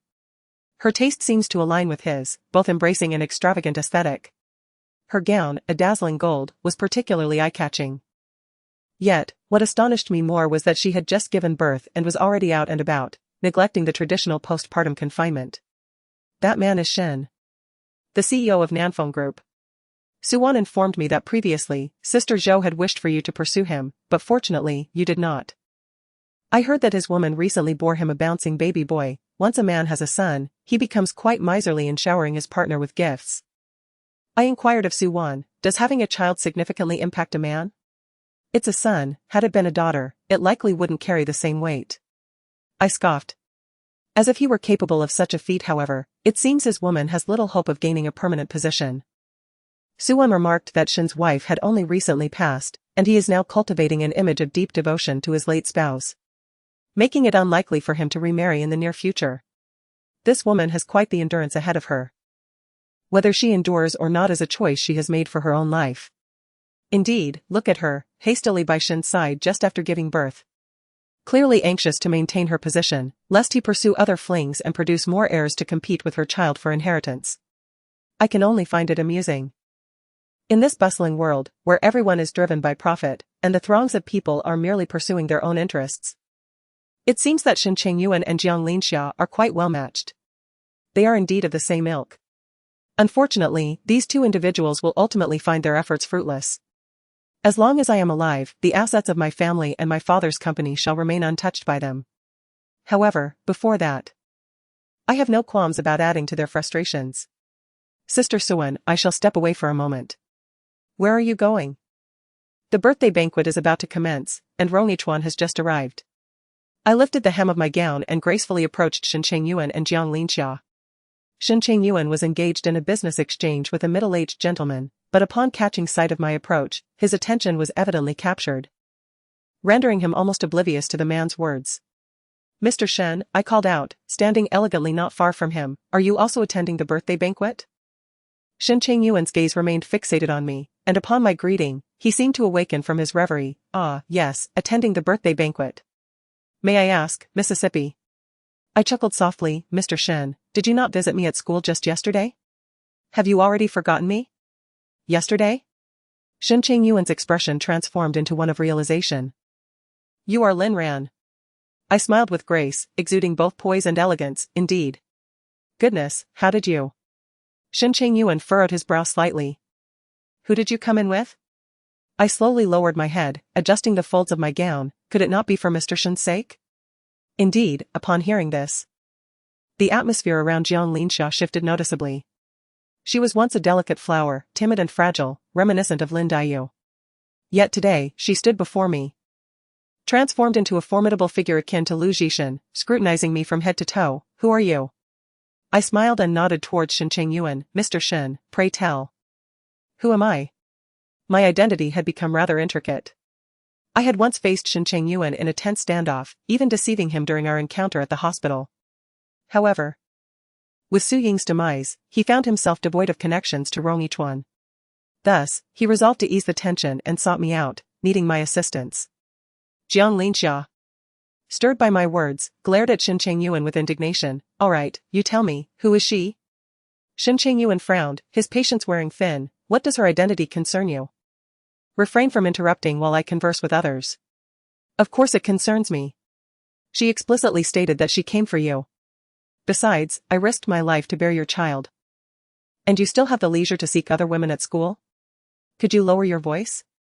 Shen Chengyuan snapped, as if everyone isn't aware that you're the mistress. You. Shen Chengyuan brusquely shook her hand off his arm. Since you've just given birth, refrain from following me around for compensation, find a place to sit and eat. Are you dismissing me to have her accompany you while you meet clients? Who is she to you that you would have her by your side? I regarded the escalating argument between the two with a cold gaze, the corners of my lips curving upwards. Perhaps, Mr. Shen, you and this young lady should resolve your matters first. We can converse when you are free. No, I am free right now. Shen Chengyuan gently pushed Jiang Linxia, who was entangled around him.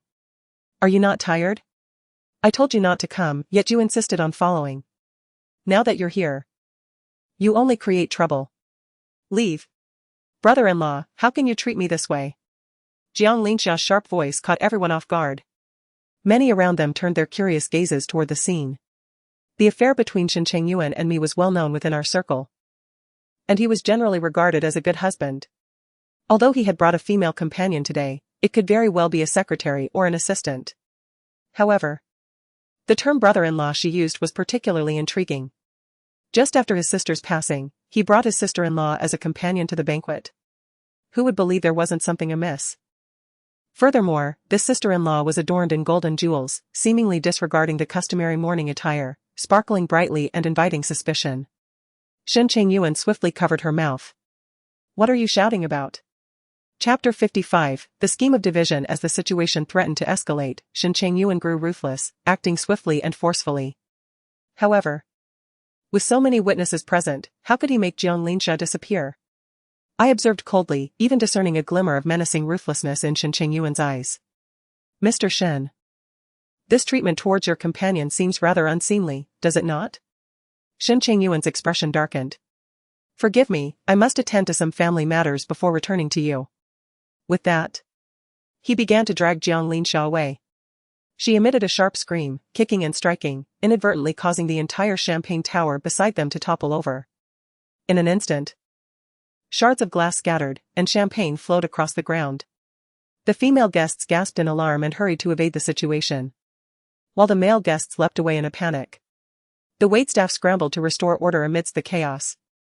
The birthday banquet was about to commence, leaving no time to rectify the scene.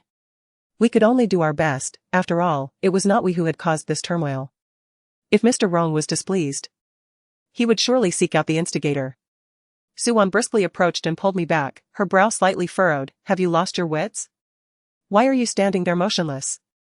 The ground is littered with shards of glass, it's far too perilous. Of course, I was reluctant. I couldn't bear to miss the expression on Shen Chengyuan's face upon hearing those words. He had been relentlessly striving for Rong's continued partnership, going to great lengths recently. This matter was of utmost significance to him and to the Nanfeng group. While it was indeed favorable that Jiang Linxia had just given birth to a son, if her actions led to Rong's utter discontent, not even a pair of twins would suffice to redeem her. Indeed, A glint of ruthlessness flickered in Shen Chengyuan's eyes as he pressed his hand against Jiang Linxia's mouth and nose with increasing force. Her complexion swiftly darkened, and the strength of her struggles began to wane, her eyes rolling back uncontrollably. I quickly handed my champagne to Su Wan and rushed over. Mr. Shen, today is Mr. Rong's birthday banquet. It would be disastrous if a life were lost. When Shen Chengyuan looked up at me, his eyes glinted with a fierce menace. My heart raced at the sight. I had witnessed that expression once before. It was the same look he had when I fell from the cliff and glanced back at him standing there. He truly harbored murderous intent towards Jiang Linxia. Shen Chengyuan paused momentarily, the malicious glint in his eyes dissipating instantly.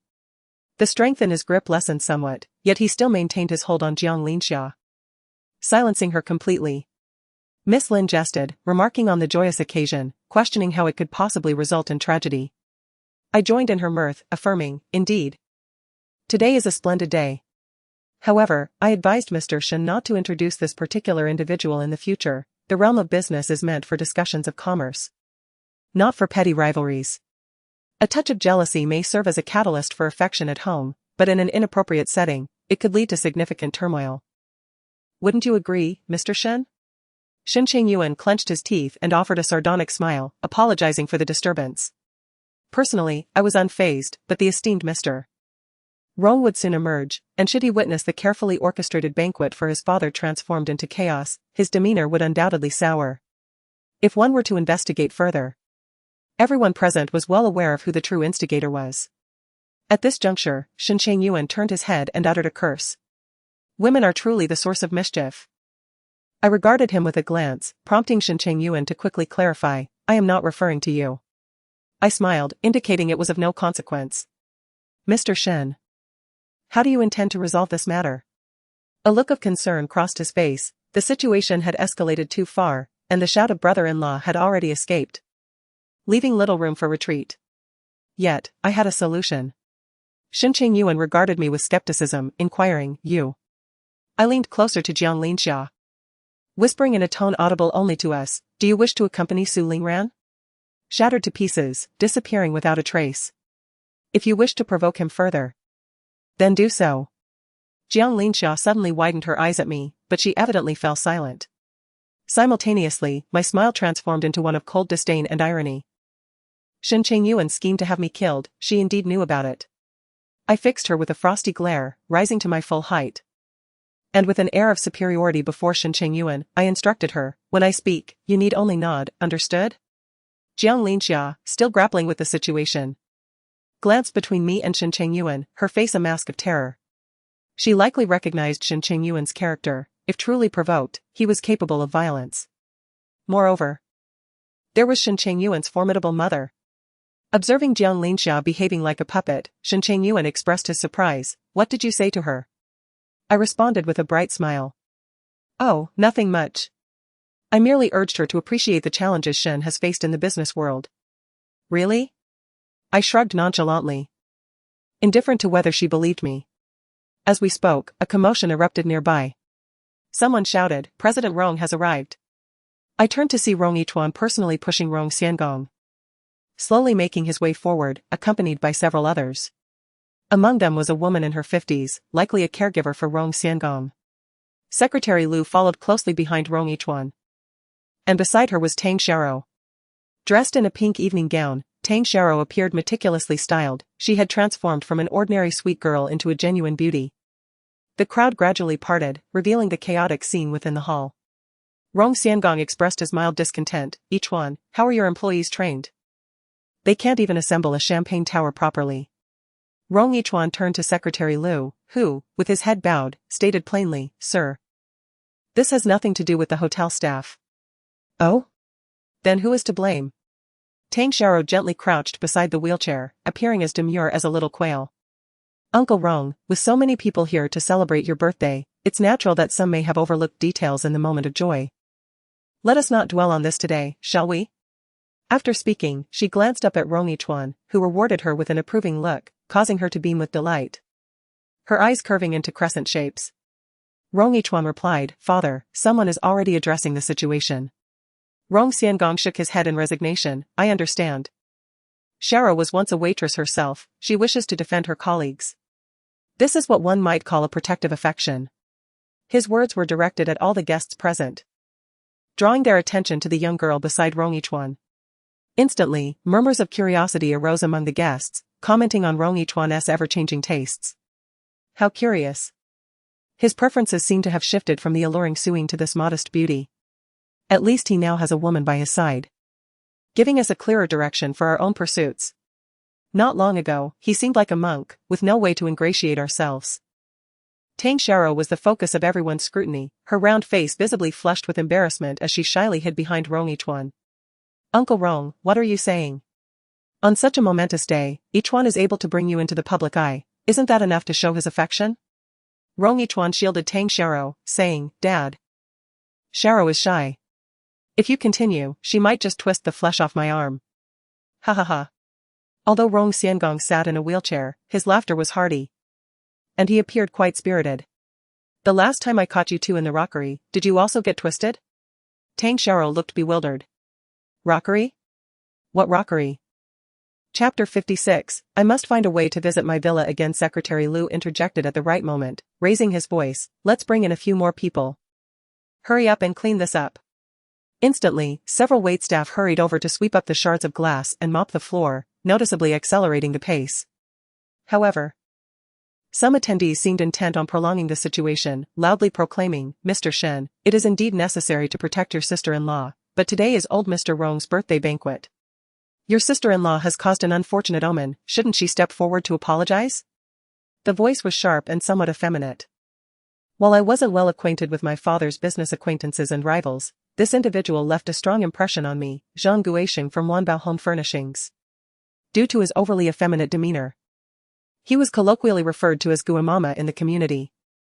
Wanbao Home and my father's Nanfeng Group are arguably the two largest competing companies. Previously, the Rong family consistently opted for collaboration with the Nanfeng Group, keeping Wanbao at bay. However, this time, at the birthday banquet of Rong Xian, they unexpectedly extended an invitation to Zhang Guoxing. This seems to signify a shift. Moreover, as a primary rival, Zhang Guoxing is likely well acquainted with my family's affairs. Particularly, he is aware of Shen Chengyuan's background, a mere chauffeur who has ascended to his current position, which he must regard with some disdain. Now that the Rong family's stance appears to waver, he surely relishes the opportunity to undermine Shen Chengyuan. Oh? Which President Shen are you referring to? Rong Xian asked with a smile. In Yichuan, are there still families with the surname Shen among our partners in each city? Before Rong Yichuan could respond, Zhang Guoxing eagerly seized the moment to gloat. Old Rong, you haven't been involved in company matters for years, and I fear you are unaware that the Nanfeng Group, which previously collaborated with you, has undergone a transformation. Nanfeng Group? Indeed, while Su Nanfeng may be somewhat conservative, he at least conducts his business with integrity. When I lose, I acknowledge it. But now that this President Shen has taken the helm, it's rather pathetic that he is already entangled with his sister-in-law shortly after his wife's passing. President Shen must be in quite a hurry. Rong Xian suddenly realized, I remember Su Nanfeng, he always carries a photo of his daughter with him. He even boasted about it to me. Nevertheless, his daughter was indeed a charming beauty. I once thought to coax him into arranging a betrothal between her and Yichuan. Indeed, Su Nanfeng's little daughter was a true gem. But alas, she has now turned to dust. Rong Xiangong sighed softly, expressing regret. What a pity, such a fine young lady. Look over there, General Rong. The girl standing next to Mr. Shen, who has been calling him brother-in-law, must be Miss Su's cousin or something similar. Do you not see the resemblance to Miss Su? Shen Chengyuan's expression had darkened considerably. I found myself both amused and disheartened. I had not anticipated that Zhang Guoxing would serve as an unintentional accomplice today. His flamboyant voice broadcasting Shen Chengyuan's poor character for all to hear. However, I refused to acknowledge any resemblance between Jiang Linxia and myself. She was unworthy of such a comparison. Rong Xiangong's attitude mirrored my own as he shook his head. I can hardly recall what Miss Su looked like. I have only seen her childhood photographs, and even then, she was already a little beauty. I can only imagine how stunning she must have become. It is unlikely she resembles this. Zhang Guoxing erupted into laughter. So I say, Mr. Shen, do not be so desperate as to settle for anything less. Your beautiful wife has barely been gone, and you are already eyeing this plain sister-in-law. You must indeed be famished. In the presence of Rongyichuan, Shen Chengyuan dared not confront Zhang Guoxing directly. With a forced smile, he replied, Mr. Zhang, we are all in the home furnishing business here. Conducting business, what does my wife's passing have to do with this? Her death has indeed saddened me, and I have vowed before my mother-in-law to remain single for life. I welcome your supervision, Mr. Zhang.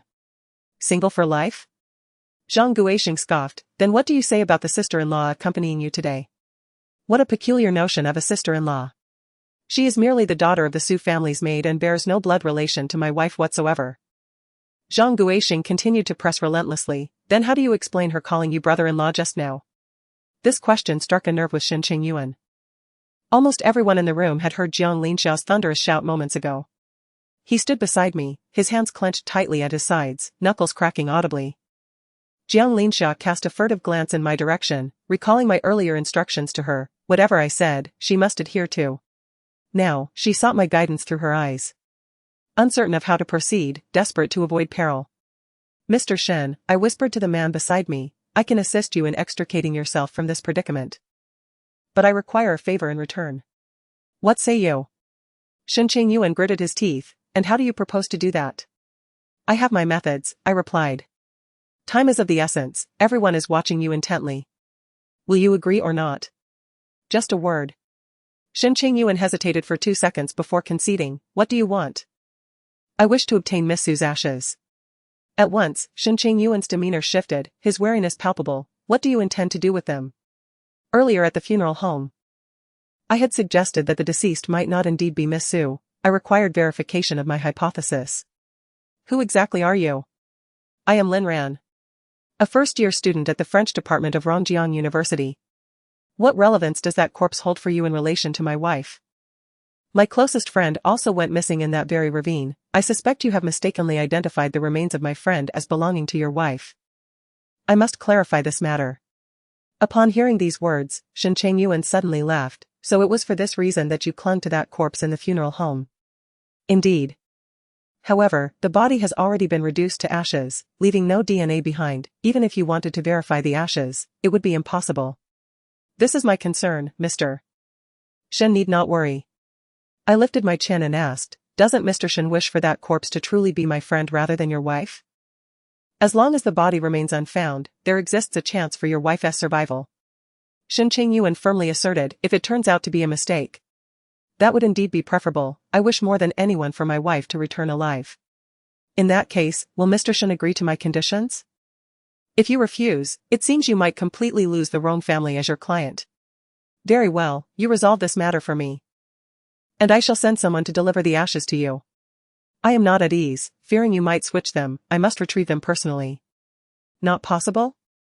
Then forget it, the troubles your woman has caused, you shall resolve them yourself. I turned to leave, only to have my hand caught. Chapter 57, Mr. Shen. You have a penchant for bringing misfortune to your wife. It was not Shen Chengyuan, but Jiang Linxia. Jiang Linxia was genuinely frightened, her pale face radiating pity as her eyes pleaded with me. I could only respond with a cold laugh. Had I known he was a mad dog, why provoke him? You have a lover outside, a child has been born, yet you still care whether there are other women around Shen Chengyuan? A typical case of wanting it all.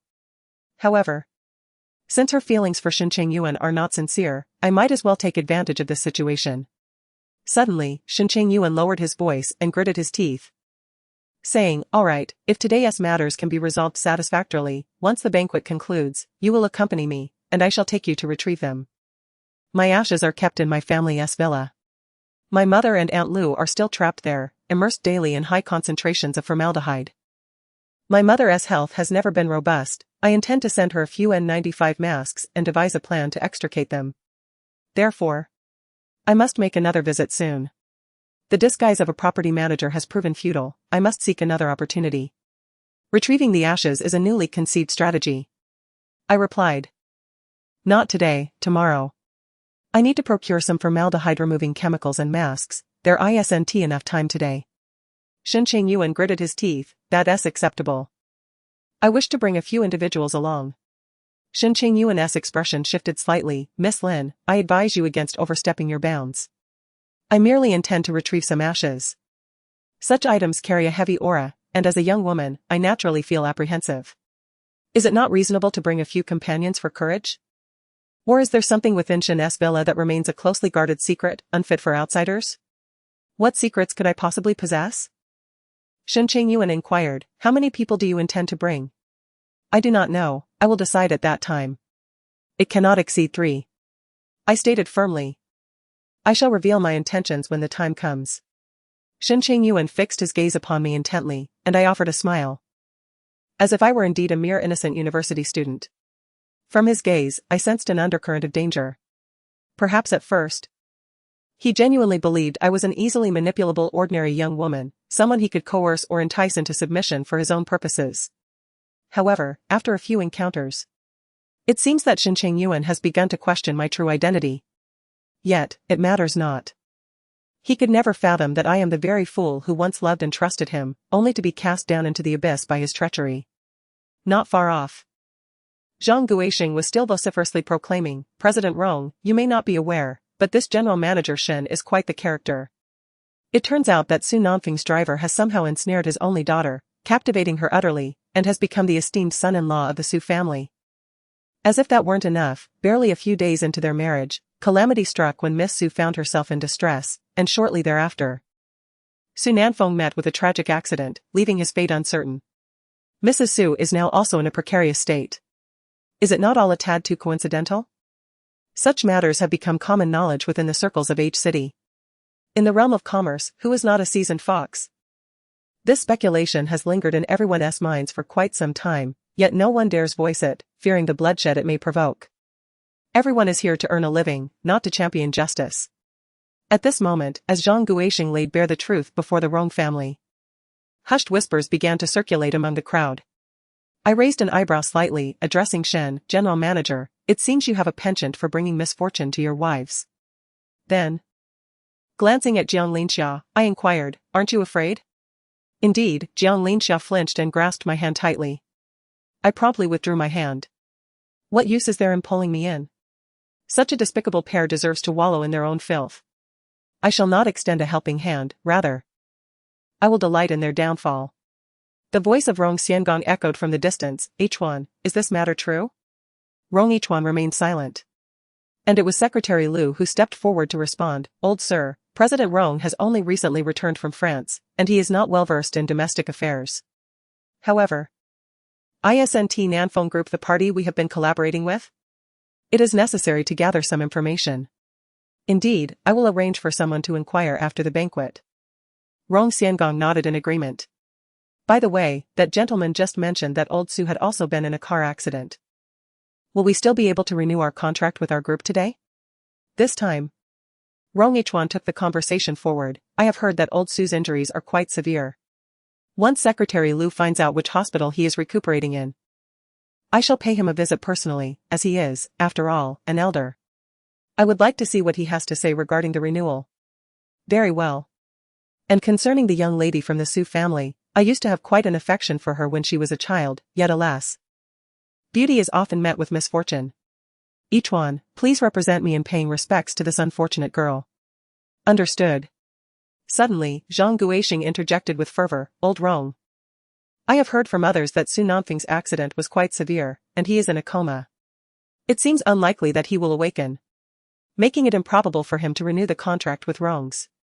Rong Xiangong turned his gaze towards him, is his condition truly that grave? Indeed, at present, the entire Nanfeng group is under the control of President Shen, yet his character, well, as you all have observed. It is uncertain what exactly transpired regarding Miss Su's demise. Mr. Rong, the reputation of Rong's group is exemplary. We cannot allow a misjudgment in selecting a partner to tarnish that reputation. Rong Xiangong chuckled, acknowledging, indeed, our establishment has been in the hospitality industry for nearly a century, relying on our esteemed reputation and integrity. Each one, when you first assumed control of the company, you resolutely advocated for a partnership with Nanfeng Group, valuing the upright character of the late Mr. Su.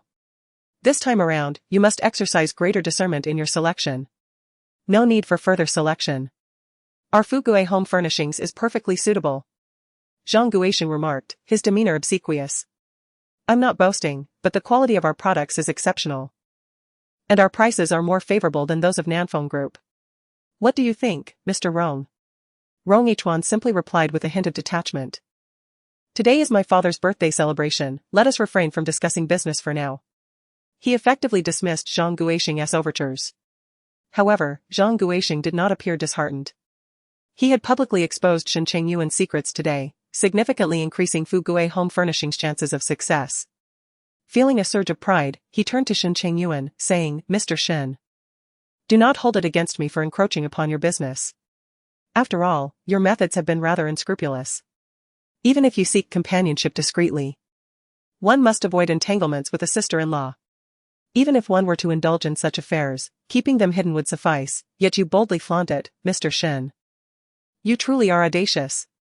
I found this revelation rather gratifying and lifted my gaze to gauge Shen Chengyuan's reaction. His teeth ground together ominously, and his expression darkened to an alarming degree. I quietly inquired, so, Mr. Shen, what will it be? Will you concede? Shen Chengyuan cast a glance in my direction and remarked, as long as you can resolve the issue, feel free to bring as many people as you wish. His tone dripped with disdain, likely contemplating how a young girl like me could possibly muster any significant support. Surrounded by his numerous subordinates, I felt somewhat powerless. I chuckled softly, is it a promise, then? Indeed, he replied. Why so silent, Mr. Shen? Zhang Guoxing interjected with a hearty laugh, have I struck a nerve? Leaving you speechless? I chuckled lightly, turned around, and raised my voice slightly, Mr. Zhang, you're only in your 40s, how can you be so hard of hearing? There's no one here calling you brother-in-law. Chapter 58, Veiled Criticism. Zhang Guoxing's gaze turned hostile as he inquired, what is your relationship with Mr. Shen? I stepped closer, entwining my arm with Shen Chengyuan's, declaring, I am Mr. Shen's companion. This revelation momentarily startled even Shen Chengyuan. He glanced at my hand resting on his arm, his expression a mixture of surprise and uncertainty, yet he did not refute my claim. Zhang Guoxing pointed towards Jiang Linxia, asking, and who might she be?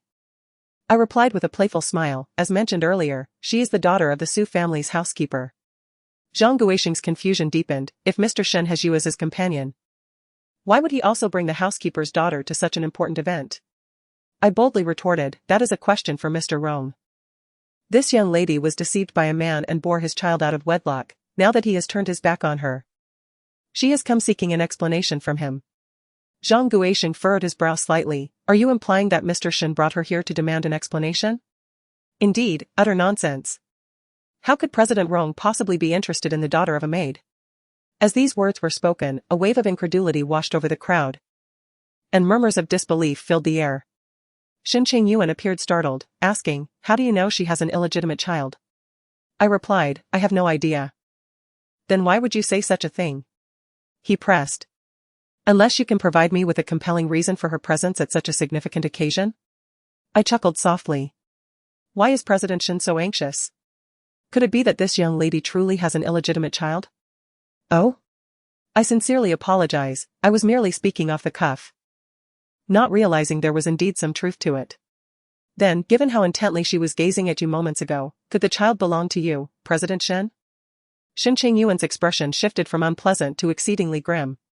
Out of the corner of my eye, I caught a glimpse of Jiang Linxia, who seemed to retreat further into the crowd, eager to vanish from the scene. I stepped forward and pulled her out from the throng, since you are here to seek justice, do not be afraid. You are the victim. The coward who has wronged you should be the one to fear. Jiang Linxia shrugged her shoulders, casting her gaze downward as she glanced at Shen Chengyuan, too intimidated to utter a word. Meanwhile, Shen Chengyuan's eyes remained fixed on me, a mix of confusion and wariness, as if he feared I might commit some scandalous act. Are you President Shen's companion? That voice. I held on to Jiang Linxia, standing with my back to Rong Yichuan. Yet the question froze me for a brief moment. Lin Ran? Another voice emerged from the crowd to my left. After a long absence, Li Weiyang pushed his way through the crowd and stepped forward, astonished as he gazed at me. Is that really you, Lin Ran? I was taken aback, my mind swirling in confusion. How could this fool be here? Had Li Ziqing already secured the collaboration agreement with Rong Yichuan? Li Weiyang looked at me, initially captivated by my appearance. You look truly stunning, he began, only to quickly regain his composure. But how did you become President Shen's companion? You've been out of touch for so long, my calls went unanswered, and I couldn't find you at school. What on earth is going on? He stared incredulously at Shen Chengyuan.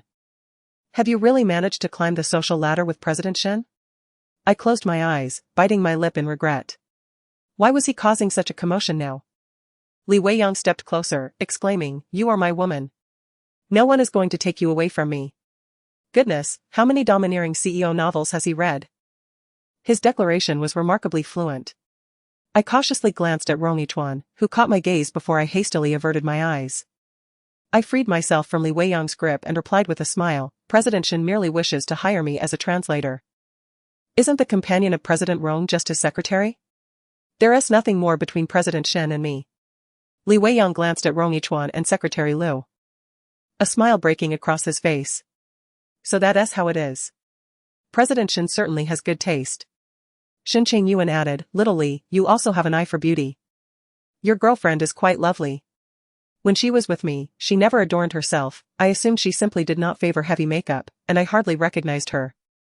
Had she not spoken just now, I would hardly have believed that such a beautiful goddess was my girlfriend, Lin Ran." Ha ha ha.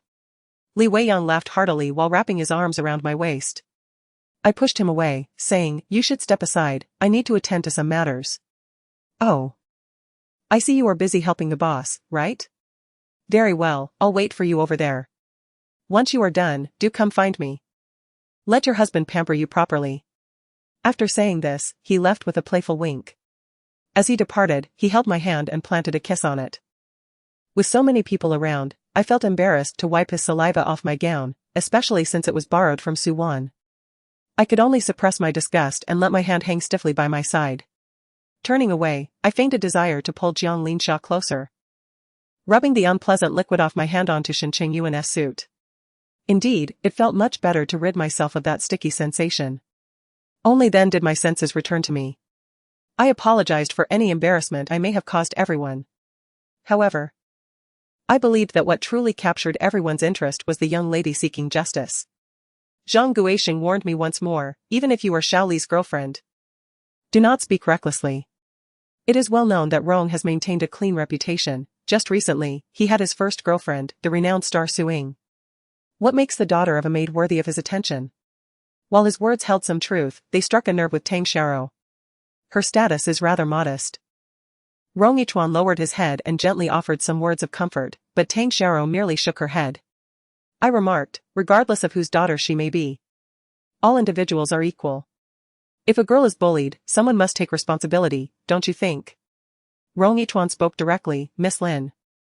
I do not consider social standing when seeking a partner. Mutual affection is what truly matters. However, that does not justify casting aspersions upon me. I am not acquainted with the young lady you mentioned, nor have we shared any romantic involvement. Her premarital pregnancy has no bearing on me. Indeed.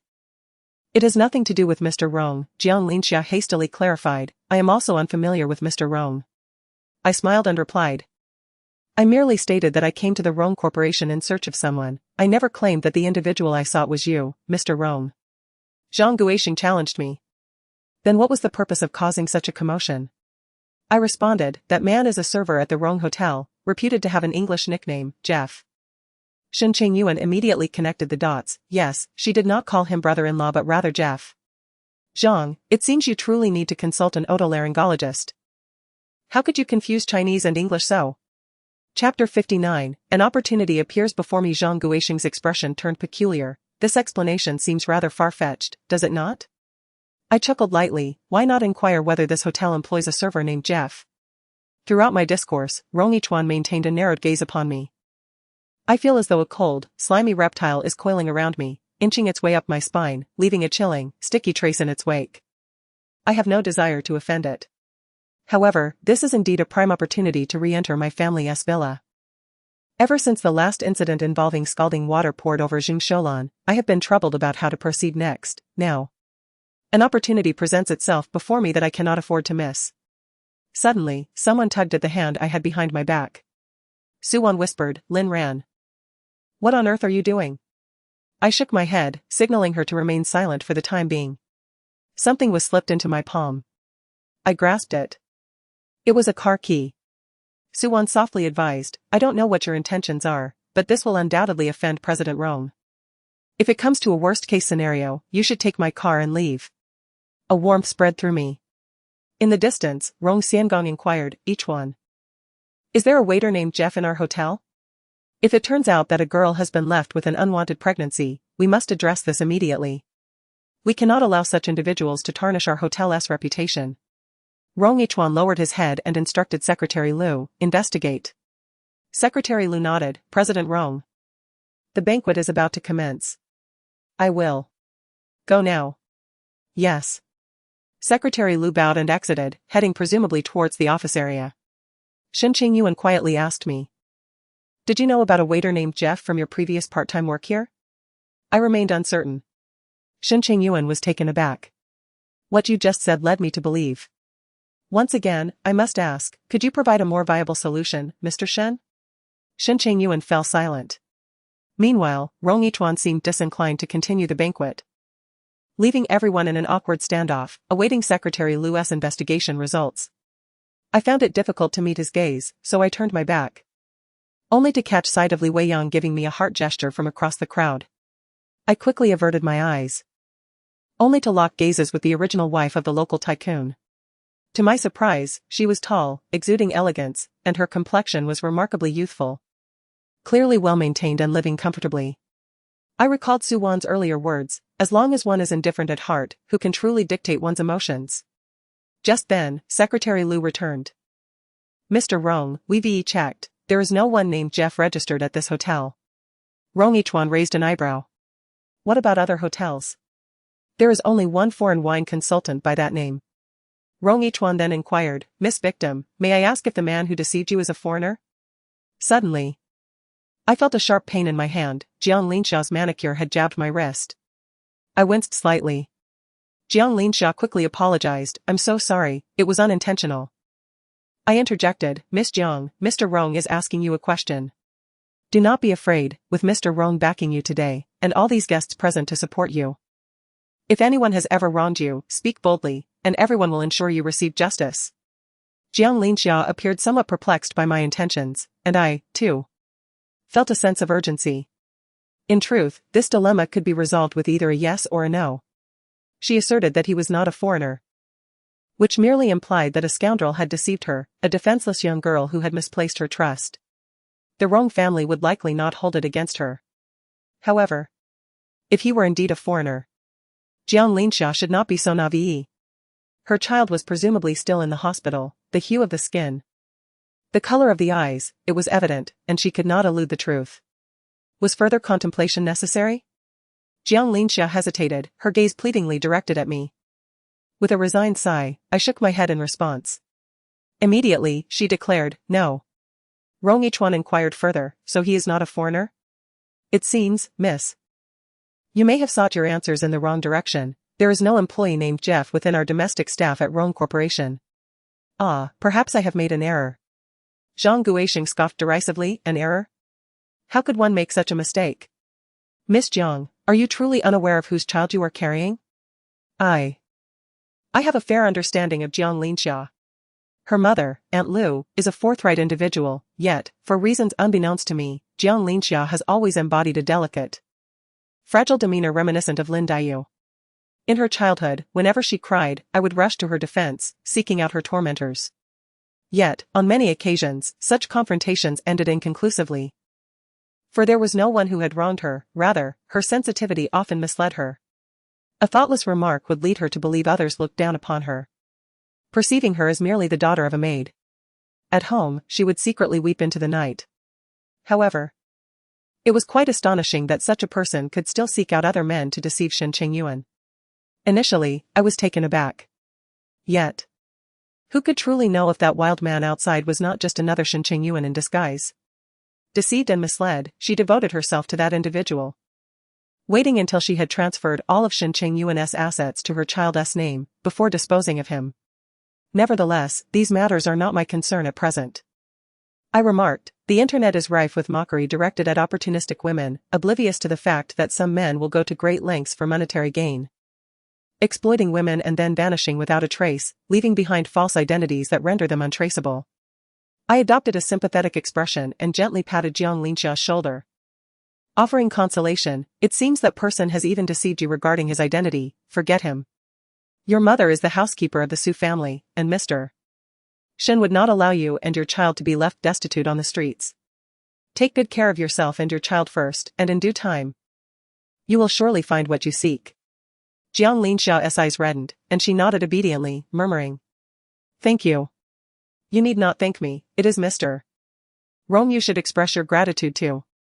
If Mr. Rong had not been present today, as a young woman, how long would it have taken you to locate this Jeff in such a vast hotel? Jiang Linxia complied, bowing towards Rong Yichuan. "Thank you, Mr. Rong." Rong Yichuan chuckled lightly and replied, "No need for thanks, I merely helped restore the reputation of our Rong group." Shen Chengyuan hastily interjected, "Now that everything has been clarified. That is truly splendid. The truth has been revealed, and I no longer have to endure being scolded. Although there exists a competitive relationship between our two companies, Mr. Zhang, such malicious defamation of a rival cannot be deemed honorable." Zhang Guoxing still bore a hint of hesitation on his face, yet pursuing this matter further seemed futile. Moreover, today marks the birthday celebration of Rong Xiangong, and lingering on this issue would be somewhat disruptive. He decided to let it go, though he could not refrain from muttering, "I merely harbor reasonable suspicions. After all, Miss Su's demise was sudden, and the circumstances surrounding Su Nanfeng's accident were rather peculiar. Mr. Shen's companion today is quite formidable, as she deftly quelled the situation on his behalf. He ought to reward her handsomely upon their return." Chapter 60, pressing forward as the farce concluded, the banquet officially commenced. Rong Xiangong, the guest of honor, donned a birthday hat, blew out the candles, and cut the cake. Rong Yichuan, holding Tang Xiaorou's hand, mingled with the guests as if they were son and daughter-in-law, compelling everyone to regard Tang Xiaorou with newfound respect, addressing her as Miss Tang. However, there were also those who exhibited a greater curiosity towards me. No sooner had I taken my seat than I found myself surrounded by several individuals. The younger ones attempted to flirt, while the older ones seemed intent on probing. At that moment, the value of Li Weiyang became apparent, as he adeptly helped me fend off these nuisances. He procured some food for me, placing the platter and drinks before me, his gaze almost affixed to my chest. "Lin Ran," he remarked, "your waist appears so slender, have you refrained from eating to look splendid in your gown? I am uncertain about your culinary preferences, so I have casually selected a few items for you. Please, indulge a little to appease your hunger. Once the banquet concludes, I shall take you to a more exquisite dining experience. While I do find this dress quite appealing, it indeed leaves little to the imagination. Although the back features a tying detail, the delicate curves of my figure and the expanse of my skin remain exposed, offering scant coverage.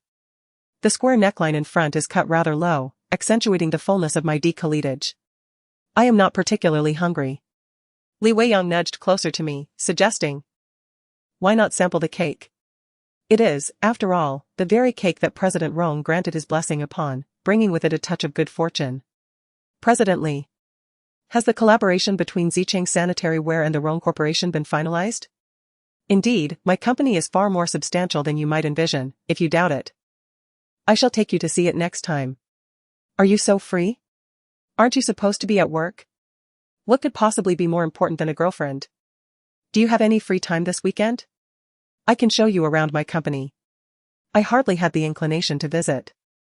For Rong Yichuan was observing me from a distance. He had his arm entwined with Tang Xiaorou's, a champagne flute clasped in his hand. Yet I could distinctly sense the coldness of his gaze lingering on my back.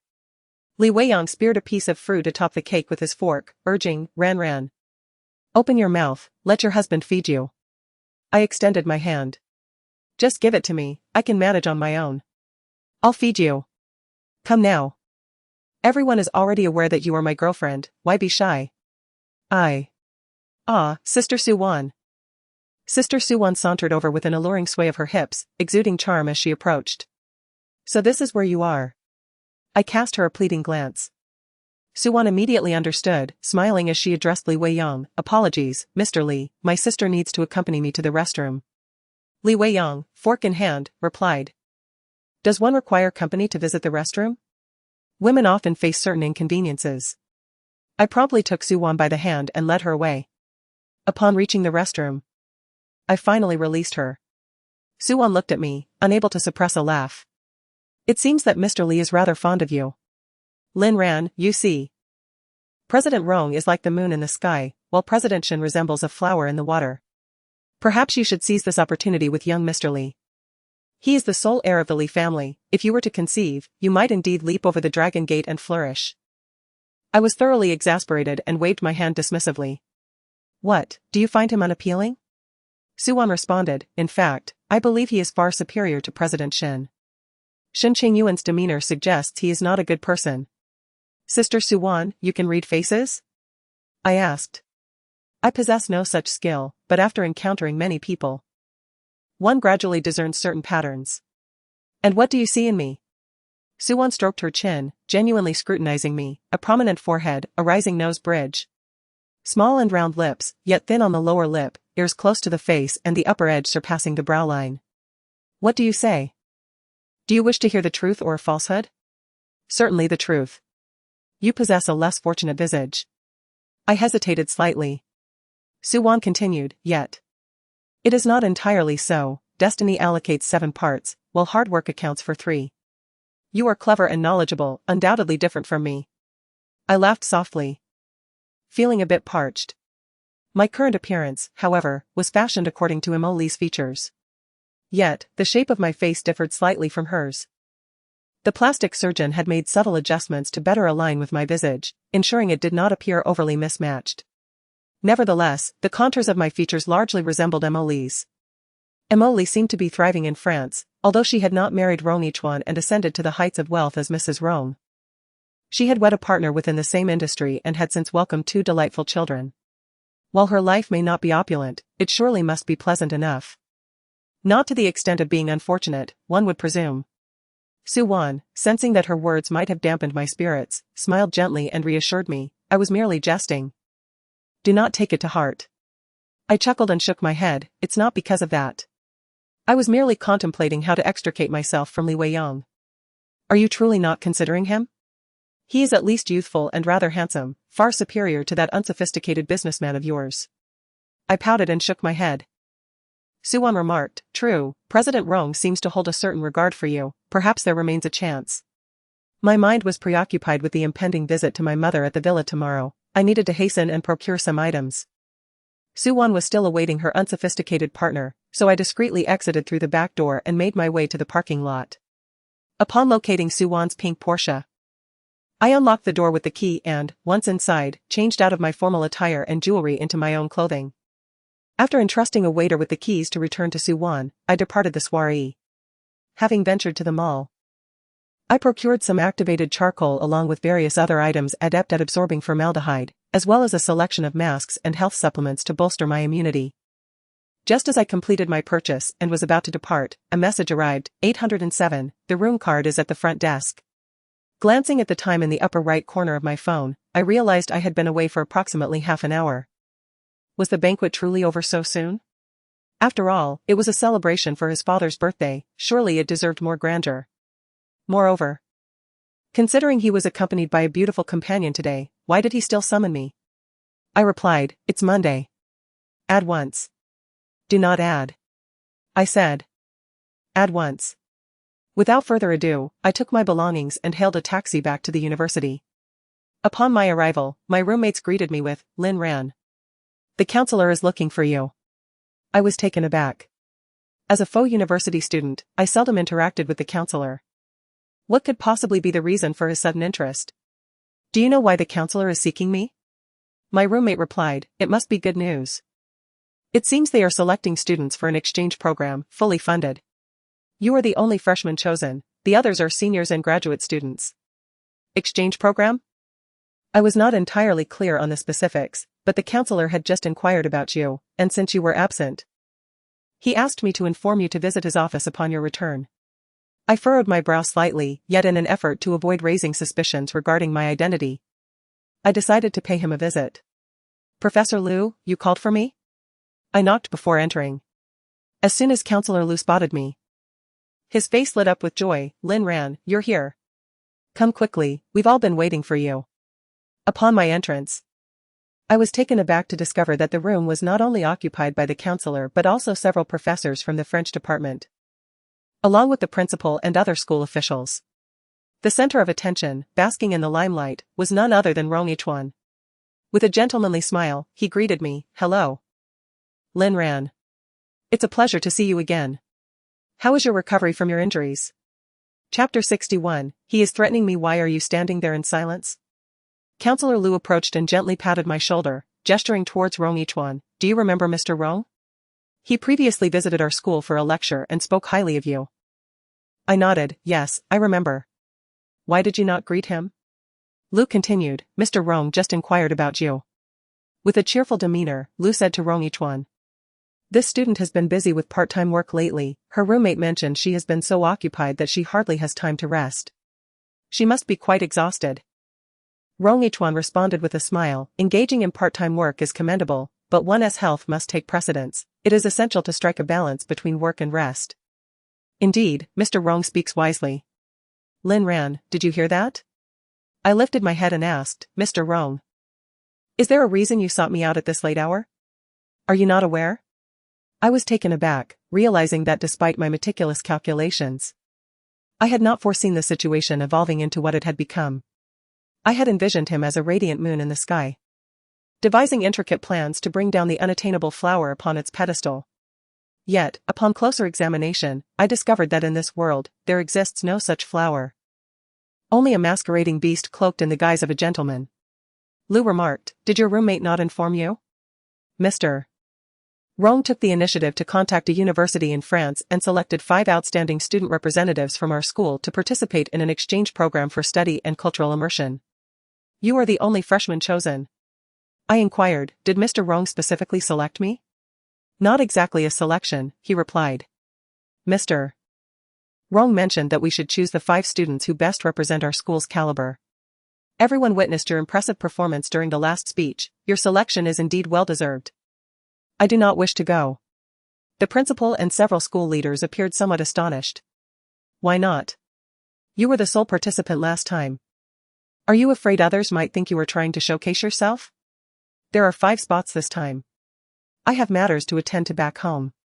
Rong Yichuan interjected directly. You can handle them upon your return. There is no time. There is time. Truly, there is no time. I assure you, there is time, he insisted. I scrutinized Rong Yichuan, and he was observing me as well. I could not discern his emotions, yet I surmised he was undoubtedly displeased. Having already turned him down via text, I was now rejecting him again. He must be upset. Provoking him further was not a prudent choice.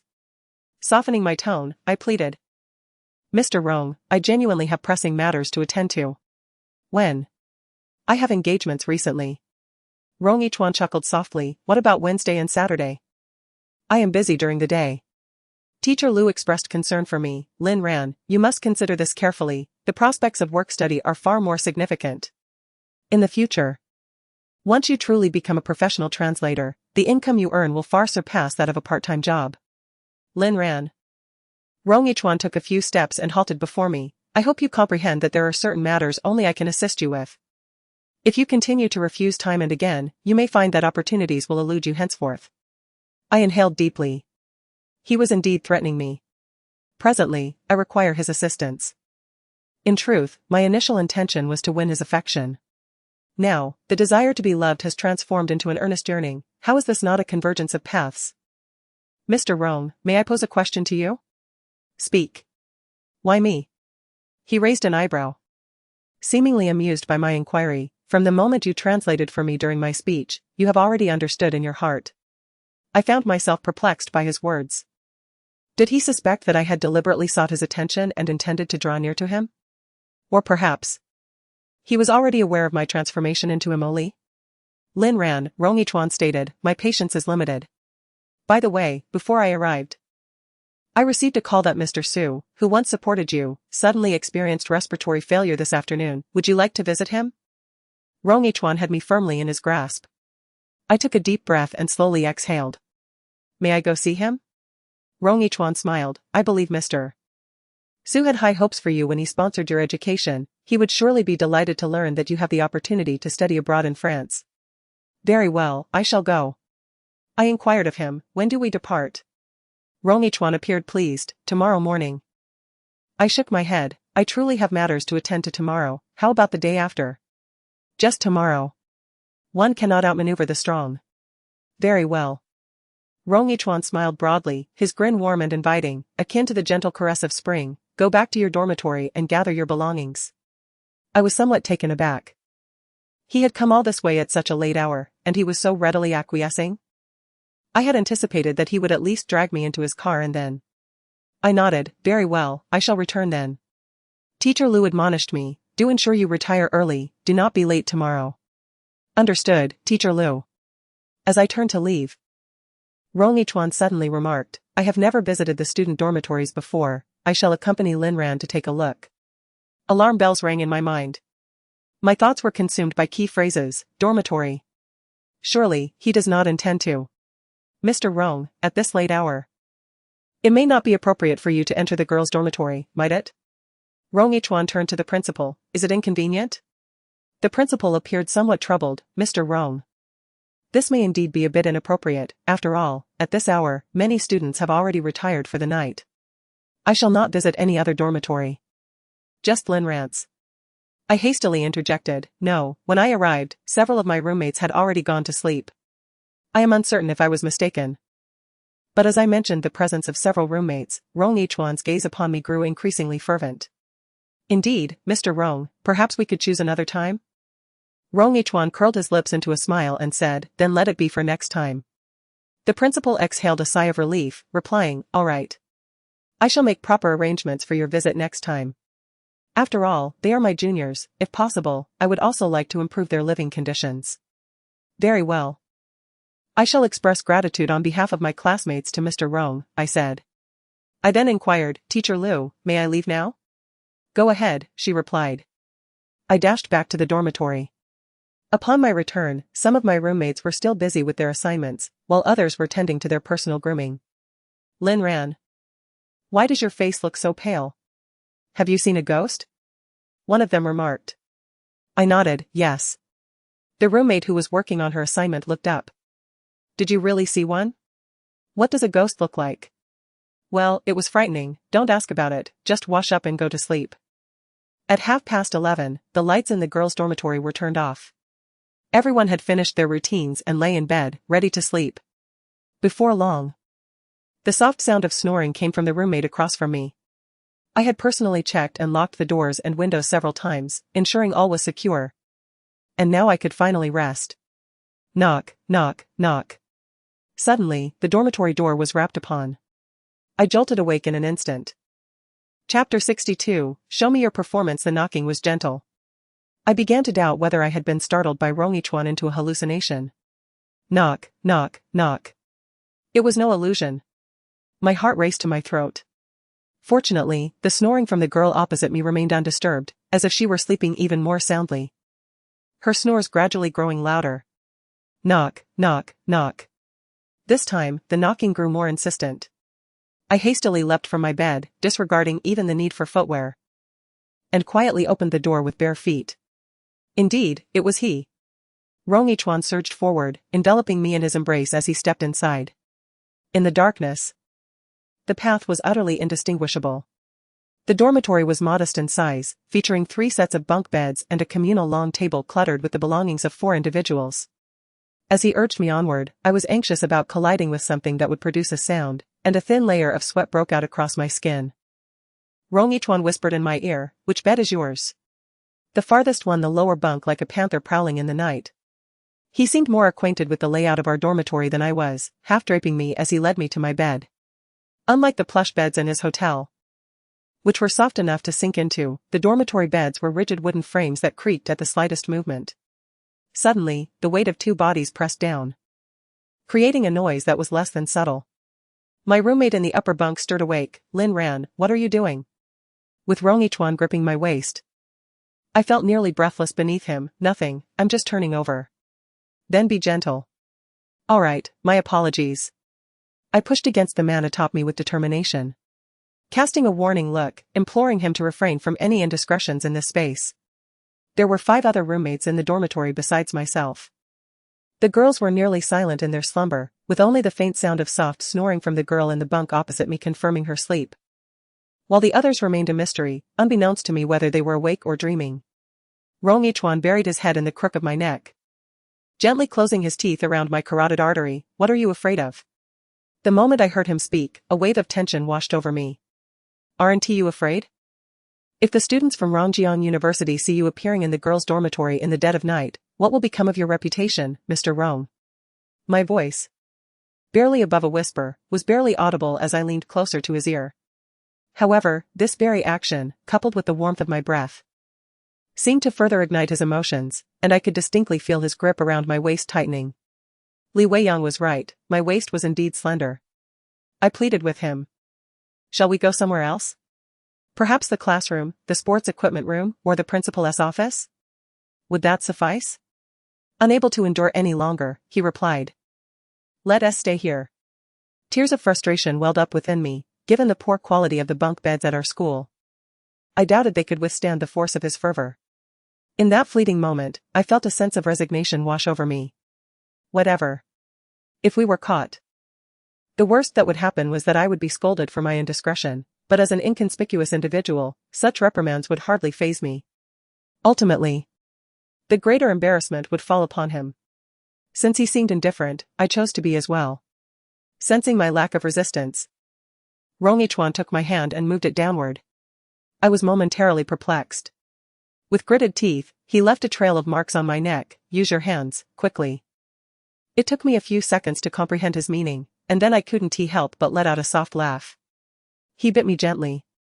What are you laughing at? Turns out, you're scared too. He chuckled. What do I have to fear? Fearing disgrace and the exposure of his true self. He remained silent, his increasingly heated breath brushing against my neck. I proposed, I can assist you once, but you must also aid me in return. Rong Yichuan let out a derisive laugh. Sure, but keep your voice down and do not cry out. I scoffed. That is not what I meant. Then what? I recognized his penchant for mischief had resurfaced, so I chose to remain silent and still. We lingered in this tense standoff for a minute before he finally relented. Speak. Can we rescue Mrs. Su and reunite her with her husband? Rong Yichuan pondered before replying. Are you certain you wish to act now? What do you mean? I began to comprehend his intentions. He merely sought to use me as a tool for vengeance against the Su family. Regardless of whether I was Su Nanfeng's lover or illegitimate child, I was ultimately aligned with the Su family, correct? I nodded in affirmation. Do you possess any incriminating evidence against Shen Chengyuan? To be honest, I did not have any at that moment. He had pushed me off a cliff, and I had no way to prove it was he who had done so rather than it being an accident. My father's car accident involved a third party as well. As for my mother, he merely intended to expose her to high levels of formaldehyde, leading to leukemia or cancer, thereby ensuring he could distance himself from any blame. You rescue Mr. Su and Mrs. Su, and then what? Shen Chengyuan will still be at large, living his life in peace. I inquired. Can you leverage your influence to bring about Shen Chengyuan's downfall? Indeed. Rong Yichuan remarked, I could even make him vanish from this world. Then can you? It depends on your performance. I was momentarily speechless. He once again grasped my hand, pulling me downward, his lips encroaching upon mine. In a daze, I heard him softly sigh in my ear, Lily. Lily. The English name of Emily. Rong Yichuan departed just as dawn was breaking. I stealthily escorted him out of the dormitory, then swiftly returned to my cocoon of blankets. Both of my palms were red and swollen, throbbing with pain and itching, while my chest ached severely. I dozed off briefly, only to be roused by the shrill alarm clock. My mind was a haze, and my feet felt unsteady, nearly colliding with the thermos by the wall.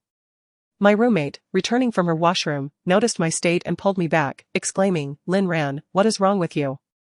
That water I just boiled could scald you. A severe headache plagued me, perhaps I hadn't rested well. She placed her hand on my forehead and declared, No. You're running a fever. I touched my own forehead but could discern nothing. Last night, I had perspired profusely due to his antics, and exhaustion had claimed me. I had fallen asleep without a blanket, likely catching a chill. Lin Ran, let me take you to the infirmary. I waved my hand dismissively, no need. I must hurry to the school gate to assemble, I have a flight to catch. How can you go in this condition? You must go. Rong, the big boss, will be angry. If he gets upset, the consequences could be dire. If I were to falter, all my previous efforts would be in vain.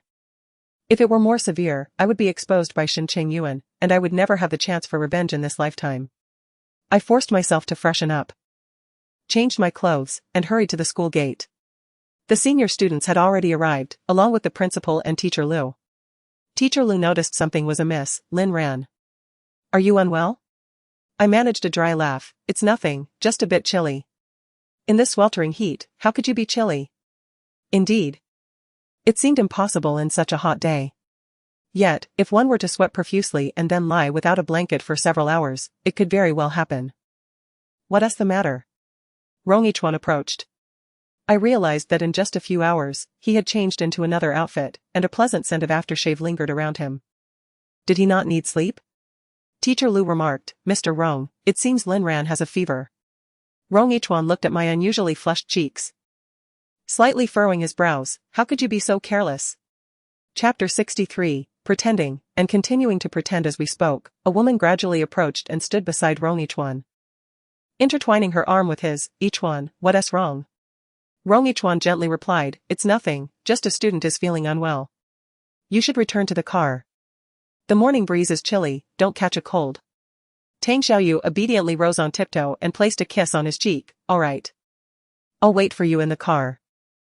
Teacher Liu, feeling a bit sympathetic towards me, suggested to Rong Yichuan, "Mr. Rong, perhaps we should let Lin Ran visit the infirmary first. Being unwell is not conducive for long-distance travel." Rong Yichuan furrowed his brow and directly inquired, "Can you walk?" I replied affirmatively, "Yes." "Then get in the car," he insisted. Teacher Liu appeared somewhat taken aback, exchanging a glance with the principal, both surprised by the situation. Rong Yichuan, known for his gentle demeanor, why was he insisting that I board a plane while suffering from a high fever? Secretary Liu had already opened the car door for me, saying, "Student Lin, please get in." There were two cars parked at the school gate, both familiar to me. One was the well-known black Rolls-Royce, and the other, equally recognizable, a Camry. Of course, Tang Xiaoyu was seated in the Rolls-Royce, as she was now Rong Yichuan's official girlfriend, and Secretary Liu was likely accompanying her. At that moment, Secretary Liu had opened the door to the back seat of the Rolls-Royce for me. I chuckled softly. "I think I'll take the car in the back. I have a cold, and it wouldn't be considerate to infect Mr. Rong or Miss Tang." With that, I made my way directly to the Camry and opened the door. However, my wrist was suddenly grasped, and I was pulled away. Rong Yichuan firmly guided me into the back seat of the Rolls-Royce, while Secretary Liu adeptly closed the door behind us. She addressed the other exchange students, saying, "Please follow me, we'll be taking the car in the back." The others, not suspecting anything amiss, felt honored by Rong Yichuan's personal arrival and complied without hesitation. To my surprise, Secretary Liu also entered the Camry, taking the driver's seat. Was she not joining us in the front? As I pondered this, the door on the other side of the back seat was opened, and Rong Yichuan took his place beside me. Tang Xiaoyu immediately inquired, "Yichuan, why did you go to the back? Who is driving?" "There is a driver, a familiar one. Last time, in an effort to save my father, I deceived him. I wonder if Rong Yichuan punished him afterward. I feel somewhat guilty. His surname seems to be Chen." I greeted him, "Hello, Brother Chen." Brother Chen glanced at me through the rearview mirror and nodded slightly. Although there was no overt hostility, it was evident that he was not particularly inclined to engage with me. "You certainly have a sweet tongue," addressing man as brother right away, Tang Xiaoyu remarked. I frowned. "Well, I can't possibly call him little brother. Brother Chen clearly appears older than I am." "How do you know his surname is Chen?" she queried. "I heard others call him that," I replied. Rong Yichuan let out a cold snort, patting the back of the front seat. "Xiao Chen, drive to the airport." "Yes, Mr. Rong." My fever was genuine, and I felt somewhat dazed. As the car slowly started and swayed gently, my drowsiness intensified. I leaned against the car door, closing my eyes in a half-dreamlike state. "Yichuan, you are truly kind to Lin. Riding in a Rolls-Royce must be far more comfortable than a Camry. Besides, the other classmates have to squeeze in the back with 3 people, while Lin can have a good sleep here." Tang Xiaoyu's words carried a hint of bitterness. Rong Yichuan, with his head lowered, focused on the laptop resting on his knees, without raising his gaze, responded, "She didn't sleep well last night." Was it due to the excitement of the exchange? Perhaps. Ichuan, I think I might be feeling a bit carsick. Rong Ichuan furrowed his brow. Xiaochen drives very steadily. How could you feel sick? I don't know, I just feel a bit uncomfortable. Tang Xiao suggested, why not let Lin sit in the front passenger seat? She can enjoy a space to herself and sleep more soundly. I'll rest in the back beside you for a while. She playfully stuck out her tongue as she spoke. The driver, Xiaochen, inquired, Mr. Rong, shall I pull over? There's no need, continue driving. Tang Xiao's expression shifted. Xiaochen, intimidated, fell silent, rubbing his nose while keeping his gaze firmly ahead, focused on the road. Ichuan, I truly feel unwell. If you're feeling ill, then you should get out of the car. You shouldn't go to France either. If you get car sick, you'll surely be worse on a plane. Rong Ichuan nudged me directly, stop pretending to sleep, come take a look. Feigning just awakening, I replied, oh, I just dozed off. What's the matter? Rong Ichuan shot me a sidelong glance, his expression seemingly implying, go on, keep pretending. I dared not provoke my current most significant benefactor. What's going on? What do you want me to see? This report, translated into French for me. In that moment, I felt that Tang Xiao's concerns were indeed excessive. She feared that Rong Ichuan harbored some special intentions toward me.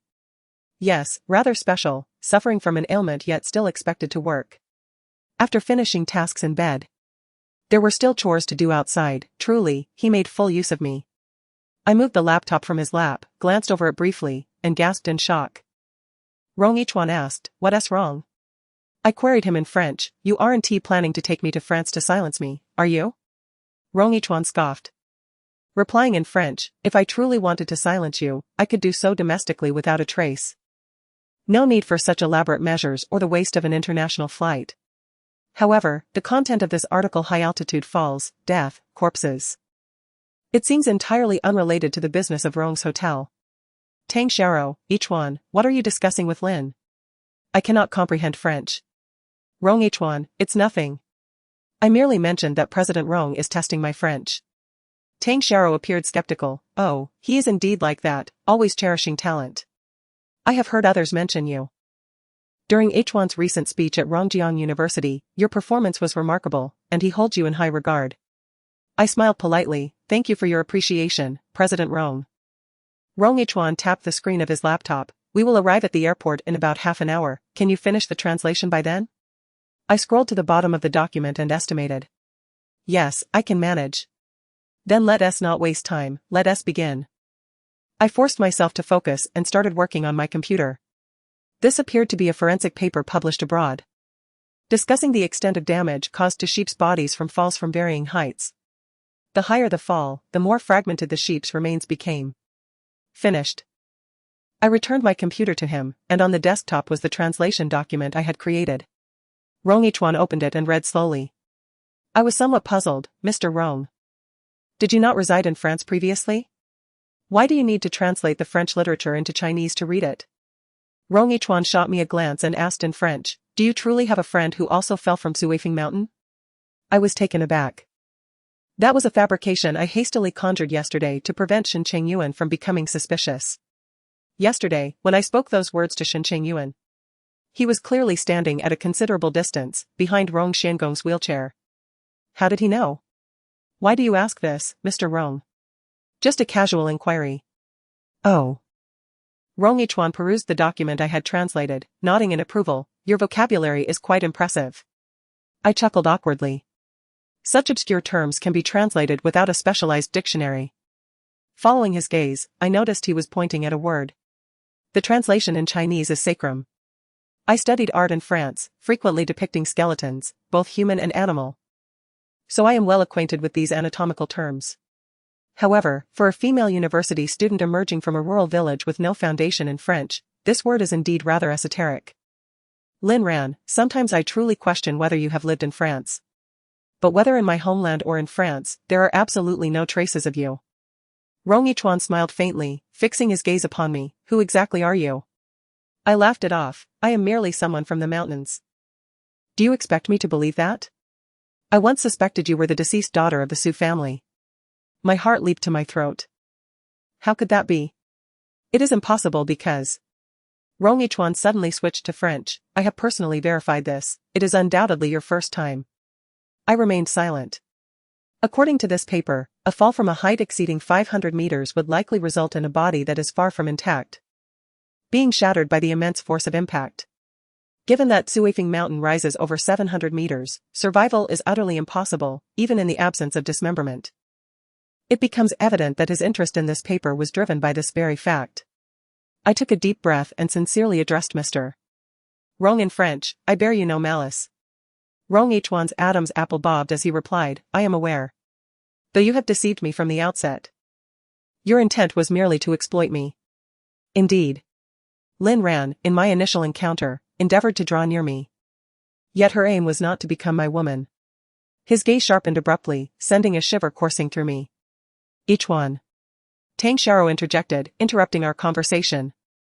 Rong Yichuan furrowed his brow, clearly displeased. What is it now? Why must you converse in French? Is it meant to exclude me from the discussion? I quickly attempted to mediate. Not at all, Miss Tang. It pertains to the content of this translation, and I was discussing it with Mr. Rong. Yes. Rong Yichuan interjected coldly, what of it? Tang Xiao was momentarily taken aback by his retort, stammering, nothing much. In a huff, she turned away, refusing to look back. However, through the reflection in the car window, I distinctly perceived that she was in tears. The naive innocence of a girl with little experience is endearing in many respects. Yet this very trait proves detrimental, as she tends to overthink even the slightest matters, something that a more worldly woman would not do. Whether it is Su Ying or Su Wan, both are seasoned players in the realm of romance, possessing a profound understanding of the art of communication with men. If Su Ying were seated in the passenger seat, even if she were to overhear what I was discussing with Rong Yichuan in a language that might as well be extraterrestrial, she would refrain from interjecting. Switching to a foreign language distinctly signifies a desire for privacy, so why complicate matters with unnecessary inquiries? It would be far more prudent to touch up her makeup or perhaps close her eyes and ponder how best to delight him next. Or consider acquiring a new apartment or handbag for herself. The airport in H City is located on the outskirts, and once again, it is early morning, with temperatures considerably lower than in the city center. As soon as I step out of the car, I feel a blockage in my nose.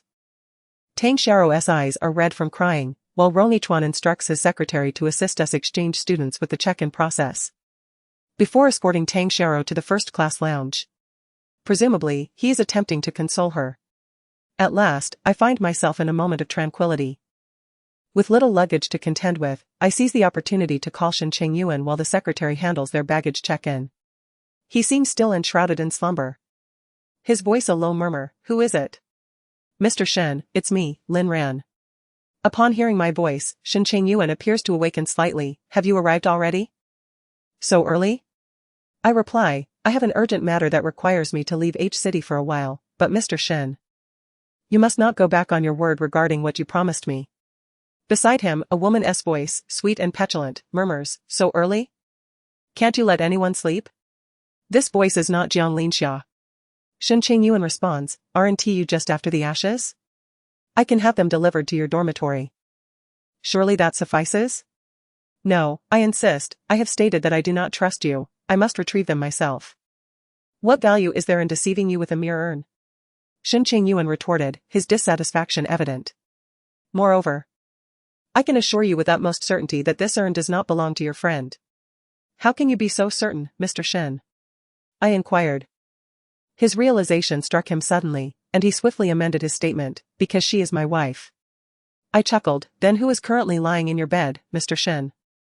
As the saying goes, men find delight in 3 pursuits, promotion, wealth, and the demise of their spouses. It seems Mr. Shen has managed to encompass all 3 at once. However, the ancients also warned that extremes can lead to downfall. One must be cautious, for exuberance may invite sorrow. What do you mean? I abruptly ended the call. I replayed my conversation with Shen Chengyuan, recording every detail, and selected the initial segment that captured the woman's soft complaints as she stirred awake, abruptly cut off. I then created a virtual email account and sent the audio snippet to Jiang Linxia's inbox. The message was succinct. If you desire Shen Chengyuan to transfer his assets to his son, you must first ensure that he will not father any more sons. You know what to do. With that, I promptly deactivated the email account. Hey, Lin Ran. A senior approached and tapped my shoulder. I flashed an innocent smile. What's the matter, senior? He appeared momentarily flustered, his cheeks flushing. Oh, the boarding time is approaching, so I came to fetch you. Thank you, senior. No. Not at all. Lin ran, did you forget your luggage? I replied, I don't have a surname Lee. My senior was quite generous, I brought everything, power bank, tissues. And books. Just tell me what you need, and I have it. Well, you are truly attentive, senior. Many boys are rather forgetful. And it's rare to find someone like you who is so thoughtful and meticulous. Ah? It's nothing much, haha. See, men are like balloons. They float away after just a few breaths. I'm not sure how the secretary arranged this, but we have 5 exchange students in total. Although we're all in economy class, our seats are quite dispersed. My seat is on the far right by the window, next to a young blonde man. The senior who just called me is somewhat unfortunate, he is seated in the very back of a middle row of 8, making it quite difficult for him to exit. Each time he needs to leave, it requires 3 people to shift positions. He resembled a scanner, kneeling on one leg atop his seat, scanning the cabin for me. Upon spotting me, he waved joyfully. I smiled back at him, but my line of sight was abruptly obstructed by another person. Chapter 65, My Boyfriend? I lacked the strength. Offering a brief smile and greeting, Miss Tang. Tang Xiao appeared somewhat displeased, yet having worked as a waitress in a high-end hotel, her basic etiquette remained intact. She addressed the white boy beside me, saying, my sister isn't feeling well. May I sit with her for a while? I'll leave before takeoff. Her voice was soft and gentle, and her English was quite standard. The boy wore a smile, yet his expression was one of utter bewilderment. He failed to comprehend my words. I inquired, is there something Miss Tang wishes to discuss with me? Miss Tang Xiao questioned, why is he unable to understand? Perhaps he hailed from a foreign land? Tang Xiao's demeanor soured, and with a pouting expression, she reproached me, aren't you proficient in French? Speak to him. In truth, I had just glimpsed the boy's phone interface, indicating that he likely did not speak French, he was Italian. Hence, I greeted him in Italian. The boy's demeanor transformed. His excitement palpable. After a brief exchange, he cheerfully declared his intention to visit the restroom, offering his seat to Tang Xiao in the interim. As he departed, he exchanged a friendly nod with her. I gestured towards the vacant seat beside me, please, Miss Tang, take a seat. Reluctantly, she complied, yet remained silent. Her gaze fixed upon me. I leaned against the window, feigning slumber, unperturbed by the situation. The announcement had already urged passengers to secure their seatbelts. As the aircraft was poised for takeoff, I decided to relinquish my restraint, allowing her to observe me. You're rather plain, she remarked. Not as stunning as the rumors suggest, far inferior to Suing. I merely smirked, my eyes still shut, making no movement. I am heading to France for an exchange program, not a beauty pageant. Lin, don't think I'm oblivious. You simply wish to leverage each one's admiration to get closer to him. I did not dispute this assertion. Yu Tang Xiao was taken aback by my candid admission. Her anger flaring. Do you not realize that being a mistress is disgraceful? As a student of Rongjiang University, upon your graduation, with your remarkable abilities and linguistic talents, you could undoubtedly lead a prosperous life on your own. Is it truly necessary to engage in such unethical actions? I slowly opened my eyes and scrutinized Tang Xiao. Having never observed her closely before, I took in her features, and then, resuming my repose, I declared, Miss Tang, I advise you not to waste your efforts on me. You are no match for my resolve. Are you so certain? She inquired. I huffed dismissively through my nose, indeed. On what grounds? On the basis that I bear a closer resemblance to Emily than you do. Having drifted into a light slumber, I suddenly grasped certain revelations. Rong Ichuan, despite having a girlfriend, continued to seek my company under the guise of intimacy. The only plausible explanation was Emily. In a desperate attempt to save my father, I falsely claimed to be Rong Ichuan's paramour, which subsequently led to my abduction by Rong Xiangong, who demanded I take his life. This scenario illustrates that the father and son, while presenting a facade of familial affection, undoubtedly harbored irreconcilable conflicts beneath the surface. Secretary Liu had repeatedly cautioned me against publicly declaring myself as Rong Ichuan's woman. Moreover, Considering that Suing had only recently entered into a relationship with Rong Yichuan before her tragic suicide.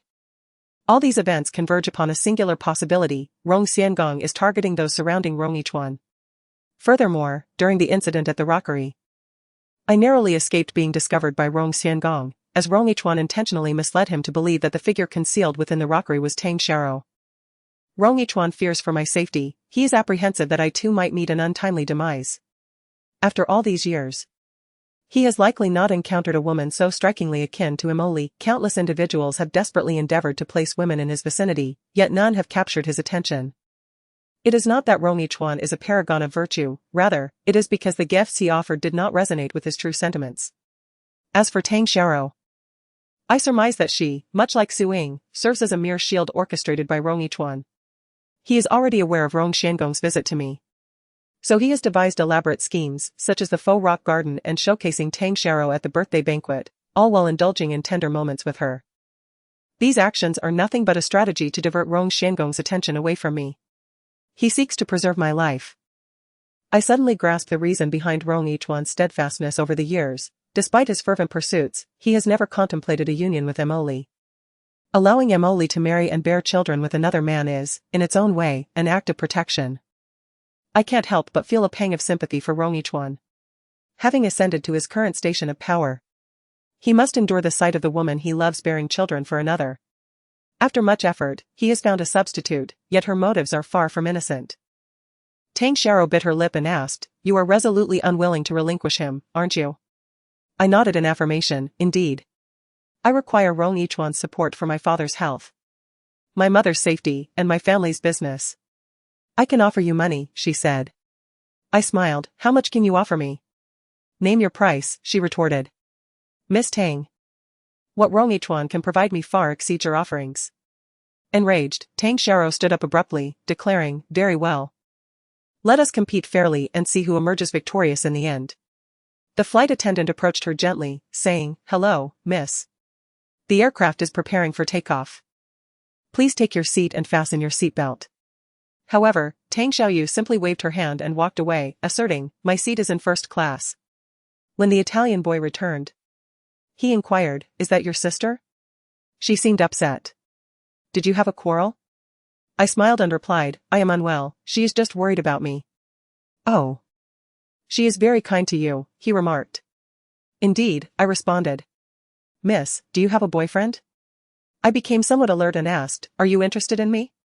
"Yes," he replied, unabashedly displaying his enthusiasm. "May I have your contact information?" "I do not have a French phone number," I said. "A Chinese one will suffice. I adore China and will visit frequently." The boy took out his phone. "Just tell me your number, and I will call you. So you will have my contact as well." The flight attendant had just announced for everyone to turn off their devices. "Sir, please adhere to the flight regulations." The boy noticed my polite refusal, yet he remained undeterred, radiating positivity. "Well, although it's a bit disappointing, I respect your decision. Once I arrive in France, I must tell my friends that I met such a beautiful Chinese girl who speaks Italian so well on the plane. This is the charm of foreigners, innocent, free from inner turmoil." The plane glided onto the runway, accelerating, taking off, and ascending into the sky. As the airplane finally stabilized, I had already succumbed to slumber. It was the flight attendant who roused me from my dreams. With bleary eyes, I lifted my head, silently inquiring what was amiss. The attendant offered me a blanket, a few tablets, and a cup of warm water. "Miss, your boyfriend asked me to give you these." I furrowed my brow in confusion. My boyfriend? Indeed. I tilted my head towards the 8 seats in the middle not far away. That senior seemed to have been watching me. Upon noticing my gaze, he smiled and waved. He was not my boyfriend. The flight attendant chuckled softly. "Is that the reason you are not seated together?" "What?" "He mentioned that you had a disagreement and did not wish to sit beside him." I was momentarily at a loss for words. "I told you. He is not my boyfriend." The attendant ceased her debate, nodding with a smile. "Very well, do you still need these?" I hesitated briefly before accepting the items. "I shall take them." I recognized the tablets. They were antipyretics with analgesic properties. During my time abroad, many girls would take them during their menstrual cycles. They were not particularly discerning, indulging in cold treats and resorting to medication whenever discomfort arose, perpetually vibrant. I swallowed the tablets with the warm water, wrapped myself in the blanket, and drifted back to sleep. The effects of the medication soon took hold, alleviating some of my discomfort. And I plunged into the depths of a dark slumber. I could not ascertain how long I had been asleep, but my entire body felt languid and sore. It seemed as though a creature was crawling upon my forehead. I reached out to press it down, only to discover that it was not an insect, but rather the fingertips of a man. I awoke to a gentle kiss upon my lips. Rong Yichuan's gaze was tender. Are you feeling better? I felt somewhat bewildered. Aren't you in first class? How did you end up in economy? My girlfriend and I had a quarrel. She refused to sit with me, so I came to keep you company. I began to understand. So it was you who asked the flight attendant to bring me a blanket and medicine? Who else could it be? No, no one. Rong Yichuan reached out, adjusting the blanket over me. The air conditioning on the plane is quite strong. Settle in and don't move about. What about Tang Xiao? Why do you ask about her? You disappeared, and she didn't come after you? Rong Yichuan relaxed against the seat back, speaking lightly. I dislike being tethered. Can you ensure her safety? Rong Yichuan turned to me, a faint smile gracing his lips. What have you deduced? She is the scapegoat you found for me, is she not? Rong Yichuan did not deny it. She is innocent, I asserted. Suing is also innocent. Lin ran. There are far too many innocents in this world, you cannot save them all. Are you suggesting that I should just watch her perish? I insisted. Regardless, Tang Xiao truly loves you. Loves me? Rong Yichuan seemed to find this amusing. If I were not Rong Yichuan, would she still love me? If I were not Rong Yichuan, not even you would have schemed so diligently to approach me, repeatedly sharing my bed. Rong Yichuan turned his head to glance at me, his voice imbued with certainty. At your core, you are a rather traditional girl. A pang of discomfort coursed through me, though I harbored no affection for Tang Xiao. The prospect of a living soul vanishing before my eyes was profoundly unsettling. Why does your father wish to eliminate you and the women in your life? And why are you so willing to risk everything to save the Su family? Rong Yichuan replied, do not dwell on such matters, simply get a good night's sleep. Mr. Rong, in the future, should you have any plans, kindly discuss them with me beforehand, as I too have my own arrangements. Your sudden appearances disrupt my schedule. I sent you a message last night, yet you did not respond. I felt a twinge of urgency. Was that truly a message for me? Or were you implying something else? The words hung unuttered between us.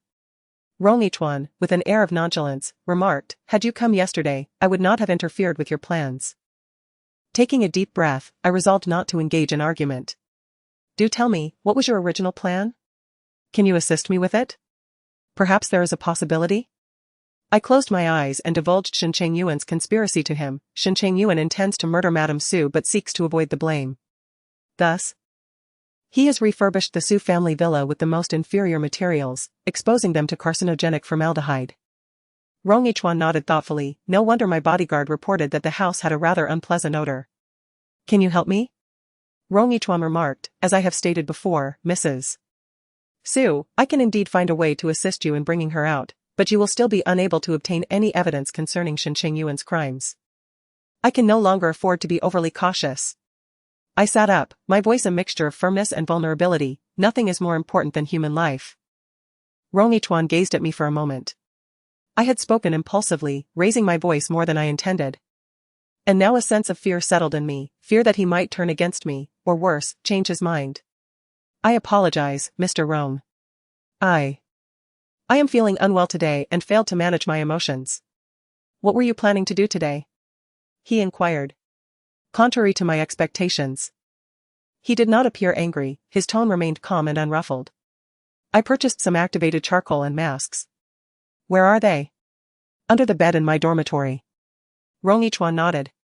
Once the plane has landed, I will arrange for someone to deliver them. I was astonished. Really? Rong Yichuan smiled slightly. Consider it a reward for last night's efforts. Before disembarking, Rong Yichuan returned to first class. In public, he still needed to maintain the facade of being devoted to Tang Xiao. The treatment for first class and economy class passengers differed upon landing. When I, along with several senior colleagues, disembarked, Rong Yichuan and Tang Xiao had already left.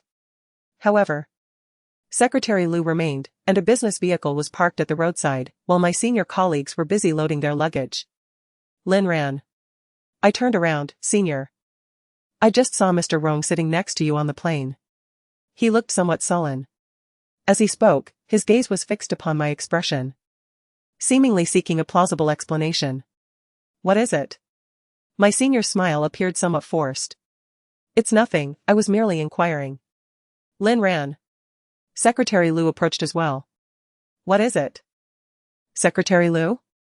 She cast a glance at my senior before addressing me. President Rong has instructed me to take you to the hospital for a checkup. Please wait a moment while I arrange for the other classmates to settle at the hotel, and then I'll accompany you to the hospital. I replied. I've just taken some medicine, I'm fine, there's no need for a hospital visit. It would still be prudent to have a checkup at the hospital. Then I shall take a taxi myself. Secretary Liu insisted, please wait for me, I will accompany you shortly. Really, it's unnecessary. I indicated with my eyes, aware that my senior was watching closely. He had begun to harbor suspicions regarding my relationship with Rong Yichuan. I said, Secretary Liu, please tend to the other classmates. I can manage the taxi on my own. She remained somewhat uneasy. The hospital is quite far, are you sure you can manage alone? It's not far. A taxi ride takes about 20 minutes, and given the current time, the airport expressway is quite clear. I might even arrive in 15 minutes. Secretary Liu suddenly regarded me with a hint of confusion. I too felt perplexed. What is it, Secretary Liu? How do you know the location of the hospital? Have you been to France? Chapter 67, Peanut Allergy. Charles de Gaulle Airport, France. I have been here more times than I can count. I have spent nearly a decade studying in France, traversing the entirety of Europe alongside my professors during my university years, taking off and landing from this very place each time. I smiled, saying, no, there was a map of the city right next to us upon disembarking. The secretary glanced at me but chose to remain silent. My senior, eager to assist, offered, Lin ran, since the secretary is quite busy, shall I accompany you? No. My task this time is to take good care of you all, I'm not busy, the secretary instructed. Please wait here for a few minutes. My senior reluctantly boarded the vehicle, pulling his suitcase along. While I waited nearby, I turned on my phone, only to be inundated with multiple missed calls. All from Zhuang Mingfei. Known for his reliability, he wouldn't reach out so urgently unless there was an emergency. Fortunately, I was well acquainted with Charles de Gaulle Airport. Noticing the secretary still occupied, I discreetly stepped back and, with familiarity, located a public phone to return Zhuang Mingfei's call. Upon connecting, it was Gu Shuling who answered. Ran, why didn't you answer your phone? I was so worried. I had something come up unexpectedly. What is it? Where are you now? In France. Where? Where exactly are you? Gu Shuling's voice nearly shattered my eardrum. I quickly distanced the receiver from my ear. Is something wrong? Gu Shuling, in a state of distress, replied, Shen Chengyuan went to see a lawyer today to apply for inheriting the shares of Nanfeng Group under your name. This revelation was, in truth, rather anticipated. He is determined to eliminate me, simply disappearing is not enough for him. He hastily arranged for a corpse to be cremated, aiming to solidify the fact of my demise. Didn't Zhuang Mingfei mention that my shares should be inherited by my parents and him? If that is the case, why should I be in such a hurry? Ran, he is unaware of what he has done to Auntie, she has signed a waiver of inheritance. My heart sank, is it certain that it was my mother's signature? I did not witness it personally, but Zhuang Mingfei claimed that Auntie had merely pressed her fingerprint. Shen Chengyuan would not fabricate such matters. Ran, do you think he might have deceived Auntie, or perhaps coerced her to place her fingerprint? Given Shen Chengyuan's character, he is certainly capable of such actions. My mother is currently in a fragile state, if he used me to deceive her. Or if he truly forced her like Gu Shuling, what has become of her now? Shuling, could you find a way to check on my mother? Zhuang Mingfei is already devising a plan, but the identity he used last time has been exhausted. Shen Chengyuan seems to be on high alert, having deployed several bodyguards for protection, making it exceedingly difficult to gain entry. I took a few deep breaths, feeling increasingly dizzy. Ran, what should we do now? Gu Shuling was so anxious that she was in tears. Zhuang Mingfei has gone out to seek a solution but has yet to return. And I have no idea what the situation is on his end. What worries me more is that with Auntie having signed this agreement, does she now hold no value to Shen Chengyuan? The word struck me like a sledgehammer to the head. My father, as everyone knows, lies in a coma and is incapable of signing any documents. However, my mother's condition remains unknown to the public, save for a select few within our circle. Shen Chengyuan might continue to introduce toxic or radioactive substances into my mother's bedroom, exacerbating her illness. Rong Ichuan. He promised me that today he would send someone to deliver activated carbon and masks to my mother and Aunt Lu. His people can gain entry. Ran. Are you still listening? Are you all right? I am here, I said, Shuling. I have a plan, but it may require some time. How long do you think it will take? It should be within today. All right, then contact me immediately once you have news. I will be on standby with Shuang Mingfei. Miss Lin, I was startled. Secretary Lu. Secretary Lu smiled at me in a formal manner. I just instructed the driver to take the other classmates back to the hotel, and in the blink of an eye, you had vanished. I pointed to the public phone. I was in a rush. I was supposed to work part-time today and had to ask my boss for leave. Why didn't you just use your mobile phone? I had turned my phone off in my pocket. Then I shook the black-screened phone to show her, my phone is out of battery. Secretary Lu seemed unconvinced but chose not to pursue the matter further, merely stating, Miss Lin truly is a responsible person. I wonder what type of part-time job Miss Lin is doing. Is it still at the construction site? Secretary Lu suddenly mentioned the construction site and the act of moving bricks, which was evidently a double entendre. Since Rong Ichuan was already aware that my previous actions were meticulously calculated to draw closer to him, Secretary Lu had no reason to be oblivious. I found myself uncertain. Was she probing me or merely fishing for information? I replied, nothing much. I initially intended to work part-time at a CAF, but since I've come to France, that plan fell through. Which CAF? She inquired. Secretary Lu smiled reassuringly. Don't be anxious, I was just asking casually. She gestured towards the airport entrance. Come on. I'll take you to the hospital. My mind was preoccupied, leaving little room for thoughts of the hospital. Secretary Lu, I urgently need to see General Manager Rong. Could you please take me to him? Secretary Lu appeared somewhat taken aback. Right now? Yes. She replied, it's not possible at the moment. General Manager Rong has a dinner engagement this afternoon and he brought Miss Tang along. Could you kindly tell me the name of the hotel? I will go there directly to find him. Secretary Lu shook her head. That might not be very convenient. I won't take up too much of his time. Just a few minutes will suffice. Miss Lin, it's not merely a matter of time, it's about the nature of today's occasion. General Manager Rong has already brought a female companion, and your presence would be inappropriate. No matter how I pleaded, Secretary Lu remained steadfast in her refusal, resolutely declining my request. I felt an overwhelming sense of urgency when a sudden flash of inspiration struck me, and an idea began to take shape in my mind. Miss Lin, I believe it is best to escort you to the hospital, I said, recalling the directive from Mr. Rong. Regardless of how you feel at this moment, it is prudent to have a doctor examine you to obtain a definitive conclusion, which I can then report back to Mr. Rong. I nodded, feigning acquiescence. Very well then. I shall visit the restroom, please wait for me a few minutes, Secretary Lu. Of course, he replied. In an effort to maintain my faiate, I inquired in French to a nearby passerby about the location of the restroom before hastily making my way there. Adjacent to the restroom was a convenience store. I swiftly purchased a peanut butter sandwich and retreated into a stall in the women's restroom. Unwrapping the sandwich, I smeared the peanut butter across my face. Sure enough, within minutes, both my cheeks became inflamed and swollen. I was allergic to peanuts. Chapter 68, My face is my bargaining chip. As I emerged from the restroom with my now swollen and misshapen face, Secretary Lu appeared visibly alarmed. Miss Lin, what has happened to your face? He inquired. I shook my head in confusion. I am not certain. I felt discomfort upon disembarking from the plane. And it has been quite itchy. I raised my hand to scratch, but Secretary Lu swiftly restrained it. Do not touch. But Secretary Lu, it is unbearably itchy. I protested. Miss Lin, you may be experiencing an allergic reaction. I will take you to the hospital immediately. You must refrain from scratching. Do you understand? Remember. Do not scratch. I nodded in agreement. Secretary Lu supported me as we quickly exited the airport and made our way to the car. She instructed the driver to close all the windows tightly, ensuring not a single breath of wind could enter. The secretary, Lu, glanced at my face with concern and inquired about my breakfast. I confessed that I had eaten nothing. Hesitantly, I mentioned, last night, President Rong visited our dormitory. Lu nodded in understanding and gently patted my hand, signaling me to cease further discussion.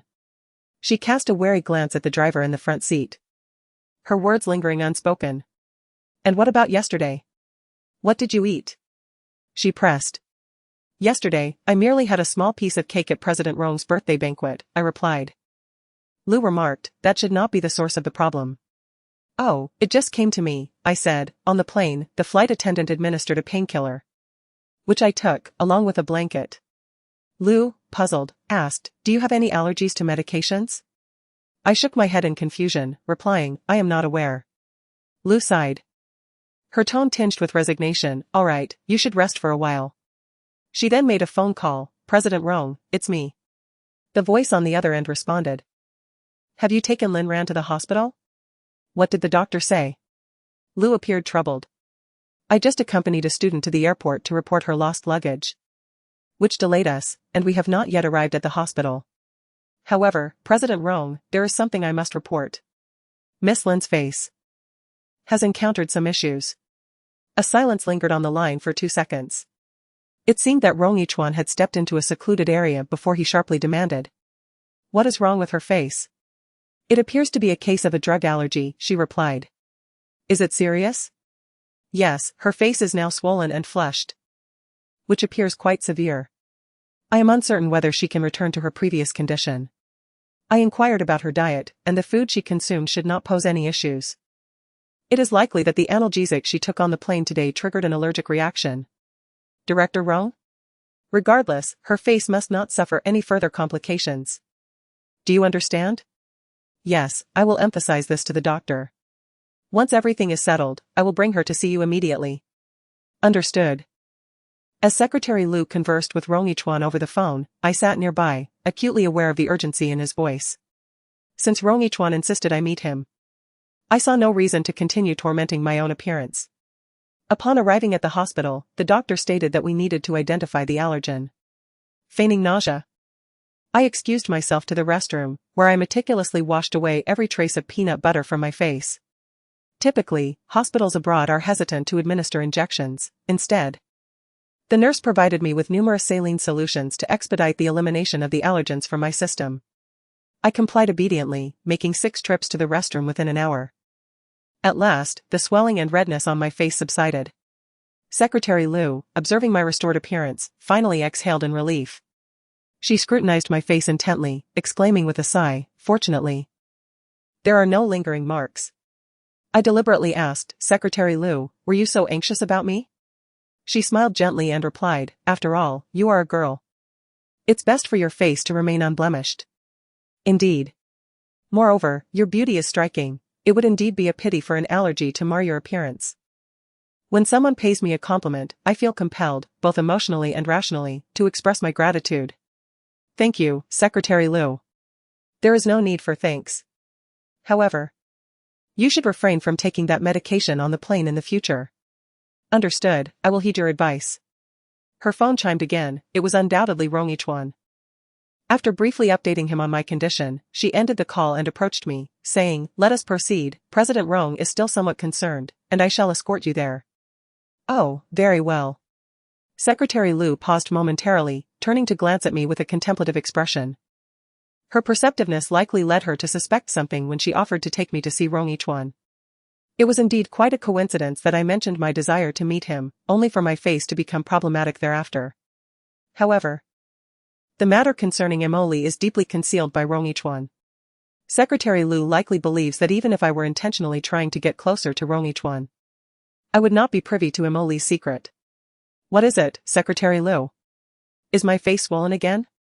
No, she replied, let us go. The hotel where Rong Yichuan is staying is one I have previously visited.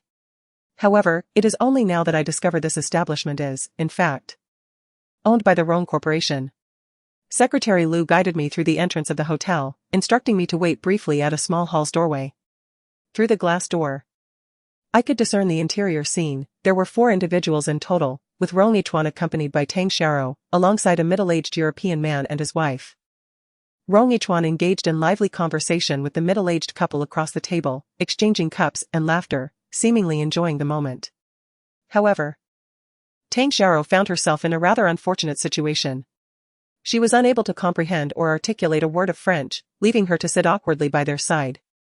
Obliged to uphold her role as Rong Yichuan's girlfriend, she maintained an upright posture, donned a polite smile, and occasionally nodded in response.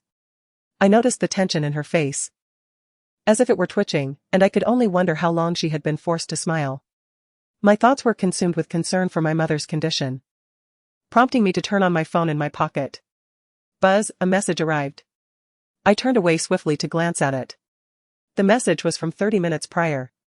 Zhuang Mingfei, I have exhausted all possible means, but I cannot gain entry. Aunt Rong's bedroom window is tightly shut, rendering the situation inside unknown. Zhuang Mingfei had already encountered failure. Our only recourse now lay with Rong Yichuan. Gritting my teeth, I boldly pushed open the door to the small hall and stepped inside. Secretary Liu was taken aback by my audacity. She choked on my name, Lin Ran, and attempted to restrain me, but I dashed past her. Frustrated, she stood outside, stamping her feet. I paid her no mind and hastened to the dining table. Coming to a halt. President Rong. Rong Yichuan looked momentarily surprised but quickly assessed my face, relieved to see that I appeared unharmed. Secretary Liu rushed in, her expression one of chagrin. I apologize, President Rong, I was momentarily inattentive, and she barged in. Before Rong Yichuan could respond, the middle-aged man across from him inquired in French, Rong, did you not arrive with a companion today? Who is this young lady? Greetings, sir. I am the translator for Miss Tang. Secretary Liu reached out to beckon me, but Rong Yichuan waved his hand at her, saying, it's all right, you may leave. Secretary Liu exited the room. Rong Yichuan gazed at me with keen interest and inquired in French, Miss Translator, what took you so long to arrive? I replied, I apologize. I had to make a trip to the hospital, which delayed me. The middle-aged man displayed a certain gentlemanly concern, asking if the translator was unwell. I reassured him that I was fine now. I quickly turned to Rong Yichuan and whispered in Chinese, there may be an issue with Mrs. Su. Did you not promise me last night? Since you are here, please take a seat, Rong Yichuan said with his usual nonchalance. Smiling as he gestured for the waiter, could you please bring an additional set of cutlery for Miss Tang? He addressed the middle-aged couple across from us, I apologize. My companion does not speak French, so I have arranged for a French translator. I hope you do not mind. The couple expressed their understanding. With the woman complimenting me, the translator's accent is quite impeccable. I smiled and thanked her. The waiter set an extra seat next to Tang Xiao and added another set of cutlery.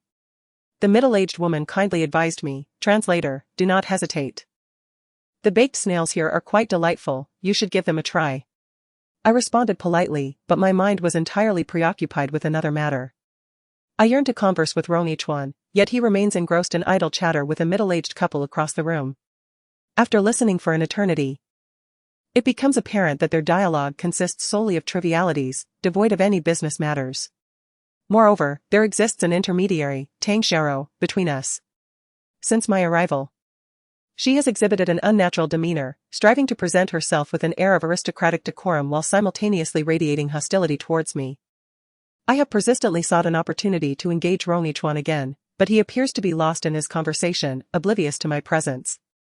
Tang Xiao scoffs and, in a hushed tone, remarks, having pursued him all the way here, do you still wish to deny it? My mind is preoccupied with my own intentions, and I have no desire to indulge her in this game of wits. My reason for seeking Mr. Rong is of a pressing nature, unrelated to personal matters. Oh? You're merely a university student here for an exchange. Whatever you need can be addressed through Secretary Liu, who will make all necessary arrangements for you. Why must you insist on approaching Mr. Rong personally? My private affairs, I reply, are not something I wish to elaborate on with Miss Tang. Private affairs? Tang Xiao sneered. Lin, as a student of a prestigious university, shouldn't you prioritize your studies instead of shamelessly pursuing such dubious paths? Frustration welled within me as she obstructed Rong Yichuan's line of sight, effectively concealing me from him. Anger bubbled up. And what of you, Miss Tang? Were you not in service to Mr. Rong and Su Ying during their time together? It has barely been a moment since Su Ying's passing. And you've already climbed into Mr. Rong's bed. Surely, this was not a spur-of-the-moment decision? Lin Ran, cease your baseless accusations. Are they truly unfounded? I boldly declared. Do you really believe you can marry into the Rong family? You and Su Ying are entirely different types. Do you think a person's aesthetic and preferences can change in an instant? Su Ying's death was rather mysterious, Miss Tang. Aren't you at all frightened? The middle-aged woman smiled amiably as she spoke to me. You need not translate our previous conversation to Miss Tang. I was taken aback. I had been so engrossed in bantering with Tang Xiaoro that I had failed to pay attention to their discussion. Rong Yichuan, however, chuckled and remarked. My affairs are no secret in France. I myself am indifferent to whether they are translated or not. Rong, I see how you take such great care of Miss Tang. Bringing her along wherever you go. You must truly love her, the middle-aged couple toasted, clinking their glasses with Rong Yichuan. He smiled and wrapped an arm around Tang Xiaoro's shoulder, saying, Indeed, I hold her in great affection. May you both find happiness together for the rest of your lives. The couple offered, raising their glasses. I too raised my glass in agreement, prepared to chime in, but only then did I realize Tang Xiaoro was still stammering. I whispered to her, they wish for you and President Rong to enjoy a blissful life together. Tang Xiaoro finally grasped the sentiment and quickly raised her glass to clink with theirs, exclaiming, Thank you. After a moment's reflection, she realized something was amiss and turned to Rong Yichuan, asking, Yichuan, how do you say thank you in French? C'est gentil vous, he replied. Tang Xiaoro was suddenly taken aback. What are you talking about? Rong Yichuan gently grasped her hand. It's nothing, I'll explain it to them. You just focus on your meal. Tang Xiaoro's expression softened, and her gaze towards him brimmed with admiration. Yichuan, you are truly wonderful. Be good, and after we finish, I will take you out for Chinese cuisine. Tang Xiaoro beamed with joy. That sounds perfect, I really cannot get accustomed to French food. What would you like to eat? Spicy hot pot. Rong Yichuan chuckled, are you intentionally trying to challenge me? Tang Xiaoro playfully pouted, I just want to eat spicy hot pot. All right. I will take you there shortly. He smiled mischievously. Rong Yichuan was doing this on purpose. He knew I was anxious but chose not to engage with me, skillfully deflecting my attempts. Just as I was pondering how to capture his attention, my elbow was unexpectedly nudged. A middle-aged woman asked, Translator, are Mr. Rong and Miss Tang exchanging sweet nothings? I nodded. Indeed. Oh, they are truly in love. It reminds me of our youth. The two exchanged glances. Their affection palpable. It became evident to me that everyone at this table was basking in romance, while I was consumed by impatience. An idea struck me. Madam, in China, we have a tradition where we can discern whether you and your partner will love each other eternally by examining the lines on your hand. The middle-aged woman, intrigued, responded. The lines on the hand? Indeed, every individual's palm print is unique. And it is said to reveal not only insights into one's partner but also aspects of life and wealth. How wondrous. A middle-aged woman, having left her husband, patted him gently, and the two of them approached me. Could you assist us in this matter? I replied, of course, I would be delighted to oblige. The woman extended her palm towards me. With a smile, I remarked, in our tradition, there exists a saying, the male observes the left, and the female the right, thus. We examine the left palm for men and the right for women. The woman promptly switched to her right hand, laying it open before me. I feigned a meticulous examination, pondering deeply. The woman, however, was somewhat impatient, inquiring, what do you see? Will I be able to love my husband eternally? I responded, your lifeline is quite pronounced. And your financial line is robust, suggesting a long life filled with prosperity. As for matters of the heart, what about them? She pressed eagerly. I smiled gently. There is a break in your marriage line, indicating the possibility of a second union. The woman instantly refuted, impossible. I have only been married once, to my current husband. And I shall love him until the end of my days. The middle-aged man interjected, Miss Translator, your palmistry may not be entirely accurate, perhaps.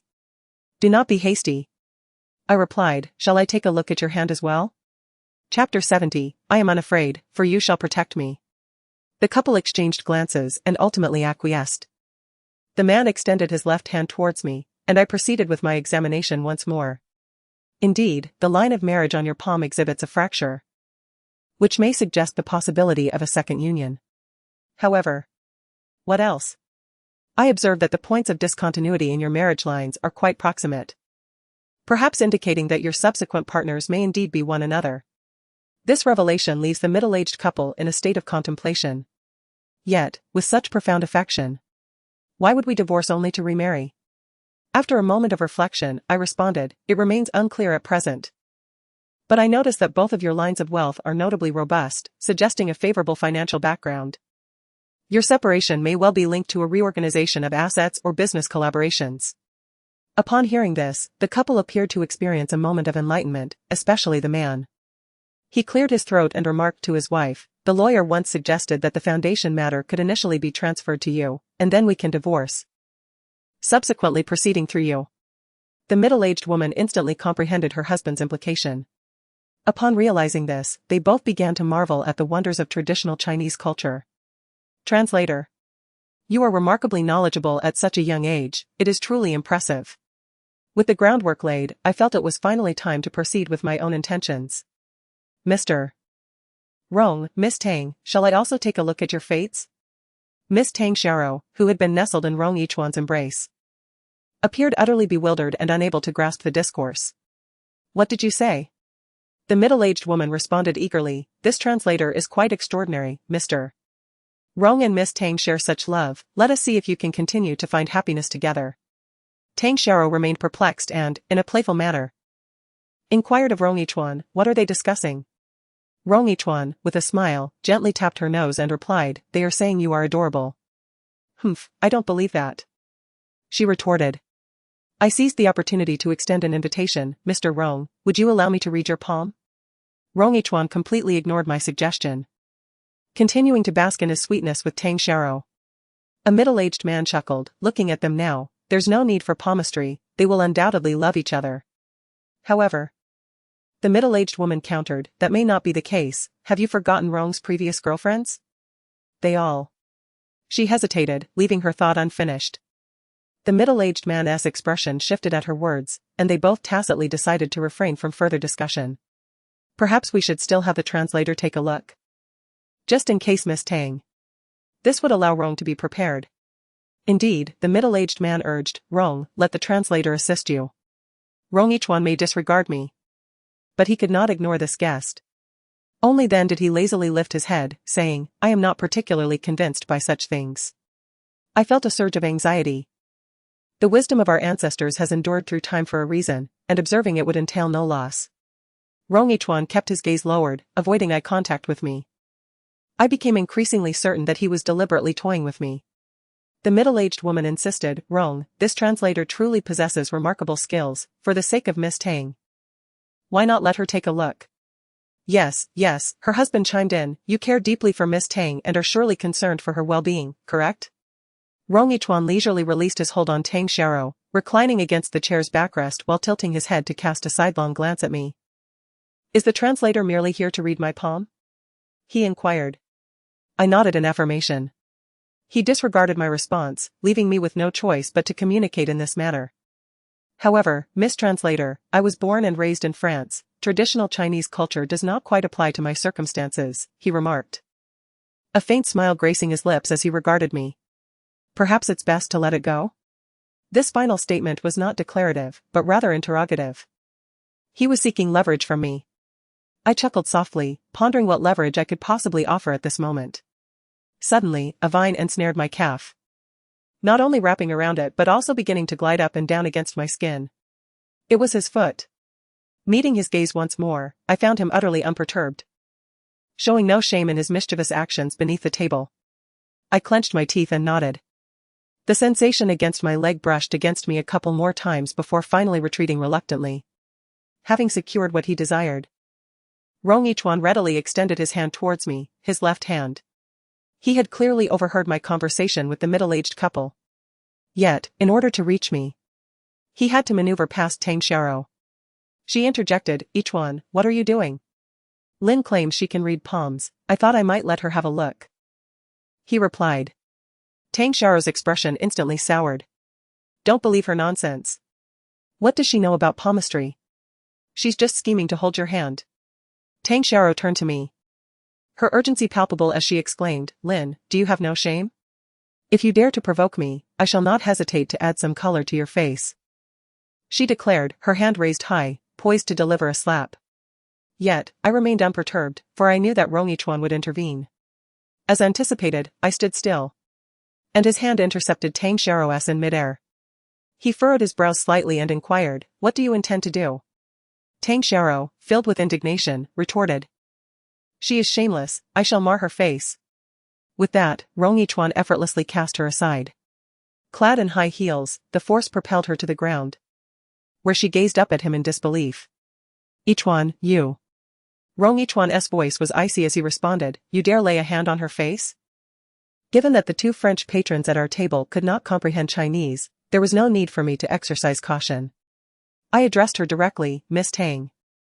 I advise you, if you wish to return home alive, cease this commotion, this is beyond your capacity to meddle. Rong Yichuan regarded me with a sardonic smile, Miss Lin. You possess quite the benevolent heart, don't you? After all, she was shielding me. Had it not been for her, it would have been you, I inhaled deeply. You will protect me. Rong Yichuan appeared somewhat taken aback by my assertion. What did you say? I said, I am unafraid.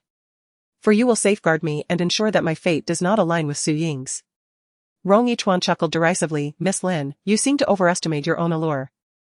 Let the overestimation stand, may I now reveal my palm to Mr. Rong? Rong Yichuan scrutinized me intently for a moment. I grasped his hand firmly and inscribed the word save upon it. With a pleading gaze, I looked into his eyes, fervently wishing for him to comprehend my silent plea. He stared back at me, unmoving. I continued to etch 2 more words on his palm, I beg you. Apologetically, Rong Yichuan addressed the middle-aged couple.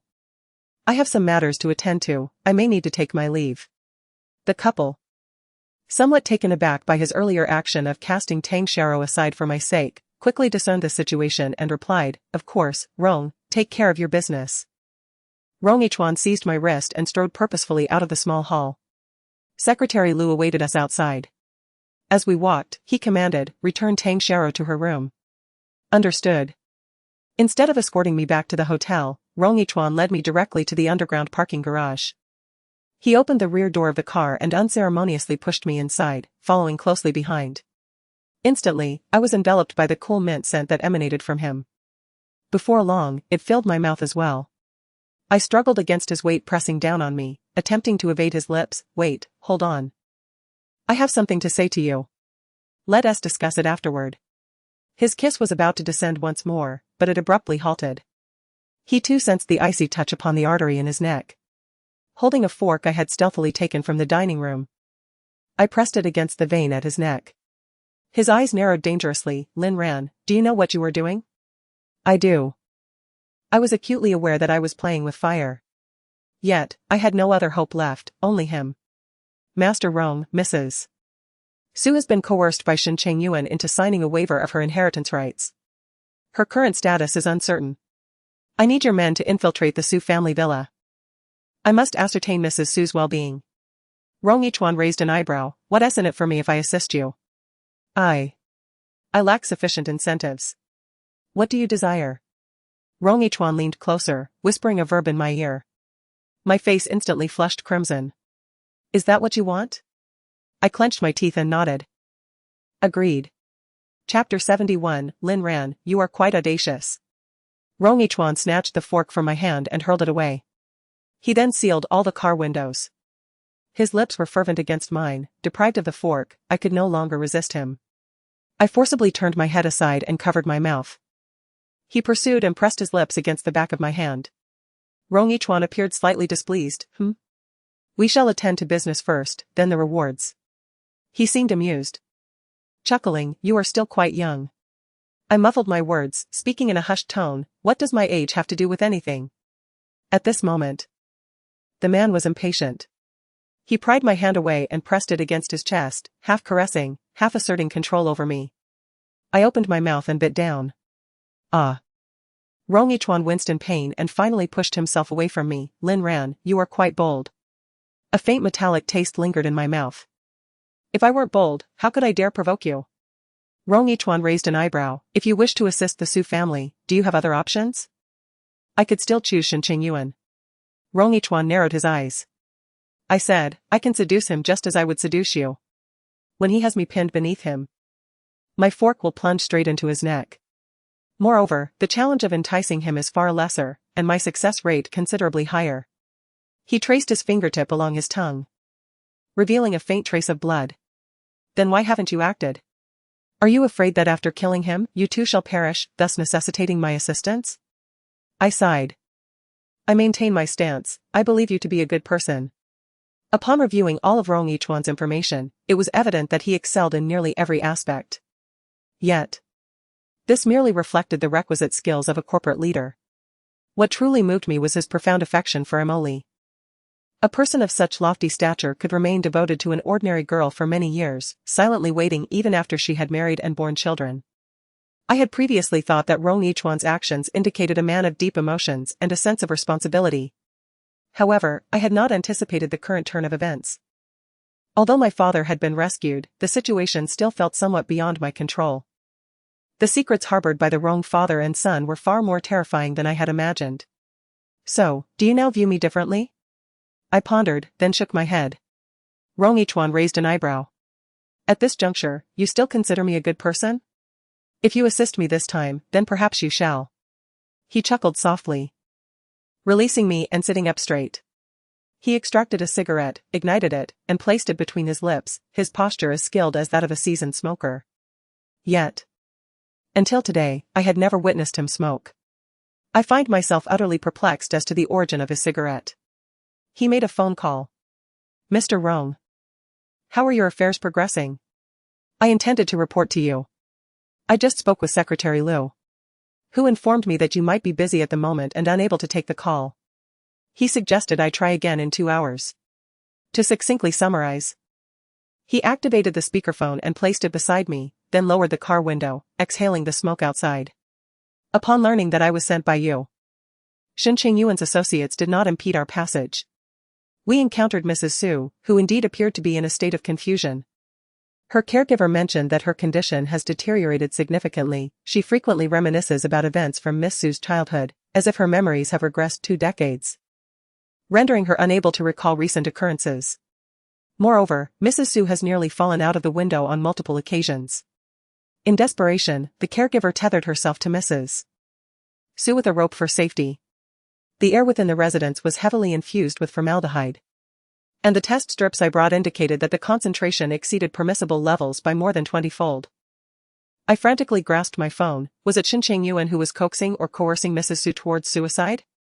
The individual on the other end, taken aback by the presence of a woman's voice, hesitated momentarily. Who are you? I demand an answer. Rong Yichuan's voice was calm as he instructed, just tell her. Finally, the man replied, from my observations, there appears to be no coercion, but whether there has been any guidance, I cannot say for certain. Indeed, Shen Chengyuan's woman is also present. She is known as Su's family's nanny, Jiang Linxia. Did she go there? The other day, I sent an email, hoping she would incite a fierce conflict between Shen Chengyuan and herself. Shouldn't she be hastily contemplating how to render Shen Chengyuan impotent? Why has she suddenly come to my home? What has she done? The man recalled and said, before we entered, she seemed to be conversing with Madame Su's maid, as though attempting to persuade her about something. When I arrived, she had already hidden away in another room, and we did not see her until we left. My father's private seal. She must be persuading Aunt Lu to reveal the location of my father's seal. Jiang Linxia's appetite is quite insatiable. Shen Chengyuan has obtained my mother's waiver of inheritance agreement, which grants him the ability to inherit 2/3 of my estate. If he can further extract the location of my father's seal from my mother, he could replicate the same process to relinquish his inheritance of my father's shares, thereby enabling him to fully inherit all my assets and shares in Nanfeng Group, ultimately becoming the current owner of Nanfeng Group in every sense. I am uncertain whether Jiang Linxia played a role in my mother's signing of that waiver of inheritance agreement. However, given her eagerness to uncover the location of my father's seal, it is likely that she is intricately involved. Her intention appears to be to assist Shen Chengyuan in acquiring as much wealth as possible, only to later devise a means for him to transfer it to the child, thereby securing her own maximum benefit. What a cunning scheme. These two, both mother and son, are equally adept at plotting. The phone was snatched away. And Rong Yichuan inquired, "Have you brought everything inside?" "Yes, I have," came the reply, disguised as gifts for Mrs. Su, all handed over to her maid. Rong Yichuan acknowledged this with a simple "I see," before abruptly hanging up. I yearned for more information about my mother, yet he tossed the phone onto the passenger seat. I lunged forward to retrieve it, but he firmly grasped my waist, pushing me back down. "Are you satisfied now? Shouldn't my reward be forthcoming?" Unbeknownst to me, tears had blurred my entire vision. His lips brushed against mine, tasting the bitterness of my tears. He expressed mild discontent. "I've done everything you asked. So why are you crying?" I realized I had dampened his spirits, yet I could not contain myself. The thought of what that person had said about my mother repeatedly attempting to leap from the window, necessitating Aunt Lu to tie herself to my mother with a rope, filled my heart with anguish. Finally, Rong Yichuan's patience wore thin, his voice icy. "Lin Ran, if you cry again, I'll throw you out of my car." Chapter 72, I trampled on my pride and dignity. He was angry. A sense of panic surged within me, fear and heartbreak intertwining, leaving me uncertain whether to appease him or to exit the vehicle and weep uncontrollably. Rong Yichuan regarded me from above, his gaze frigid. Suddenly, a terrifying realization dawned upon me. The indulgence and unwavering compliance he had shown me over the past days were not because he held me in special regard, but merely because I was a facsimile of Emily. Nothing more. His fervor and obsession directed towards me are but reflections of his feelings for Emily, bearing no connection to my essence. I could easily choose to ignore his messages, engage him in occasional banter, and utilize his name to pursue my own endeavors. Yet he never pressed me for explanations. Instead, he continually ensured my father received care. All of this stems solely from the 6 or 7 similarities I share with Emily in appearance. Lin Ran? What is she, really? Indeed, Emily is remarkably resilient. She seldom sheds tears. Even during the arduous period of her half-work, half-study life in France, she never once wept. When I smile, I resemble Emily. When I am solemn, I still bear her likeness, but when it comes to tears, I am utterly different. Thus, when Rong Yichuan witnessed my weeping, he abruptly regained clarity, and his tolerance for me waned to its lowest point. I cannot afford to offend him now. I still require his assistance. Hastily, I wiped my tears with my sleeve and forced a smile, apologizing. "I'm sorry, Mr. Rong, I shall no longer cry." He did not even glance in my direction, methodically fastening the buttons of his shirt that he had just torn open. He was done with this. Yet, emboldened by an unknown courage, I lunged forward to grasp his hand, saying, "Mr. Rong, look, I truly am no longer crying." Rong Yichuan withdrew his hand forcefully, pushing me away as he opened the car door and exited. I hurried after him, and in my haste, stumbled as I disembarked, nearly falling. However, Rong Yichuan merely regarded me with cold indifference, showing no intention to assist. I leaned closer, attempting to placate him. "What you mentioned earlier. I am prepared to do it now." Once again pushed me away, stating, "No need to trouble classmate Lin, Tang Xiao is capable as well." He began to stride away, but I swiftly wrapped my arms around his waist from behind, pleading, "Do not go. Release me, I have matters to attend to, do not waste my time." I let him go, yet quickly positioned myself in front of him. In his presence, I hastily unbuttoned my shirt, discarding it aside. Next, I undid my undergarment's buttons, casting it aside as well. My skin bore the indelible marks he had left the previous night in the dormitory, resembling the intricate patterns of blue and white porcelain, imprinted upon my fair complexion. Though he squinted, made no move to leave. I approached him, unbuckling his belt. His voice resonated from above, "This is not a room. The underground garage may be sparse in population, but it is not devoid of presence." Indeed, should this act be witnessed, no one would cast aspersions on the man, rather, the woman would bear the brunt of scorn and derision, especially in my case, given my identity and the fact that I currently have a publicly acknowledged girlfriend. I persisted with my actions, declaring, "I am indifferent. Tang Xiao has already concluded that I am here to entice you." Upon reflection, her assertion held some truth. If I wished for your assistance, I must offer something in return. With nothing of material worth to my name, this was all I could provide. I considered myself fortunate enough to pique your interest. As I pulled down his belt, I gradually knelt. Mr. Rong. A man's voice interrupted. I looked up to see a familiar face, Chen's driver. He awkwardly turned away, hastily apologizing. I'm sorry, Mr. Rong. It was unintentional, it was Miss Tang who.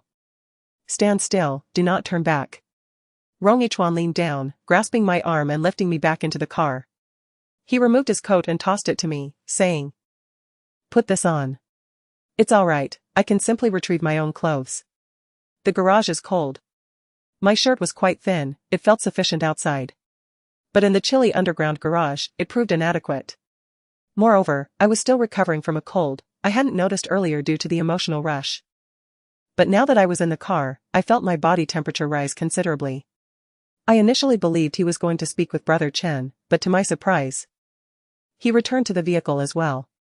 It was only when I caught sight of his trousers that I realized the situation. He was not in a condition to be seen by others. Rong Yichuan lowered the window slightly, addressing Xiao Chen. Brother Chen still dared not turn around, responding, Yes, Mr. Rong. What happened with Miss Tang? Miss Tang insisted on returning to the country, no one could stop her. Then let her go. Brother Chen hesitated, stating. Miss Tang also mentioned wanting to confront the old Mr. Rong for an explanation. Then let her do so, I hope she returns in one piece. However, she claimed she was going to report to the old Mr. Rong, accusing you of being fickle and swiftly taking a new interest. Rong Yichuan's expression turned slightly more serious. Chen said, It was Secretary Liu who sent me. She instructed me to call out to you in advance, as she feared that the underground garage was too vast and that I might struggle to locate you. Little did I know it was. Little did I know that Rong Yichuan was pulling me into such a situation. Secretary Liu was concerned that he might suddenly appear and witness something inappropriate. Hence the request for an early announcement to allow both Rong Yichuan and myself some time to prepare. Once again, I am utterly in awe of Secretary Liu's meticulousness. Where is Tang Xiaorou now? She is in her room packing her belongings, while Secretary Liu is soothing her. A flicker of disdain crossed Rong Yichuan's eyes. Understood. I will inform Secretary Liu to keep her steady, I shall be there shortly. All right. Chen hurriedly departed. Rong Yichuan lingered in the car for a moment, waiting until he felt composed before reopening the car door and stepping out.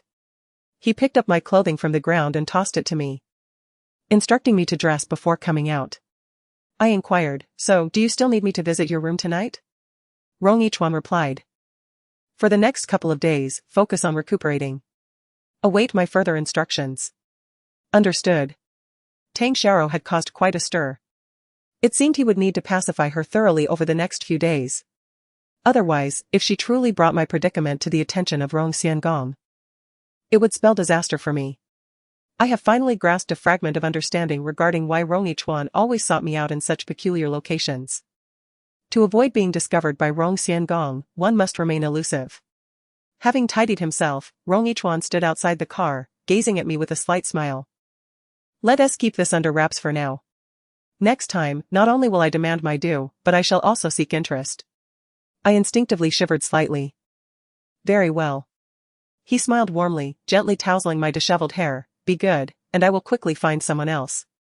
Someone else? A chill crept down my spine as I suddenly thought of Tang Xiaorou. Are you planning to give up on her? Chapter 73, the 6-digit code of the safe. Rong Yichuan gazed at me for a moment before softly saying, Take good care of yourself these few days. Oh.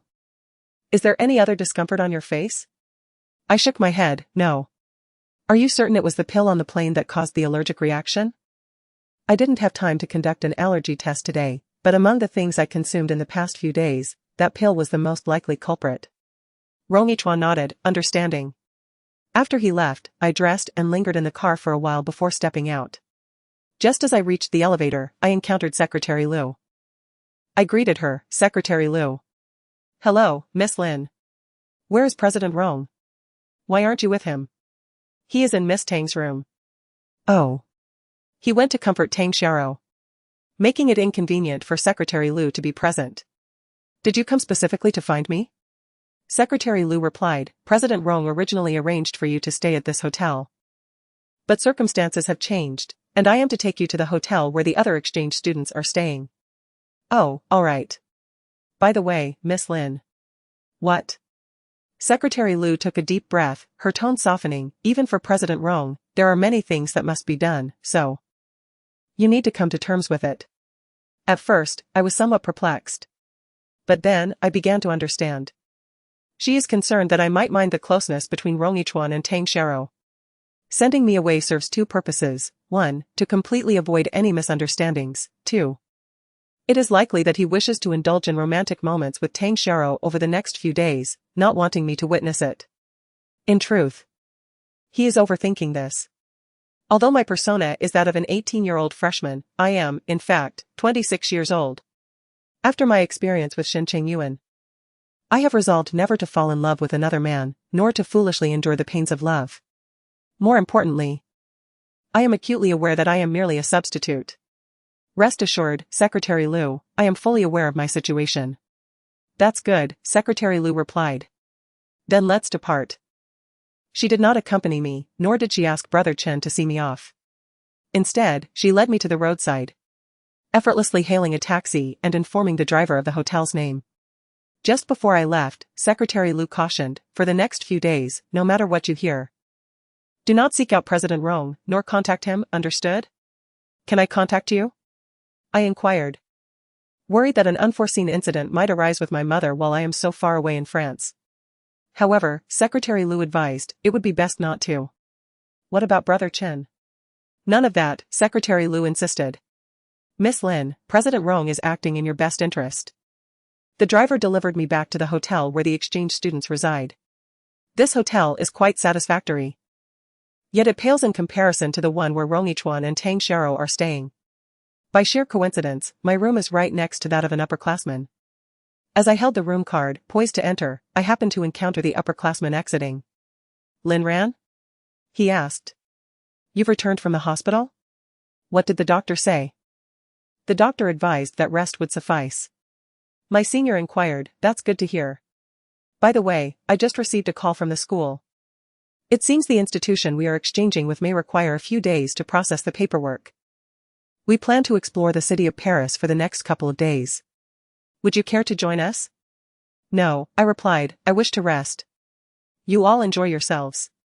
My senior appeared somewhat concerned, stating, Lin Ran, you seem quite unwell. Indeed, I am fatigued. Then please take good care of yourself. When I return, I shall bring you some delicious treats. All right. I entered my room and collapsed onto the bed. Having not slept the previous night and enduring a long day today, I was utterly exhausted. I scarcely lay down before I succumbed to slumber. Ran Ran. Ran Ran. Who is calling me? Ran Ran, it's Mother. Mother? I am in France, how could she be here? Ran Ran, how could you bear to leave your mother behind? You have departed, how can she continue to live? Is it cold over there? Do not be afraid, Mother is coming, Mother will protect you. Mother! I abruptly sat up. Yet there was no trace of her around. I remained in the empty hotel room in France, entirely alone. The night had fallen, and the city was enveloped in silence. Paris is not a city that revels in nightlife. Outside, only the faint twinkle of stars and streetlights broke the darkness. I was startled awake by the recent dream. Drenched in cold sweat, my body sticky, prompting me to take a shower. Upon emerging, I felt my sanity gradually returning. Upon checking my mobile, I noticed over 30 missed calls, all from Li Weiyang. However, there was no communication from Gu Shuling or Shuang Mingfei. Considering the time difference, it should be daylight in China.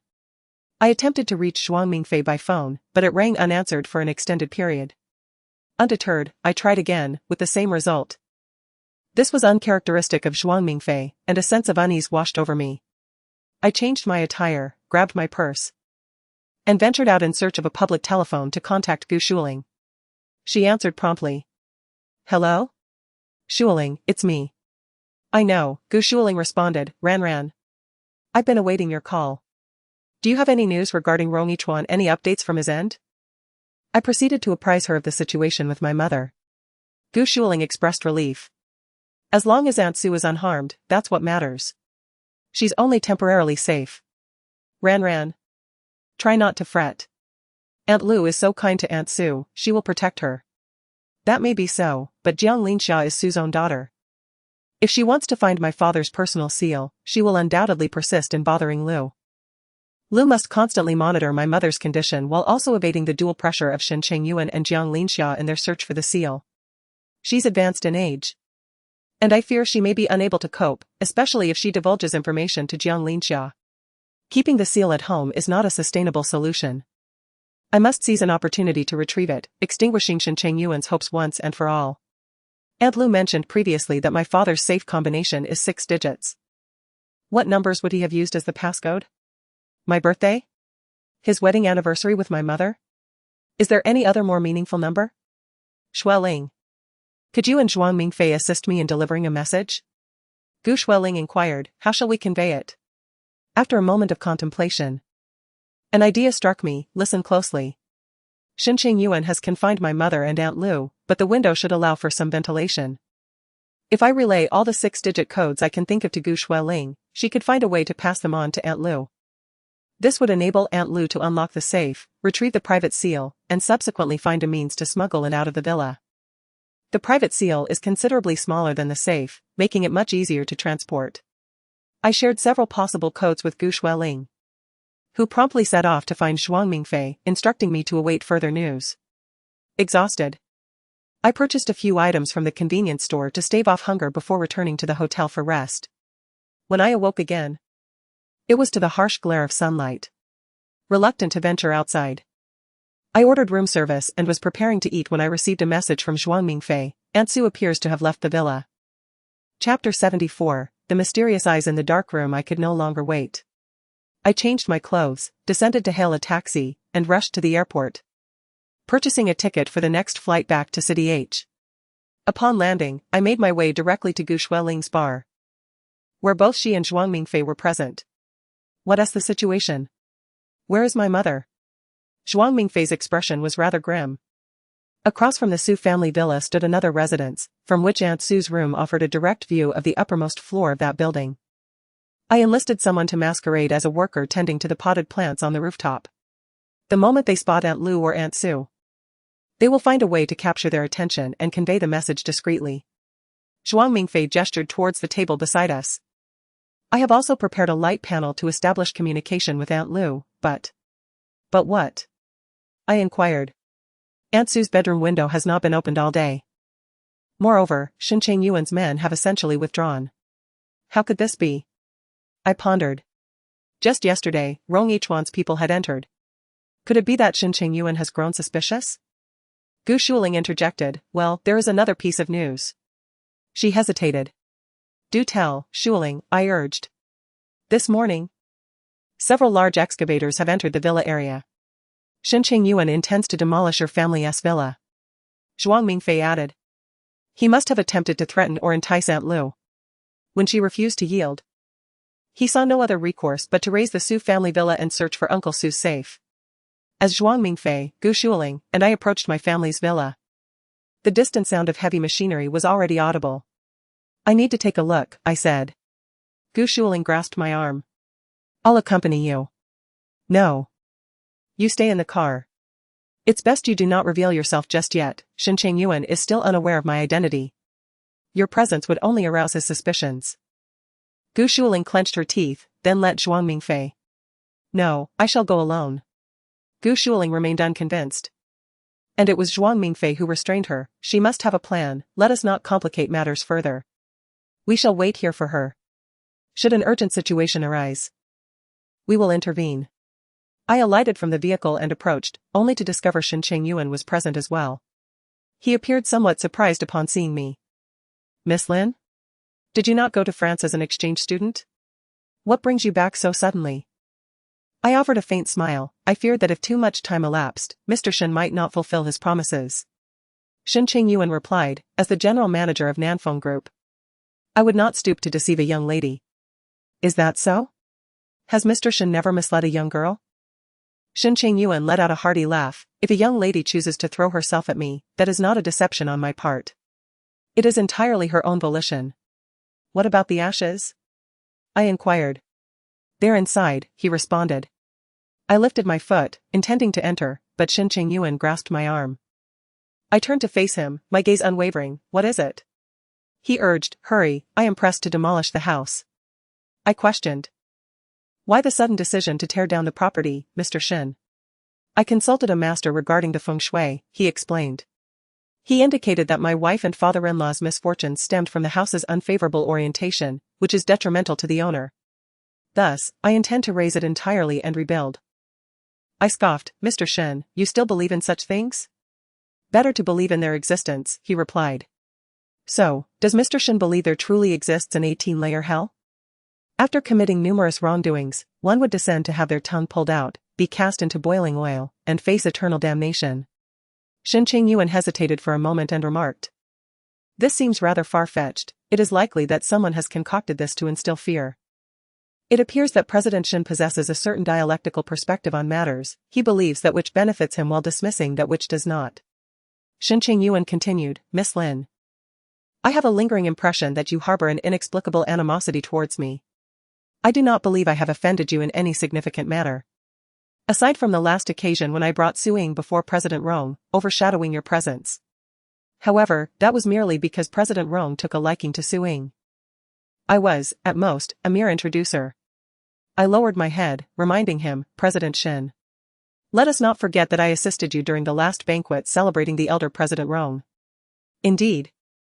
Thus I find myself uncertain whether you are a foe or a friend, he replied. I am nothing of the sort, I asserted. I merely wish to reclaim my friend's ashes. Shen Chengyuan leaned closer, softly coaxing. In the past, Suing was sufficient, yet now, that Tang Xiao. In terms of both appearance and figure, pales in comparison to you. With Su Ying's demise, you ought to have been the most probable candidate to ascend, yet.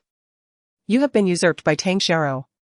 Do you not find this situation rather vexing, Miss Lin? I lifted my head, inquiring, what do you mean? Miss Lin. I speak with sincerity, let us collaborate. I will assist you in creating opportunities to approach President Rong, and in return, you will help me facilitate the partnership between Nan Phone Group and the Rong Corporation. I smiled, you will assist me? How exactly can you be of help? Believing he had a chance, Shen Chengyuan's eyes gleamed with anticipation. I possess a drug that no man can resist. Seize an opportunity to introduce it into President Rong's diet. And then, I felt a wave of revulsion. Does President Shen genuinely believe President Rong is so easily manipulated? Over the years, countless individuals have sought to ingratiate themselves with him. This method has likely been exhausted, yet have you witnessed any success? Shen Chengyuan winked at me. This drug of mine is quite unique, a novel concoction with a coffee flavor, making it difficult to detect. Allow me to contemplate it. Shen Chengyuan nodded. Very well.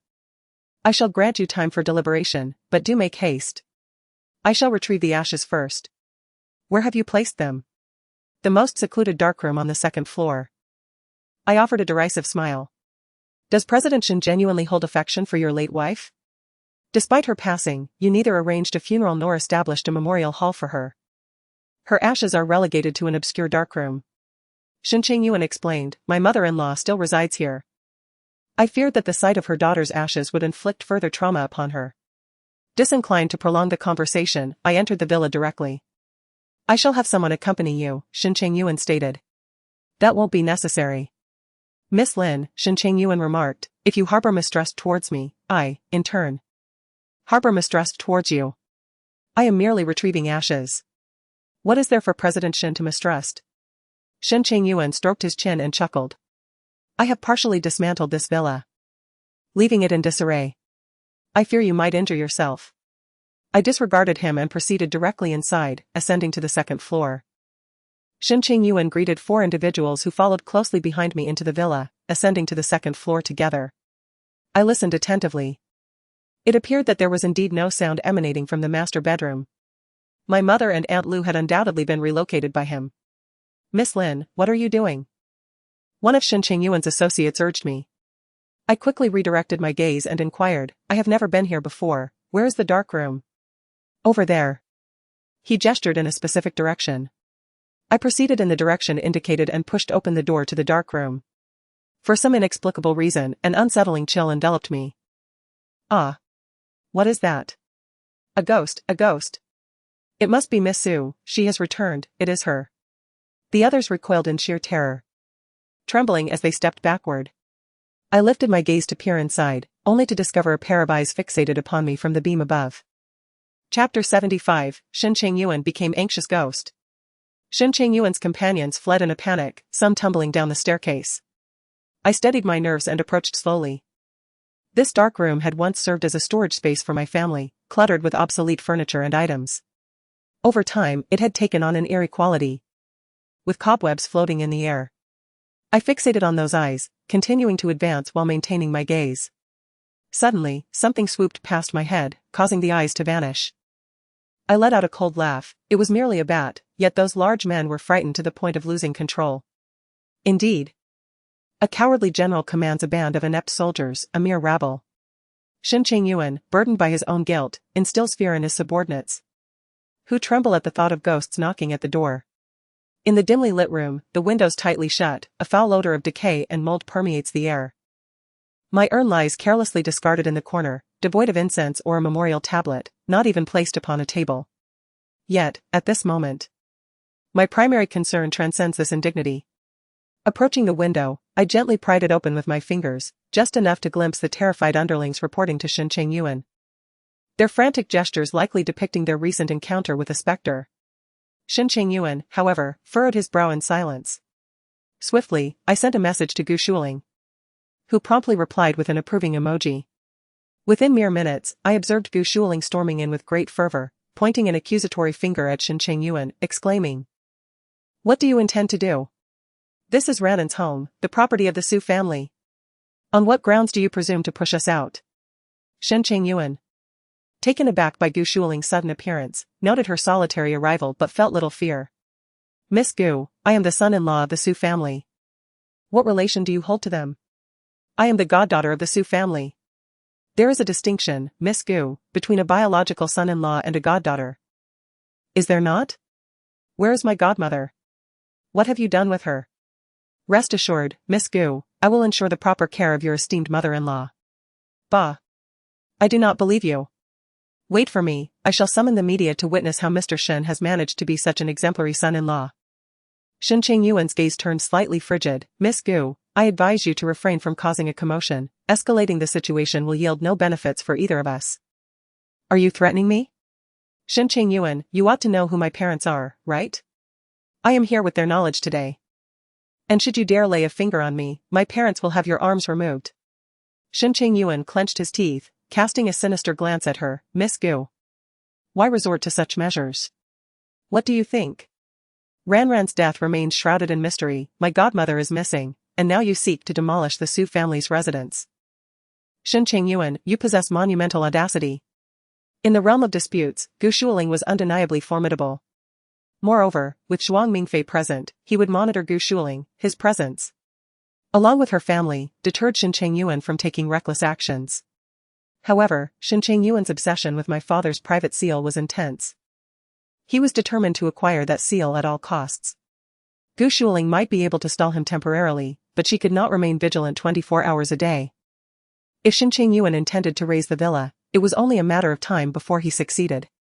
At this juncture, I had resigned myself to the fact that I could not preserve the villa. I merely hoped that Gu Shuling could assist me in buying some time to locate the seal and take it away. The clamor downstairs persisted. I departed the hidden room and swiftly made my way to my parents' master bedroom. It appeared unchanged since my last visit, with no significant alterations. In the wardrobe, my mother's garments were mostly intact. Aunt Lu had not assisted her in packing them away, indicating that Shen Chengyuan had relocated them in haste, leaving no time for proper arrangement. In other words, Shen Chengyuan is in urgent need of the private seal. It is likely that something has transpired within the company, prompting him to hastily acquire my father's shares to secure his position as the president of Nanfeng Group. I opened the wardrobe and, with familiar ease, reached for the safe. Illuminating the interior with my phone, I indeed spotted a combination lock. I first attempted my birthday, but it was incorrect. Next, I tried my parents' birthdays and their wedding anniversary. Yet all were in vain. I paused to ponder for a moment. What other significant dates could there be for my father? The founding date of the company? I tried that as well, but it yielded no success. Aunt Lu mentioned that my father had only informed her about the safe shortly before his incident. instructing her to keep a watchful eye over it. At that time, I had already been in trouble. Thus, I attempted the date of my disappearance, but to no avail. Frustration welled within me. My father doted on me, his bank card password was my birthday, so it seemed illogical for the safe to possess a different code. Biting my lip, I felt a surge of agitation. Just then, I sensed a sudden tremor throughout the building. The shaking was so intense that I was thrown out of the wardrobe, and my mother's clothes scattered across the floor. What is Shen Chengyuan up to? Gu Shuiling's sharp voice pierced the air. Shen Chengyuan, how dare you? He shoved her aside and commanded the excavator operators, get to work. No. You cannot push this. Gu Shuiling threatened him, the media is already on their way.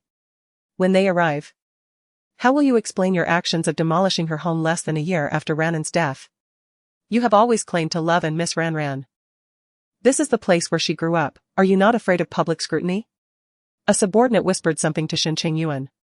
It seemed he had made a resolute decision as he commanded sternly, level this place before the media arrives.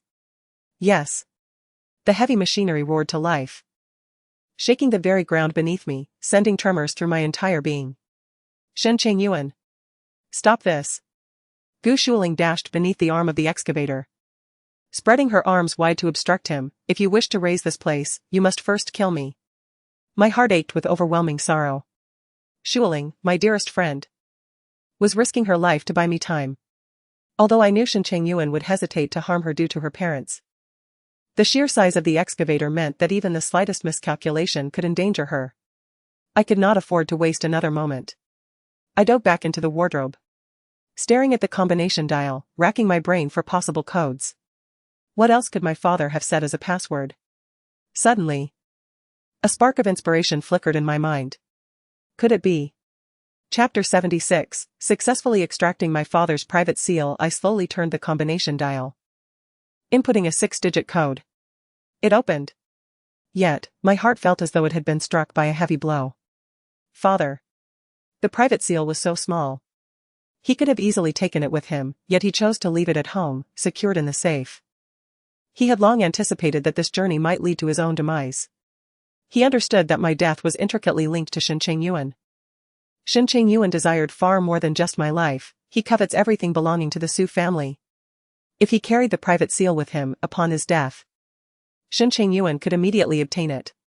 Furthermore, he had likely already discerned that many individuals within the company had been bribed by Shen Chengyuan and had defected to his side. My father, uncertain of whom to trust, hesitated to entrust the seal to anyone else. Ultimately, he left behind a safe. The password to the safe is a number known only to my mother, one that Shen Chengyuan could never fathom. It is the exact moment of my birth, not just the date, but the hour, minute, and second. I swiftly opened the safe, revealing an exquisite small box within. I extracted the box and reconfigured the password to a jumbled sequence. The new password was a random assortment, so obscure that even I could not recall it. Let Shen Chengyuan take his chances. Having completed this task, I concealed the small box within my undergarments. To maintain balance, I found a similarly sized bar of soap and tucked it into the other side. Then, I hurried to the dark room, cradling the urn in my arms. In front of the mirror, I tousled my hair, dipped my hands in ash from the ground, and smeared it across my face, adopting an expression of feigned shock as I hurriedly fled the villa. Shen Chengyuan, upon seeing me, finally shifted his attention away from Gu Shuiling. I pretended to be terrified, exclaiming, "There's a ghost, a ghost!" As I entered, my subordinates, upon witnessing the scene, instinctively recoiled in fear. Shen Chengyuan barked sternly. Who dares to conjure phantoms and spread such nonsense? No, it is truly Miss Su, I exclaimed, pointing at the cowering figures, who had also seen her. It is genuinely Miss Su. The timid one shrank back even further. Clutching the urn tightly against my chest, I shielded the contents hidden within my clothing. The sharp edges of the small box pierced my skin, causing a searing pain, yet I paid it no mind and clutched the urn even tighter. Throughout this ordeal, Shen Chengyuan furrowed his brow, likely infuriated by Gu Shuiling's disturbances, yet unable to act against her, he struggled to suppress his wrath. Mr. Shen, I have retrieved the ashes. I shall take my leave now, I stammered, my voice trembling. Miss Su seems to have met a tragic end, her resentment is palpable, please perform a ritual for her. With that, I attempted to flee, but Shen Chengyuan obstructed my path, insisting, open it. What? I replied, startled. The urn, let me see it. I instinctively shielded it, questioning his intent. What do you intend to do? The deceased deserves respect, regardless of whether it contains Miss Sue or my friend. Do not disturb her any further. Miss Lin, Shen Chengyuan interjected, you haven't pilfered anything else from the house, have you? I felt a surge of terror and indignation. What could I possibly take? You are merely a penniless student, perhaps you coveted something valuable within and took it without a second thought. Hey! Gu Shuling rushed forward, tugging at Shen Chengyuan forcefully. Then pointed at me, exclaiming, what has she taken? Is that Ranran's ashes? Shen Chengyuan furrowed his brow and stated, Miss Gu, if you continue to make a scene, do not blame me for disregarding the friendship between you and Ranran. Are you truly intent on killing me? Of course, I wouldn't dare. But I can have someone escort Miss Gu back. I will not leave. You must answer me first. Why did you allow someone to take Ranran's ashes away? What do you intend to do with them? Also, this woman claims that the villa is haunted. Are you so afraid of Ranran's spirit coming to seek vengeance that you insist on razing this place to the ground?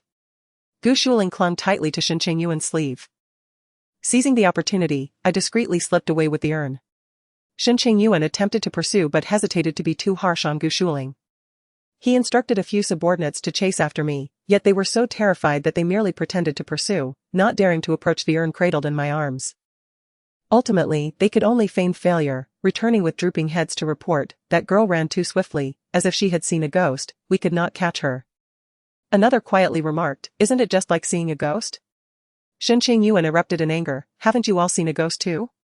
How could you not catch her? The group mumbled in embarrassment, lowering their heads in acknowledgement of their failure, yet they did not dare to pursue me further.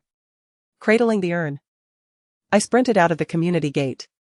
Zhuang Mingfei's car was parked nearby. I gestured for him to remain and assist Gu Shuling, then hailed a taxi and swiftly departed. Miss, where are you headed?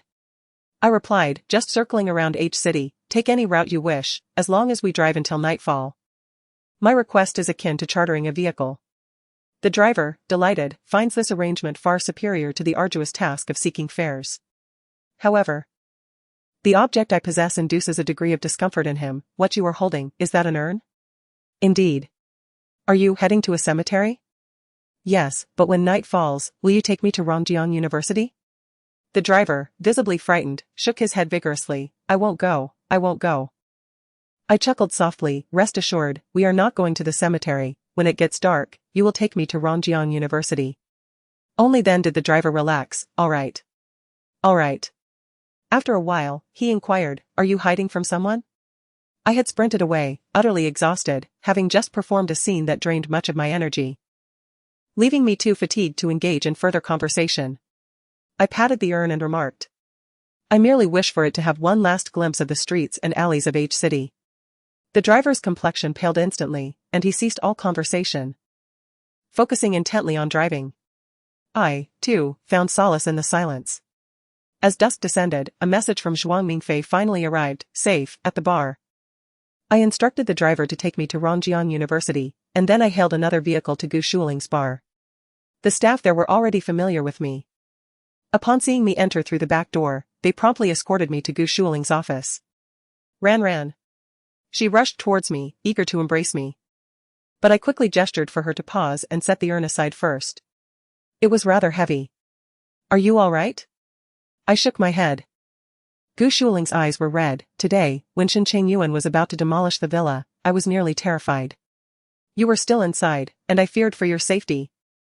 I embraced her gently, but you shouldn't have crawled beneath the excavator's arm. I was worried about your safety too. Gu Shuling chuckled, I am quite agile. If he dares to move against me, I would flee immediately. You must not take such risks in the future, do you understand? I said. I have already lost too many loved ones, I cannot bear to lose you as well. Gu Shuling sniffled, yes, I understand. Zhuang Mingfei inquired, Miss Lin, did you manage to bring the items out? I nodded, reaching to unbutton my shirt. Suddenly, I hesitated, I apologize, but could you please turn around for a moment? Chapter 77, Joining Forces with Jiang Linxia. Zhuang Mingfei cleared his throat awkwardly, I'll step outside, call me back in when you're ready.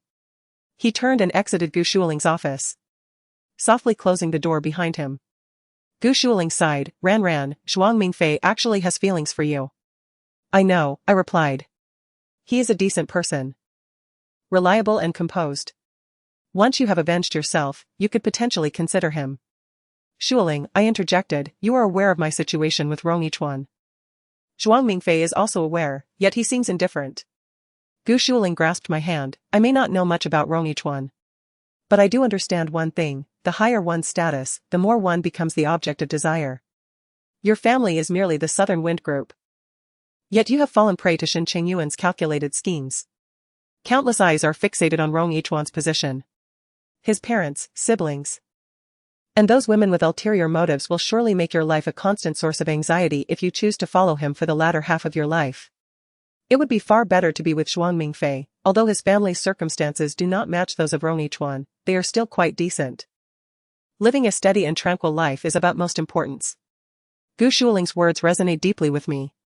From the very beginning, I never aspired to wed into a wealthy family. Nor did I even consider a marriage based on social standing. What I have always desired is a peaceful and serene existence. Which is why I initially chose the seemingly honest and dependable Shen Chengyuan. As for Rong Yichuan, he has someone he cherishes, while my heart remains as still as water. He seeks my beauty and form, while I covet his power and status. It is merely a transaction of equivalent value. Once this matter concludes, we shall part ways and become strangers in the world. Oh. Why are you bleeding so profusely? I had undone the buttons of my shirt and upon glancing down, I realized that my undergarment had been stained crimson with blood.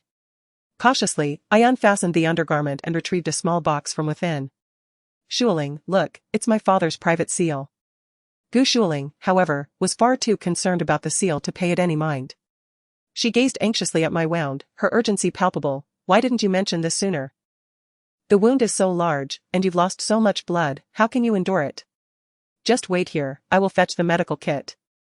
In her haste, Gu Shuling flung open the office door. Zhuang Mingfei, not thinking twice, assumed I had resolved everything and entered, immediately locking his gaze upon me. I was startled.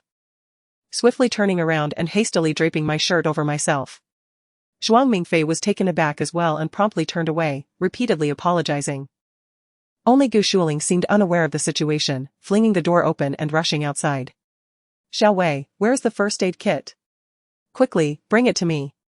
Fortunately, Xiao Wei proved to be quite efficient. Gu Shuling soon returned, cradling the first aid kit in her arms. Upon seeing it, Zhuang Mingfei realized something and volunteered.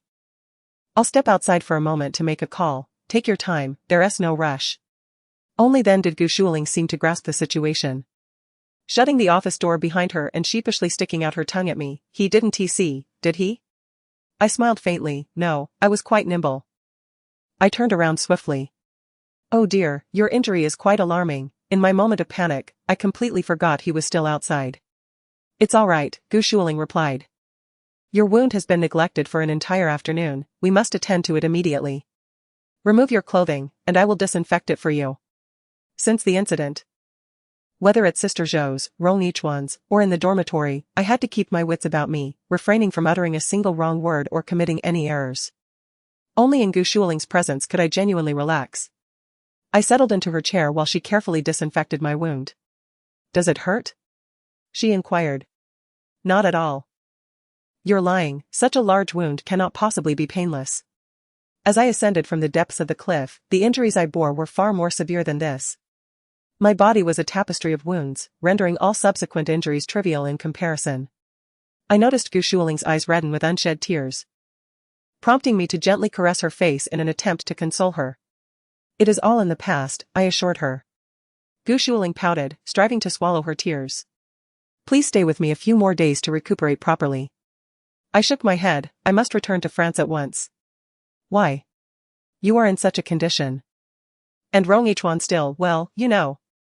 My mother is currently missing, and I expressed my anxiety. I must implore him to assist me in searching for her. Gu Shuling sighed. Don't worry, Ran and I will also help you investigate while we are here. All right, I replied. If we discover anything first, you should return. And we will devise a plan to rescue Aunt Sue, then promptly report to the authorities to imprison Shen Chengyuan for life. I smiled and nodded in agreement. Yet, deep down, I understood that Rong Yichuan was correct. I currently possessed no evidence against Shen Chengyuan. Even if I reported him, without tangible proof, he could not be convicted. His attempts on my life, the assault that left my father in a vegetative state, and the identity of the body that was falsely cremated in my name remained shrouded in mystery. He executed these deeds with such meticulous precision. Moreover, my mother's prolonged confinement in an environment laden with formaldehyde was insidious, while Rong Yichuan's associates superficially observed that she bore no physical injuries. The true horror of formaldehyde lies in its ability to induce terminal illnesses, a fact that is often imperceptible to the naked eye. I remain utterly oblivious to the current state of my mother's health. Furthermore, after reporting to the authorities, I reclaimed my identity and regained control of the company, dismantling all that Shen Chengyuan had painstakingly amassed. At that juncture, my parents and I would be in the light, while he lurked in the shadows. Should he harbor any ill intentions towards my parents, he could infiltrate our lives with ease. I, too, cannot remain vigilantly at my parents' side around the clock. While Shen Chengyuan possesses the luxury of years ahead to meticulously identify and exploit the vulnerabilities in my defenses. Merely contemplating this fills me with trepidation. The shrill ring of the phone interrupted my thoughts. Gu Shuling inquired, "Who is it?" A number unfamiliar to me. I answered, "Hello? Is this Miss Lin Ran?" The voice was one I recognized all too well. It was Miss Jiang. I asked, "What brings Miss Jiang to contact me?" "Do you have a moment, Miss Lin? I wish to meet with you in person to express my gratitude for your assistance at the banquet, saving both me and Chengyuan." "There is no need for such gratitude.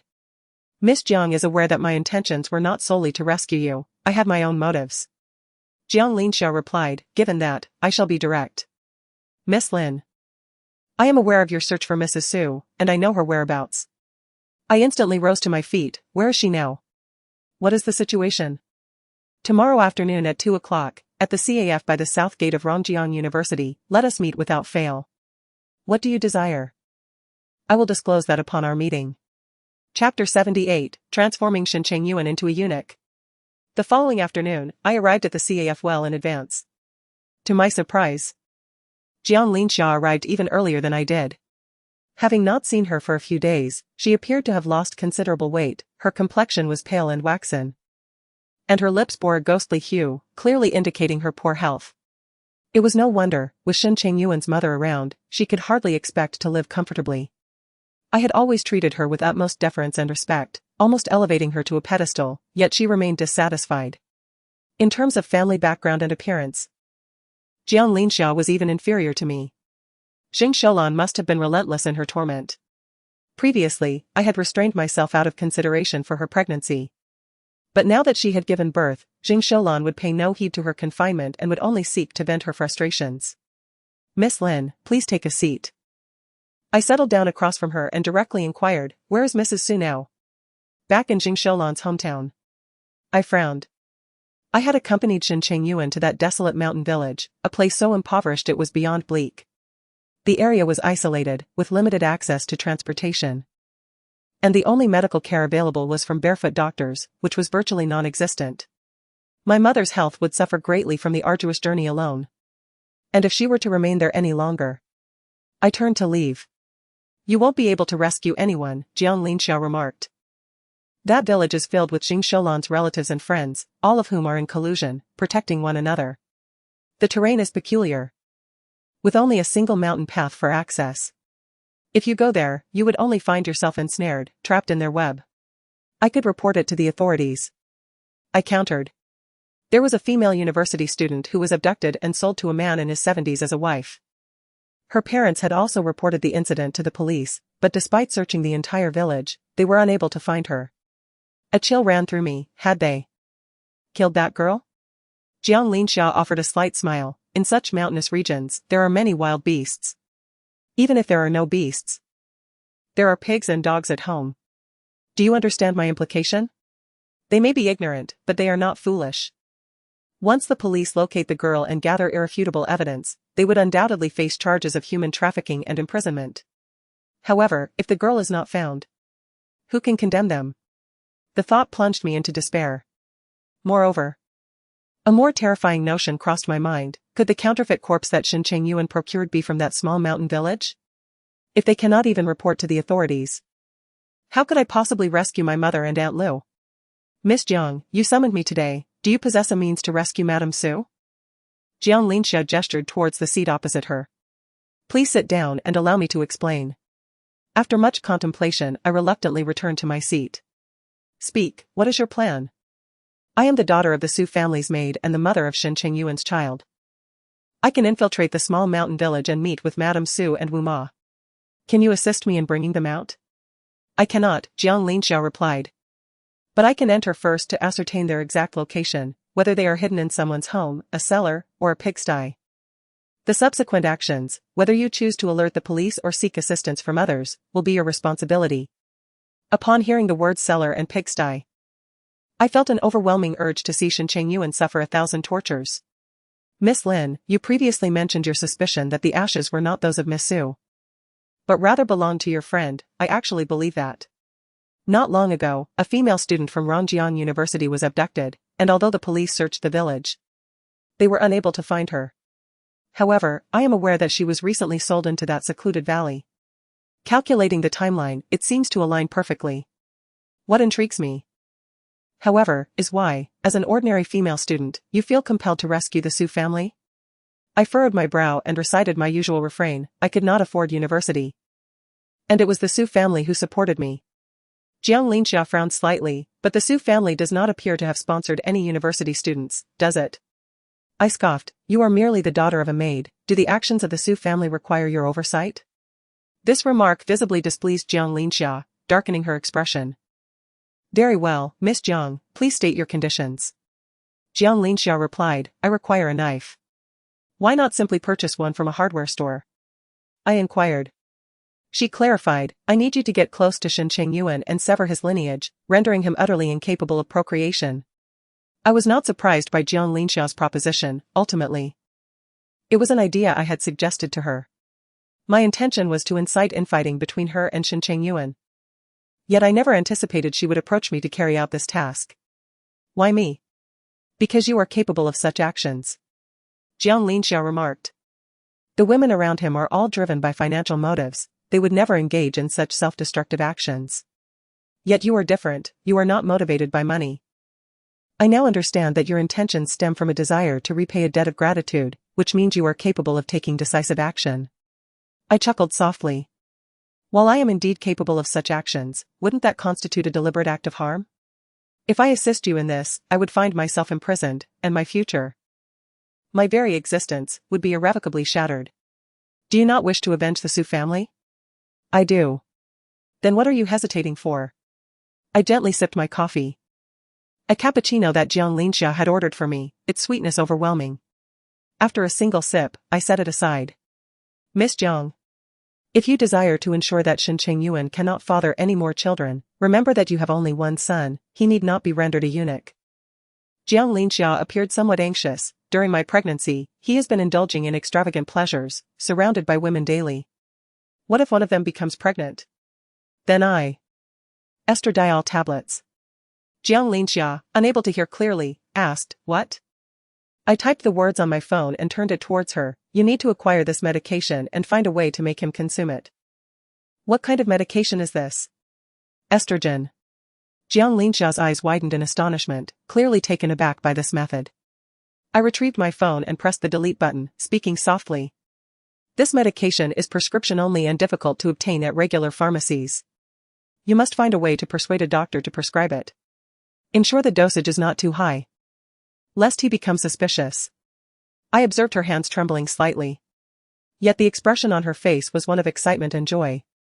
She had finally discovered a method to achieve her goals without incurring excessive risk. How could she not feel elated? Miss Jiang, does this mean our collaboration is officially in effect? Jiang Linxia nodded emphatically. Yes. I will find an opportunity to return to the village soon and send you the location of Mrs. Su. I felt a twinge of skepticism. Isn't your mother Mrs. Su's maid? Can't you contact her directly? Even you don't know where they are now? Chapter 79, Delivering the Harshest Blow. Acting the deepest feelings, Shen Chengyuan confiscated my mother's phone, leaving me unable to reach her. I chuckled, Miss Jiang, you are indeed killing two birds with one stone. You wish to use me to eliminate your adversaries while also relying on me for rescue. You are not even anxious to save your own mother. Instead placing your hopes on me. Jiang Linxia offered a bitter smile. My child has just been born and cannot be separated from her mother. Perhaps you simply value money more than her. Taken aback by my directness, Jiang Linxia appeared somewhat perplexed. Miss Lin, have I said anything to offend you? Not at all. I merely disdain those who are driven solely by profit. Jiang Linxia inhaled deeply. Say what you will. My mother is devoted to the Su family, neglecting even her own daughter. If I choose to disregard her, it is merely a matter of reciprocity, it is entirely fair. How has she neglected you? I inquired about the safe. Jiang Linxia regarded me with suspicion. Why do you ask about that? I coldly shook my head, casually inquiring, I am merely curious. What heinous acts has your mother committed that you would disregard her very life? Miss Jiang, have you ever heard the saying? It is better to have never been born than to exist as a mere piece of char siu. Heh, Miss Lin. Are you aspiring to be a paragon of justice or a moral exemplar? I am aware that your father forbids you to pursue your studies, wishing instead for you to return to the countryside to marry and earn him a bride price. If it were your father now sent to that secluded village, would you still come to his aid? I raised an eyebrow. Miss Jiang seems to have a fair understanding of me. Miss Jiang Linxia proudly lifted her chin. To know oneself and one's enemy is the key to victory in 100 battles. I comprehend this principle as well. Oh. I had assumed your only concern was wealth. You. Miss Jiang, do not take offense. Since you have acted, why fear the opinions of others? You ought to take a page from Shen Chengyuan's book, wielding the harshest methods while performing the most profound acts. I was prodding her. It is not that I underestimate Jiang Linxia. While she may indulge in petty mischief, she lacks the capacity for grand malevolence. I sent her an email, and it took her several days to finally muster the resolve to approach me for assistance with this matter, indicating that she harbored some trepidation. Estrogen is not a lethal poison that seals one's fate instantly, its effects are gradual and require time to manifest. Moreover, Shen Chengyuan is inherently suspicious and sensitive. If Jiang Linxia slips even slightly, he will detect the slightest hint of her intentions, rendering our plans futile. I was employing a tactic to provoke her, urging her to remain vigilant and ensure that Shen Chengyuan perceives no abnormalities whatsoever. Miss Jiang, opportunities are rare, I hope you will not disappoint me. Should I rescue the person only for you to be exposed by Shen Chengyuan, I shall bear no responsibility. Jiang Linxia clenched her teeth, I will not let him notice. I smiled contentedly, that's good. Let it be so, I have located Mrs. Su and will call you. No, I interjected, do not call me. I will reach out if necessary, do not leave Shen Chengyuan any openings. How shall I inform you once I have found her? I surveyed the surroundings, my gaze settling on several potted plants by the entrance. Upon locating her, place a pot of daisies at the entrance of this CAF. I shall see it and find a way to contact you. Jiang Linxia nodded, understood. As she departed, her expression shifted to one of appreciation, Miss Lin. The Su family has chosen wisely in supporting you. I replied, perhaps it is fate, the universe has its cycles. Good deeds will be rewarded, while malevolence will surely face retribution. After parting ways with Jiang Linxia, I headed directly to the airport and flew back to France. The intensity of travel in recent days had left me utterly fatigued. I informed Zhuang Mingfei about the daisies. He would assign someone to keep watch and notify me at the first sign of news. Upon my return to the hotel in France, I encountered several senior colleagues returning as well. They were engaged in lively conversation, seemingly quite happy. One senior spotted me and rushed over, leaving the others behind. Lin ran. How have you been? Is your health improving? I nodded, saying, nothing much, just feeling a bit restless in the room. I think I'll take a stroll downstairs. The Champs-Élysées truly exudes romance. And the Arc de Triomphe and the Eiffel Tower, what a pity you haven't visited them. Indeed, what a shame. I've been here for over a decade, and I'm almost sick of seeing them. It's fortunate I didn't go. By the way, I brought back some food. Have you eaten? Would you like to try some? Thank you, but no. I'm nearly fed up with that food too. That's why I was so easily swayed by Shen Chengyuan's egg pancake. Suddenly, I realized that his gesture of bringing me an egg pancake wasn't particularly clever. It was merely that the food in Europe was so unpalatable that even an egg pancake seemed like a delicacy to me. Thus began that tumultuous affair. My senior brother blinked, hesitating to speak. I inquired, what's wrong? He stammered, Lin Ran, President Rong is already with Miss Tang. You, don't be sad. What do I have to be sad about? You and President Rong are from entirely different worlds. Instead of chasing after unattainable dreams, why not appreciate the person before you? When he mentioned the person in front of me, he straightened his back, proudly showcasing his height. Indeed, among the few senior brothers this time, he was indeed one of the taller ones. Senior brother, are you 8 meters tall? He thought I had finally recognized his advantage and beamed with joy. 180. 1. Oh, haha, that's quite tall. Isn't it? He replied. Though it's just 1 taller, it certainly is over 180. I nodded with a smile. Gu Shuling once told me a phrase that has now been validated, even in death, a man must have 180 inscribed on his tombstone. Indeed, it is so. Rong Zong. Rong Shixiang, called out the senior brothers and sisters behind me. Upon turning around, I was met with the sight of Rong Yichuan, who had his arm draped around Tang Xiao's waist. She leaned shyly against him, appearing almost boneless, occasionally lifting her gaze to meet his. Her cheeks instantly blushing a deep crimson. It seems she has been enjoying herself these past few days. Hello, what are you all discussing that brings such joy? Rong Yichuan inquired.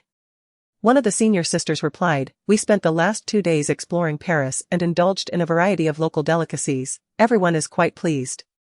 Rong Yichuan nodded. Indeed, it is wise to familiarize oneself with the local culture and cuisine before school resumes. How is Lin, feeling any better? He directed his attention towards me. Before he could finish, Tang Xiao playfully struck him. Why are you still concerned about her? She pouted, feigning annoyance. Rong Yichuan laughed heartily, affectionately pinching her cheek. What jealousy is this? Lin is unwell, and I merely express concern. Is that not permissible? No, your concern must be solely for me. She retorted, exasperated. The two were basking in their affectionate exchange, sweet as honey. I observed them with a detached gaze, mentally calculating the days. Today is Saturday, isn't it? Given Tang Xiao's clinginess at present, might I escape unscathed tonight? Chapter 80. I pity her. The senior sister asked, Rong Shixiang, did you come specifically to see us? After all, he is not staying at the same hotel as the exchange students. Rong Yichuan let out a helpless sigh. I suppose so. However, Tang Xiaoyu could hardly contain her excitement as she exclaimed, it's me. Yichuan said he would take me to the Seine River tonight to admire the night view and enjoy a sumptuous meal. Since you all will be reporting to school in a few days, I thought I would invite you along. Upon hearing this, the senior students immediately brightened. Really, Miss Tang? Can we join you? We won't be intruding on your intimate time with President Rong, will we? Tang Xiaoyu waved her hand dismissively. Not at all. In fact, it's not just you. I've also invited some friends from my home country to join us. It will be much more enjoyable with everyone together. That sounds wonderful. We owe you a great debt of gratitude, Miss Tang. One of the seniors remarked. Indeed, President Rong truly dotes on you, Miss Tang.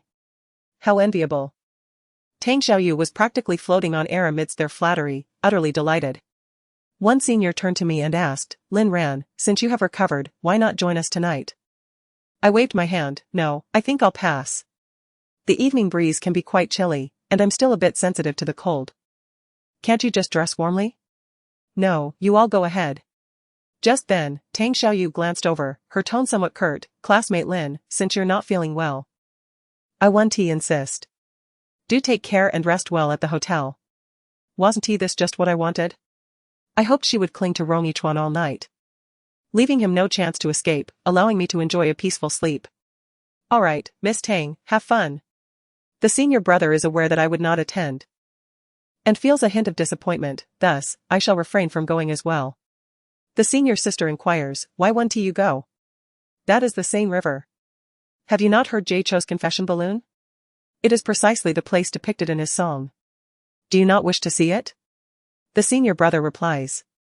Lin Ran is unwell, being alone in a foreign land can be quite daunting.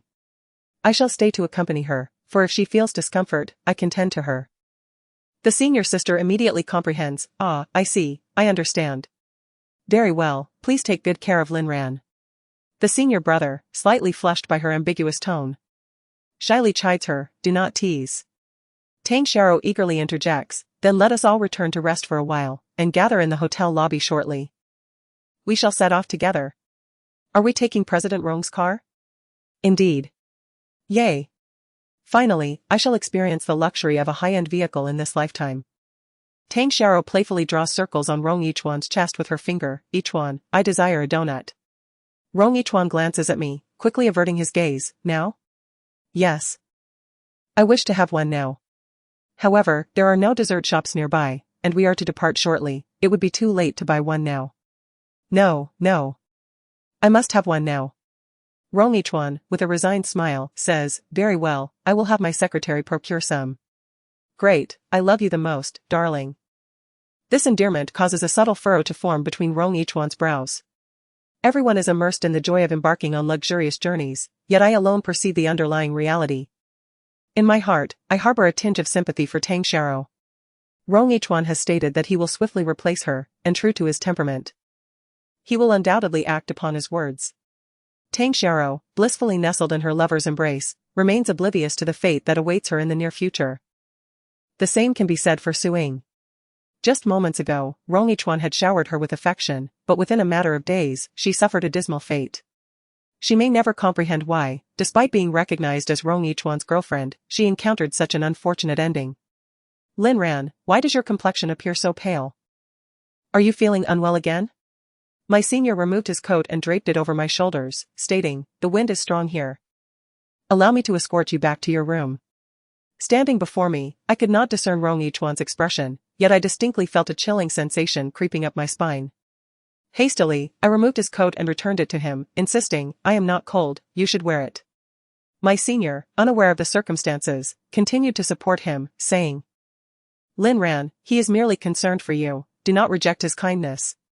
Oh, dear senior. You truly do not realize the calamity such goodwill could bring upon him. Rong Yichuan is not one to be trifled with, he may treat me as a substitute. But he absolutely will not tolerate the presence of other men by my side. I appreciate the sentiment, but I assure you, I am genuinely not cold. I forcibly thrust the clothes into my senior's embrace and hastily boarded the elevator. Senior, you should go play with everyone, I don't need any care. I shall head up to rest first. Farewell, everyone. The elevator doors gradually closed, isolating the joy and disappointment from the outside world. I felt a sense of relief wash over me, my shoulders slumping. Yet, suddenly, a large hand reached in, causing the elevator doors to reopen. Startled, I exclaimed, Mr. Rong? I glanced outside nervously, only to find him alone. Tang Xiao had not followed. Is there something you need from me? Rong Yichuan wrapped his long arm around me and pressed a heavy kiss on the back of my head. Fortunately, he released me after a brief moment. I hurriedly exclaimed. Tang Xiao is still outside. Rong Yichuan chuckled, are you afraid of her? I'm not afraid of her, I'm afraid of dying. Rest assured, I shall not let you perish. Rong Yichuan leaned down once more and placed a gentle kiss between my brows. Unlike the previous kiss, this one was imbued with profound love and boundless tenderness. He gazed at my face and softly said, go home and get a good night's sleep, tonight you may not be able to sleep at all. I stared in astonishment, my eyes wide open. You mean tonight you will, but aren't you supposed to accompany Tang Xiao to the Seine? Rong Yichuan replied. In any case, wait for me. A sense of disappointment washed over me. Is there no escape from this? Tang Xiao, could you lend a hand here? What kind of expression is that? I'm just exhausted. After 3 consecutive international flights these past few days, it's no wonder I'm tired. Did you know I was returning to the country? The Su family's villa is rumored to be haunted, possibly by the lingering spirit of Miss Su. Is it your doing? Not entirely, I merely took advantage of the situation. It was clearly the guilty conscience of Shen Chengyuan's subordinates that led them to be frightened by the bats in the dark room. I simply played along and staged a little drama. Husband? Where are you? Tang Xiao's voice echoed from a distance. Rong Yichuan could no longer conceal his disdain. His brow tightly furrowed. I urged him, you should leave quickly, Tang Xiao is looking for you. All right, Rong Yichuan replied, gently stroking my hair. I will conclude this soon. Wait, I insisted, pulling him back. Tang Xiao may seem a bit dull and loves to show off, but she is actually quite a suitable choice. If you look for someone new, you may not find one as easily manageable as her, and you would have to rebuild the emotional connection. It would be quite troublesome. Why not let her continue as she is for now? A fleeting glint of ruthlessness flashed in Rong Yichuan's eyes. I dislike her calling me husband. Then. Perhaps you could discuss with her a different term of endearment? Rong Yichuan raised his gaze. Do you pity her? Me? You feel pity for her? Yes, I nodded. I do pity her. Because she, like Suing, shares the same fate as I do. At the height of love, they were cast into the abyss by the men they cherished. Could you consider breaking up with her first before finding someone else? I suggested. She has at least aided you in some way. It would be merciful not to watch her suffer, would it not? Chapter 81, He Felt Pain Husband? Tang Xiao's voice grew ever closer. Rong Yichuan said nothing as he gently pushed me back into the elevator. The doors closed slowly. In the gap, Tang Xiao finally arrived, throwing herself into Rong Yichuan's embrace. Darling, the restroom here is truly dreadful, far inferior to that of our hotel. Let's go. The elevator ascended. Upon returning to the hotel, my mind felt somewhat disoriented. Rong Yichuan did not provide me with a definitive answer, yet it seemed he did not outright reject me either. What exactly were his intentions? I am not a saint, unlike Jiang Linxia, who conspired with Shen Chengyuan to harm me. I am quite stingy with my sympathy for her.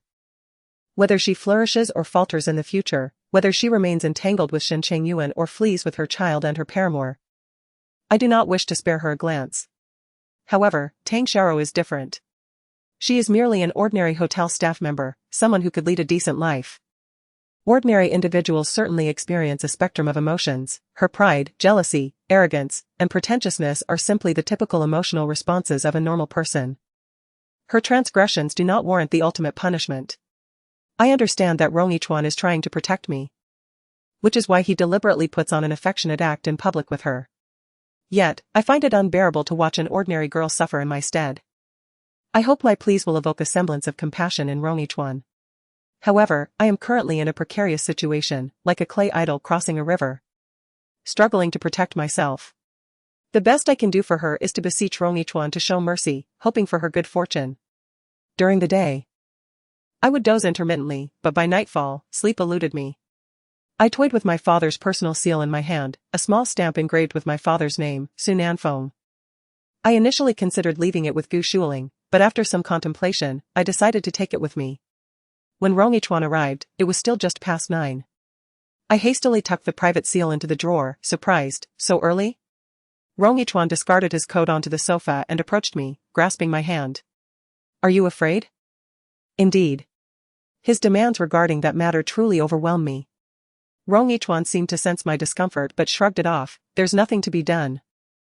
It was your own choice to provoke me. I chuckled dryly. Had I known I would endure such physical tribulations, I would have preferred to entice Shen Chengyuan instead. Yet, upon reflection, I dismissed the notion. The mere thought of sharing a bed with Shen Chengyuan revolted me. Between disgust and physical suffering, I chose the latter. Rong Yichuan pulled me onto his lap, lifted my chin, and gently kissed me. Did Shen Chengyuan trouble you? He still expects me to speak kindly of him, so he is cautious not to completely offend me. Rong Yichuan chuckled softly, his lips brushing against mine. In this regard, he excels over others. He possesses discernment. Recently, many young ladies and wives have sought Tang Xiao. Did you abandon her by the Seine? Indeed. Did she consent? Rong Yichuan replied, acting is only necessary when there is an audience. When no one is watching, who is there to perform for? Are you implying that your father has associates here in France? My father? Rong Yichuan shook his head. He never regarded me as his son. I wished to inquire about the enmity between him and Rong Xiangong, but as I parted my lips, his tongue surged forth. I found myself reduced to muffled cries. When his hand began to ascend, a sharp pain coursed through me, prompting an instinctive clenching of my jaws, and I inadvertently bit down on his tongue.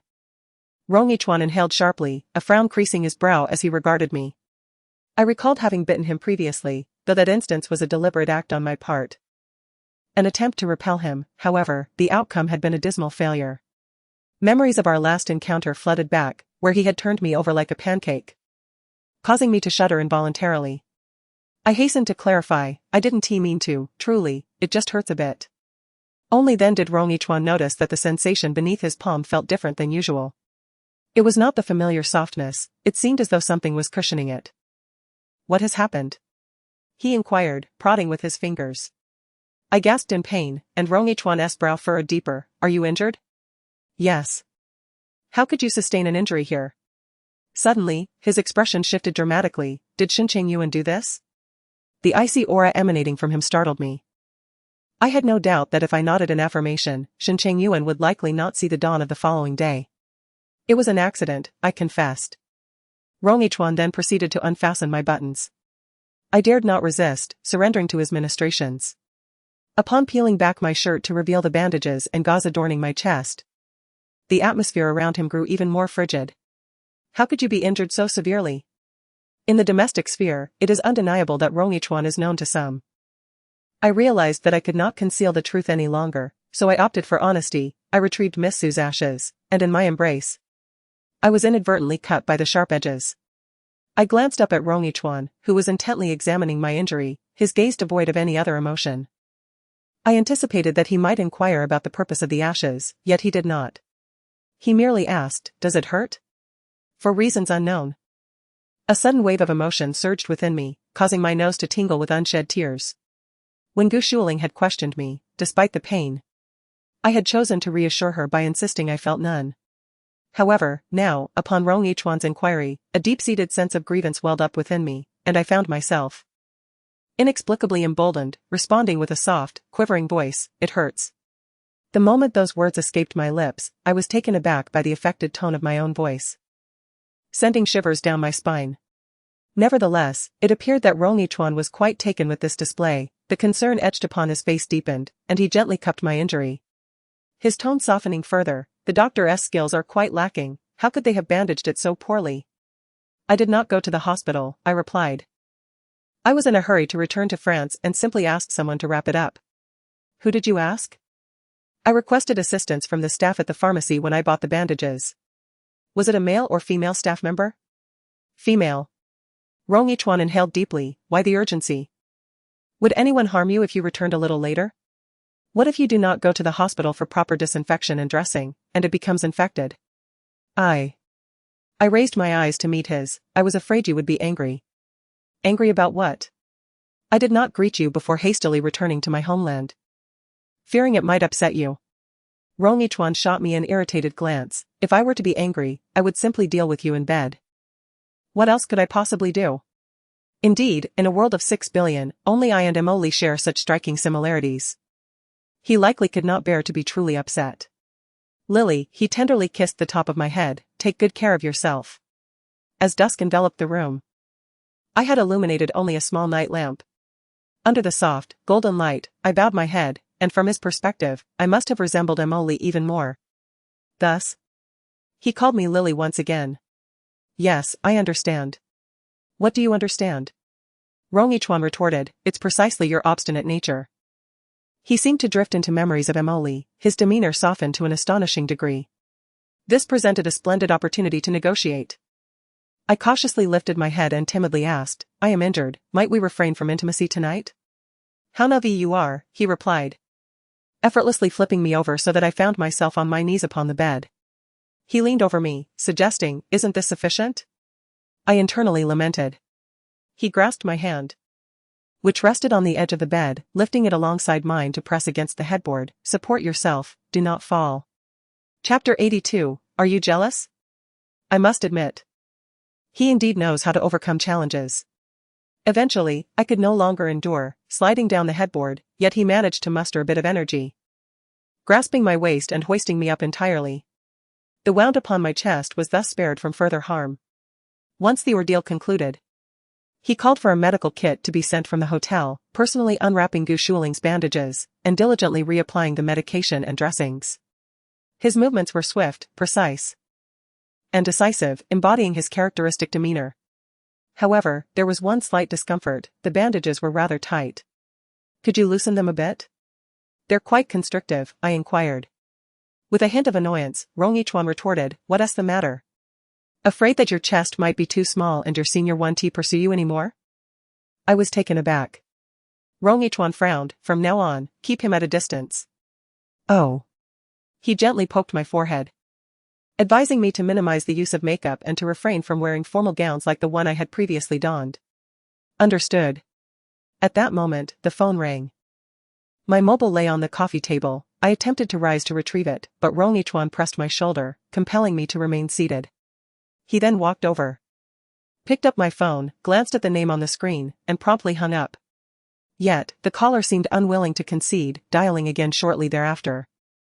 Rong Yichuan raised an eyebrow, answered the call, and activated the speakerphone.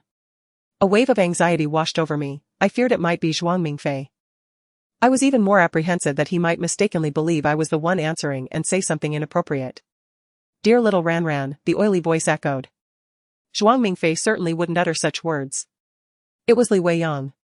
Little Ranran, why didn't you inform me before you dashed off to France? I've been trying to reach you for days, and had I not visited your university today, I would have remained oblivious to your departure from the country. Rong Yichuan settled beside me. I reached for the phone, but he abruptly raised it higher, clearly refusing to hand it over. If he doesn't want to give it to me, so be it. After all, Li Weiyang is hardly capable of offering any valuable insights. He knows far less about my affairs than Rong Yichuan does. I relaxed and softly inquired, is there something you need from me, Mr. Li? Xiao Ranran. Why so distant after just a few days apart? You were quite proactive at old Rong's birthday banquet last time. His words sent a jolt through me. I glanced at Rong Yichuan, only to find him staring intently in my direction. I forced a chuckle or two. Mr. Li must be mistaken. I hardly spoke to you at old Rong's banquet. While I may not have engaged in conversation, you certainly threw me glances and beckoned me with your fingers. My previously relaxed muscles tensed up again. I looked at Rong Yichuan, trying to defend myself. I didn't. But it's clear you did. I saw it unmistakably. However, it matters not. My husband adores this coy demeanor of yours, this playful push and pull. I felt utterly despondent. Has he truly become addicted to playing the domineering CEO role? Li Weiyang, sensing it was insufficient, mischievously suggested, shall we video call? I immediately declined, absolutely not. Come on. My dear husband is feeling particularly restless. Let me see my beautiful wife, just a few sweet words from you would be enough to pacify me. Are you out of your mind? Indeed, I am, longing for you, suffering from lovesickness. Enough, I'm hanging up. Alright, but let us do a video call. My dear, Li Weiyang could hardly contain his excitement as he hung up the phone. Almost immediately, the ringtone for a WeChat video call resonated through the air. The device remained firmly in Rong Yichuan's grasp, rendering any attempt to power it down futile. I found myself bewildered. How was it that Li Weiyang always managed to collide directly with Rong Yichuan's targets? Did he not feel his demise was swift enough? I genuinely did not. I explained. On that day, my entire focus was directed towards Shen Chengyuan and Zhang Guosheng. I scarcely even noticed him. Rong Yichuan remained non-committal. Furthermore, I truly did not harbor any affection for him. How could I pursue someone I did not like? My intention was solely to see you. Rong Yichuan paused, raising an eyebrow. To see me? Indeed, your golf course is rather exclusive. I persuaded Li Weiyang to escort me in. Rong Yichuan retorted. So you both address each other as husband and wife? It was he who unilaterally proclaimed such titles. I consistently referred to him as Little Li. I stated this with utmost candor. Moreover, I held no fondness for his self-designation as my husband. The only man I could ever call husband was a scoundrel, destined for a dismal fate. To be my husband is hardly a blessing. The WeChat video ringtone persisted. I tentatively inquired, shall we hang up? Just power it off. Are you sure? Yes. Why? Who would wish to witness a stranger resolving such matters? Because I wish to converse with you. Oh, I see. Rong Yichuan appeared to take delight in my response, finally revealing a hint of a smile. I cautiously approached and retrieved the phone from his hands. And he made no further attempt to impede me. I swiftly uploaded the video, powered down my device, and cast my phone aside, sitting upright like a well-behaved student. Rong Yichuan cast a glance my way. Instantly, I assumed a posture reminiscent of a schoolchild. I would soon block him and sever all ties.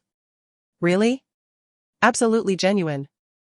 Rong Yichuan paused for a moment and replied, there's no need for that, let's keep it for now. I found myself intrigued by his unexpected leniency this time. With him mediating and jesting, and vocally proclaiming our relationship, Rong Xiangong would undoubtedly lessen any suspicions directed towards me. Oh, so that was it.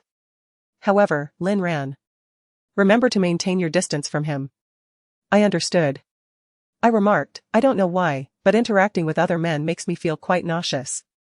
Yet with you. It's different. Rong Yichuan inquired, have you ever had a boyfriend?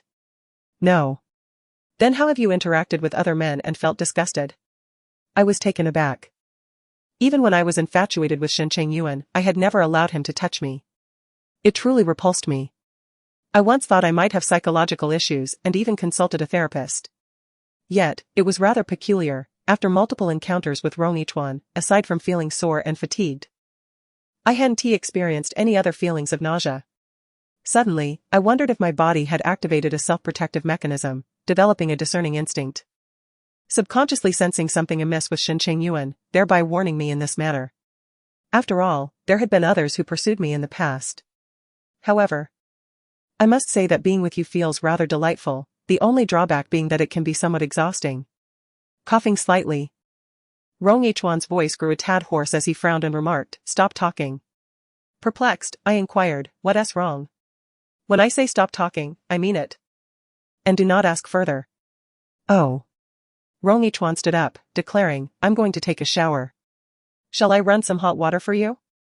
No need, I prefer cold showers. Cold water? Why the sudden inclination for a cold shower? An epiphany struck me. The few words I had just feigned innocence with seemed to have pleased him immensely. Glancing up at him once more, he shot back in indignation. What are you staring at? I quickly lowered my gaze. Given my injuries, I ought not to provoke him further. I didn't. I'm not provoking you. Rong Yichuan turned and made his way to the bathroom. After taking a couple of steps, he returned, fiercely cupping my face and kissing me. The kiss left my lips tingling before he finally released me, grinding his teeth and admonishing, hurry up and recover from your injuries. Chapter 83, A Fateful Encounter. In the subsequent days, I found myself lying on the hotel bed once more. On one hand, I was nursing the injury on my chest. On the other, I was utterly exhausted from the previous night and needed to catch up on sleep. I messaged Shuang Mingfei, who informed me that his team was still keeping an eye on that CAF, but there were no signs of the little Daisy yet.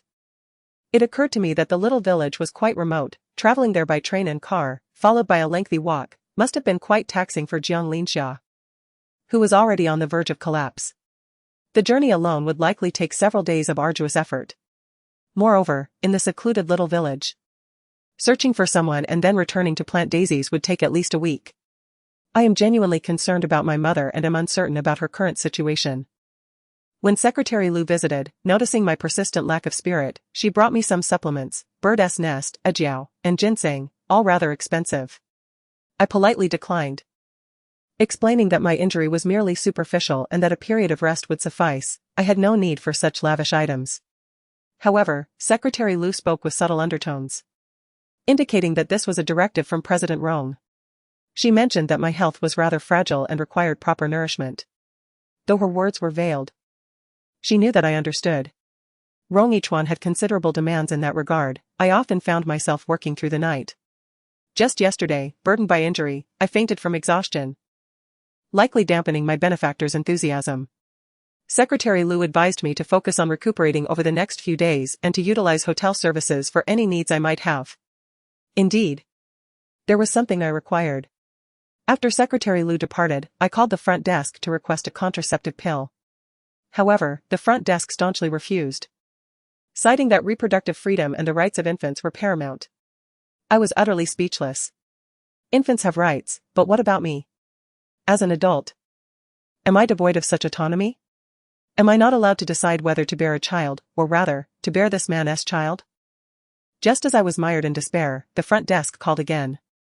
I hoped for a change in fortunes, but they informed me that a gentleman, claiming to be my boyfriend, was inquiring about my room number. May I disclose it to him? A gentleman? Yes, he said his surname is Li Weiyang. He actually chased me all the way to France. I opened my mouth to refuse him, but I was powerless to address the issues back home. So I thought I might as well inquire through him. I decided to go downstairs to find him. After changing into another outfit, I descended to the lobby, where Li Weiyang was seated, accompanied by 3 large suitcases. Upon seeing me, he joyfully rushed over, eager to embrace me. Xiao Ran. I furrowed my brow and pushed him away. No hugging in public. Xiao Ran, this is France. Embraces and kisses are part of social etiquette. I replied. I am not accustomed to such social norms. Li Weiyang appeared somewhat disheartened. Why didn't you answer my video call last night? I was tired. He leaned closer. I couldn't sleep a wink all night because I was thinking of you. Curious, I asked, why did you bring so much luggage? With a flourish, Li Weiyang opened the suitcases on the floor, revealing their contents one by one. Everything is for you. I heard the food in Europe isn't great. So I brought plenty of self-heating hot pots and lao gan ma. Since it's your first time abroad and you don't have much money, I thought I'd bring you a few things. I glanced at the contents, which resembled a small convenience store, filled with an array of items. There are Chinese restaurants in France. But can they compare to those back home? The authenticity is surely lacking, Li Weiyang replied. Wait for me here while I put these things back in my room, and then I will take you out. Where are we going? Li Weiyang, feeling a bit embarrassed, raked his fingers through his hair. To be honest, my primary purpose for this trip was to deliver supplies to you. The secondary reason is that my father has assigned me a task. What task? There have been some complications regarding our collaboration, and I need to discuss it with President Rong. I was puzzled. Didn't Zicheng Sanitary Ware and the Rong Corporation already finalize the contract? How could there be an issue? Speaking of which, it's quite frustrating, Li Weiyang replied, equally exasperated. The contract was indeed signed, but for reasons unknown, someone from old President Rong's side has interfered. Even though the contract exists, we are unable to proceed with the construction. Is it Rong Xiangong? I had long been curious about the relationship between Rong Xiangong and Rong Yichuan, and I suspected Li Zicheng might know a thing or two. Isn't President Rong the one in charge of the Rong Corporation? Why has old President Rong suddenly inserted himself into the matter? This is quite a lengthy story. I perked up my ears, eager to hear more. However, Li Weiyang smirked mischievously. Are you really interested to know? I'm just casually asking. If you're curious, then accompany me for a stroll. I frowned. Where do you intend to go? There's not much to see in Paris. It's not even comparable to what we have back home. You've explored it already? Weren't you unwell these past few days? My seniors went out, and I heard them talking about it. Then you haven't yet experienced Paris, have you? Perfect. Let us explore together. Wait for me a moment while I ask the waiter to assist with my luggage. I was unable to intervene in time. Li Weiyang had already summoned 2 waiters, generously tipping them to assist with the luggage. Without further ado, he grasped my hand and exclaimed, "Let us go. I have missed you dearly, today. You must keep me company." Aren't you going to find President Rong? I inquired. First, I shall be with you, my dear. A shiver coursed through me. Li Weiyang led me through the streets of Paris, wandering aimlessly through places I had visited so often that my interest had waned considerably. However, Li Weiyang seemed exuberant, radiating joy throughout our excursion. Eventually, he guided me to a luxury boutique. We have known each other for quite some time, and I have yet to gift you anything. Today, choose freely, I shall cover the expenses. Our family is well off, and in the past, I would purchase such items without a second thought. Yet after marrying Shen Chengyuan, I had significantly curbed my indulgences to accommodate his feelings. Nonetheless, I am not particularly passionate about jewelry. I tend to invest more in gifts for my parents on their birthdays. Darling, what do you think of this necklace? I glanced at it. The design was simple yet elegant. Although the diamonds were modest in size, the craftsmanship was exquisite. Li Weiyang, ever the dandy, displayed commendable taste. This one looks splendid. I desire this. I raised my gaze and found myself locking eyes with 2 individuals before me. Li Weiyang promptly approached to greet, "Ah, President Rong, Miss Tang. What a coincidence to see you both out shopping." Tang Xiaoyu glanced at me, then at Li Weiyang, and inquired, "Are you Lin's boyfriend?" "Indeed. I am Lin Rant's boyfriend," I replied. I was concerned that at such a young age, she might feel lonely in a foreign land. So I specially flew over to see her. Tang Xiaoyu, with a hint of sarcasm, remarked, Lin, your boyfriend seems quite affluent. Able to bring you to such a prestigious store for shopping. I remained silent, while Li Weiyang answered on my behalf, I certainly cannot compare to President Rong, after all. I am merely fond of our little Ran. Regardless of the cost, I would still buy her gifts, wouldn't I? Miss Tang. Are you and President Rong here to select jewelry as well? Yes, Tang Xiaoyu boasted, as she wrapped her arm around Rong Yichuan. Look, Yichuan. Lin's boyfriend has been quite secretive. With a partner so wealthy, she hasn't even informed us. Tang Xiaoyu's intentions were rather transparent. She simply wished to complain. Feeling dissatisfied with my affluent boyfriend, while attempting to captivate Rong Yichuan's interest. Li Weiyang remarked, girls tend to be shy, it's not easy for them to flaunt. With a forced smile, Tang Xiaoyu replied, Mr. Li, you might be underestimating your girlfriend. She possesses far more ambition than you realize. Ambition? Li Weiyang turned to me. Ambition is a commendable trait, I know she excels academically, ensuring a bright future. One must have ambition to achieve great things. Are you not concerned that she may soar to greater heights in the future? Li Weiyang wrapped his arms around my waist, declaring, whatever decision she makes, I shall support her. I furrowed my brow, attempting to push him away. You can say whatever you wish, but refrain from touching. Li Weiyang chuckled heartily. Yet his grip remained firm. What is there to fear? President Rong and Miss Tang are deeply in love. They certainly would not mind if we two share a moment of affection. Rong Yichuan maintained a placid expression, speaking in a nonchalant tone, young Master Li. You truly are a romantic, traveling all this way merely to elicit a smile from a fair maiden? My father advised me to learn from President Rong. And seeing how well he treats Miss Tang, I naturally must follow suit and show kindness to my own girlfriend. Rong Yichuan nodded slightly. Which piece have you set your sights on? Li Weiyang replied cheerfully, we've only just arrived and have yet to peruse many styles, please, President Rong and Miss Tang. Feel free to choose first. Tang Xiaoyu pointed at a diamond necklace displayed in the glass cabinet and exclaimed, Yichuan, I adore this one. Rong Yichuan responded. Let us take a moment to look further. No need, I interjected, I have already set my heart on this one. Rong Yichuan raised an eyebrow and glanced at me. Didn't T Lin and young Master Li also just admire this particular piece? Indeed, I affirmed. Rong Yichuan inquired, do you fancy it? I nodded, I do. He smiled gently, saying, then I must apologize, I am obliged to purchase what little Ro has chosen. Then why even ask?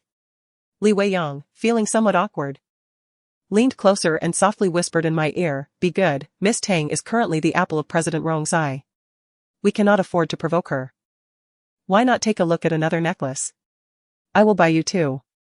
I had no intention of competing with Tang Xiaoyu.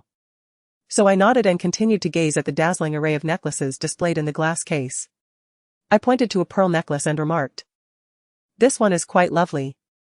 Li Weiyang promptly called over a sales associate, please bring this one out for my girlfriend to try on. However, we were in France. And the attendant, being French, did not comprehend Chinese at all. Ultimately, I had to translate, hello, may I see this necklace? Thank you. The beautiful French saleswoman smiled, nodded, and, wearing white silk gloves, presented the pearl necklace to me, placing a mirror in front of me. This necklace is indeed stunning and suits you beautifully, madam. As I attempted to fasten the necklace behind my neck, I struggled to secure the clasp. Li Weiyang offered, let me help you. After a considerable effort on my part, I still could not manage it and finally conceded defeat. Li Weiyang, with a cheerful demeanor, took over and successfully fastened the clasp, exclaiming, there you go. I admired my reflection in the mirror, the pearls complemented me exquisitely, while the diamonds, though attractive, exuded an overly harsh brilliance. Do you like it? He inquired. I nodded. It's quite nice. Well then, we'll take this one. Just wear it, don't take it off. I'll go settle the payment. Yichuan, I find this pearl necklace quite exquisite. I too am fond of it. I had anticipated such a scene, so when I heard Tang Xiaoyu coquettishly appealing to Rong Yichuan, I was not particularly surprised. Tang Xiaoyu grasped Rong Yichuan's hand and shook it gently, saying, I want it, I like it, will you buy it for me? Rong Yichuan's lips curved slightly. Yet his expression remained impassive, this one has already been purchased. But since the payment had not been made, the transaction was not yet completed, and naturally, The highest bidder would prevail. Rong Yichuan raised an eyebrow and turned to me. Classmate Lin, what is your opinion? What opinion could I possibly have? I smiled and removed the necklace. Since Miss Tang likes it, it is only fitting that it be given to her. Tang Xiao muttered. Who said you should give it up? We'll offer an additional 10. Then it's up to you. Li Weiyang felt even more guilty towards me, saying, come on. Shall we look at some more? Alright, I waved my hand grandly. Aside from those two, I'll take the rest. Li Weiyang's expression turned pale. Come now. Don't jest. I am not jesting. You wish to pursue me, do you not? I do wish to pursue you. But the price of this brand is rather steep, with so much. I couldn't afford it even if I sold my father's company. Then let it be. We shall part ways here, and do not seek me out again. I turned to leave. Li Weiyang caught my arm. Wait, come on, if you want it. I can buy it for you, can't I? Can you afford it? Li Weiyang gritted his teeth. I will buy it. A man should never allow the woman he cherishes to shed tears. If you desire it, then purchase it. As Li Weiyang turned away. His expression was evidently one of indignation, gritting his teeth as he declared, wrap up everything on that counter for me. The sales clerk, still perplexed, required my translation. I glanced at Tang Xiao and inquired, what say you, Miss Tang? I fancy all of these, do you wish for any as well? Tang Xiao fixed her gaze upon me, remaining silent. If you don't want them, shall I have my boyfriend settle the bill? I want them. Who said I did not? Tang Xiao huffed, this trifling amount is nothing to each one. She directly addressed the clerk, I will purchase all of these, and add an extra 10 to the price. The clerk appeared utterly bewildered. The room was filled with Asian faces, and I was the only one who had just spoken a word of French to her, prompting her to seek my assistance. I translated in French, this young lady wishes to buy all the jewelry in your store at a price 10 above the labeled cost. The clerk was taken aback, gasping in astonishment. I then gestured towards Rong Yichuan, stating, this gentleman will handle the payment. Chapter 85, A worthless timber cannot be carved. The clerk remained somewhat incredulous, looking to Rong Yichuan for confirmation. Sir, is this true? Perhaps Tang Xiao sensed that she had taken the rivalry too far, as she sheepishly grasped Rong Yichuan's hand. Yichuan, I beg you. I added fuel to the fire. Indeed, Mr. Rong dotes on Miss Tang. After all, they are merely necklaces that girls adore. Surely he would not refuse. As Rong Yichuan gazed at me, a playful smile graced his lips. Of course not. I addressed the shop assistant. Did you hear that? Hurry and calculate the total. Take this gentleman to swipe his card, and then swiftly wrap everything up. All right, right this way, sir. As Rong Yichuan passed by me, he let out a chuckle. I was perplexed by the reason behind his laughter. Tang Xiao attempted to follow him, but he halted her with a firm command, you stay here and wait for me. Oh. I exited the jewelry store directly. Li Weiyang trailed behind me, apologetically saying, I'm so sorry, please don't be upset. After all, Rong is my father's client, I truly cannot afford to offend him. It's all right. I wasn't particularly fond of those necklaces anyway. Huh? But didn't you just say you liked them all? I scoffed, I was merely testing Rong's attitude. He would acquiesce to every request from Miss Tang, spending lavishly without a second thought. If you wish to assist your father's company, simply curry favor with Miss Tang. Once she speaks, how could Rong possibly refuse? Li Weiyang's face lit up with realization. Oh right, you're so clever. I was just fretting about how to broach this with Rong. Upon saying that, he unexpectedly planted a kiss on my cheek. Taken aback, I raised my head, only to meet a pair of intense eyes behind us. Rong Yichuan, accompanied by Tang Xiao, had also stepped out. I quickly wiped away the remnants of Li Weiyang's kiss from my face, at a loss for words. Rong Yichuan remarked. It seems that young Master Li and classmate Lin share quite a good rapport. Li Weiyang remained his usual goofy self. Hee, isn't that so? By the way, Miss Tang purchased so many items, yet she came out empty-handed? The payment has been completed, and the store will package everything and deliver it to the hotel. There's no need to carry it yourself. Oh, I see. Li Weiyang chuckled awkwardly. Well, as fate would have it, since we've encountered each other in this foreign land, how about I invite President Rong and Miss Tang to dinner tonight? Tang Xiao pouted, no. Tonight Yichuan has promised to take me on the Ferris wheel. That sounds splendid, Rong Yichuan readily agreed. Lin, you should join us as well. It will be livelier with more people. Of course, of course. I haven't seen Xiaoran for several days. There's an old saying, a day apart feels like 3 autumns, naturally. Xiaoran will accompany me. Then it's settled. My secretary will send the restaurant address to you, Mr. Li. Alright, I look forward to it, President Rong. Safe travels. Rong Yichuan's vehicle in France was a white Bentley, with the driver being Brother Chen. Chen opened the car door for them, and Tang Xiao entered first, tilting her head to wait for Rong Yichuan. However, Rong Yichuan simply raised his hand to close the door and took the passenger seat instead. Alright, let us go. I'll take you to other shops. This street is lined with luxury boutiques, whatever you desire, I shall procure for you. I redirected my gaze. If Mr. Li wishes to successfully conclude this business deal, it would be prudent to refrain from referring to himself as husband during dinner. The hotel Rong Yichuan booked was situated along the banks of the Seine River. He appears to have a particular fondness for the Seine River. Just a few days ago, he brought Tang Xiao here to enjoy the fireworks. Li Weiyang insisted on purchasing a dress for me, declaring that today he would accompany me to meet President Rong and Miss Tang, as my attire was rather too plain. The dandy indeed possesses a keen eye for selecting gifts for women. He chose for me a simple yet elegant pure white dress adorned with golden sunflowers, exuding a fresh and graceful charm. I let my hair down, weaving it into a side braid that rested lightly upon my left shoulder, resembling a radiant and lovely maiden of the countryside. Upon my arrival, Rong Yichuan's gaze was fixed intently upon me. From the moment I entered the restaurant until I took my seat, Li Weiyang gallantly pulled out my chair, cheerfully remarking that President Rong had chosen an excellent venue, one that offered a splendid view of the Rhine River at night while indulging in exquisite cuisine. Rong Yichuan continued to observe me, prompting me to clear my throat lightly to remind him of Tang Xiao's presence. Eventually, he averted his gaze and smiled, acknowledging the restaurant's merits. He signaled for the waiter, ordering a steak for Tang Xiao, then handed me the menu, suggesting I peruse it for something I might desire. I inquired, am I free to choose anything? Indeed, he replied. Li Weiyang chimed in, order anything you like, tonight, my dear husband will pick up the tab. I furrowed my brow slightly, shaking my head to remind him. Yet, it seemed Li Weiyang had completely forgotten my earlier admonition, still concerned for me. What's wrong, darling?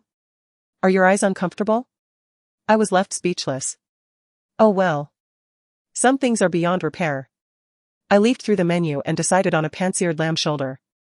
Li Weiyang, unable to comprehend French, could only peruse the images before him. However, today, his intention was not to dine. While waiting for the dishes to arrive, he finally broached the main topic at hand. Mr. Rong. It is thus, our Zicheng bathroom has previously signed a contract with the Rong family. The labor and materials have all been prepared. Yet at the mere command of the elder Mr. Rong, the project has come to a standstill. Our Zicheng is not as grand as the Rong family. We have invested a considerable amount of funds up front. If this project continues to remain in limbo, our liquidity will be jeopardized. Rong Yichuan skillfully uncorked a bottle of red wine, pouring it into the decanter as he replied calmly, the Rong family business was handed down to me by my father. Although his health has deteriorated, preventing him from managing the company, I am not in a position to interfere with decisions regarding certain projects. Li Weiyang, growing anxious, retorted. But the contract has already been finalized, the Rong family cannot simply default on it, can they? If Mr. Rong is truly in a hurry, perhaps he could discuss this matter with my father. I am here solely to accompany Xiao on her travels and have no wish to engage in business discussions. Rong Yichuan dismissed the matter entirely. Li Weiyang sought to interject once more but found no suitable opportunity. After a short while, the dishes were served. Suddenly, Tang Xiao received a phone call and turned to Rong Yichuan, saying, Yichuan, a friend of mine has arrived, you don't mind, do you? Surprised, Rong Yichuan replied. You have a friend in France? It's a friend from back home, they happened to be in France and wanted to meet up upon hearing I was here. Tang Xiao explained. She then inquired, does Mr. Li and Lin mind? Li Weiyang could only respond that he did not mind, while I remained indifferent. In any case, I am not the protagonist today. That's fine, I shall invite him to join us. Tang Xiao rose to her feet, responding to a message on her phone, and then excitedly waved towards the entrance, Mr. Shen, over here. Mr. Shen? I turned around and realized it was none other than Shen Chengyuan. Wasn't he busy promoting villas back in the country? How did he end up in France? Moreover, when did he become friends with Tang Xiao? I glanced at Rong Yichuan and inquired, what is your woman up to? Chapter 86, what about the items in the safe? Rong Yichuan frowned slightly but remained silent. Tang Xiao approached with Shen Chengyuan and introduced him. Yichuan, this is Mr. Shen from Nanfeng Group, he has been of tremendous assistance to me. Shen Chengyuan courteously greeted Rong Yichuan. Hello, Mr. Rong. I truly did not expect to see you here. Rong Yichuan remained silent, intently swirling his glass of red wine. Shen Chengyuan, feeling rebuffed, awkwardly touched his nose. However, Tang Xiao was quite warm. Mr. Shen, please have a seat. I will fetch the waiter for the menu. Today. Consider it my treat along with each one, do not hold back. Thank you very much, Miss Tang and Mr. Rong, Shen Chengyuan replied, settling into a chair. He also greeted Li Weiyang. Mr. Li is here as well. Li Weiyang had no particular relationship with Shen Chengyuan but bore no animosity either. He smiled politely. Indeed. I came to accompany my girlfriend. Mr. Shen, you are here to discuss contract renewal with Mr. Rong, I presume? I mentioned that my purpose for this trip was to accompany Xiao on vacation, not for business matters. If Mr. Shen is indeed anxious, then perhaps he should return with Mr. Shaoli to seek out my father, as he presently holds authority over matters in our homeland. However, Shen Chengyuan interjected. You have misunderstood, Mr. Rong. My purpose in coming here is not to seek you, but rather to find Miss Lin. To find me? I immediately felt a surge of vigilance. Rong Yichuan cast a sidelong glance and remarked, Miss Lin appears to be quite busy, even more so than I. The president of the Rong Corporation. The sarcasm in his tone was unmistakable. Since Shen Chengyuan claimed to be searching for me, I could surmise some of his intentions. Undoubtedly. He had razed my family's villa to the ground and located the safe. Given his urgency, he likely could not wait to decipher the combination and might have resorted to using an excavator to dismantle the safe with brute force. Safes are designed to be secure. They withstand fire and water, and it is challenging for regular heavy objects to destroy them. However, if one is truly determined to access the contents within, whether through an excavator or hydraulic tools, Shen Chengyuan would undoubtedly devise a means to breach it. This necessitated my urgent retrieval of my father's private seal. Shen Chengyuan inquired. Miss Lin has taken my wife's ashes. I wonder if she has devised a method to ascertain whether they indeed belong to my wife or your friend. I replied. Not at the moment. Did Miss Lin happen to observe anything else when she went to collect the ashes? Perhaps she saw the vengeful spirit of Miss Su. Does that count? Miss Lin jested again. Children should refrain from discussing the supernatural. My subordinates are rather timid and prone to fanciful tales, Miss Lin. Please do not take their words to heart. Why has Mr. Shen traveled such a great distance to France to seek me out? Shen Chengyuan took a deep breath and said, Miss Lin, could we speak privately for a moment? Before I could respond, Li Weiyang interjected, if Mr. Shen has something to convey, he may do so here. Miss Lin is now my girlfriend, and given that Mr. Shen has recently lost his wife, it would be rather inappropriate for a solitary man and woman to converse alone. Shen Chengyuan regarded me and replied, very well. He then retrieved a small box from his pocket and handed it to me, saying, Miss Lin, please take a look and see if you like it. Upon opening the box, I discovered a pearl necklace within. Li Weiyang exclaimed, what is the meaning of this, Mr. Shen? Miss Lin is already in a relationship. What is the intention behind gifting her a necklace? Just then, Tang Xiao returned with a waiter. The waiter set additional utensils before Shen Chengyuan, while Tang Xiao, upon seeing the pearl necklace, appeared astonished. Isn't this the necklace we saw in the store today? Yet, each one has already purchased it for me. Where did Mr.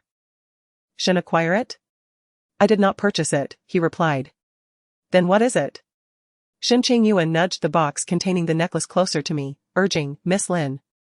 Have a closer look, you should recognize it. The moment I laid eyes on the necklace, I recognized it instantly. It belonged to my mother. I had bought it as a birthday gift for her with my prize money after my painting won an award during my first year in France. It was from the same luxury brand we visited today, which explained the similarity in design. Tang Xiao chuckled softly, did you hear that, young Li? I must say, Lin is far more ambitious than you might think. While she is entangled with you, she is also seeking to curry favor with Mr. Shen. Li Weiyang's expression darkened, though it was not directed at me, but rather at Shen Chengyuan. Mr. Shen, what do you mean by this? Your wife has only been gone for less than a year. Is this how you honor her memory? Shen Chengyuan offered no explanation, he merely fixed his gaze upon me. His eyes tinged with red. Miss Lin, do you recognize it? I averted my gaze and shook my head. It resembles a necklace I admired during the day. But the details bear slight differences. Miss Lin, it would be best if you ceased to feign ignorance. What Mr. Shen is saying is beyond my comprehension. Not comprehending? Very well, Shen Chengyuan continued, Miss Lin, when you return to the country next time, you may need to retrieve the ashes from my home once more. Mr. Shen. Rong Yichuan interjected, tapping the table gently, this is a dining establishment, refrain from speaking of such morbid matters. Shen Chengyuan apologized, expressing regret to Mr. Rong, and stated, I have some matters to attend to, unfortunately, I shall not have the honor of dining with you today.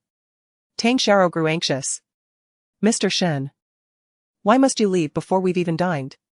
I came today solely to have Miss Lin identify this necklace, now that I have received my answer. I must return home to attend to business. Miss Tang, perhaps next time I shall invite you to dinner. Wait. I stood up. Mr. Shen, let us speak outside. I turned away from the dining table, and Li Weiyang grasped my wrist. I will accompany you. I held him back and said, you attend to your own matters first. I am fine. I stepped outside ahead of him, standing beneath the lamppost by the banks of the Rhine, waiting for his arrival. Soon, Shen Chengyuan caught up with me. Calling out, Lin Ran. I crossed my arms, gazing at the river, and inquired, what is it that you truly want from me? Shen Chengyuan's tone turned frigid, you should be aware of it. I do not know, I replied. Lin Ran, it is pointless to feign ignorance any longer. If you wish to reclaim the ashes. He continued, what about the items in the safe? I turned to face him, asking, what safe? Stop pretending. Your presence here indicates that you recognized this necklace. It is a cherished piece worn by my mother-in-law, who seldom ventures out. If it bore no connection to the Su family, she would never have encountered it. I asserted, the Su family funded my university education. I have visited their residence and met Madame Su and her necklace. What is so peculiar about that? I pressed further, once again. Did you take the items from the safe? Chapter 87, Repaying Kindness with Enmity. I chuckled, when I left the villa that day. I was already frightened out of my wits by Miss Su's ghost. Moreover, you were present when I exited, and aside from a box of ashes, I took nothing. Shen Chengyuan scrutinized me, what connection do you have with the Su family? A relationship of gratitude, I replied. Is it truly so astonishing that a mere few thousand yuan in tuition assistance could lead you to this? Individuals differ significantly, some repay a small kindness with immense gratitude, while others respond to great generosity with enmity. It is entirely understandable that Mr. Shen cannot fathom my actions. Miss Lin seems to insinuate something. What could she possibly mean? Those plagued by insecurity tend to panic at the slightest disturbance. Mr. Shen, I hope you are not among them. Shen Chengyuan, visibly agitated, proposed, Miss Lin. Let us strike a deal. Is Mr. Shen suggesting another transaction with me? As you have observed, the apple of President Rong's eye is Miss Tang. It would be more prudent for you to negotiate with her, perhaps securing a swift renewal of the contract. Do you still desire Mrs. Su's life? I fell silent. Shen Chengyuan continued, if you provide me with the contents of the safe, I assure you she will remain unharmed, and I will arrange for the finest medical care. Where is she? In a location known only to me. What is her current condition? Not well. Shen Chengyuan retrieved his phone and showed me a brief video. Madam. Please wake up, don't frighten me. It was Aunt Lu. They appeared to be in a dimly lit basement. My mother lay motionless, while Aunt Lu knelt beside her in tears. The video abruptly ended after mere seconds. I reached out to take the phone for a closer look, but Shen Chengyuan swiftly reclaimed it. I urgently pressed, what has happened to Mrs. Su? Seeing my distress, Shen Chengyuan smiled slightly, ah. Finally you are no longer dancing around the subject. What have you done to Mrs. Su? I haven't done much, Shen Chengyuan remarked, it is Mrs. Su who is unwell. Previously, she merely experienced bouts of confusion, but now she often faints. Take her to the hospital, immediately. Miss Lin. Why are you in such a rush? This time, it was Shen Chengyuan who seemed leisurely. He extended his palm towards me, stating, hand it over. And I shall promptly escort her to the hospital. I glared at him, distrust evident in my gaze. Shen Chengyuan noticed my skepticism and, in my presence, made a phone call, sent a doctor over to take a look. I inhaled deeply, forcing myself to remain composed. Very well, I can give you the item. Shen Chengyuan's smile widened gradually. However, I continued, such an important item, I did not bring it with me, I have concealed it in a hidden location back home. Shen Chengyuan inquired, where? In the urn. I knew it. Shen Chengyuan cursed under his breath, to scare off my subordinates with your supernatural antics. Then to unlock the code and take the item in the urn, Miss Lin, I truly underestimated you. That friend of yours who supposedly fell from Suifeng Mountain is also a fabrication, isn't it? You desire the urn merely as a cover. What you truly seek lies within the safe. I retorted, what use would I have for that item? You must have deep connections with the Su family. Even Aunt Lu is unaware of the safe's code, yet you managed to decipher it in such a brief span. A chill ran through me. What have you done to Aunt Lu? Did you coerce her? How is it that the Su family has shown you kindness? Does Aunt Lu also hold some significance in your life that you feel compelled to care for her welfare? Shen Chengyuan suddenly narrowed his eyes. This only piques my curiosity further. What exactly is your connection with the Su family? Could it be that you are the secret mistress of my esteemed father-in-law? Or perhaps you are the illegitimate daughter he fathered with another woman? Why do men always think alike? When a man is involved with a woman, the first assumption is always that of financial support, with familial ties coming second. This is a notion that both Rong Yichuan and Shen Chengyuan seem to share. Is your mother Aunt Lu? Shen Chengyuan suddenly realized, no wonder you care so deeply about Aunt Lu's well-being. It appears my hypocritical father-in-law has entangled himself with the very nanny of his wife. Mr. Shen, it may be acceptable for you to harbor your own sordid thoughts. But projecting such filth onto others is where you err. Shen Chengyuan let out a cold laugh. Never mind who you are. Just tell me where you have hidden the urn. And how can you assure me that you will find a doctor for both Mrs. Su and Aunt Lu? Shen Chengyuan retorted, what do you wish to do? I want Aunt Lu to video call me. I need to speak to her directly to ensure that she and Mrs. Su are safe. Shen Chengyuan regarded me intently. That can be arranged. A slight sense of relief washed over me. Shen Chengyuan's willingness to say such things at least indicated that my mother and Aunt Lu were still alive. Please initiate the video call now, I urged. Why the haste? Shen Chengyuan seemed to have discovered my vulnerability, suddenly adopting a calm demeanor. Miss Lin, you do not trust me. And I find it difficult to place my trust in you as well. Since you are aligned with the Su family, how can I ensure that after our video call, you will return what belongs to me? In my frustration, I exclaimed, I merely wish to see you on video, the person is still in your custody. So what is there to fear? Miss Lin, astute and eloquent, possesses a remarkable talent for theatrics. I had previously underestimated her, but this time, I am unwilling to take such a risk. Unless what? You assist me in resolving the contract renewal with the Rong family. My anger was reaching a boiling point. You demand what I possess while expecting my help with the contract renewal. And all I ask is for the release of the person. You, Mr. Shen, truly are a shrewd negotiator. You are also asking for the release of two individuals. One will suffice, choose one, either Mrs. Su or the nanny. Shen Chengyuan clicked his tongue, expressing his curiosity about my apparent concern for the nanny. Is she truly your mother? I took a deep breath. In this negotiation, what I seek is a life, while Shen Chengyuan seeks business. Business can wait. But a life cannot. In this transaction, my urgency surpasses his. Perhaps this, you first return what is mine, and I will release one person. As you work on facilitating the contract renewal with the Rong family, I will then release the other. Shen Chengyuan remarked, Miss Lin. I have already shown you considerable courtesy by presenting you with a plethora of trading options. Should you continue to refuse my goodwill, then so be it. I shall relinquish my claims, for I possess alternative means. You may forget about encountering those two individuals ever again. Wait, I interjected hastily. I can attempt to discuss the renewal matter with President Rong. Attempt is insufficient, I require certainty. You are well aware of President Rong's character. He is no fool swayed by temptations. How can I guarantee you anything? Very well, you have a point. I shall approach Miss Tang directly. Her chances of success are likely greater than yours at present. Shen Chengyuan gestured towards the riverside restaurant along the Rhine, where Rong Yichuan and Tang Xiao were engaged in conversation, Tang Xiao affectionately embracing his neck and kissing his cheek. Meanwhile, Li Weiyang sat awkwardly in silence, not uttering a word. So, Miss Lin, have you reached a decision? Chapter 88, Secrets Beneath the dining table. A server approached, a striking blonde with captivating blue eyes, exuding a strong French allure. Miss, that gentleman has sent me to inquire if you have concluded your discussion. She referred to him simply as the gentleman. I was uncertain whether she meant Li Weiyang or Rong Yichuan. Nevertheless, I realized I had lingered too long with Shen Chengyuan.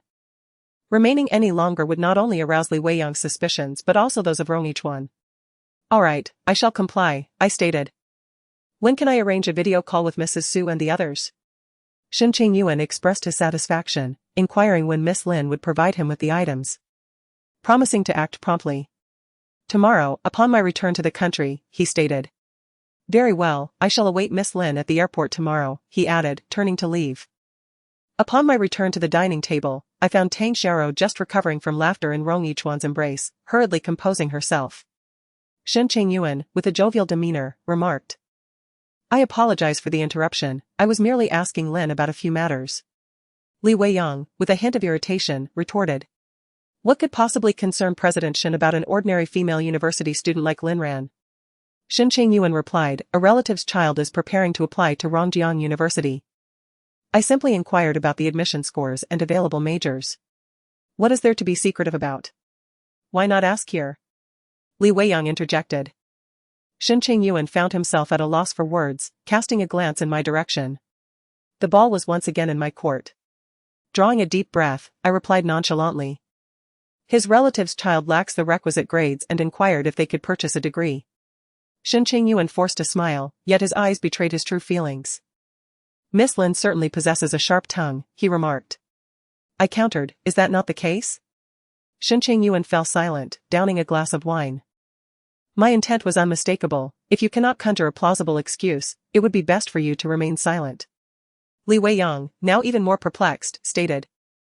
There is nothing shameful about this, it's merely a favor for a relative. I replied, perhaps President Shen finds such matters embarrassing, considering his own lack of educational credentials, making him particularly sensitive to the notion of being perceived as a vocational school graduate. Shen Chengyuan scoffed, Miss Lin, as a language student, is indeed quite sharp-tongued. Thank you. I am studying French. Is not French a language as well? I did not insult you in French. Rong Yichuan suddenly chuckled. Why does Lin classmates seem so irate after chatting with President Shen for a while? Shen Chengyuan, adopting an air of bravado, replied, it's all my fault. I may have inadvertently offended Lin classmate by questioning her academic credentials during our conversation. After all, she is an exceptional student who gained admission to Rongjiang University through her own merit, it must have displeased her. Li Weiyang, fiercely protective of me, draped an arm around my shoulders and remarked, my Lin Ran is not one to hold grudges. However, Shen's statement held some truth. Lin Ran indeed entered the university with integrity, truly deserving of the title of academic achiever. How did Lin classmate perform in the English portion of the college entrance examination? Rong Yichuan casually inquired. I replied, it was satisfactory. What score did you achieve? Over 140. It seems Lin classmate possesses a remarkable aptitude for languages, excelling in both English and French. I explained, many roots of words in English and French are similar, making them mutually intelligible. Indeed. Then your scores in Chinese must also be impressive? I found myself puzzled as to why Rong Yichuan suddenly asked this. Chinese, it is just average, I suppose. Rong Yichuan then turned to Tang Xiao with a smile, asking, what about you? How did you fare in Chinese? Tang Xiao, brimming with pride, replied, my mathematics is lacking. I rely entirely on my Chinese scores to boost my overall results. Really? Of course, I can still recite the memorial on the expedition in its entirety. Is that so? I find it hard to believe. Tang Xiao, unwilling to concede defeat, boldly declared, the late emperor's enterprise was abruptly cut short, and the realm is now divided into 3 parts. She truly remembered when she recited, to be close to virtuous ministers and distant from petty men. This is how the former Han flourished, to be close to petty men and distant from virtuous ministers, this is how the later Han. Suddenly, Rong Yichuan interrupted her. All right, Xiao, I believe you this time. Tang Xiao, with her head held high, resembled a victorious little rooster, exclaiming, I told you so. Yet you wouldn't believe it. Rong Yichuan chuckled as he pinched her cheek, then turned to me and asked, what comes next, Miss Lin? Please continue. My heart began to race. I had spent my entire secondary education in France, and I had never even glanced at the domestic textbooks, let alone memorized them. I had forgotten. That couldn't be right, wasn't Lin a freshman, having just graduated from high school less than a year ago? How could she forget already? A cold sweat broke out on my brow. After spending considerable time together, I gradually discerned Rong Yichuan's temperament. He might tell a fib, but he never spoke aimlessly. I wondered why he had suddenly taken it upon himself to test Tang Xiao's memorization of classical texts. It turned out he had ulterior motives. Having long suspected my true identity. Meanwhile, Shen Chengyuan gazed at me with keen interest, wearing an expression as if he were anticipating a spectacle. Only Li Weiyang stood by to protect me, for getting such lengthy classical prose was quite normal. Besides, my family, Lin Ran, was entirely devoted to becoming a French translator. Pouring all her energy into mastering the language since entering university, forgetting past material was to be expected. I suddenly thought that marrying a wealthy fool might not be such a bad idea after all. At the very least, he would not cast me off the precipice for monetary gain, nor would he treat me as a mere tool akin to Wan. I cast a grateful glance at Li Weiyang, who, as if receiving immense encouragement, became quite animated and swiftly planted a kiss upon my cheek. Goodness! It is of no consequence, if one cannot recite, then so be it, I too am lacking in that regard, and I harbor no disdain for you. A shiver ran down my spine. Although Rong Yichuan had said nothing when he had his arm around my shoulder, his expression had darkened. And he began to quiz me on classical literature, gradually revealing a tendency to become unrecognizably irate. And now, to kiss me in his presence? Indeed. Rong Yichuan spoke up, Li always seems to be quite affectionate with Lin. This marks the second time you have kissed in front of me. Li Weiyang, blissfully oblivious, interpreted this as praise and intensified his declarations. Honestly, I do not quite understand it myself. I have never felt such a stirring for a woman before. Ever since I encountered Lin Ran, I suddenly find the frivolous distractions of the outside world utterly unappealing. Only Lin Ran captures my heart. I poked him lightly. Stop it. Li Weiyang laughed heartily. Why poke me? Are you feeling bashful? I replied. I worry that your visit to France might jeopardize the collaboration your father painstakingly negotiated. Clatter, Rong Yichuan softly remarked. I apologize for dropping your fork. Tang Xiao quickly interjected. No worries, I shall ask the waiter to bring another. Allow me to assist you, I offered. Tang Xiao beamed. Thank you, dear. As I gazed upon Tang Xiao's flushed face and her adoring glance directed at Rong Yichuan, I could only feel a throbbing pain in my foot. Beneath the table, Rong Yichuan clasped my ankle, exerting a slight pressure that seemed to serve as a form of punishment. Yet, before long, it transformed into an intimate caress. Chapter 89, a play starring three men. I felt as though a caterpillar were crawling upon my foot. The sensation was maddening, yet I dared not move. I exerted a hint of force, attempting to shake off his grip, but just as I showed any signs of movement, he suddenly released me. My force was too great. I had no means of retracting my foot and inadvertently kicked something. Then, I heard Tang Xiao's shrill scream, ah. Rong Yichuan leisurely retrieved the fork, placing it before her. And with a considerate demeanor, inquired, what happened? Tang Xiao glared at me and Li Weiyang, her voice laced with resentment as she declared, someone kicked me. Li Weiyang immediately raised his hands in a gesture of surrender, exclaiming, by the heavens, how could I dare to kick Miss Tang? That person is her. Tang Xiao pointed at me. Lin, you harbor ill will against me for taking the necklace you desired, and you resort to such underhanded tactics? Li Weiyang responded. Not at all, Miss Tang. I have already purchased another gift for Lin Ran. She wouldn't hold a grudge over such a trivial matter. Rong Yichuan chuckled amiably and summoned the waitress. Please, could you assist my girlfriend with a new fork? It was the same blonde waitress, who seemed to have been observing us attentively, her smile enchanting and delicate. Certainly, sir, your girlfriend is indeed fortunate. Rong Yichuan smiled slightly, remarking, my girlfriend may not necessarily be the one beside me, so do not mistake her. The blonde waitress cast a look of mild surprise in my direction. Among those present, we were the only two women.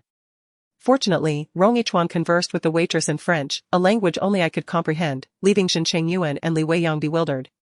Tang Xiao, who had just fallen victim to my subtle machinations, was now incensed to witness the blonde woman flirting with Rong Yichuan right before her eyes, puffing up like a pufferfish. Yichuan, what is she saying to you? Rong Yichuan maintained his composed demeanor, a faint smile gracing his lips. I merely asked her to assist you in changing your fork. It was but a few polite exchanges.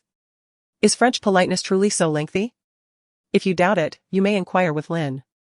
I silently scoffed at these men, who shared an unspoken understanding, directing all matters my way, whether it be a soccer ball or a basketball. But then again, it made sense, among the three men present.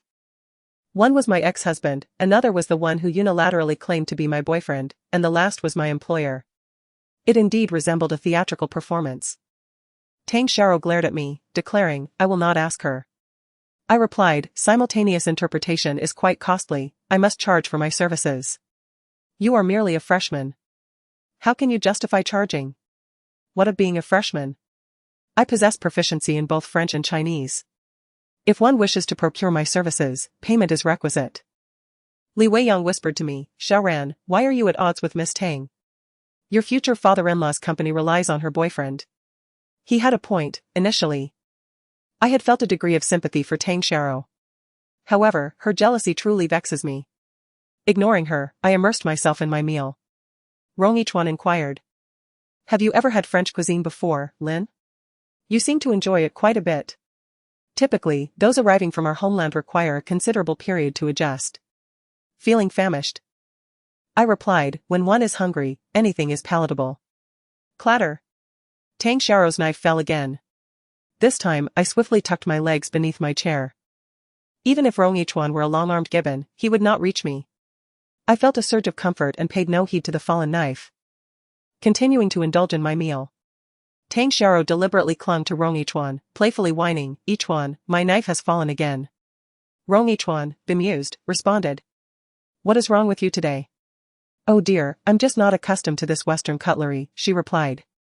No worries, I shall have someone assist you with a replacement. No. No, Tang Xiao mischievously smiled, I wish to use yours. Rong Yichuan raised an eyebrow, then what shall I use?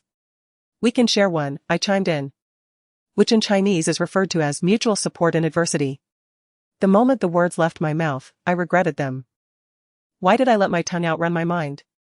Had Rong Yichuan not been present, I would have slapped myself. I quickly added, this time, there is no charge. Tang Xiao huffed, who needs you to translate? I am fluent in Chinese and intended to say mutual support in adversity from the very beginning. I shrugged nonchalantly. Yet I remained observant of Rong Yichuan's reaction. Although the knife was seldom used, those accustomed to French cuisine find it quite challenging to share utensils with others. Tang Xiao wished to act coy, and I was curious to see how far he would indulge her. Lin's dining knife had likely never been used, had it? Rong Yichuan directly took the knife from my side, declaring, I shall use this one, you may have mine. With that, he offered his knife to Tang Xiao. She refused to accept it. Rong Yichuan then swapped the two knives, suggesting, then why not use this unused one? He turned to me, inquiring, Lin. Do you have any objections? Naturally, I had none. However, Tang Xiao exclaimed loudly, I do object. I do not wish to use someone else's utensils. I shall request a new one from the waiter. In a huff, she turned on her heel and walked away. I resumed my meal. Rong Yichuan called to the others. Mr. Shaoli, Mr. Shen, please eat as well, if the steak cools, it will lose much of its flavor. Shen Chengyuan remarked, Rong, it appears Miss Tang is upset. Won't you comfort her? Rong Yichuan elegantly sliced his steak, a slight smile gracing his lips. Indulgence is one thing, but excessive appeasement diminishes the charm. Shen Chengyuan seemed to grasp the sentiment. Indeed, as Rong said, with women, it is delightful to tease them when they are cheerful, but excessive drama can be quite irksome. Rong Yichuan then playfully asked him, Mr. Shen, your reflections are quite intriguing. I have heard your relationship with your wife is remarkably harmonious. Shen Chengyuan paused, yes. My wife and I are indeed very affectionate. Does your wife ever exhibit her little whims? Occasionally, there are moments. In truth, I found myself envious of Shen. Miss Su was not only beautiful but also remarkably understanding. For a man, finding someone to love is no small feat. Shen Chengyuan sighed, lamenting, it is indeed a pity. She has already departed from my life. Does Mr. Shen have any plans for remarriage in the future? At present, I have no thoughts in that direction. Ran has only recently passed away, and it has yet to be a year. My in-laws are also in poor health, and the company is burdened with myriad affairs. I scarcely have the time to ponder such matters. Rong Yichuan nodded in understanding. Mr. Shen appears to be wholly devoted to his work. Indeed. Ran's departure was far too abrupt. I find it exceedingly difficult to accept. Even now, I still dream of her at night. Li Weiyang suddenly interjected. Is Ran the enigmatic young lady from the Su family? Shen Chengyuan confirmed, yes, my wife's full name was Su Lingran, and she was affectionately known as Ran. I see, you startled me. When Mr. Shen mentioned Ran, I thought he was referring to my dear Xiaoran who is right here, safe and sound. Chapter 90, My identity is questioned. My heart skipped a beat. At that moment, the gazes of the other two men at the dining table fell upon me. Rong Yichuan scrutinized me, while Shen Chengyuan looked on with suspicion. Li Weiyang continued to smile, saying, I once had the chance to meet this Miss Su. Rong Yichuan inquired. Where did you encounter Miss Su, Mr. Li? It must have been over a decade ago, back when she was just a little girl, dressed in a frilly dress. Her hair dark and glossy, resembling a porcelain doll. I was utterly mesmerized. My father told me that I ran over to her and declared my intention to marry her when she grew up. Oh? Rong Yichuan asked. And what did Miss Su say? Haha, she must have declined, she's quite amusing. She mentioned that she has already promised another young man that she would marry him when she grows up, and that she cannot marry me. Rong Yichuan's eyes flickered. It is indeed quite interesting. Li Weiyang remarked, I suppose she has played house with someone, but with her beauty at such a young age. She will undoubtedly be even more stunning as she matures. President Shen is quite fortunate. Shen Chengyuan's gaze lingered on my face, as though he were searching for evidence of Su Lingran. Unfortunately, I had undergone cosmetic surgery, and the only trace he would find would lead him to Emoli. President Shen, why do you keep looking at my little Ran? Have you taken a liking to her? Shen Chengyuan averted his gaze. How could that be? Rong Yichuan then inquired, Mr. Li, who do you find more attractive, Miss Su or classmate Lin? Li Weiyang immediately turned beet red. President Rong, this is a perilous question. You just said that classmate Lin is very magnanimous and wouldn't fuss over something trivial. I'm merely curious, since Mr. Li has extolled Miss Su to the heavens, how does she compare with classmate Lin? Li Weiyang glanced at me, somewhat apologetic. Xiao Ran, do you want me to answer? I nonchalantly nodded. Li Weiyang embraced me. I must speak honestly, and you mustn't be upset. In truth, I find Miss Su more beautiful. Certainly. I do not mean to imply that you lack beauty, rather, Miss Su possesses a kind of exquisite allure that is particularly breathtaking. Xiaoran. You embody a beauty that reveals itself over time, one that becomes increasingly captivating with each glance. I hastily waved my hand, signaling him to refrain from further elaboration. Rong Yichuan then turned to inquire of Shen Chengyuan, what do you think, Mr. Shen? After a moment of contemplation, Shen Chengyuan remarked, I, too, believe my wife is the more beautiful one. Rong Yichuan chuckled lightly. It is rare for both gentlemen present to share the same opinion. It appears Miss Su's beauty is widely acknowledged. Li Weiyang added, it is indeed peculiar that old Su has kept this Miss Su so well hidden. There are hardly a few people in H City who have seen her as she has grown. After all, Mr. Shen has the advantage of proximity. Shen Chengyuan gestured towards me and said, classmate Lin is also beautiful. Young Master Li need not envy me, my wife has passed away, but you, young Master Li, still have the opportunity to soar together with classmate Lin, basking in love. Indeed, ha ha ha. As we laughed, Li Weiyang reached to embrace my waist once more. Ahem. Rong Yichuan suddenly cleared his throat with a pronounced cough, causing Li Weiyang's hand to halt. Mr. Rong, perhaps you should sip some water and refrain from the wine. Li Weiyang suggested. Rong Yichuan nodded, my apologies. It's quite all right. I also find the black pepper in the steak a tad excessive, rather overwhelming, I replied. Rong Yichuan dabbed his lips with a napkin and then swiftly leaned down, seizing my foot when I was momentarily distracted.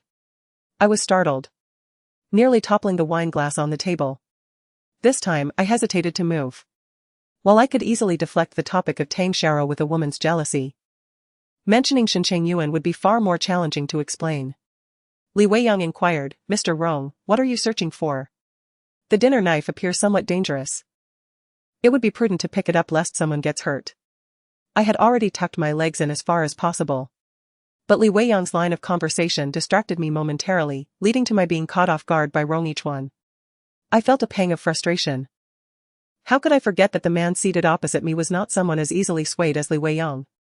He had been biding his time. Knowing I would attempt to evade him, thus deliberately shifting the topic to who was more beautiful to misdirect my attention before striking when I least expected it. However, this time, he did not grip me tightly. Instead, he held my hand loosely, and as he settled into his chair, my foot was pulled to its limit. I had to grasp the edge of the table firmly to prevent myself from being dragged beneath it. Furrowing my brow, I silently questioned him, what do you intend to do? Rong Yichuan feigned ignorance, holding his wine glass with a composed demeanor as he savored the wine. Mr. Shen, Mr. Li, do indulge in this authentic Bordeaux from a French vineyard. Li Weiyang tilted his head back, downing half his glass as if it were a shot of baijiu. Smacking his lips in delight, ah, this wine is splendid. Yet, it was evident to everyone that he was merely a novice savoring something truly exquisite. The bottle Rong Yichuan had opened today, while not the finest, was nonetheless of exceptional quality, with a rich aroma and a vibrant hue, a genuine fine wine. Shen Chengyuan took a small sip. I am not well versed in the nuances of red wine, yet its taste was indeed delightful. Rong Yichuan chuckled. As long as you enjoy it. We are all indebted to Miss Tang for this experience. By the way, why has Miss Tang been gone for so long? Rong Yichuan replied, she must be out having fun, she will return when she has had her fill. I was wholly focused on maintaining my balance as Rong Yichuan's audacity escalated. Taking advantage of the lengthy tablecloth, he brazenly lifted my foot onto his knee and proceeded to remove my shoe. The sensitivity of my soul heightened, and as his fingertips glided across it, I quivered uncontrollably. Xiaoran, are you cold? He inquired. I clenched my teeth, insisting, I am not cold, I am simply. Suddenly, I caught sight of a familiar figure darting by in the distance. I struggled to remember who he was, but I was certain I had encountered him before. I strained to delve into my memories, yet Rong Yichuan seemed to inadvertently brush against my foot once more. Naturally, I am exceedingly ticklish. And he appeared to have discovered this vulnerability, finding it amusing as he continued to tease me. My face flamed crimson as I glared at him, but he remained unfazed. Engaging in casual conversation with Shen Chengyuan and Li Weiyang. Suddenly, a commotion arose. Someone has fallen into the water. A voice shouted from afar, albeit in French. It struck me. That familiar figure, I had seen him when Rong Yichuan shielded me behind the rockery. He is affiliated with Rong Xianggong. The one who fell into the water is Tang Xiao? I was suddenly filled with apprehension. Rong Yichuan firmly squeezed my foot and looked at me with a smile, saying, if Lin, my dear classmate, feels cold, shall I summon a waiter to bring a blanket? Anxiety gripped my heart. I was uncertain whether Tang Xiao could swim. However, if it were someone from Rong Xianggong's circle who intervened, even if she could swim, her chances of survival would likely be dire. Mr. Rong, Miss Tang is unfamiliar with this place, you should go check on her, I urged fervently. Rong Yichuan's gaze turned somewhat frosty. I said, once she has had her fill of play, she will naturally return. But you promised me. I began. Only to be interrupted by Rong Yichuan, who spoke to me in French, sit properly and eat. Chapter 91, Rush to save the person before Shen Chengyuan. Li Weiyang noticed my genuine anxiety and inquired with concern, what's wrong, little Ran? Nothing, I replied tersely, stuffing food into my mouth. Rong Yichuan frowned. Is this how one eats? I remained silent. At last, Rong Yichuan could no longer tolerate it and abruptly removed my plate, casting it aside with a thud. The sound was not loud, yet it startled both Shen Chengyuan and Li Weiyang slightly. I'm still hungry, give it back to me, I protested. Rong Yichuan regarded me coldly, you already knew this outcome, why the fuss now? But last time you promised me you would consider it. And so? I paused. At a loss for words. He had merely promised to consider it, but he had not committed to rescuing Tang Xiao. Even so, I couldn't help but recall his recent tenderness and indulgence towards Tang Xiao, which felt like pushing her into the waves of death, leaving me with an uncomfortable sensation in my heart. Lin Ran, do I need to remind you of your identity? I lifted my head, perplexed by his current insinuation. Earlier, He had expressed doubts regarding my identity. Had he deduced the truth? Yet, was he merely reminding me that I was but a pawn in his hands, destined to obey whatever decisions he made? Li Weiyang interjected on my behalf. I apologize, President Rong. But Lin Ran hails from the mountains and may not be well versed in dining etiquette. She is simply hungry. Rong Yichuan averted his gaze and coldly remarked. French cuisine does not satiate. Little Li, why not take Lin to dine elsewhere? Li Weiyang concurred, suggesting, come on, Xiaoran. Let us explore and see what else you might desire to eat. As I stood to follow him, Li Weiyang attempted to wrap his arm around my waist. Instinctively, I thought to push him away, only to hear Rong Yichuan's cough. I withdrew, but why was he coughing?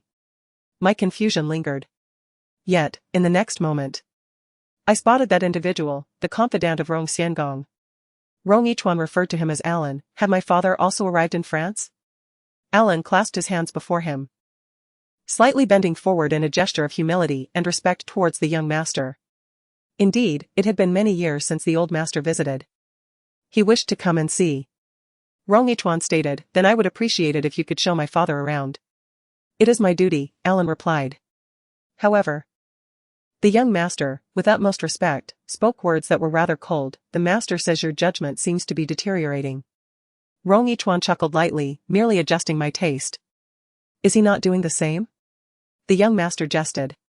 Whether he was joking or not was clear to everyone present. Rong Yichuan rose. Does he have any messages for me? Alan replied, no, the master merely instructed me to carry out some tasks and happened to see you. So I came to greet you. After this exchange, Rong Yichuan said nothing further and turned to leave in another direction. Li Weiyang wrapped his coat around me. The wind by the Seine can be quite brisk at night. Are you cold? I shook my head, then nodded. Li Weiyang suggested, if you are cold, we could return to the hotel and dine at the restaurant there. Truthfully, I was no longer hungry. Wait a moment. What's the matter? I wish to see the Rhine River once more. I hurried to the banks of the Rhine, not far from the restaurant where we had just dined, now bustling with onlookers. Police cars had arrived, their flashing lights painfully blinding. With everyone's efforts, they finally retrieved a person from the river. He is alive. He hasn't died. Quickly, take him to the hospital. I seized a passerby approaching from that direction and inquired in French, is the rescued individual in critical condition? The passerby replied, he should be fine, his mother just performed CPR on him, and he has already regained consciousness. Mother? Indeed. The young boy at this age is quite mischievous. He accidentally fell in, but fortunately, there were many people by the river today, or it could have been rather dangerous. The boy is not Tang Xiaoro. Did Rong Yichuan know about this from the very beginning? I find him increasingly perplexing. Mr. Shen, Mr. Li, are you also visiting France? Suddenly, I noticed that Alan had appeared before us without my noticing. Shen Chengyuan seemed to be somewhat familiar with him. Greeting him with a smile, I am here to discuss a matter with Miss Lin. Li Weiyang chimed in, I am here to accompany my girlfriend. As he spoke, he possessively pulled me closer. Alan, possessing a very amiable visage, appeared to be a gentleman of refinement, greeted me with a smile, Miss Lin. It is a pleasure to meet you. I am quite impressed by your proficiency in French. I nodded in acknowledgement, thank you. Is Miss Lin currently in a relationship with Mr. Li? Li Weiyang answered for me, yes, I have been dating Lin Ran for quite some time. I see, it appears that your relationship is quite harmonious. In the throes of romance, I traveled a great distance from my homeland to pursue her, not wishing to be apart for even a moment. Alan seemed relieved, his smile widening, then I wish Mr. Li and Miss Lin a delightful journey. I have some matters to attend to, so I shall take my leave. Alan departed. I returned to the hotel alongside Li Weiyang. Shen Chengyuan had also booked a room on my floor. As we parted, he reminded me, Miss Lin, do not forget to purchase your plane ticket. I replied, I shall not forget. Shen Chengyuan pushed open the door, preparing to enter, when he received a phone call, his impatience palpable. What now? He answered. On the other end, Jiang Linxiao's voice echoed, have you taken the vitamins I brought you? I heard that people in Europe consume very few vegetables. You must ensure you supplement your vitamins. Fine, I know, it's just vitamins. Missing a day won't make a difference. That's enough, goodbye. With a click, Shen Chengyuan stepped into the room and closed the door behind him. The meal today had utterly exhausted him. He exchanged a few perfunctory words with Li Weiyang before retreating to his room. Just as he intended to call Zhuang Mingfei for an update, his phone rang. He hastily answered, "Is there news from the CAF?" "Yes," Zhuang Mingfei replied, "just now, someone placed a pot of daisies outside the CAF." This news invigorated him, dispelling his fatigue in an instant. He calculated the time difference and lingered in his room for another 2 hours. By the time it was deep into the night in France, Shen Chengyuan was almost certainly fast asleep. He scribbled a note on his desk and then swiftly descended the stairs, hailing a taxi straight to the airport. He booked the earliest flight home. Zhuang Mingfei and Gu Shuling were there to greet him. Upon seeing him, Gu Shuling exclaimed in surprise, Ran, how did your trip to France turn you into a rabbit?" "I've been burning the midnight oil," he replied. "For various reasons, I haven't slept these past few days.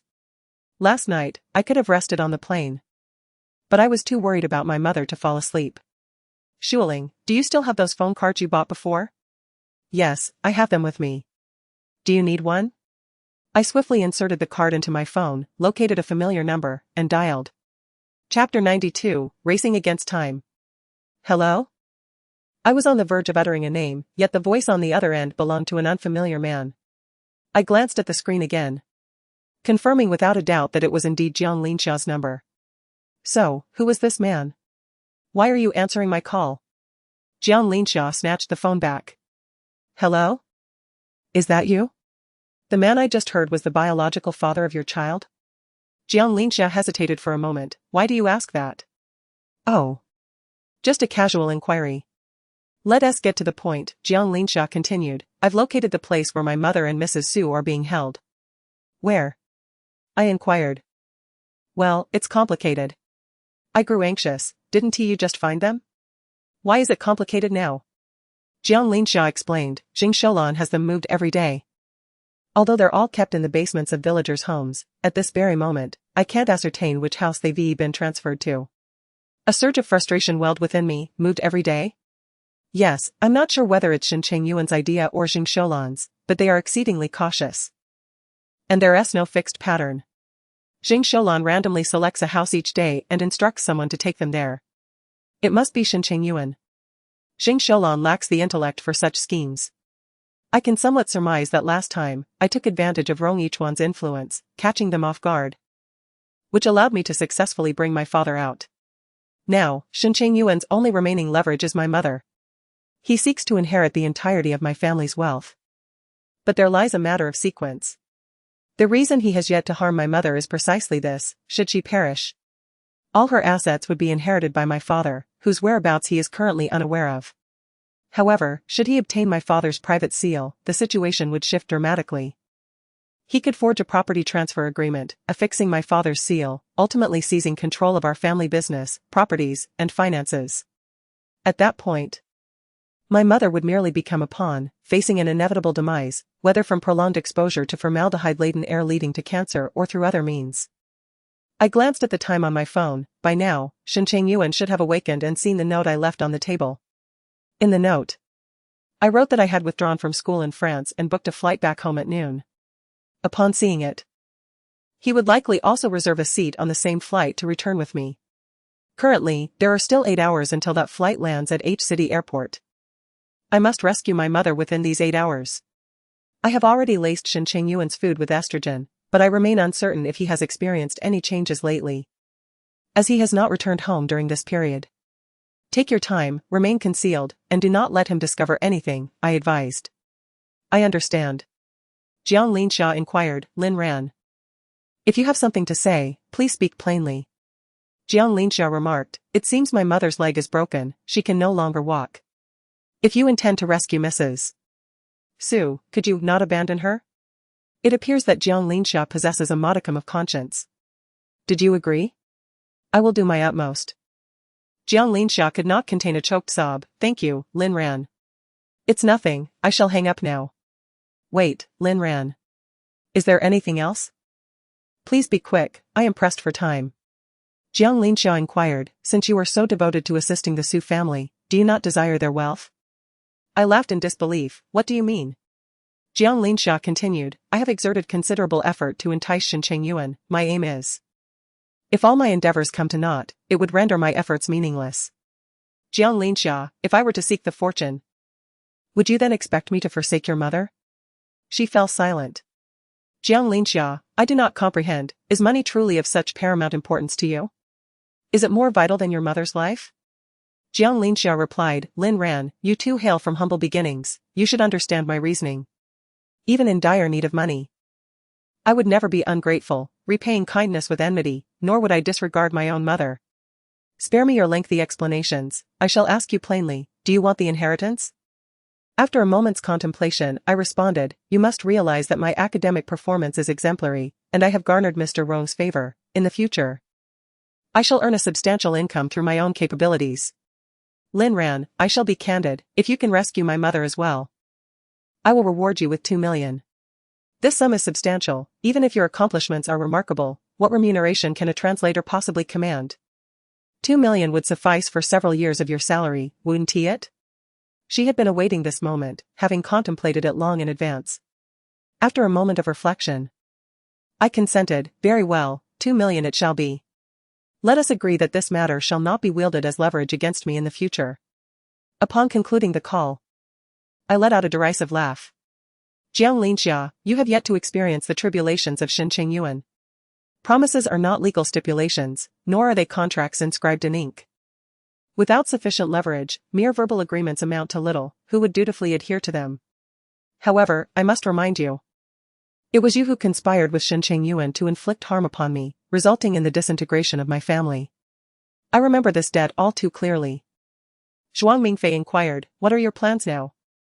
I gazed at the name of the small village that Jiang Linxia had sent me and activated the navigation. Time is of the essence, we must hasten our journey. Zhuang Mingfei remarked, I have brought over 10 individuals, I wonder if that will suffice.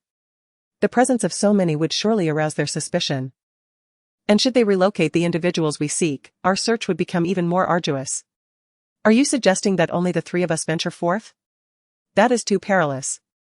I shall go alone, I declared. Mr. Zhuang, you and your team shall wait outside the village to assist me, while Xue Ling, you must remain in H City. Gu Shuling immediately protested, why not allow me to accompany you? This time, your absence is due to a significant task assigned to you. You deceived me again. I grasped Gu Shuling's shoulders, gazing into her eyes, and solemnly said, Shuling, you must go to the entrance of the H City Public Security Bureau immediately.